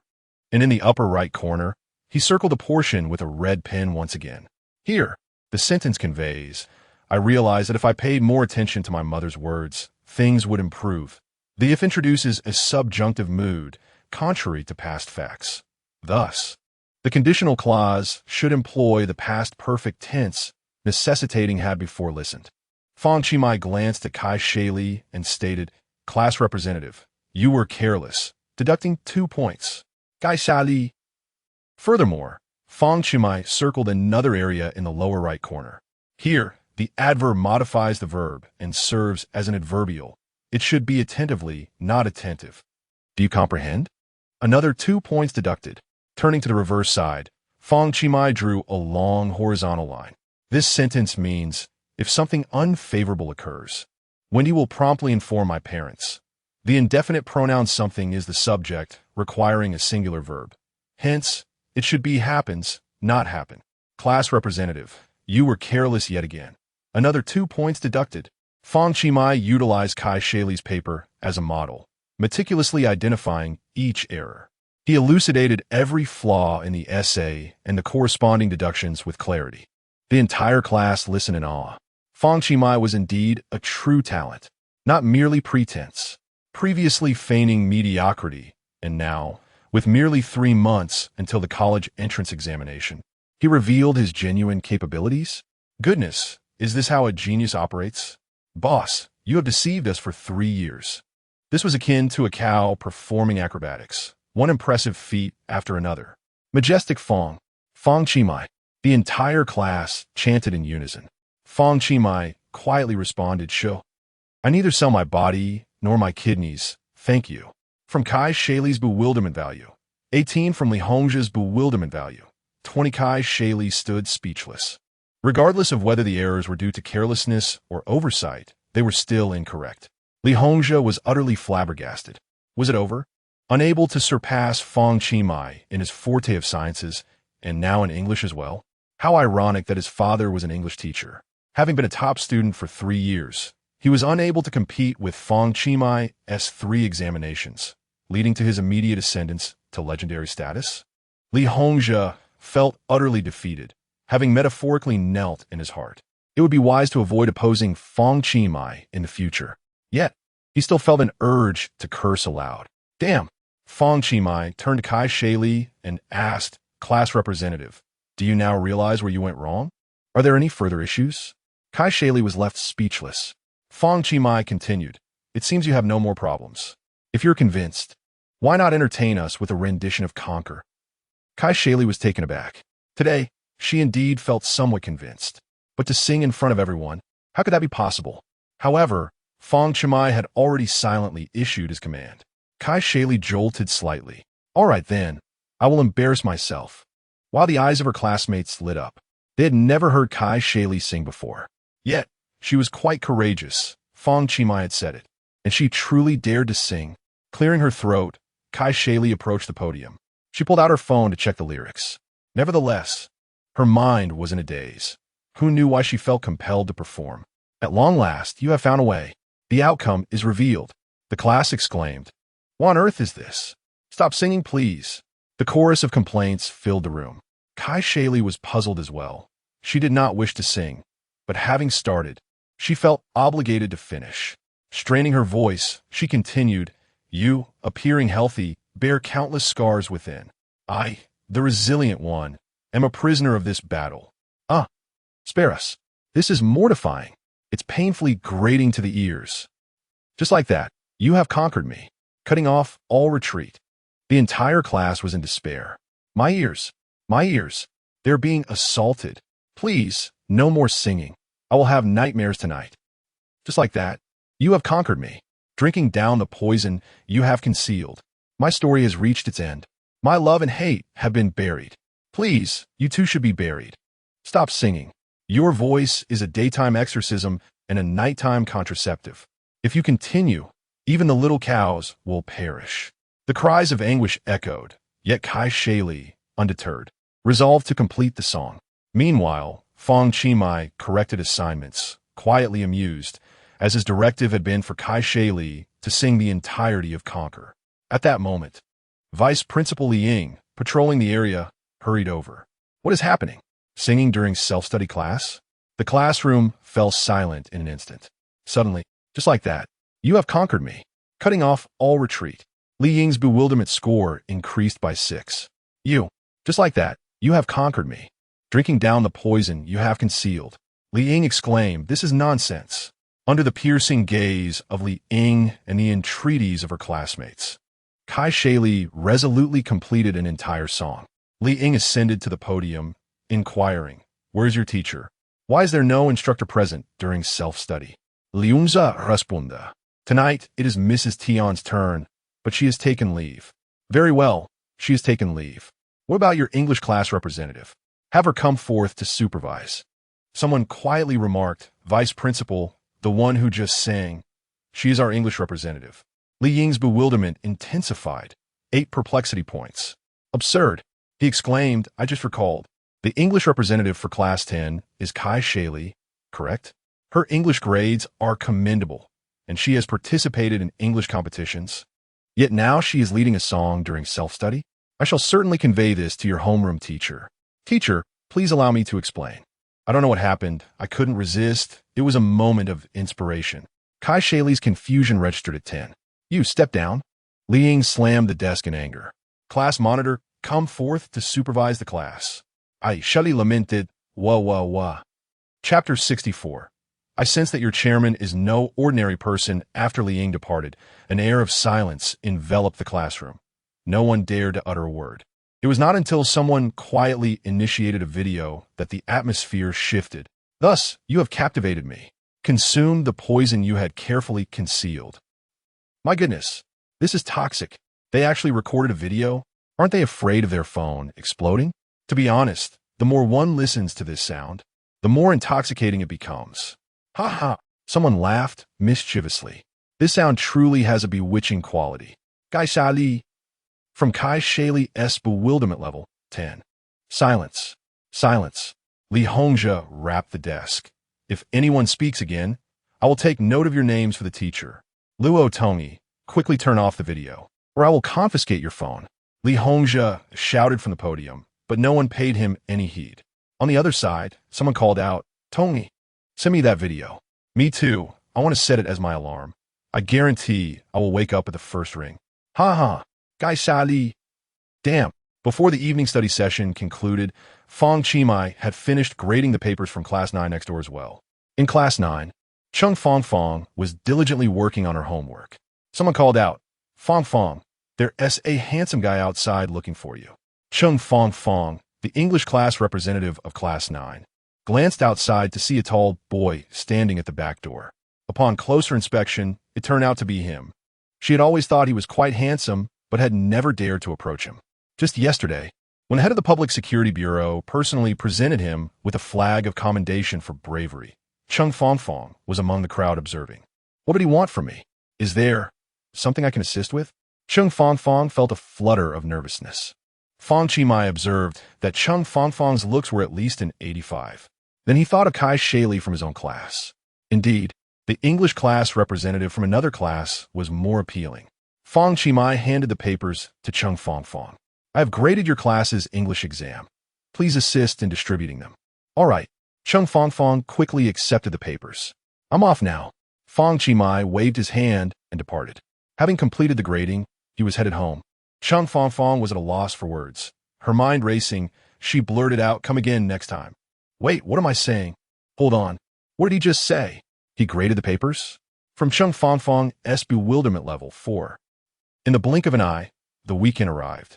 Xiao Bixue and Ruan Ming agreed to meet at the Shangwen Library. They had invited Li Hongzhe, but since he was unavailable, they let it go. At that moment, Qin Yanling was instructing her subordinates on their tasks. "Cousin, Xiao Xue, you're here." Xiao Bixue's eyes lit up. Qin Yanling, clad in high heels and a uniform, exuded elegance. Qin Yanling said, "Please proceed as I just instructed. If there are any issues, report back to me promptly." "Understood, Manager Qin." After the others departed, Qin Yanling let out a sigh. "I'm utterly exhausted. I feel as though I might collapse from the busyness." Xiao Bixue remarked, "Well, those who are capable tend to bear more responsibilities, cousin." Ruan Ming also gave a thumbs up and exclaimed, "Sister Qin, you are remarkable, commanding so many people." "Ah, let us go. I shall treat you to some refreshments. Later, I will take you to see the new books in our library." "That would be quite generous of you." "Cousin, Sister Qin, we do not possess membership cards. Can we borrow a few books? If they're newly shelved books. It makes no difference whether one has a membership or not." "Really?" "Indeed. The chairman has stated that the membership and VIP systems will soon be abolished. Wan Ming inquired. But wouldn't that significantly reduce revenue? Qin Yinling waved her hand dismissively. Not necessarily. The chairman believes we should rely on traffic monetization. Traffic? Xiao Bixue questioned. How many people can a library attract in a day? The chairman's ambition is to transform this place into the largest library in the world. Many new books will be added soon, so there will undoubtedly be no shortage of visitors. Wow, the largest in the world? Both Xiao Bixue and Wan Ming expressed their admiration. Yes, furthermore, we will establish an online bookstore under the name Shangwen. Whether for the library or the website, the traffic will be immense. Xiao Bixue nodded. Your chairman possesses remarkable foresight. It is no wonder they hold such a position. Indeed, in any case, this is merely the beginning. The future holds significant challenges. The three continued their conversation as they walked. Cousin, has the layout and decor here changed a bit? Qin Yinling nodded. Indeed, with a new owner, a fresh appearance is essential. Suddenly, Qin Yinling became animated as she recounted. Let me tell you, just the other day, several individuals were speaking loudly here, and I asked them to lower their voices. One of them, who had quite a reputation, threatened to dismiss me. And soon the former owner arrived. I was terrified.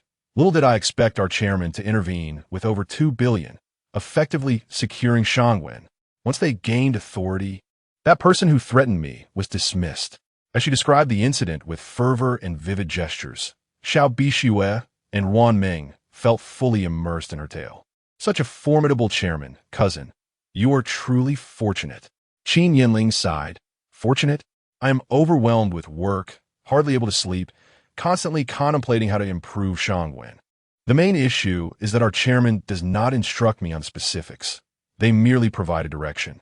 After a moment of reflection, Qin Yinling continued. However, this is crucial for my personal growth. Some appear highly capable but lack direction. Our chairman offers guidance and allows me the freedom to contemplate the best course of action. Wan Ming began to envision the character of this chairman in her mind. It seems your chairman is no ordinary individual. I feel the same way.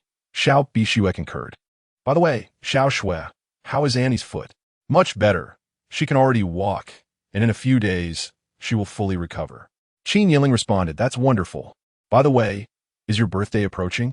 Indeed, it's next Saturday, came a reply. What are your plans for the celebration? Xiao Bixue shook her head, indicating that she had none. How can that be? It's your 18th birthday. You must invite a few classmates to make it lively and celebrate. I just hope I can make it. Otherwise, I will certainly attend. After a moment's contemplation, Qin Yinling added, We'll see closer to the date. Come now. Take a look at what you would like to drink, coffee or milk tea. We have it all here. Meanwhile, Fang Qi had just awakened from his slumber. He had dreamt of several women chattering incessantly, and unable to bear it, he found himself wide awake. He glanced at the clock and realized it was already 10 o'clock. He had initially decided the night before to inspect the Lin's Wine Company at 9, but inadvertently overslept. Upon opening the door, he found Bai Liso waiting at the threshold. Good morning, young master. Fang Qi, still bleary-eyed, rubbed his hair. Bai Liso continued, I assumed you were still asleep, so I refrained from disturbing you. Please get ready. We must head to the Lin's Wine Company. Understood, replied the young master. Simultaneously, at the entrance of Lin's Wine Company, General Manager Lin Songmin stood with his son, Lin Haojia, along with more than 20 senior executives of the company. They had been waiting since 8:30 and had yet to catch a glimpse of Fang Qi, the CEO of Lin's Wine Company. Anxious and tense, they dared not let their guard down. Chapter 65. What insight does Director Fang have? Were it not for the pressure, Lin Haojia would have never considered attending. He was utterly terrified of Fang Qi. Previously, Lin Songmin had been quite curious about the nature of Fang Qi. After all, he was merely a high school student, yet had managed to acquire the Lin family distillery, becoming its sole shareholder and CEO. Surely, he must possess an impressive family background. However, his son Lin Haojia could provide no clarity on the matter, only noting that Fang Qi excelled at basketball and came from a wealthy family. Beyond that, little else was known. In anticipation of Fang Qi's unexpected visit, Lin Songmin had spent the previous night meticulously organizing the entire company and factory. Despite his extensive experience, unease gnawed at him. Thus, he summoned Lin Haojie to observe whether Fang Qi might be more amicable than anticipated. Nevertheless, one must acknowledge that Fang Qi was still just a student. His visit, ostensibly for inspection, was likely to be superficial and of little concern. After all, what could that lad possibly comprehend? Thus, Lin Songmin and his entourage waited until 10 o'clock. At long last, a Rolls-Royce silver ghost appeared on the horizon, trailed by two sleek coupes. Lin Haojie was rendered speechless.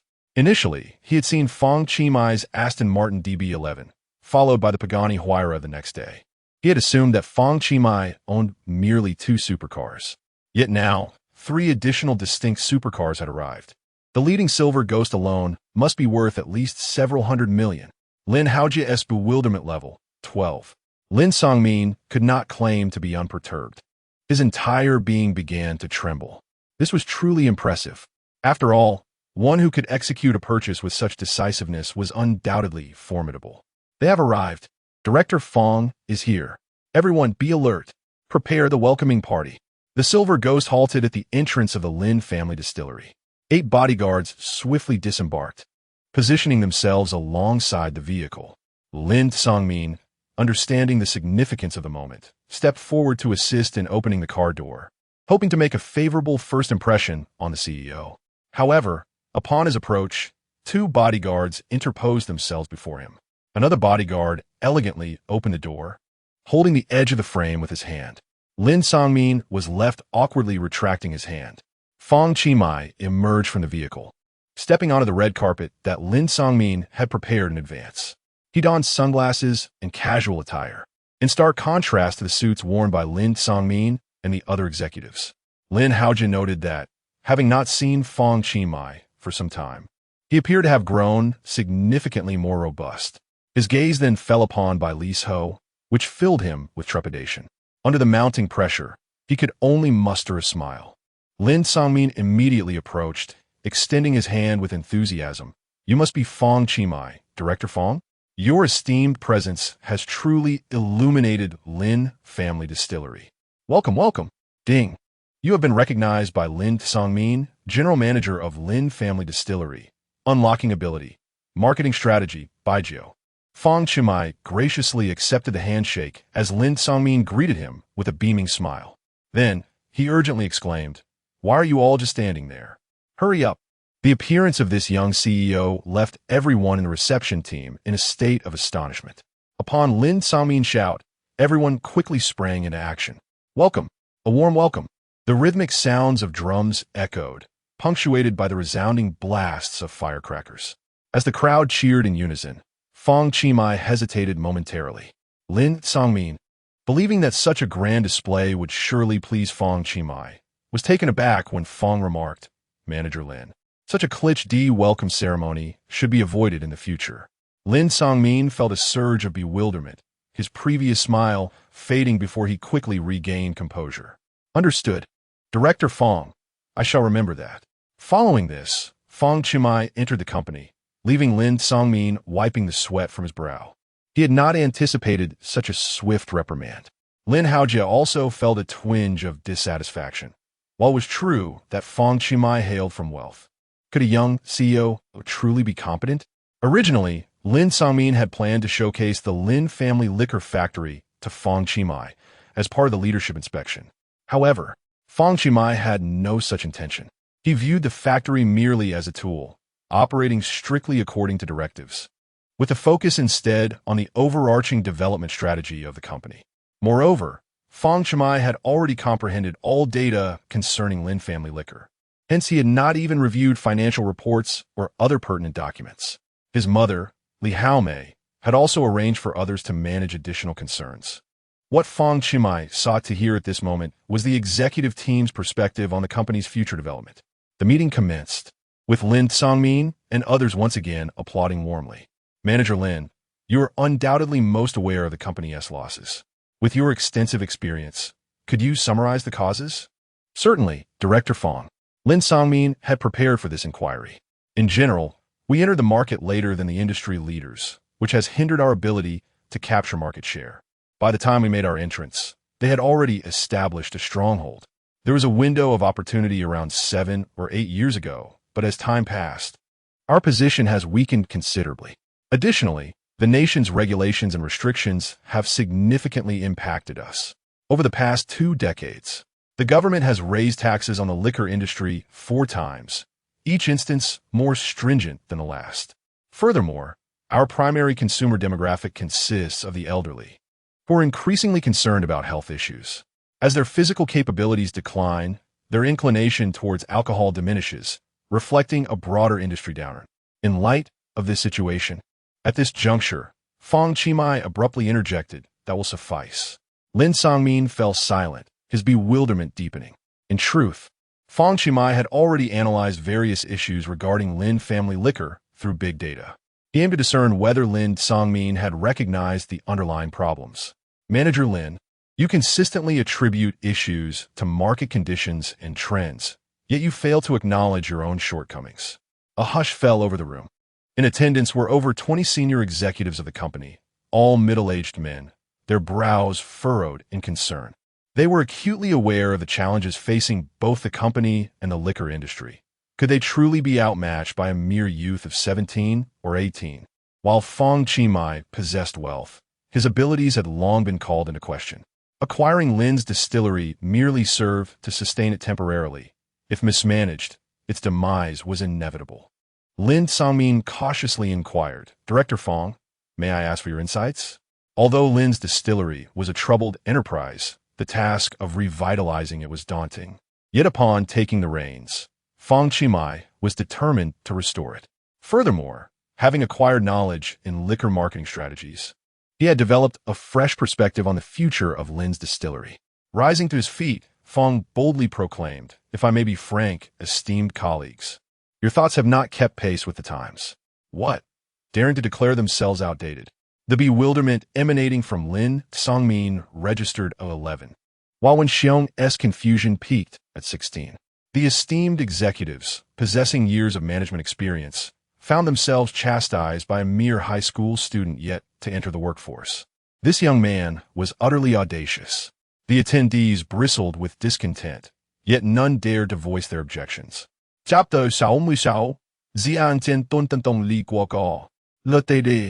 The executives were left in a state of bewilderment and dissatisfaction. Finally, someone could no longer contain his impatience. A man sporting a scruffy beard stood up. His name was Wen Xiong, the planning director of Lin's Liquor. Wen Xiong boldly inquired, "Very well, I am curious to know, what precisely do you mean by keeping pace with the times?" A collective shiver ran through the room. How dare one speak to Chairman Fang in such a manner? Regardless of their grievances, they had to endure. Yet, there was a slight sense of relief.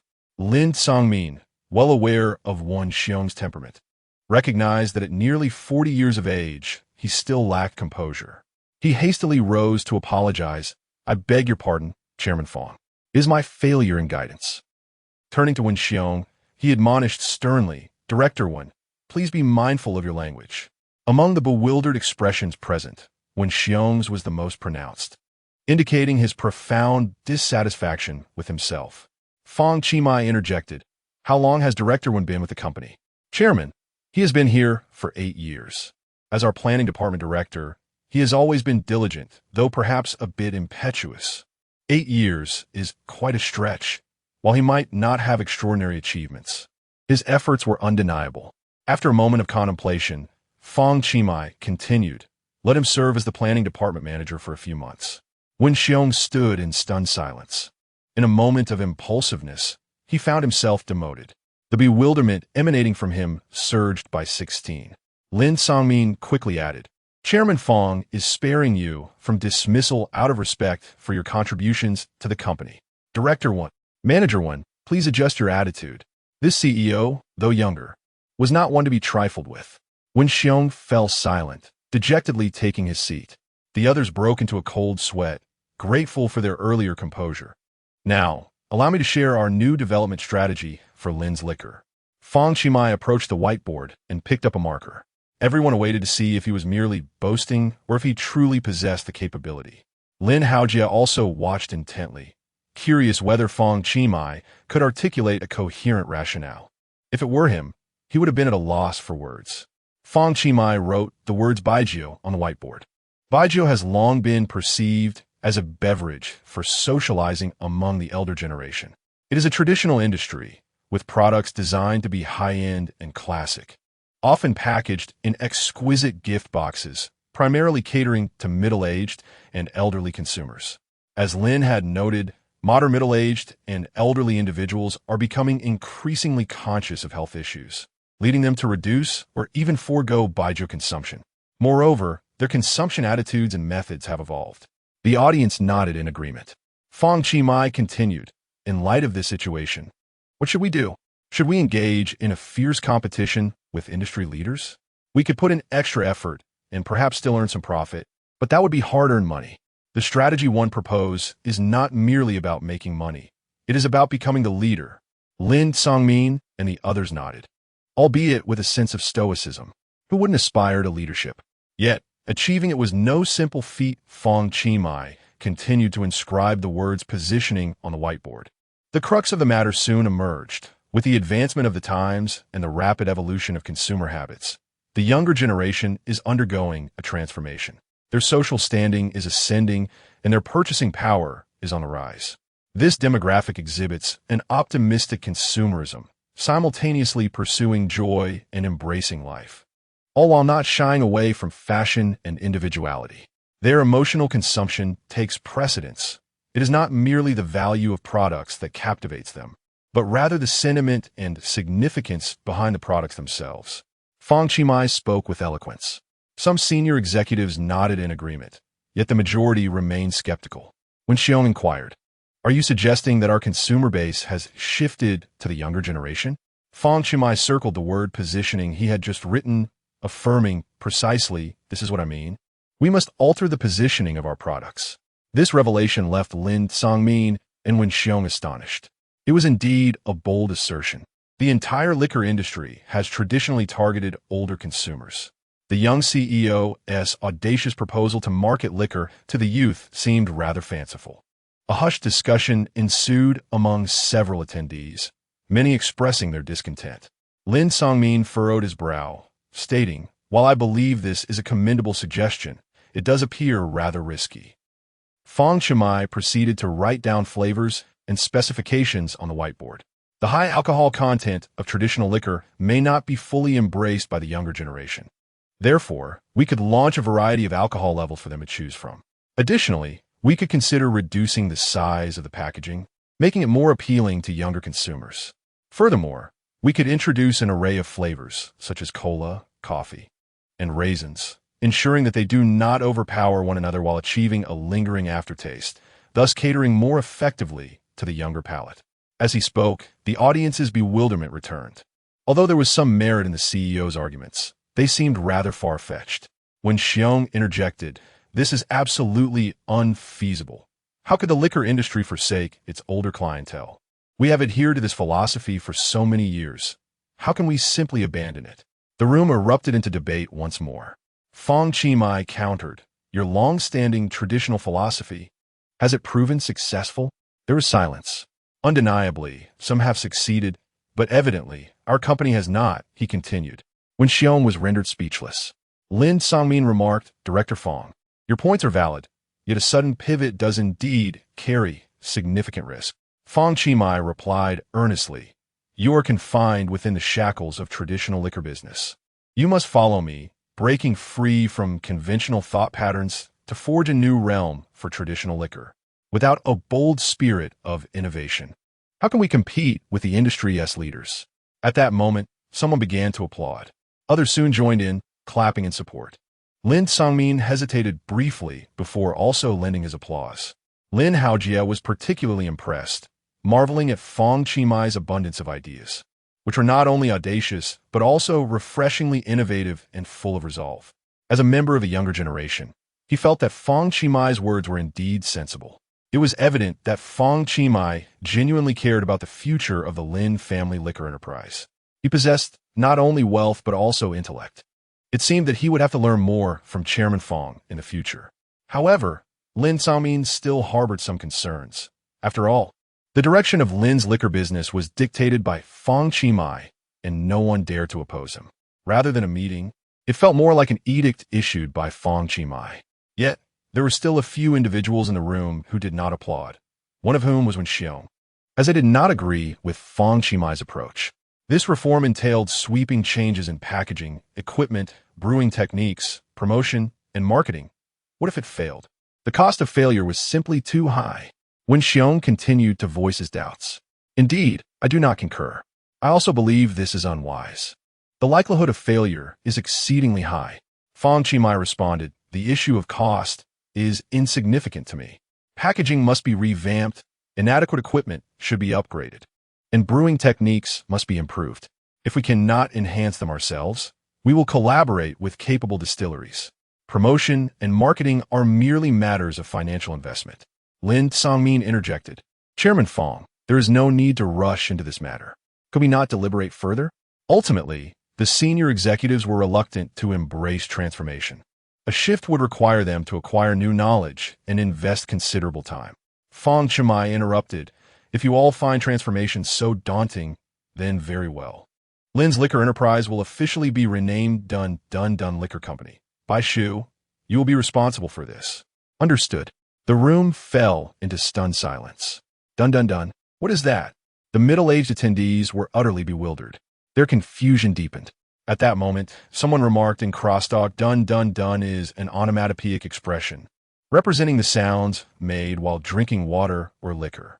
If it were goo do, it would suggest a slower drinking pace. Dun distinctly refers to a more vigorous and rapid drinking style. The captivating rhythm of dun implies an unstoppable momentum. The speaker was Lin Haojia, who, as a junior, had not expected to seize the opportunity to speak. The senior executives were left in a state of perplexity. The world of the youth truly eluded their understanding as for why Fang Qimai chose this name. It was partly to resonate with the younger generation and partly because it reminded him of his mother drinking in that very manner, dun. Fang Qimai added, after the renaming, this will not merely be a transformation, but rather a new beginning. Chapter 67. Director Fang, please guide me. Everyone was taken aback. Such audacity seemed beyond the capacity of a mere youth of 17 or 18. In stark contrast, many scions of wealth squander their days in frivolity, lacking ambition or purpose. Individuals like Fang Qimai, who possess both talent and courage, are indeed a rarity. The hall erupted once more into applause.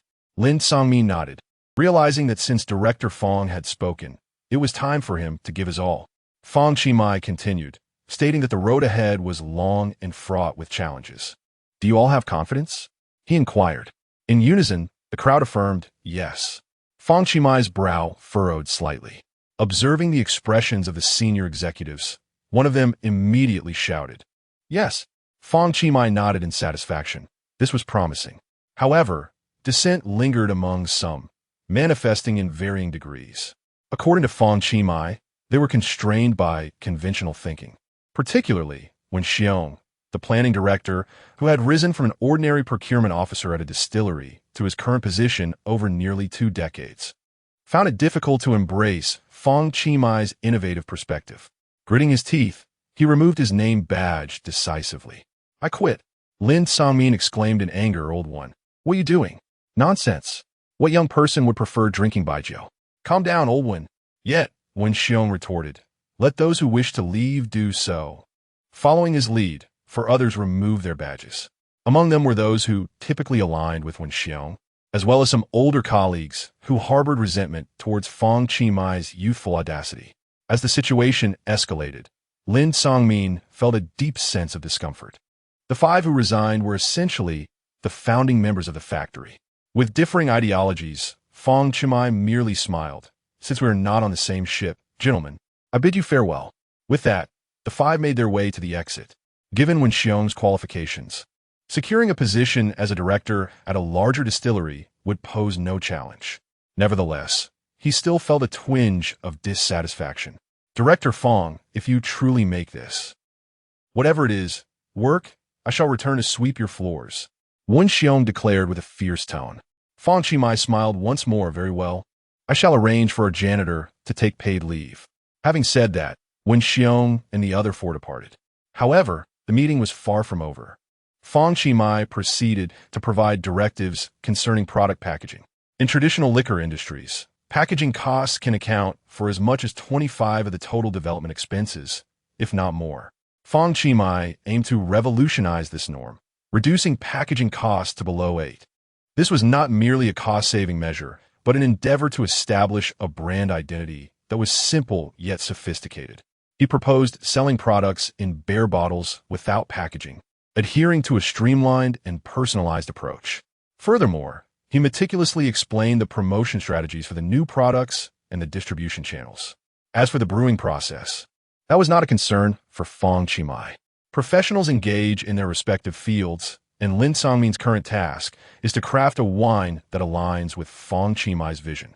The meeting extended from 10:30 until 2 in the afternoon, lasting a substantial 3.5 hours. Each participant listened attentively, contemplating earnestly. They sensed that Fang Qi's ideas were increasingly resonant. They believed that his presence heralded new hope. Fang Qi spoke with such earnestness that he lost track of time, a departure from his usual demeanor.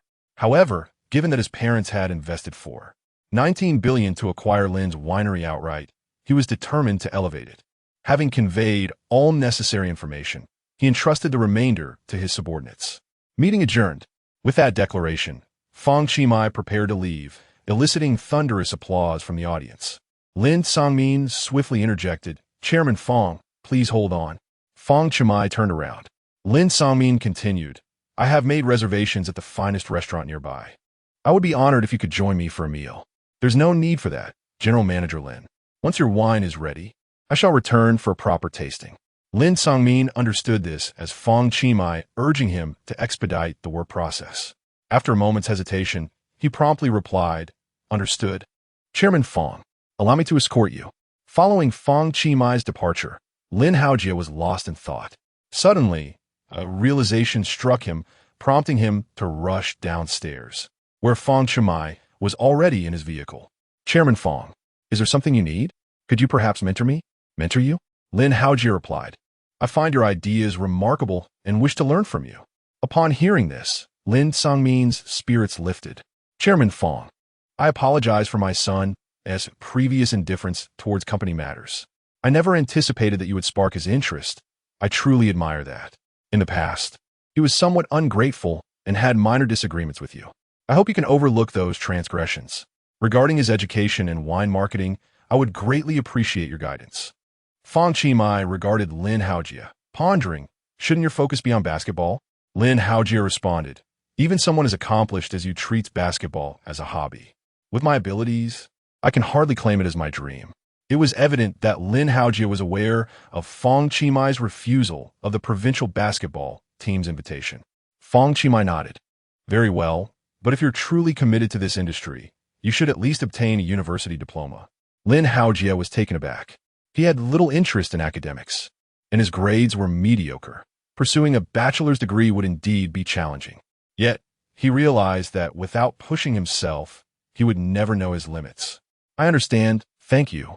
Chairman Fang, you're welcome." As Fang Qi's convoy departed, Lin Haojie exclaimed, "Dad, enroll me in the best tutoring class." "Absolutely no problem." Lin Songmin struggled to contain his joy. His son had previously shown no inclination towards studying, and he feared there was no remedy for it. But now, well, it was all thanks to Chairman Fang. After leaving the company, Fang Qi enjoyed a meal at a restaurant. Reflecting on his earlier bravado in front of so many seasoned individuals, leaving them momentarily speechless, he felt a tinge of audacity. Much like Yang's traditional Chinese medicine clinic and Shangwen Library, Tun still had a long journey ahead. Just then, a voice call came through on his WeChat. To his surprise, it was Zheng Tao, the manager of Haoyu Gym. During his brief tenure there, Zheng had made things rather difficult for Fang, and he had forgotten to remove him from his contacts after resigning. What could this fellow possibly want? After a brief pause, Fang finally answered the call. "Hello, is this Qi?" "Hello. Qi, are you there?" "What is it?" Fang replied coldly. It's nothing much. Just that we haven't seen each other in a while. I thought we could have dinner and chat a bit later." Dinner and a chat? Had he misheard? This was not the Zheng he remembered. Besides, they had nothing of substance to discuss, and he had just finished eating, leaving him disinterested in any further meals. Fang responded again, coldly, "No need for dinner. Just tell me what you want. If it's nothing urgent, I'll hang up. Hey, wait a moment. Zhang hesitated before continuing. Actually, I do have something to discuss, but it's not convenient over the phone. How about we have dinner and enjoy a few drinks together? No need for drinks, Fang replied, realizing that the gym was not far from where he was. I'll come to the gym and you can tell me directly. All right. No problem. I'll head back to the gym right away. After finishing his meal, Fang asked by Li Ho and the others to leave first. He decided to visit Hao Yu and catch up with a few old friends. 10 minutes later, at the entrance of Hao Yu Gym, front desk attendant Wang Tingting spotted a familiar figure stepping out of a Ferrari 612. Her eyes widened in astonishment. Wasn't that Fang Qi, who had previously worked part-time? The surprise value from Wang Tingting surged to 6, leaving her momentarily speechless. Compared to a year ago, Fang now exuded a greater sense of masculinity. Striding in with his long legs, he almost rendered Wang Tingting faint with a mere glance. Tingjia, is Zheng Tao around? So handsome. So incredibly handsome. Tingjia, she lamented. Unfortunately, I'm already 28. I wish I could be born 10 years later. Fang Qi thought to himself, what a tragic woman. Just over 6 months ago, she was perfectly fine, and now she seems both deaf and mute. Without further ado, he walked inside. Upon seeing Fang, fitness instructors Zhang Shua, Zhang Shi, and Ma Jian were all elated. They hastily set aside their tasks. Wow, Qi, what an honor to have you here. You startled me last time. Fang smiled slightly. Gentlemen, I hope you are all well. The coaches quickly waved their hands, exclaiming, No, you are the true master here. Chapter 68. Seeking investment from the tycoon, Fang Qi's handsome visage captured the undivided attention of several female trainees engrossed in their workouts. Meanwhile, Ma Jian and others reminisced about the last encounter with Fang Qi, particularly recalling his striking purple Maserati vividly. Curiosity enveloped the trio regarding Fang Qi's true identity. Yet none dared to inquire. As Fang Qi surveyed his surroundings, he wondered about Sun Ji's absence. Zhang Shua pointed towards the upper floor. Your son Gu has gone to find old Zheng again. Old Zheng has been adamant about not letting him resign, threatening to withhold his salary and commissions if he does. Ma Jian concurred.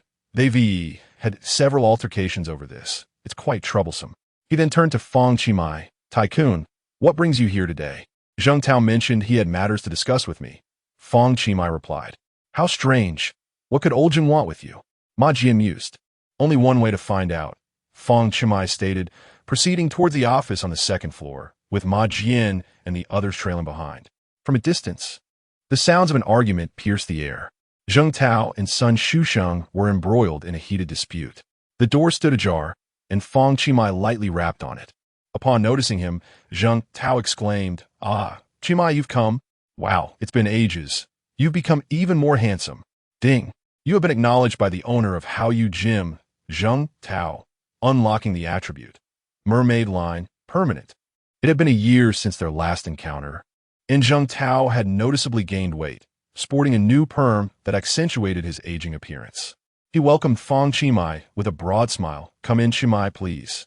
Fang Qi stepped inside, while Sun Shusheng greeted him as well. Zheng Tao then addressed Ma Jian and the others. What brings you up here? Aren't you supposed to be working? He turned back to Sun Shusheng. And you? Make sure to focus on your job. We'll discuss your resignation later. Fang Qi interjected. What's the matter? Speak freely. Zheng Tao chuckled. Actually, it's nothing significant. I'll brew some tea, and we can chat leisurely. He then instructed Ma Jian and the others. You all can leave. Qi and I have some matters to discuss. No need, Fang Qi replied, fixing his gaze on Zheng Tao. If it's something important, let us address it in front of everyone. This, Zheng Tao stammered. Fang Qi pressed. What's the issue? Is it something shameful? No, well então hesitated. Fang Qi declared, if you want to speak, I shall take my leave. With that, he turned to exit. Wait, Qi, please sit down. Let us talk, Zheng Tao implored, glancing at Ma Jian and the others. You all sit, as well. Zheng Tao wore a troubled expression, struggling to articulate his thoughts. After several attempts to clear his throat, he finally managed to voice his concerns. With a heavy sigh and a resolute expression, he decided to lay it all bare. Qi, I've heard that you are actually from a wealthy family. It must have been quite a sacrifice for you to work part-time here. The others were taken aback. How did you know this? Sun Shushin questioned. Good for you. Old Zheng, were you eavesdropping on our conversation? Eavesdropping? No. It's simply a good thing that Qimai is wealthy. It is not something to be concealed. Subsequently, Zheng Tao addressed Fang Qimai, inquiring, Are you interested in investing in our Haoyu? Before Fang Qimai could respond, Zheng Tao continued, As you are well aware, people are increasingly pursuing a healthy lifestyle, and fitness has become a mainstream trend. Moreover, the peak season for fitness is approaching. If you were to invest, Qimai, we could profit together in the future. Upon hearing this, Ma Jian and the others were rendered speechless. Given the current circumstances of Haoyu Gym, how much profit could be anticipated? It was more likely to incur losses. Zheng Tao, inherently cunning, had always portrayed himself as the manager, when in fact, he was the owner of Haoyu. This FAAD allowed him to deflect responsibility onto the so-called boss whenever client disputes arose. Everyone was acutely aware of his duplicitous nature. This was not an investment. It was an attempt to lure Fang Qimai into a trap. Of course, Fang Qimai was not naive. He had scrutinized the data and was fully aware of Haoyu's true condition. Sun Shusheng, known for his straightforwardness, was about to expose the truth when Fang Qimai interjected. Are you certain you want me on board? Zheng Tao replied, Indeed, there's money to be made for all of us. Fang Qimai then queried, Or is it that you're struggling to manage and require my assistance? Unexpectedly, after nearly a year apart, Fang Qimai's candor had noticeably intensified. Zheng Tao found himself momentarily at a loss for words. Fang Qimai continued, Haoyu has been operating at a loss for 3 consecutive quarters, and the outlook for this quarter is equally bleak. There is no investment value here.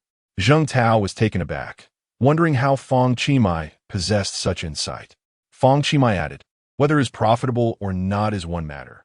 The crux is, why should I assist you? Ma Jian and the others nodded in agreement. Last summer, Fang Qimai had worked part-time at the front desk, yet he was often assigned a myriad of tasks.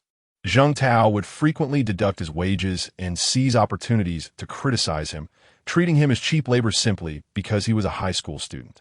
Given how Zheng Tao had treated Fang Qimai, how could he still have the audacity to ask for help? Fortunately, despite his youth, Fang Qimai was not easily deceived. Zheng Tao quickly responded, Qimai, those are matters of the past. Let us not dwell on them. Fang Qimai stood up, declaring, I have no interest in your dismal establishment. With that, he walked towards the door. Ma Jian and the others felt a sense of vindication.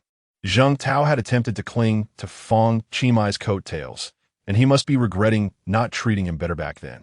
If he had known how things would unfold, would he have acted differently? Zheng Tao indeed felt remorse. With the peak season approaching, Haoyu was on the verge of collapse. He had borrowed from everyone around him, but no one was willing to lend him money. By chance, he overheard Ma Jian and the others mention that Fang Qimai was from a wealthy family. After much contemplation, he resolved to take a risk with Fang Qimai. If he could just hold on until the peak season arrived, perhaps the situation would improve. To my astonishment, Fang Qimai displayed such blatant disregard. Helplessly, Zheng Tao mustered the courage to pursue him. Qimai, I acknowledge my previous wrongdoings and I apologize. Please, do not take it to heart. Fang Qimai responded with a cold laugh. It's too late. You. Zheng Tao had never been one to admit fault willingly. Yet Fang Qimai seemed utterly ungrateful. Do not push your luck. I'm speaking to you in such a humble manner, and you. Is this truly excessive? Fang Qimai interrupted, then gestured dismissively. If I so wished, I could establish a gym directly across from yours and another on either side. Should that prove insufficient, I could acquire the entire street and open gyms at every turn. Are you jesting? Is that even feasible? Zheng Tao regarded Fang Qimai's words as mere bluster. If you doubt my words, feel free to test me. I assure you, Haoyu would close its doors in an instant. You. Zheng Tao gritted his teeth in frustration. Suddenly, with a thud, he knelt before him. Qimai, please, I implore you to assist me. Chapter 69. I crave his body. Ma Jian and the others were utterly astonished. The proud and acerbic Zheng Tao had actually knelt before Fang Qimai. What immense determination this must have taken. In truth, Fang Qi had not only scrutinized Hao Yu's data, but had also reviewed Zheng Tao's records. This man had a penchant for gambling and had amassed a staggering debt of 400,000 outside.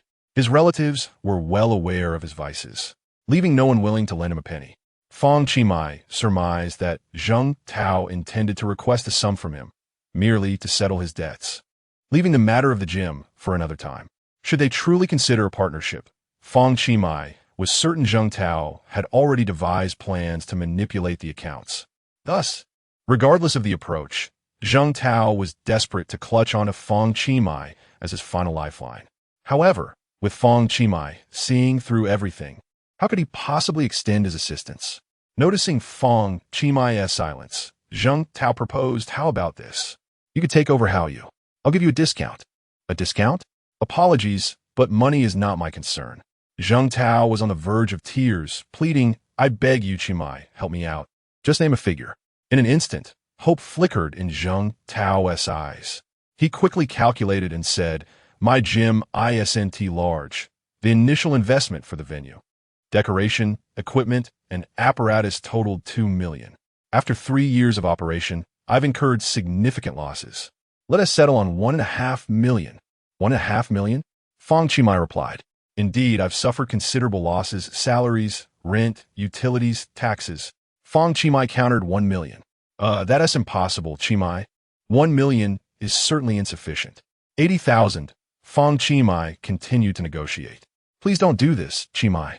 50,000. Fang Qi's relentless bargaining left Zheng Tao at a loss, pondering how to respond. Fang Qi pressed on, 20,000. Zheng Tao was bewildered. Was there truly such a ruthless negotiator? Ma Jian and the others were taken aback, realizing that Fang Qi was indeed a master of haggling, albeit rather excessively so. Fang Qi then added, "Rest assured, I was merely jesting." Zheng Tao exhaled in relief. "You nearly scared me to death." Fang Qi continued, "However, I have no intention of making a purchase." "What? With your scale and equipment, the initial investment should be at most 600,000. You wish to sell it to me for 1.5 million? Are you out of your mind? Zheng Tao, you lack integrity." "What?" Zheng Tao was dumbfounded. How could he possibly know the exact amount of his initial investment? Indeed, Hao Yu's gym equipment was second-hand, and the renovations were executed with frugality. The coaches earned minimal base salaries, relying solely on commission from course sales. The initial investment for Hao Yu was merely 600,000. In a place like Jiangcheng, achieving a successful gym with such an investment was indeed a tall order. Zheng Tao's bewilderment increased by 15. Fang Qi stated, "Business requires honesty. Since you are not forthcoming, I shall not assist you."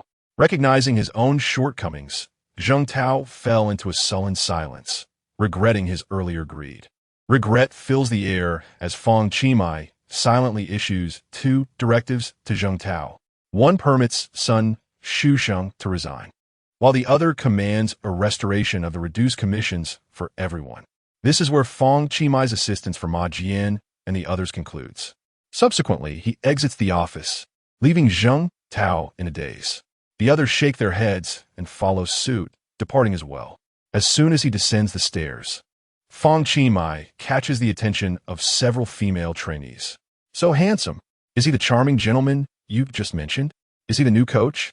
Can we request a coach change? I wish for this handsome man to teach me how to exercise. I plan to frequent the gym from now on."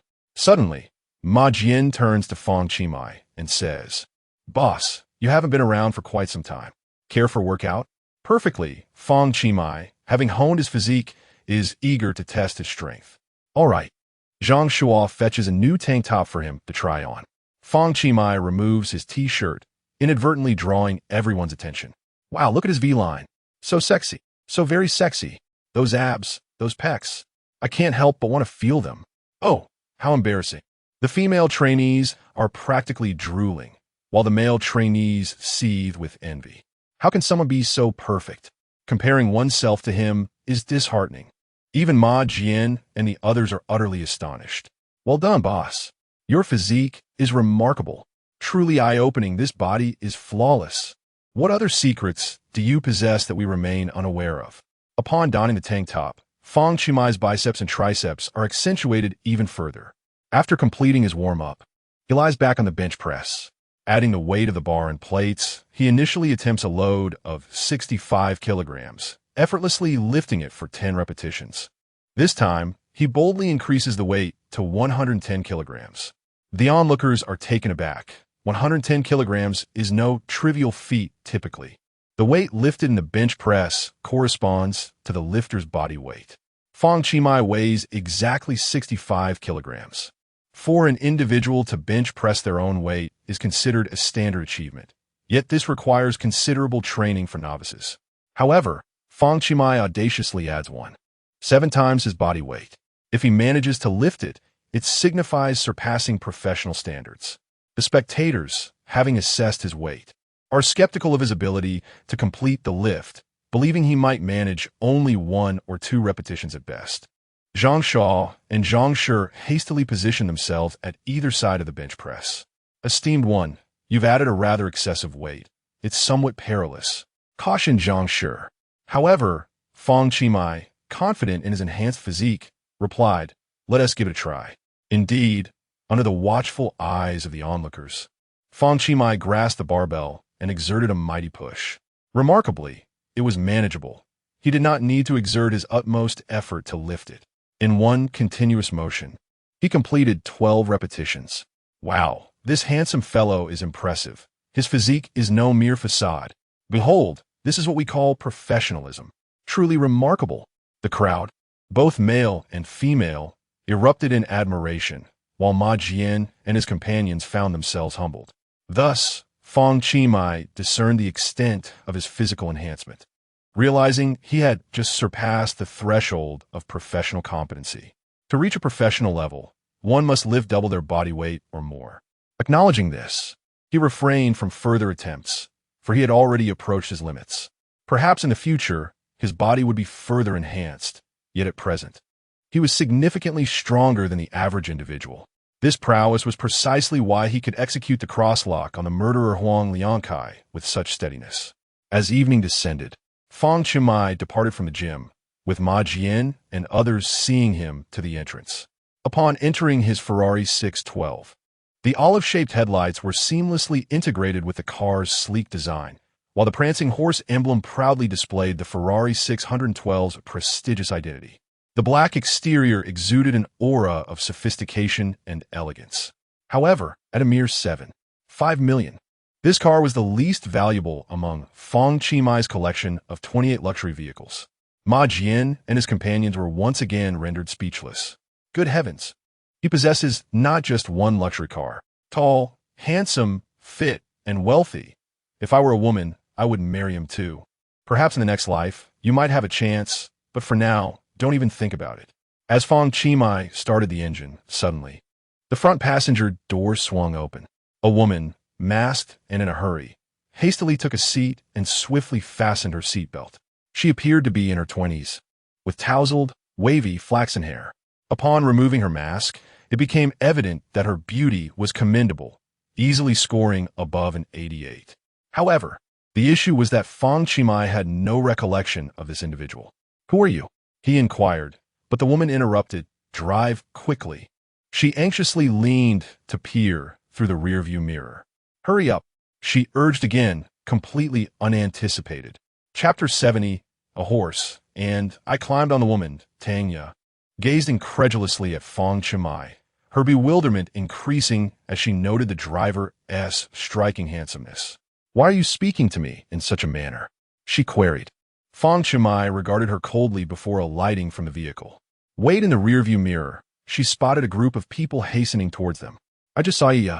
She got into that black car. Hurry, you must pursue them. We cannot let her escape again. She must be intercepted. Tanya was in a state of panic. Drive. They are coming. Are you getting out of the car? Fang Qimai inquired once more. Do you know who I am? You expect me to exit? Tanya's disbelief was palpable as she looked at him. Aren't you here to pick me up? Her bewilderment score increased by 5 as she noticed the approaching crowd. Aren't you the driver Lulu called? Fang Qimai exited the vehicle, moved to the passenger side, and opened the door. Get out. Tanya was startled. What are you doing?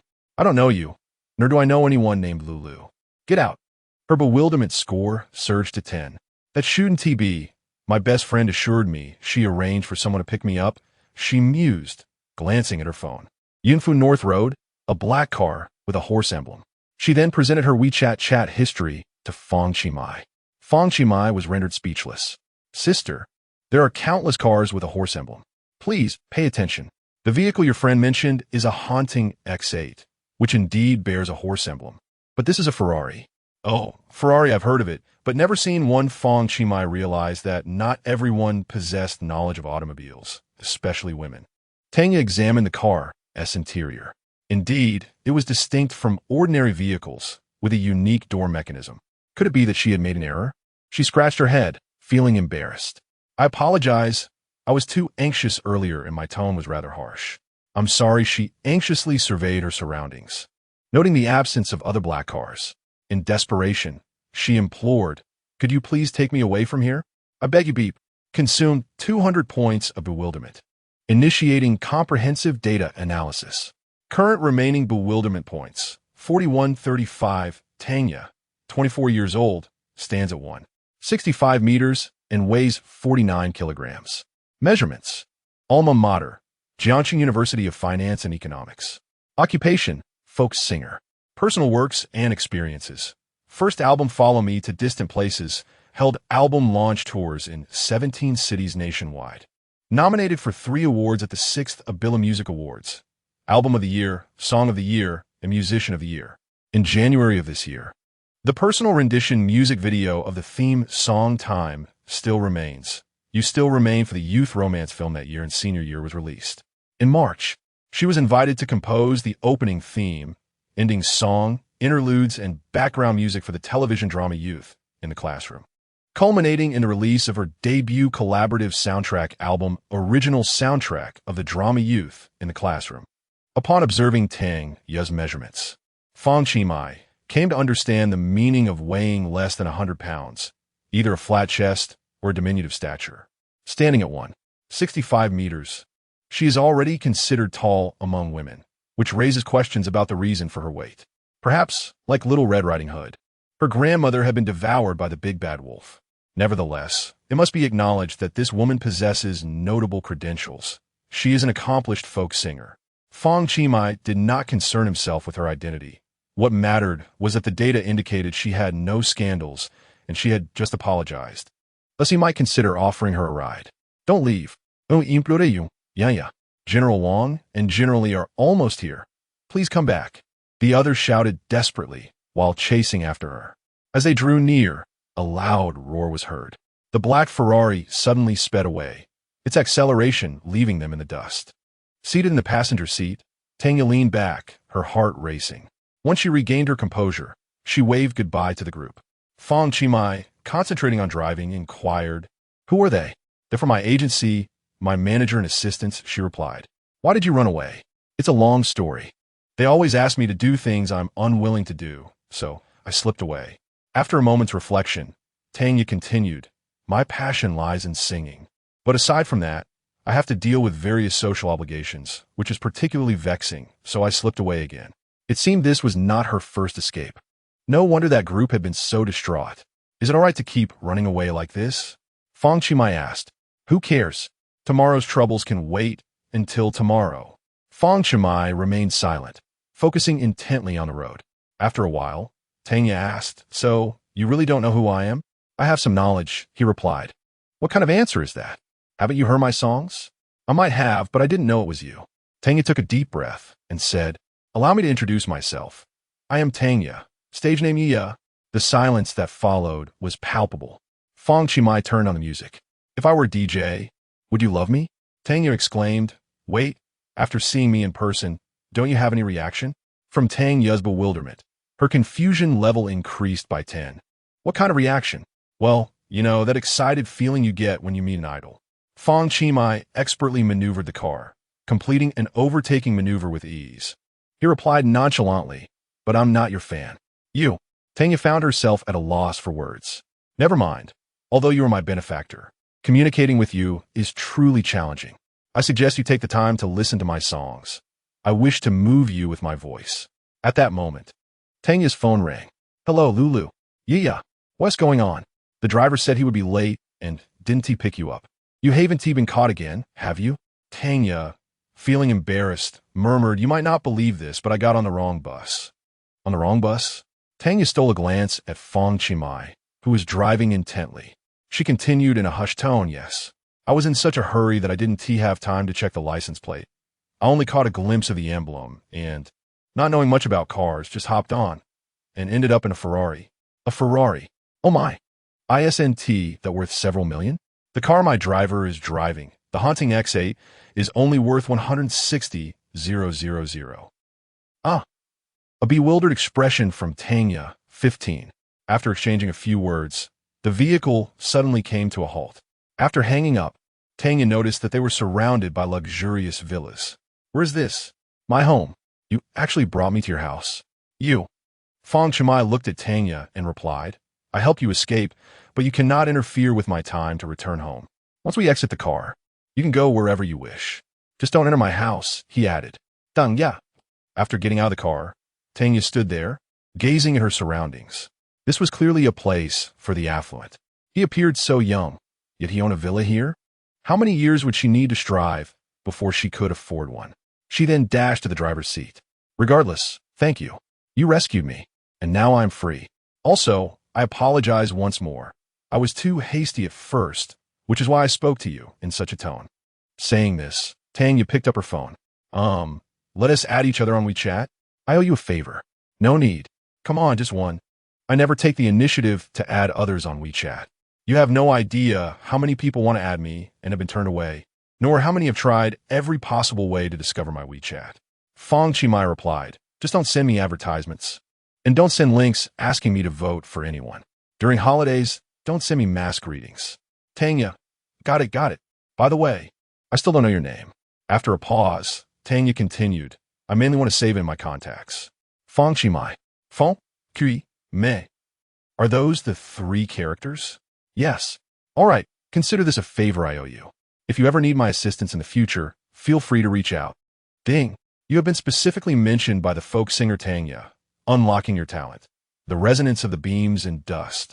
Chapter 71. Progressing alongside the exceptional upon returning home, Fang Qi was greeted by the servants, led by Bai Li Ho, who exclaimed in unison, Young master, you have returned. Thank you for your hard work. Please, go about your duties, he replied. Fang Qi then perused the rewards he had just received. Voice of Liang Chun. You possess a melodious singing voice. Your vocal resonance is magnetic, easily captivating those who hear it. Goodness, Fang Qi exclaimed in astonishment. With such divine vocal talent, could Tanya truly move him with her singing? That seemed a tall order.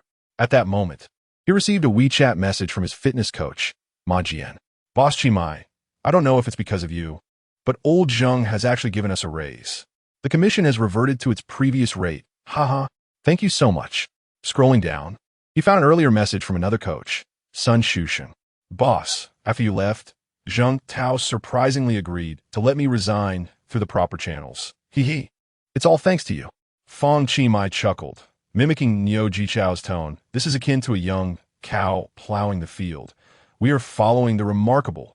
Nearby, Bai Li Ho respectfully suggested, Young master, should we sample the top-tier Angus ribeye beef from Subei that just arrived this afternoon? That sounds delightful, but I am in a mood for pizza tonight, Fang Qi replied. Bai Li Ho responded, We could pair the beef with the pizza. Perhaps even create a perfect fusion with seafood. Excellent idea, Fang Qi nodded. Let us prepare a 12-inch pizza. You shall join me as well. Certainly, young master. It would be my honor. I will arrange this immediately. After a brief respite, the servants came to escort Fang Qi to dinner, to preserve the temperature and flavor. The pizza was only removed from the oven once he was seated. The cheese, lightly browned, was adorned with generous chunks of Angus ribeye, plump tiger shrimp, and ample slices of smoked salmon. 2 colossal lobster tails, cloaked in cheese, graced the center, with a rose lobster head standing proudly atop. The presentation was nothing short of exquisite, and the aroma was tantalizing, awakening the appetite. The chef first placed the lobster on Fang Qi plate. followed by a sprinkle of pizza herbs and white truffle shavings. Finally, he sliced the dish into 8 portions, serving one to Fang Qi. Meanwhile, Bai Liso poured a glass of exquisite natural, sparkling wine for him. "Young master, please enjoy your meal." The rich aroma of cheese made Fang Qi eager to dig in. The sweetness of the shrimp, the savory essence of the salmon, and the tangy sauce created a perfect harmony.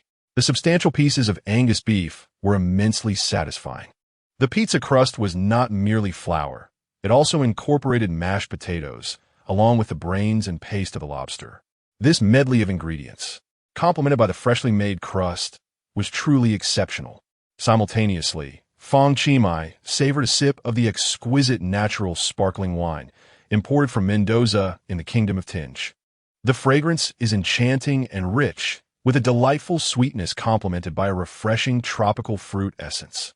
It pairs exquisitely with pizza, making for a splendid dinner. Fang Qi gave a thumbs up. Having savored the meal, he prepared to rise and return to his room. He pondered which building to sleep in tonight. At that moment, he noticed his phone incessantly buzzing. Upon closer inspection, he found over 30 messages in the class group chat. At the top was a message from a class teacher, Xiao Bixue, addressing all members. The gist of the message was that starting next Monday, morning physical exercise activities would be implemented, requiring all students to arrive at school half an hour earlier. Below, a multitude of replies confirmed receipt. This initiative was a suggestion put forth by Fang Qi himself, not only due to his father Fang Zhongtian's status, but also because the nation has long advocated for an hour of daily exercise. Furthermore, beginning studies after physical activity undoubtedly bears certain advantages. Hence, the school leadership has always placed great emphasis on this matter. However, given the students' intense academic pressures, reducing class time was not feasible. After numerous discussions with the Education Bureau leaders, it was ultimately decided to balance health and learning by having students arrive half an hour early for exercise. Simultaneously, the morning reading time would be reduced by 10 minutes, and the extra 10 minutes after the second class would be allocated for morning exercises. In total, 50 minutes had been arranged, while the remaining 10 minutes encouraged students to engage in self-directed fitness during their free time. Nevertheless, opinions were divided. Those averse to exercise voiced their grievances, lamenting the loss of half an hour of sleep each day. Fang Qi remained unfazed, having merely wished to persuade the teachers not to eliminate physical education classes. Previously, arriving early to play basketball often led to reprimands from the class teacher. Now, he could play openly, invigorating both body and mind, which he found rather pleasing. Meanwhile, the Yang family traditional Chinese medicine clinic had undergone extensive renovations over the past week, now largely completed. Embracing the essence of traditional Chinese medicine, the decor leaned towards a classical Chinese aesthetic. New medical equipment and furniture had been added, along with an array of greenery. A fresh sign hung prominently, featuring the powerful characters hanging the pot to save the world. The entire clinic now radiated a renewed vibrancy. Next, Fang Qi intended for Yang Huming to select an auspicious date for the clinic's grand reopening. While the reopening ceremony would retain an element of formality, it would be kept simple. Fang Qi planned to invite a few friends of Yang Huming's to share a meal on the occasion. On Monday, Fang Qi set out early. As he parked his car, Lin Haojie approached him with enthusiasm. "Good morning, Director Fang." "Good morning." Previously, Lin Haojie had kept his distance from Fang Qi, but having witnessed his capabilities, he now understood that progress comes from associating with exceptional individuals. "Director Fang, when I first entered middle school and high school, my grades were quite good, especially mathematics. What about your current situation?" Lin Haojie sighed deeply. "After a profound and heart-wrenching reflection, I finally discerned the turning point of my mathematical decline. During a mathematics class in the second semester of my first year of high school, I bent down to pick up my pen cap, and upon rising, I found myself utterly lost. Consequently, I surrendered often. By the time the teacher had finished explaining a problem, I had yet to even identify angle 1 and angle 2. Fang Qi remarked. Later in mathematics class, the teacher would invariably ask us after each problem, "Do you understand?" I dared not nod, fearing that the teacher would call upon me to explain it again. Yet I also refrained from shaking my head, dreading the prospect of having to endure another explanation. Lin Haojie sighed once more, reflecting that the longest journey of his life had been through the reasoning of the mathematics teacher. This predicament is not unique to Lin Haojie. It mirrors the plight of many struggling students. Fang Qi had once traversed a similar path, but he had since transformed significantly. He replied, "Then you must exert yourself." Acknowledging Fang, I informed him that my father had enrolled me in the finest training class, and I vowed to strive diligently. As I approached the school gate, Jiang Zijian spotted Lin Haojie and Fang Qi conversing animatedly. He was filled with a sense of bewilderment. When had these two become so close?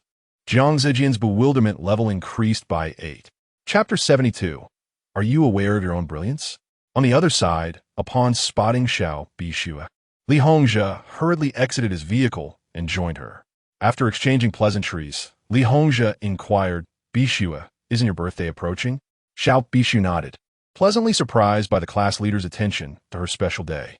"Have you decided how to celebrate?" he asked. Xiao Bixue shook her head, admitting she had yet to formulate a plan. "Your 18th birthday is quite significant," Li Hongzhe remarked. "How about this? As your class leader, I will organize a gathering this Saturday at KTV for the entire class to celebrate your birthday. What do you think? The whole class? So many people?" Xiao Bixue exclaimed. Li Hongzhe confidently replied, "No need to worry. I will cover all expenses for this gathering." Initially, Xiao Bixue had envisioned a simple meal with a few close friends. She considered inviting her cousin if she were available, but then realized that after this birthday, the next one would find everyone scattered in different directions. "Inviting everyone is fine," Xiao Bixue said, "but I will handle the expenses. There is no need to trouble you, class leader." "Not at all. Leave everything to me," Li Hongzhe insisted, "and I will ensure everyone is informed. I guarantee that everyone will be notified properly." While he claimed to want the entire class to join, he had already prepared a selective list, excluding individuals like Fang Qi and Jiang Zijian, whom he found disagreeable. Li Hongzhe did not wish for them to attend Xiao Bixue's birthday celebration. "No, class leader, how can I let you spend money on my birthday?" Xiao Bixue protested. Li Hongzhe chuckled. "Oh, come on, Bixue, we are close friends. Don't be so formal with me. I will take care of the arrangements." As they discussed this, they encountered Fang Qi and Lin Haojie at the school gate. In the past, Lin Haojie would have teased Xiao Bixue, but today he simply said, "You all carry on. I'll take my leave." With that, he discreetly walked away. "Good morning," Xiao Bixue greeted first. "Morning," Fang Qi replied. Li Hongzhe deliberately averted his gaze, unwilling to acknowledge Fang Qi. Last week, Fang Qi had garnered quite the reputation in class. If he was not someone to be trifled with, then certainly he was not someone to confront. The three walked side by side, with Xiao Bixue in the middle and Fang Qi and Li Hongzhe flanking her. The atmosphere was subtly charged. Li Hongzhe leaned closer to Xiao Bixue, yearning to convey to everyone that they were indeed a pair. The trio remained silent, and Li Hongzhe refrained from mentioning the birthday gathering again. Unexpectedly, Xiao Bixue broke the silence. "Fang Qi, this Saturday is my birthday, and I would like to invite everyone to sing together. Will you join us?" Li Hongzhe was momentarily taken aback. He had not intended to invite Fang Qi, fearing he would overshadow him.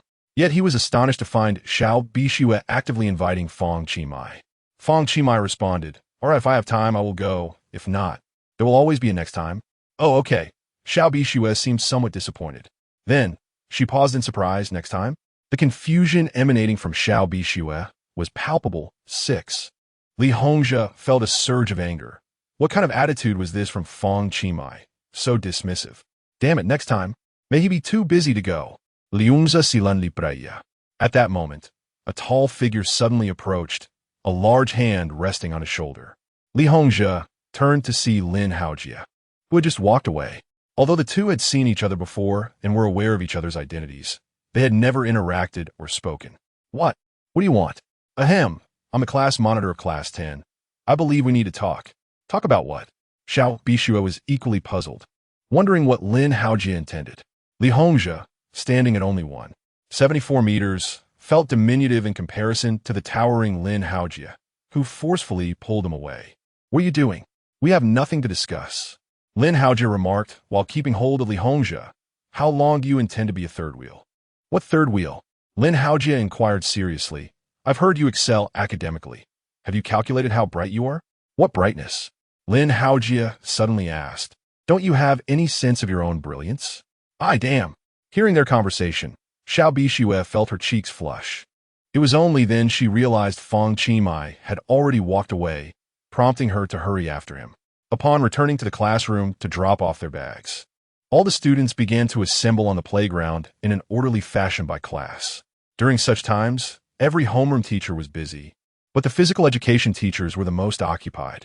Since Wang Xixing's identity as a wealthy individual was exposed, all the teachers treated him with utmost courtesy. Today marked the first morning exercise session, with Vice Principal Li Ying representing the school to deliver a speech. The audience appeared drowsy. Subsequently, Wang Xixing took the stage to represent the spirit of sports. As he stepped up, the students instantly transformed from their lethargic state into one of exuberance. Indeed, he is the man Teacher Kong favors, quite handsome and wealthy. Indeed, 10 sports cars, it's astonishing. What's up with this teacher? Don't you know? There were rumors of a tycoon helping our school build a new gymnasium. That's him. I remember seeing him ride a bicycle to school before. He came this morning on a bicycle too. That's called being low-key. True wealthy individuals prefer not to flaunt. Kong Mingxin hesitated to speak. That day, Wang Xixing had already confided in her that the 4 sports cars were merely Fang Qimai's assistants during a predicament. Kong Mingxin understood, and besides, she was not after Wang Xixing's wealth. However, she did not anticipate that a misunderstanding would arise throughout the entire school, and the more it was explained, the more convoluted it became, growing increasingly exaggerated. The 4 sports cars were rumored to have multiplied into 10, and there were even versions suggesting investment in a new sport hall. Wang Xixing felt an immense pressure. Upon the conclusion of his speech, the applause from all the students was thunderous. In stark contrast, just moments ago, when Li Ying finished speaking, the atmosphere was lifeless. Principal Su Hongrong nodded. Wang's popularity was indeed remarkable, effortlessly igniting the enthusiasm of every student. It seems he should be given more opportunities to take the stage in the future. After a moment of contemplation, he approached with a smile. Mr. Wang, would you be willing to lead the morning calisthenics from now on? Certainly, of course. How could Wang Xixing dare to decline? Then I shall count on you, Mr. Wang. As he led the exercises, stretching. 1, 2, 3, 4, 2, 2, 3, 4. Wang Xixing suddenly grasped several truths. With the introduction of this new morning fitness routine, the physical education teachers had to manage a variety of responsibilities. I still needed to speak on stage and now lead the exercises. It became clear that the principal's decision to increase my salary had its rationale. Yet, I was uncertain about how much Zhang and Zhao had received. I felt too embarrassed to inquire. Regardless, my raise was substantial. However, I couldn't quite understand why the physical education teacher's pay was understandable. Yet even the English teachers like Meng Xin received raises as well. Chapter 73. Teacher. Our papers were graded by him as the afternoon English class approached. Mrs. Tian had yet to make an appearance. Instead, Vice Principal Li Ying, who also taught English, walked in. Mrs. Tian is unavailable due to personal matters. I will be substituting for a few classes, he announced. A palpable silence enveloped the room, as the students felt a sense of reluctance in facing a teacher they did not recognize, particularly one of the vice principal's stature, which rendered the classroom atmosphere somewhat tense. Who is the class representative? Please stand, Li Ying inquired. Kai Shaili awkwardly rose to her feet. Li Ying paused for a moment, recalling Kai Shaili's poignant voice from a previous occasion. Class representative, have you distributed the English test from last week? He asked. Yes, we have, she replied. All right, please take out your tests. Everyone should have theirs. This exam was indeed challenging. My intention in stating this is not to excuse those with lower scores. Rather, if your scores remain consistent, it indicates a solid foundation in your studies. Conversely, a significant drop suggests that further effort is required. Do you understand? Li Ying's teaching approach was rather rigorous, and his words effectively dampened the spirits of the entire class. In a lackluster chorus, the students replied, "We understand. I will play the listening section again. and we will go through each question together, he continued. Upon hearing this, Fang Qi seized the opportunity to doze off. Having already graded all the papers himself, this 2,000-year-old building stood near the Nile River, surrounded by a wall that no longer exists. The implication being this temple, a structure from 2,000 years ago, stands beside the Nile River, once encircled by a wall that has since vanished. The question posed was, who witnessed the history of this temple? It could not be A, the building itself, nor B, the wall, and certainly not C, 2,000 years. Clearly, it was the Nile River that bore witness to its history. Thus the answer was D, the Nile River. Those who answered correctly, please raise your hands. Li Hongzhi was the first to comply, followed promptly by over 30 others. Li Ying scanned the room. Now, those who answered incorrectly but understood the question, please raise your hands. As the class looked around, only 2 individuals remained with their hands down, one being Jiang Zijin. Li Ying, familiar with his circumstances, chose not to press further. However, he noticed one student sprawled across his desk in slumber. With a stern demeanor, Li Ying addressed the situation. The one sleeping. Have her deskmate wake you. Lu Mimi, taken aback, realized he was referring to her and Fang Qi. Mima, the teacher is calling you, she urged. Fang Qi lifted his head. Upon seeing him, Li Ying exclaimed, aren't you that brave individual, Fang Qi? It was Li Ying who had led Captain Yi from the Public Security Bureau to present Fang Qi with a banner of commendation. Lu Mimi nodded in affirmation. Yes, teacher, is indeed him. Li Ying's expression softened slightly. He approached and said, Fang Qi, pay close attention in class. There are only 86 days left until the college entrance examination. You must take it seriously. Have you mastered the material? Missing even a single question could result in a significant loss for you. Lu Mimi whispered beside Li Ying, teacher, he scored full marks this time. Full marks? Li Ying expressed disbelief. For such an exam, achieving a score of 130 is already considered commendable. While it is not impossible to attain a full score of 150, very few can accomplish that feat. Li Ying approached and examined Fang Qi's test paper. Indeed, it was a perfect score. Upon scrutinizing several fill-in-the-blank questions and closed tests, he confirmed that Fang Qi had answered them all correctly. The highlight was the essay. Fang Qi's composition exhibited no grammatical or spelling errors and demonstrated an excellent command of advanced vocabulary. Without deviating from the topic, he skillfully incorporated a few proverbs. The handwriting was neat, and the layout was exceedingly concise. The conclusion resonated with the main theme, serving as an additional point of merit. According to the scoring criteria, such an essay could indeed achieve full marks. Students with strong English skills are often selected to participate in English competitions.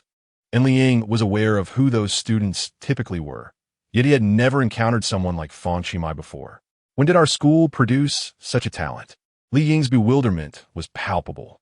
He vividly recalled the last time he had presented a banner of commendation, and now, this challenging test had also yielded a perfect score. No wonder Principal Su had been repeatedly proclaiming that our second high school is a hidden gem. The entire class had become aware of Fang Qi's English proficiency and eagerly awaited Li Ying's reaction. The astonishment on his face spoke volumes. Li Ying addressed Fang Qi, saying, later, when we discuss the essays, could you kindly lend me your exam paper? Your composition is of great reference value. No, it should be shared with the entire year so that everyone can learn from it. Feel free to take it, Vice Principal, Fang Qi responded. Li Ying had initially intended to urge Fang Qi to focus on his studies, but given that he had already scored full marks, he hesitated. Lu Mimi chimed in, teacher, our class and the neighboring class have the exam papers that he graded for us. Oh, is that so? Li Ying inquired. Lu Mimi nodded. Yes, Mrs. Tian entrusted him with the task. For some reason, having such an academic prodigy as a desk mate filled Lu Mimi with pride. Li Ying was taken aback. To be recognized by Tian and entrusted with grading papers was no small feat. Fang Qi then asked, teacher, may I continue sleeping? Ahem. Li Ying cleared his throat and turned around, saying, the rest of you continue to listen to the lesson. The other students were immensely impressed. How audacious it was for someone to dare to sleep during the vice principal's class and yet receive tacit approval. Now, let us focus our attention on the next question. As soon as class ended, Niu Jichao and the others gathered around. The exam god is formidable. He excels in the sciences and scored full marks in English, even grading our papers. Wow, if I ever mention my prowess to students from other classes, I will boast without reservation. Beside them, Xiong Peng interjected, speaking of which, do you all know the distinction between students like me, a poor performer, the class leader, a top scholar, and someone like Chimai, a genius? Li Hongzhi said nothing, yet he felt the sting of the comparison. Although being labeled as a top student was quite gratifying, it paled in comparison to the presence of someone like Fang Qi, making him feel as if he was merely a slight step above the underachievers. Just take a look, Niu Jichao urged, intrigued. Xiong Peng continued, for me, there are 3 types of questions. Those I can solve, those that seem solvable, and those I cannot tackle at all. For the class leader, there are 2 types, solvable questions and those exceeding the syllabus. However, for Chimai, there are only 2 types as well, solvable questions and those with errors in the problem itself. Li Hongzhi remained silent. The others nodded in agreement. Insightful, even among underachievers. Our situations resonate with one another. Fang Qi often played basketball with Xiong Peng, a player of mediocre skill, yet his eloquence was unexpectedly impressive. Xiong Peng added, if I receive a test paper and see that points have been deducted, I would feel that the teacher is being too harsh. However, no one would pay me any mind, as underachievers have no rights.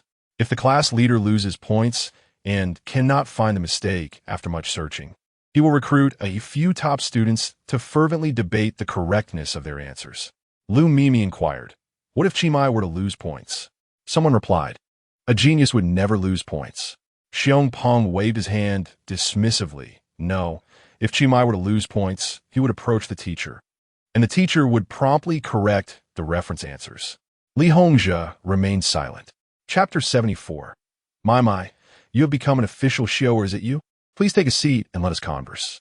Xiong Peng proclaimed with a sense of pride. I had no choice, during class, with nothing else to occupy my mind. I diligently made a summary. He continued, as a student who struggles academically, I only practice problems before exams, and I select only the simplest ones. The class monitor, however, is consistently engaged in problem solving, methodically working through sets of questions. As for my, he is entirely different. He never practices problems and merely glances through the textbook occasionally. And that suffices for him to achieve full marks. Li Hongzhi interjected. Furthermore, when confronted with a challenging exam question, students of varying tiers react differently.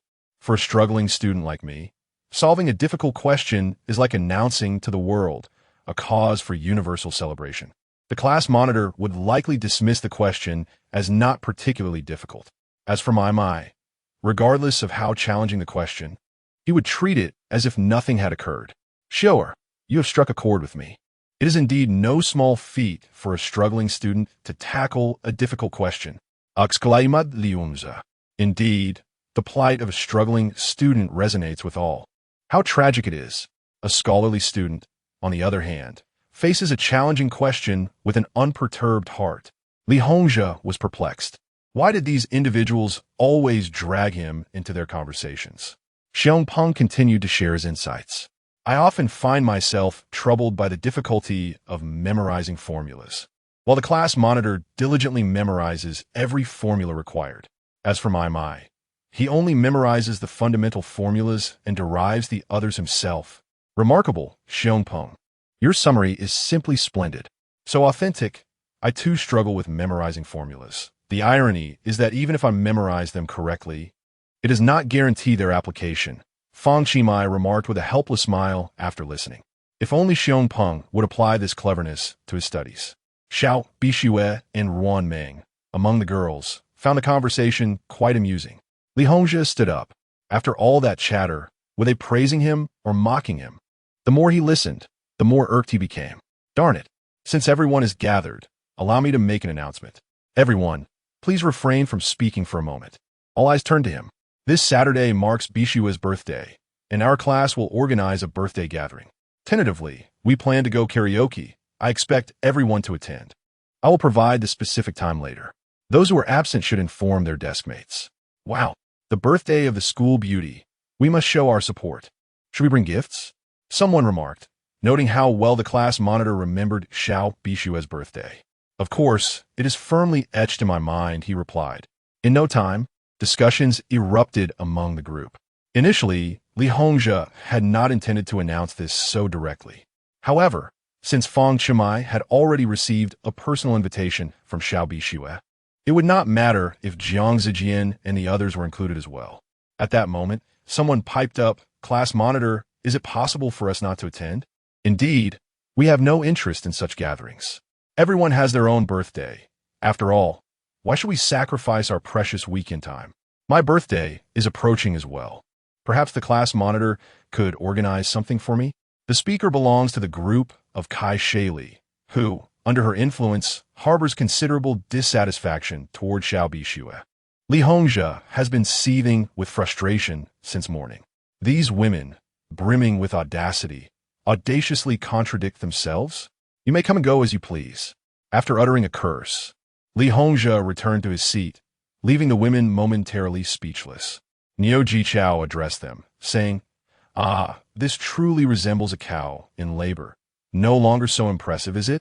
However, Kai Shaili's eyes suddenly sparkled at the sight of the class leader's angry demeanor. How manly! At this moment, the preparatory bell for class rang. The lesson was once again Li Ying's English class. Kai Shaili sent 2 WeChat messages to Li Hongzhe. If we're to sing, let us go to Dichong. My cousin is a notable figure there and can offer us a discount. I've heard Xiao Bixue's family is quite impoverished. Hosting such a grand gathering must be a hefty expense. I'm merely helping her save money. Dichang, I've neither heard of it nor visited. Having an acquaintance to secure a discount is indeed splendid. Li Hongzhe immediately agreed and entrusted Kai Shaili with the reservation for the private room. Kai Shaili was elated. On the surface, it appeared she was helping Xiao Bixue save money, but in reality, she was setting a trap for her. Dichong was not the ordinary chain KTV Li Hongzhe envisioned. It was one of the more upscale establishments in Jiangcheng, and the expenses were anything but trivial. Kai Shaili had visited once last year, and for non-members, the minimum consumption for each private room was 1980. With over 40 classmates, they would certainly need the largest presidential suite. All costs combined would amount to a minimum of 3,000, depending on the food and drinks consumed. If Jiang Zijian and his group joined, it would undoubtedly involve alcohol, which would escalate the expenses. Naturally, Xiao Bixue would be footing the bill for her birthday celebration. Even if her cousin could provide some discount, it would be significantly reduced. Rumors about Xiao Bixue's family's dire financial situation had circulated long before. Witnessing her inability to pay would undoubtedly be quite embarrassing. A mischievous smile crept across Kai Shaili's face as she contemplated this. Class representative, what are you foolishly smiling about? Did you solve this problem correctly? Kai Shaili. Li Ying was so infuriated that he snapped his chalk. As the English class representative, first, you sang during self-study, and now you're grinning during my lecture? What, do you wish to rebel? I did not. Still attempting to argue? Li Ying picked up another piece of chalk and continued. If you do not wish to continue, I will replace you with Fang Qi. Ah. Teacher, Sobi. From Kai Shaili's bewilderment, 15. Fang Qi suddenly lifted his head from the desk. Did someone just call my name? Lu Mimi joyfully exclaimed. Congratulations, Mamai. You've been promoted. Please take care of little me from now on. Dichang kapativu. At the entrance, a woman clad in a uniform emerged. Her ample figure and rounded belly strained against her shirt. She strode in striking red high heels, a bag in hand, engaged in a phone conversation. Her plump lips were in constant motion. Oh dear, Yaya, ever since you rose to fame, it's been so difficult to see you. But here you are, my dear friend. What would you like to eat? It's on me. What a joke. I, Sululu, am a small business owner myself. It's not your turn to treat. Just wait, I'll be there shortly. With that, she set off in her haunting X8. At the eastern intersection of the World Trade Mall, Tanya stood fully equipped, donning a hat and mask, waiting at the corner. After a brief pause, a sleek black car approached. Upon closer inspection of the emblem, it was a horse. However, this time, she dared not act recklessly. Confirming the license plate, she realized it indeed belonged to her friend Sululu. Glancing once more at the emblem, she noted it was distinctly different from that of a Ferrari. How foolish I was back then to so carelessly enter someone else's car. The embarrassment only deepened with each passing thought. Chapter 75. The true scholar Tanya entered the car, and Su Lulu intended to drive to the underground parking lot before heading to the World Trade Center for a meal. Once inside, Tanya removed her hat and mask. Ah, what a relief. Have you managed to sneak out today as well? No, it's rare for me to have a moment of respite. I have an early flight to Binhai tomorrow. Truly a busy individual, Su Lulu lightly tapped the steering wheel and remarked, "So what do you think of my new car? Though inexpensive, I find it quite enjoyable to drive." Sigh. Tanya exhaled, feeling embarrassed. Speaking of that incident makes me cringe. I was so uncharacteristically harsh with others. I have been laughing about that for quite some time. The more I think about it, the funnier it becomes. You're still at it. I'm nearly speechless. The thing is, I happened to be on a business trip that day. Otherwise, I would have picked you up myself. The driver I called is one of my employees. I asked him to take my car to fetch you, but he got caught in traffic and arrived late. As they spoke, Su Lulu suddenly burst into laughter. But really, how could someone be that foolish? I'm not knowledgeable about cars. Tanya lamented. You have no idea how urgent my situation was at that moment. Let us not dwell on it.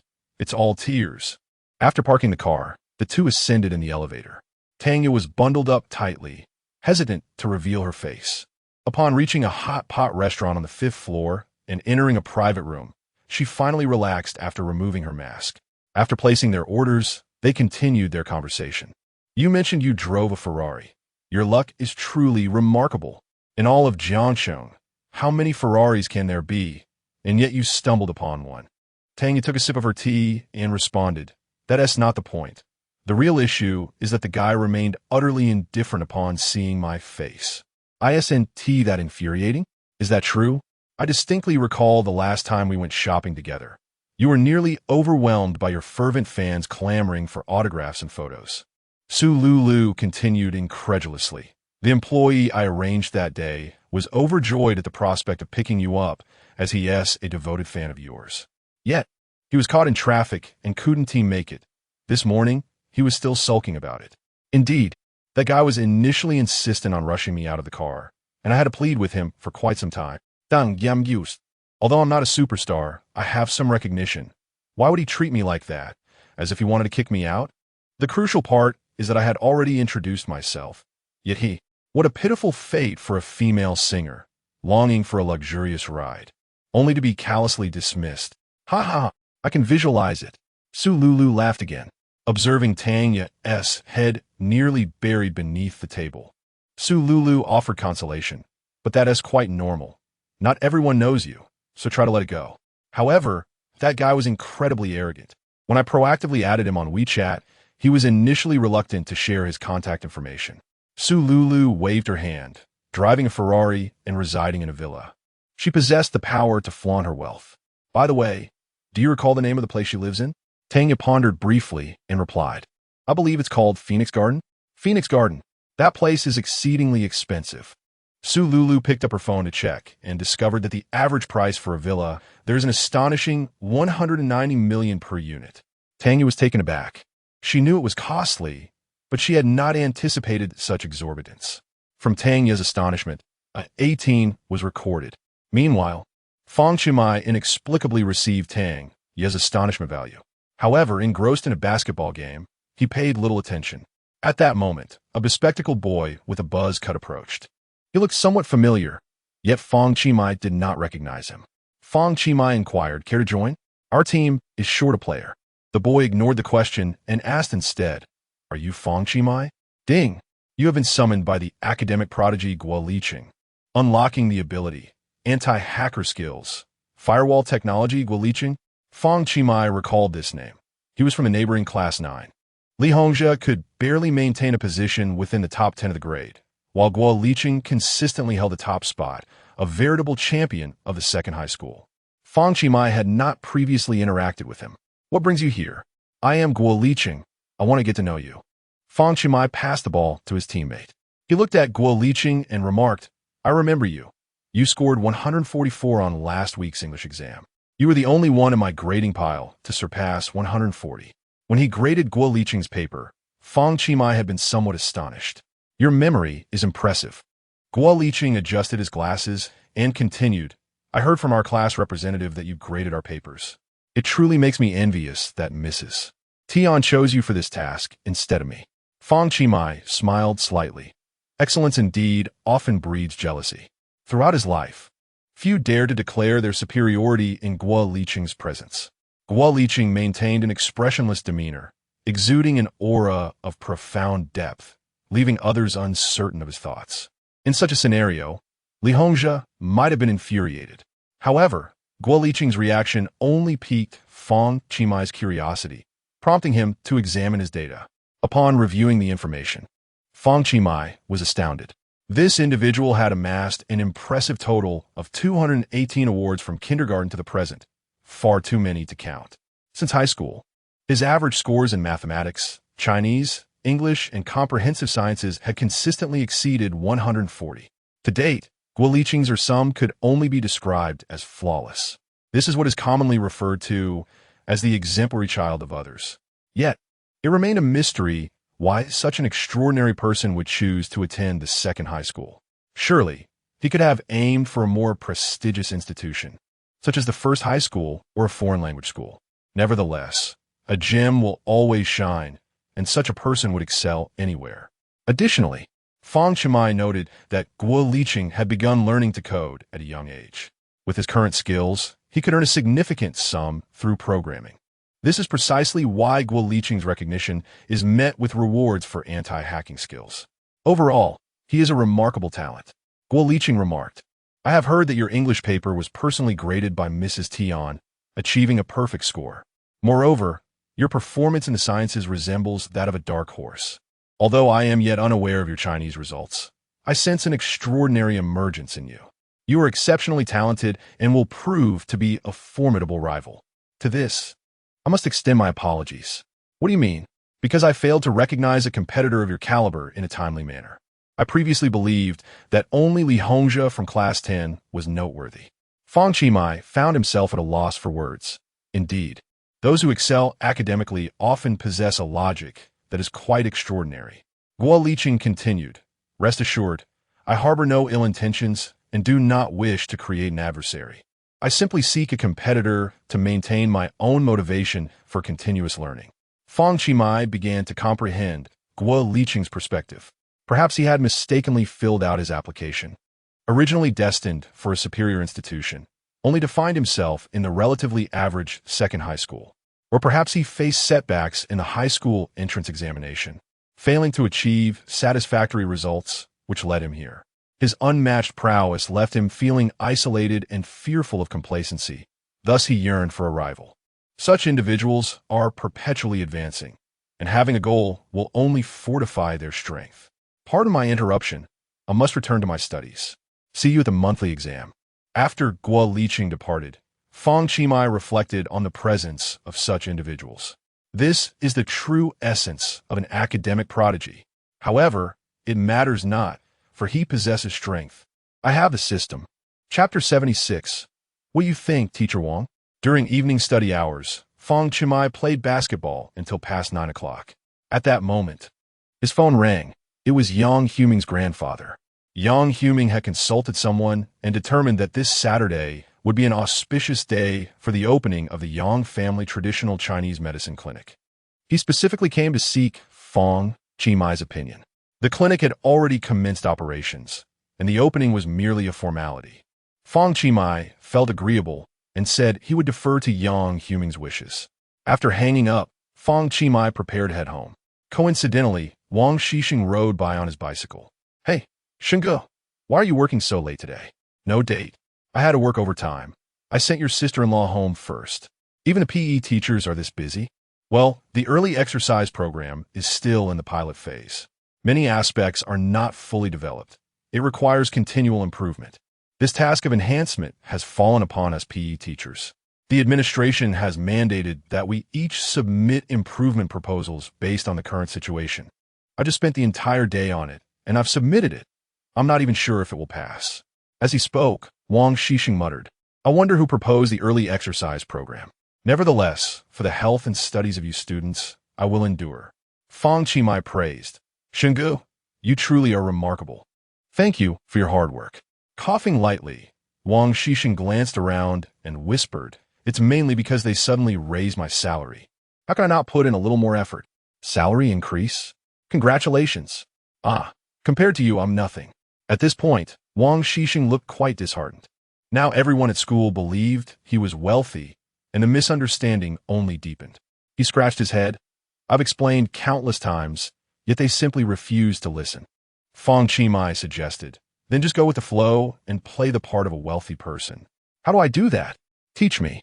Speak with confidence, project your voice, and maintain an air of authority. Just then, Vice Principal Su Hongrong and Principal Li Ying descended from the administrative building, coincidentally as Fang Qi and Wang Xixing walked by. Su Hongrong remarked, indeed, the wealthy associate with the wealthy. The wealthy with the wealthy? Li Ying asked, perplexed. Principal, I know the identity of teacher Wang has been revealed, but how can Fang Qi also be considered wealthy? Well, Su Hongrong pondered for a moment. When Fang Zhongtian and his wife visited, Li Ying had been out and did not participate in the reception. It was understandable that he was unaware. Su Hongrong then disclosed Fang Qi identity. Li Ying was taken aback. It turned out he was the son of Fang Zhongtian, Asia's richest man. Fang Qi. Repeating the name, he suddenly comprehended. The Fang Qi who acquired Shangwen. Could it really be him? Initially, I thought it was merely a coincidence of names. I never expected. It is indeed him. With this realization, Li Ying felt a twinge of apprehension. During today's class, I nearly called Fang Qi to stand as a punishment. The bewilderment from Li Ying amounted to a score of 20. In the spirit of righteousness, perhaps extra points could be awarded in the college entrance examination. Fang Qi achieved a perfect score in English and composed an essay worthy of emulation by his peers. Upon teacher Tian's return, I shall arrange for him to serve as a class representative. Moreover, if he aspires to be the class monitor, that would pose no issue. Li Ying stood there, momentarily stunned. However, such a reaction is entirely understandable. Who could readily accept such news? It was in this moment that he truly grasped the meaning of hidden talents within the second school. Su Hongdong, mat. Though our intentions are for the betterment of the school, we must not be overly ambitious. Chairman Fang, Qi father, has generously funded the construction of our gymnasium and teaching building, with plans to renovate the school cafeteria during the summer break. This is a tremendous honor for our second school. Li Ying sensed the underlying message in Su Hongrong's words, thus, we ought to focus our attention on teacher Wang. In an instant, Li Ying comprehended. The principal is devoted to the school. I hold great admiration for that. However, we cannot impose our desires. Ultimately, it depends on teacher Wang's willingness. Indeed, let's go and extend our greetings. The two hasten their steps to catch up. Is that not Qi? And teacher Wang as well. Ding.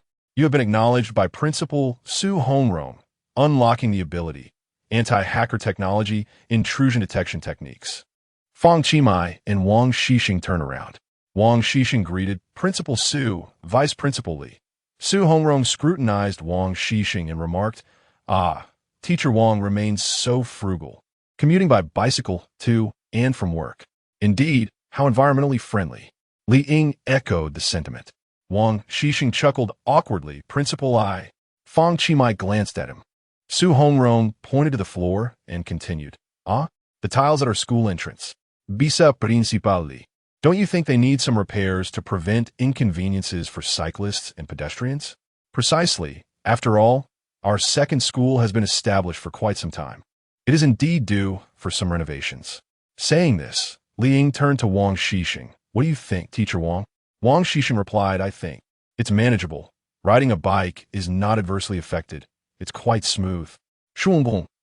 Li Ying. Our school does lack trees. Summer is approaching, and it can be quite sunny for both students and teachers on their way. Indeed, if we could replace them with larger trees, it would transform the main road into a tree-lined avenue, Li Ying suggested. What do you think, teacher Wang?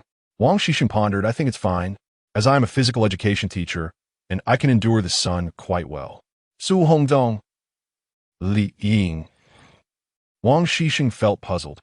wondering why Principal Su has been subtly inquiring about matters related to school construction, maintenance, and upgrades lately. As a physical education teacher, what do I know about such things? Could it be that the principal is considering promoting me? Granting me a raise is already quite a favor. I dare not wish for more. It seems there may be some misunderstandings involved. I recall Fang Qi just mentioned that if clarity eludes us, we should carry ourselves as though we are wealthy. Wealthy individuals, after all, speak with authority, their voices resounding, and their presence commanding. He cast a glance at Fang Qi, who returned with a resolute expression. Indeed, one must adopt a certain swagger. Just as the two principals were about to utter further remarks, Wang Xixing took a deep breath. Subsequently, he declared with resounding conviction, "Principal, I have submitted the optimization plan for the early training of students. Please review it promptly. I hope you will not overlook my earnest request." Upon hearing this, Su Hongrong and Li Ying found themselves momentarily frozen in place. Su Hongrong's bewilderment level rose by 15, while Li Ying's increased by 12. Li Ying awkwardly turned to Su Hongrong, who hastily responded, Yes, Wang teacher, you have worked hard. I shall return to my office to review it immediately. We appreciate your dedication to the students. Please take some time to rest." With that, the two principals departed.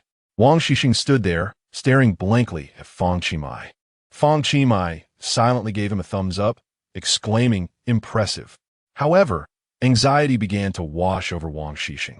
Had he perhaps overstepped with his boldness? What if they decided to dismiss him the following day? Fang Qi patted Wang Xixing on the shoulder, reassuringly stating, "You have earned your standing through your own abilities. There is no reason for dismissal."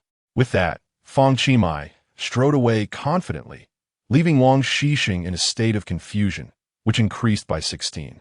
Meanwhile, the two principals returned to their office, clearly ill at ease. It appeared this matter could not be rushed. A more measured approach was necessary. Indeed, they must avoid such abruptness in the future. Could it be that they felt our sincerity was lacking? Perhaps we might consider increasing the performance bonuses as a gesture of goodwill. Chapter 77. The Delight of Not Shopping Upon Returning Home. Fang Qi began to examine the two rewards he had received today: firewall technology and intrusion detection technology. Both pertain to counter-hacking measures. A firewall is one of the most crucial defenses against external hackers. Essentially, it is a combination of computer hardware and software that establishes a secure gateway between the internet and the internal network, thereby safeguarding the internal network from unauthorized intrusions. When discussing intrusion, one must mention intrusion detection technology. A firewall alone does not fully resolve security issues. It must be utilized in conjunction with intrusion detection systems to effectively thwart hackers. Notably, Fang Qi had previously contemplated the potential threats to the back end of the Shangwen library, which might be vulnerable to criminal intrusions. These hacking technologies could indeed prove beneficial. However, relying solely on these two techniques is far from sufficient. He hoped for more rewards related to hacking technologies in the future. Nevertheless, he was not in a hurry, as the newly launched books at Shangwen were relatively common in the market and did not currently possess significant value as targets for attacks. At that moment, Bailisou approached respectfully. "Young master, you have returned. A few of the custom-tailored suits have arrived. Would you like to try them on now?" Fang Qi was somewhat astonished. Typically, the process of ordering high-end custom suits involves measuring, designing, and tailoring, requiring at least a month or more. Additionally, one must account for shipping time. It was unexpected that the suits were completed in just over 2 weeks. After all, being the son of the chairman of Tianhao Group, his orders were prioritized, and the allure of wealth also played a significant role. "Let's try them on now." Upon entering the fitting room, there was a dedicated rack displaying the custom pieces. A glance revealed a variety of garments: Chiton, Brioni, Brunello, Cucinelli, LVMH. To be honest, Fang Qi was quite unfamiliar with these brands. Most people would find it difficult to recognize them without specific interest. Aside from domestic menswear brands, he was more acquainted with names like Armani, Adidas, and Versace. The first items to capture Fang Qi's attention were the 3 suits displayed prominently. One was deep blue, another black, and the third a striking red. Bailisou stepped forward to introduce, "This blue cotton suit is from Chiton. one of Italy's top 3 giants. Khitan is an ultra-premium clothing brand, often referred to as the Lamborghini of suits, and currently, there are only 7 stores in the country, with none in Jiangxing. As he spoke, Bailiso donned white gloves and carefully retrieved the blue suit from Khitan, simultaneously presenting a pair of Fendi shoes. Once Fang Qi donned the ensemble, he felt rejuvenated. The use of shirt fabric imparted a sensation akin to wearing a knitted cardigan. Complemented by a red embroidered pocket square, this ensemble exuded a sense of fashionable elegance, maintaining a sense of formality while exuding a carefree charm. Bailiso marveled, "Young master, you look exceptionally dashing. Uncle Bai, how much does this suit cost?" 228,000 yuan. With the custom-made Fendi shoes, the total comes to 276,000 yuan. Fang Qi turned around in front of the mirror, feeling the comfort of the suit. He nodded, thoroughly satisfied. "Young master, allow me to introduce the next suit. This black suit is also from Brioni, one of the 3 titans of Italian menswear, renowned as the king of custom tailoring. Unlike the more body-hugging Khitan suits, Brioni's designs are characterized by a more structured silhouette, featuring broader lapels and pant legs, with sharper shoulder lines that convey a sense of power. Please try it on, young master." Upon donning the Brioni black suit, Fang Qi felt a significant enhancement in his maturity. His stature appeared taller and more robust, and his demeanor was greatly elevated. In the early 20th century, Brioni had already established a stellar reputation, becoming the preferred brand for numerous celebrities, politicians, and affluent individuals. This particular suit is priced at 260,000 yuan. Next, Bailiso presented the third option, a suit from the romantic nation, Berluti.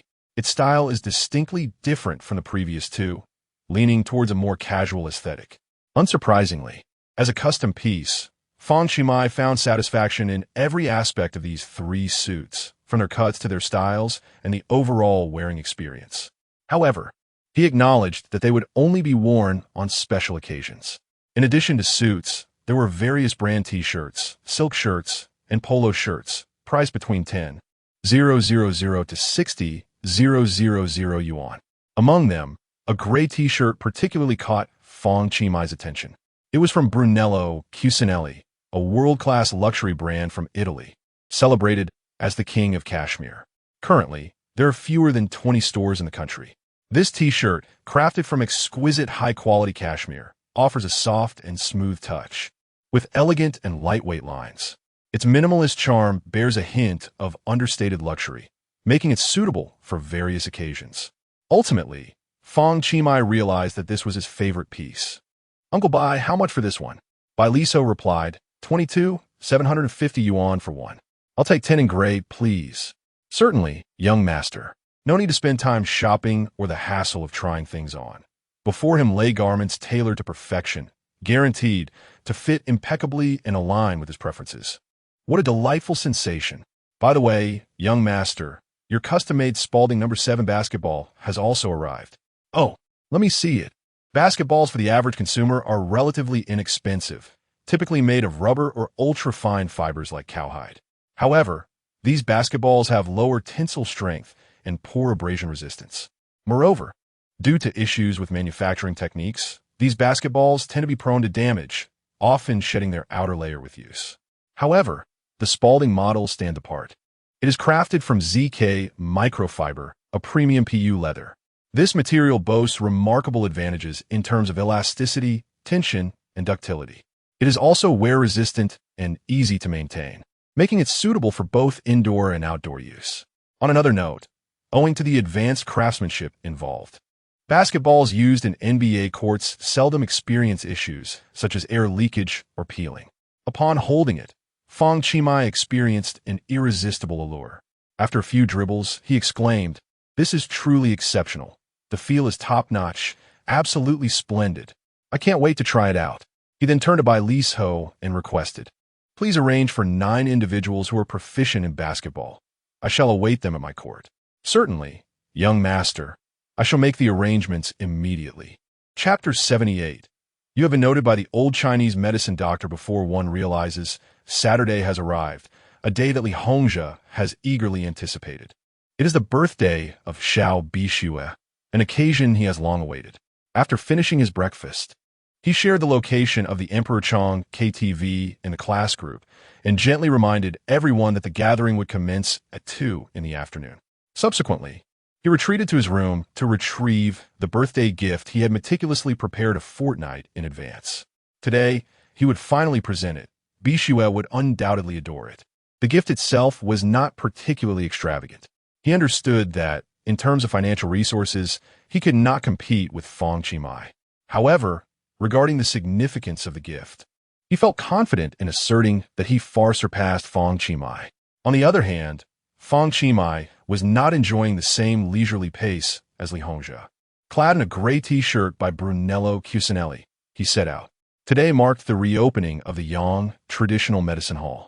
Early in the morning, 3 of Fang Qi's luxury cars were parked at the entrance of the clinic. Accompanying Fang Qi were Bai Li Ho and a group of top chefs from his household.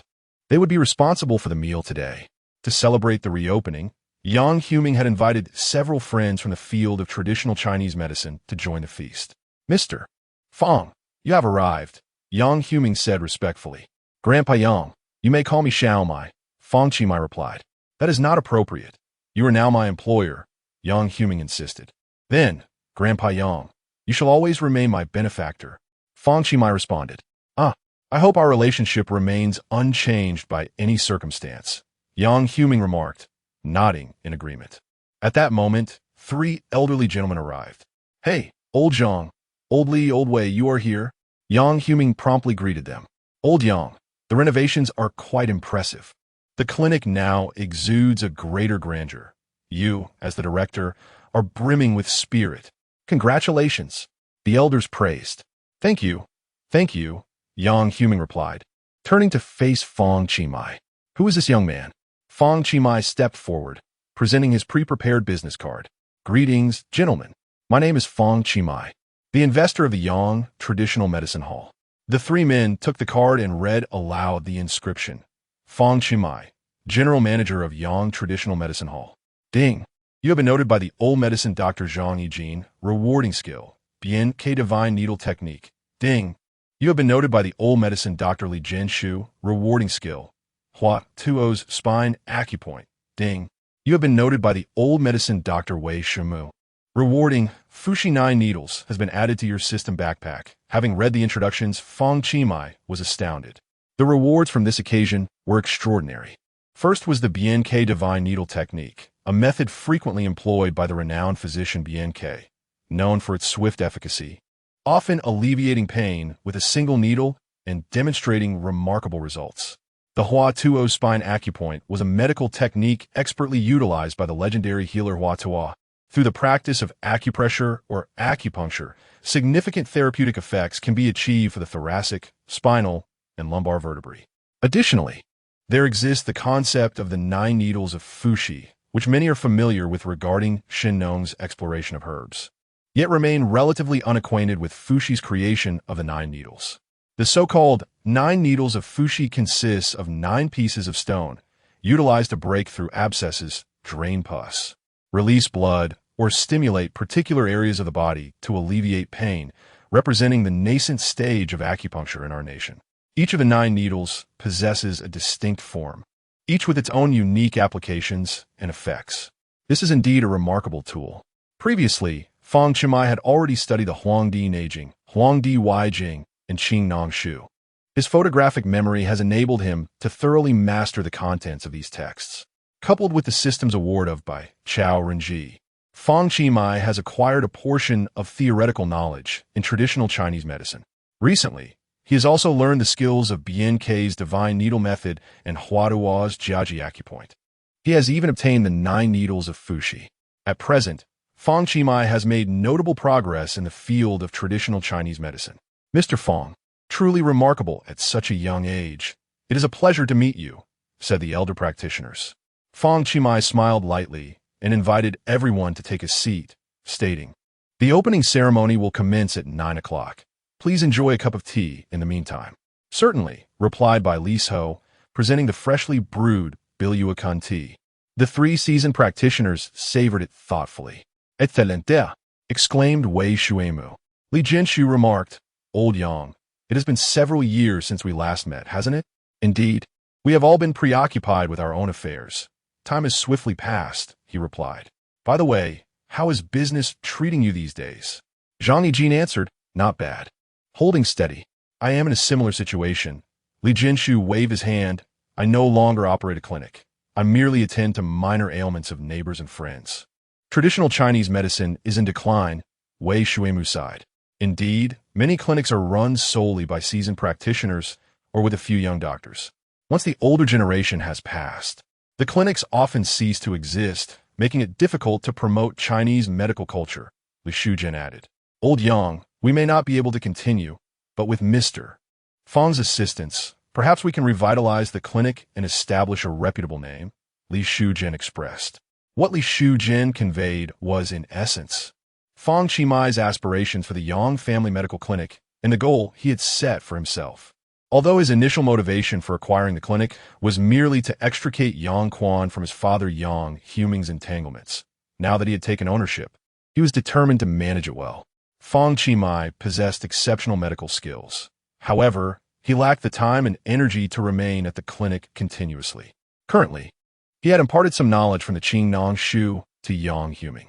Given the opportunity, he would gradually pass on his medical expertise to him. Elevating the clinic's reputation through Yang Huming was the most effective approach. Should it flourish in the future, he envisioned integrating seasoned practitioners like Li Jinshu to consult there. These longtime friends have been granted the opportunity to gather together, while also benefiting financially. This arrangement is advantageous for both parties. At precisely 9 o'clock, the auspicious hour determined by Yang Huming, a simple ceremony took place. Following this, Fang Qimai and Yang Huming jointly unveiled the red cloth covering the plaque. The Yang Traditional Chinese Medicine Clinic was officially inaugurated. Congratulations! Congratulations to General Fang and Director Yang. Thank you. Thank you. Fang Qimai continued. It is our honor to have you all join us for this opening ceremony. I have arranged for lunch, and we shall dine together later. Of course, that sounds wonderful. At that moment, a middle-aged woman appeared at the entrance, peering in. Will there be consultations available today? Yes, please come in. The clinic had been operating, and this woman became the first patient since the opening. It seems she is quite fortunate. Among those present were 4 esteemed veteran practitioners of traditional Chinese medicine. Once seated, Yang Huming inquired, What seems to be troubling you? The woman replied, I've been suffering from persistent lower back pain, and there's a sharp ache in the back of my right thigh that is unbearable. Could you please help me? After a thorough inquiry into her symptoms, the 4 seasoned physicians unanimously concluded that this was a soft tissue injury caused by lumbar vertebrae issues, akin to what Western medicine refers to as sciatica. The woman, elated, exclaimed, Are you all doctors? That is simply marvelous. Doctor, can this be treated? At that moment, Fang Qimai, who had been standing nearby, suddenly interjected, Grandpa Yang, allow me to take charge of treating our first patient. Chapter 79. He is the owner of this medical clinic. Yang Huming and 3 other seasoned traditional Chinese medicine practitioners turned their gaze towards him. Although Yang Huming did not explicitly state his doubts in front of the patient, Fang Qimai could discern his meaning. Treating ailments is no trivial matter. After all, he had known Fang Qimai for many years and was well aware of his lack of medical expertise. While Li Jinshu and the others harbored skepticism, they refrained from voicing their concerns due to Fang Qimai's status. It was the woman who spoke first, exclaiming, Young man, are you capable? If you render me paralyzed, I shall hold you accountable. Clearly, this woman was straightforward and unreserved in expressing her worries. Fang Qimai replied, The Huangdi Neijing, Suan states, when the 3 evils of wind, cold, and dampness invade, they combine to cause obstruction. Your symptoms fall within this category of obstruction. The invasion of wind, cold, and dampness stagnates the meridians, leading to qi stagnation and blood stasis. Thus, it is necessary to prescribe remedies that invigorate qi, promote blood circulation, warm the meridians, dispel cold, and alleviate pain. Given the duration of your ailment, you may take Huangqi Guizhiwu decoction or Shujin Jinyao pill. The woman turned to Yang Huming and the others, inquiring, is he correct? Surely he isn't just spouting nonsense? Yang Huming and the others nodded in unison. Yes, everything he said is accurate. To their surprise, Bai Li Xiu's eyes brightened as he silently nodded, realizing Fang Qimai's understanding of traditional Chinese medicine. Fang Qimai then asked, Madam, your lower back must have been in pain for quite some time, am I right? Indeed, for several years. Medication offers only fleeting relief. It's utterly unbearable, she replied. Fang Qimai approached and pressed on the area of her lower back. Does it hurt here?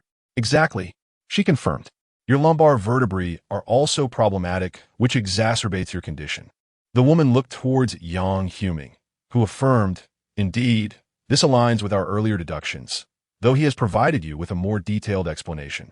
The woman nodded, albeit with some skepticism, and then anxiously asked, even if what you say is true, how can it be treated? The pain is excruciating. This ailment is not particularly difficult to address.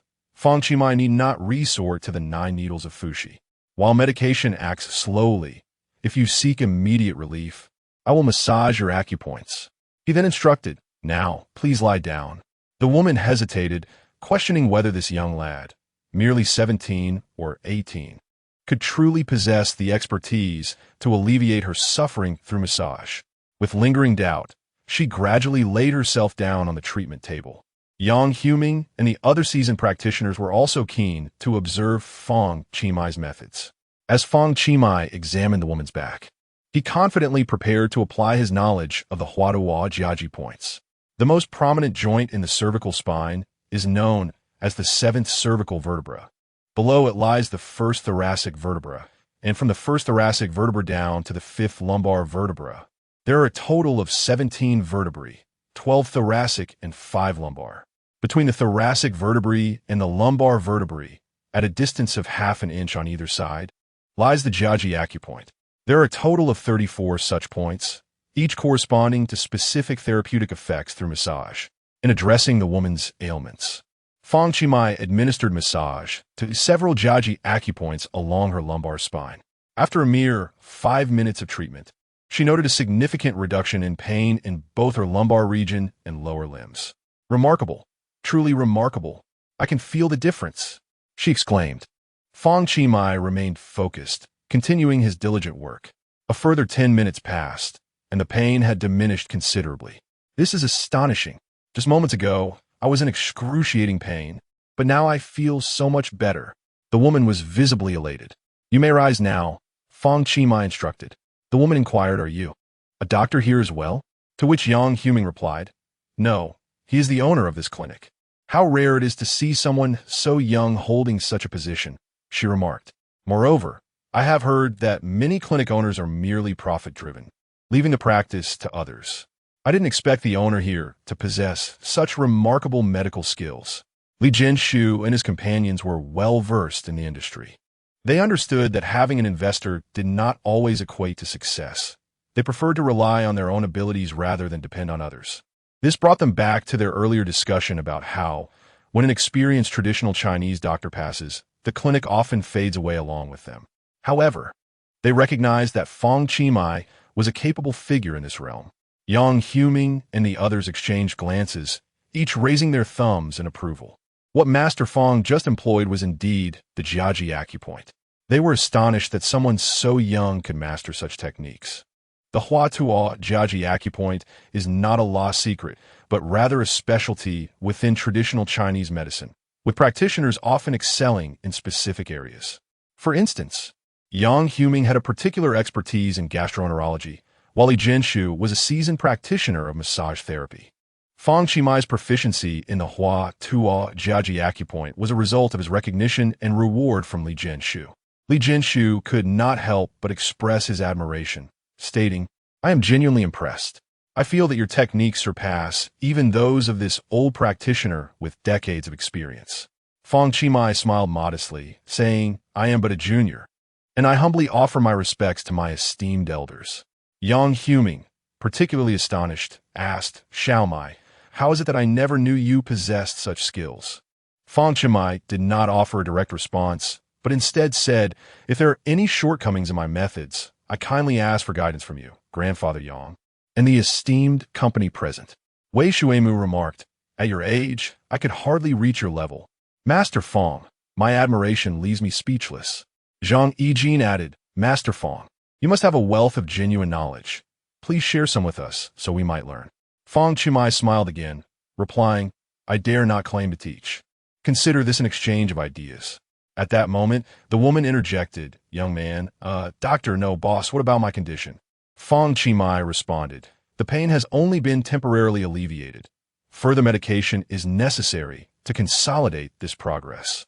Indeed, your mattress should not be excessively soft. Reducing physical activity and resting in bed can alleviate pain, but prolonged bed rest is not advisable. The woman nodded repeatedly, expressing her gratitude. Thank you, doctor. Grandfather Yang, could you please assist in preparing the medication? Of course. The woman then inquired, Doctor, I also have some issues with my cervical spine. Could you take a look at that as well? Certainly. She glanced at Fang Qi and, in a hushed tone, asked, Is the medical expertise here quite advanced? Will be very costly? How are the fees structured? Fang Qi reassured her, It's not expensive. We charge the same as the outside. However, do you wish for US to examine you for free? This offer is valid only for today. Such a fortunate opportunity. I certainly wish to. Fang Qi replied, Please lie down again. All right. The woman was overjoyed, exclaiming, In the future, I will bring many people to your establishment. There are numerous individuals in our community with various ailments. Subsequently, Fang Qi addressed Yang, Huming, and the others. Now, as I perform the massage, we can engage in discussion. In truth, Fang Qi intended to use the first patient as a case study to converse with the seasoned traditional Chinese medicine practitioners. They began at the Jiaji acupoint and delved into various theories of traditional Chinese medicine. Originally, Li Shu Jin and his companions had come to attend the opening ceremony, but unexpectedly found themselves gaining invaluable insights. For decades, traditional Chinese medicine had become an integral part of their lives, rendering it somewhat monotonous. However, Fang Qi rekindled their passion. After enjoying a sumptuous lunch, the group continued their discussions. Unbeknownst to them, the clock struck 1:30 in the afternoon. Li Hongzhe descended from his vehicle, clad in a light green shirt and carrying a bag. The impressive building before him was the Dichong KTV. Approaching the front desk, he announced, I have reserved a private room. After tireless efforts, he lamented, Alas, the list of gifts has been swallowed.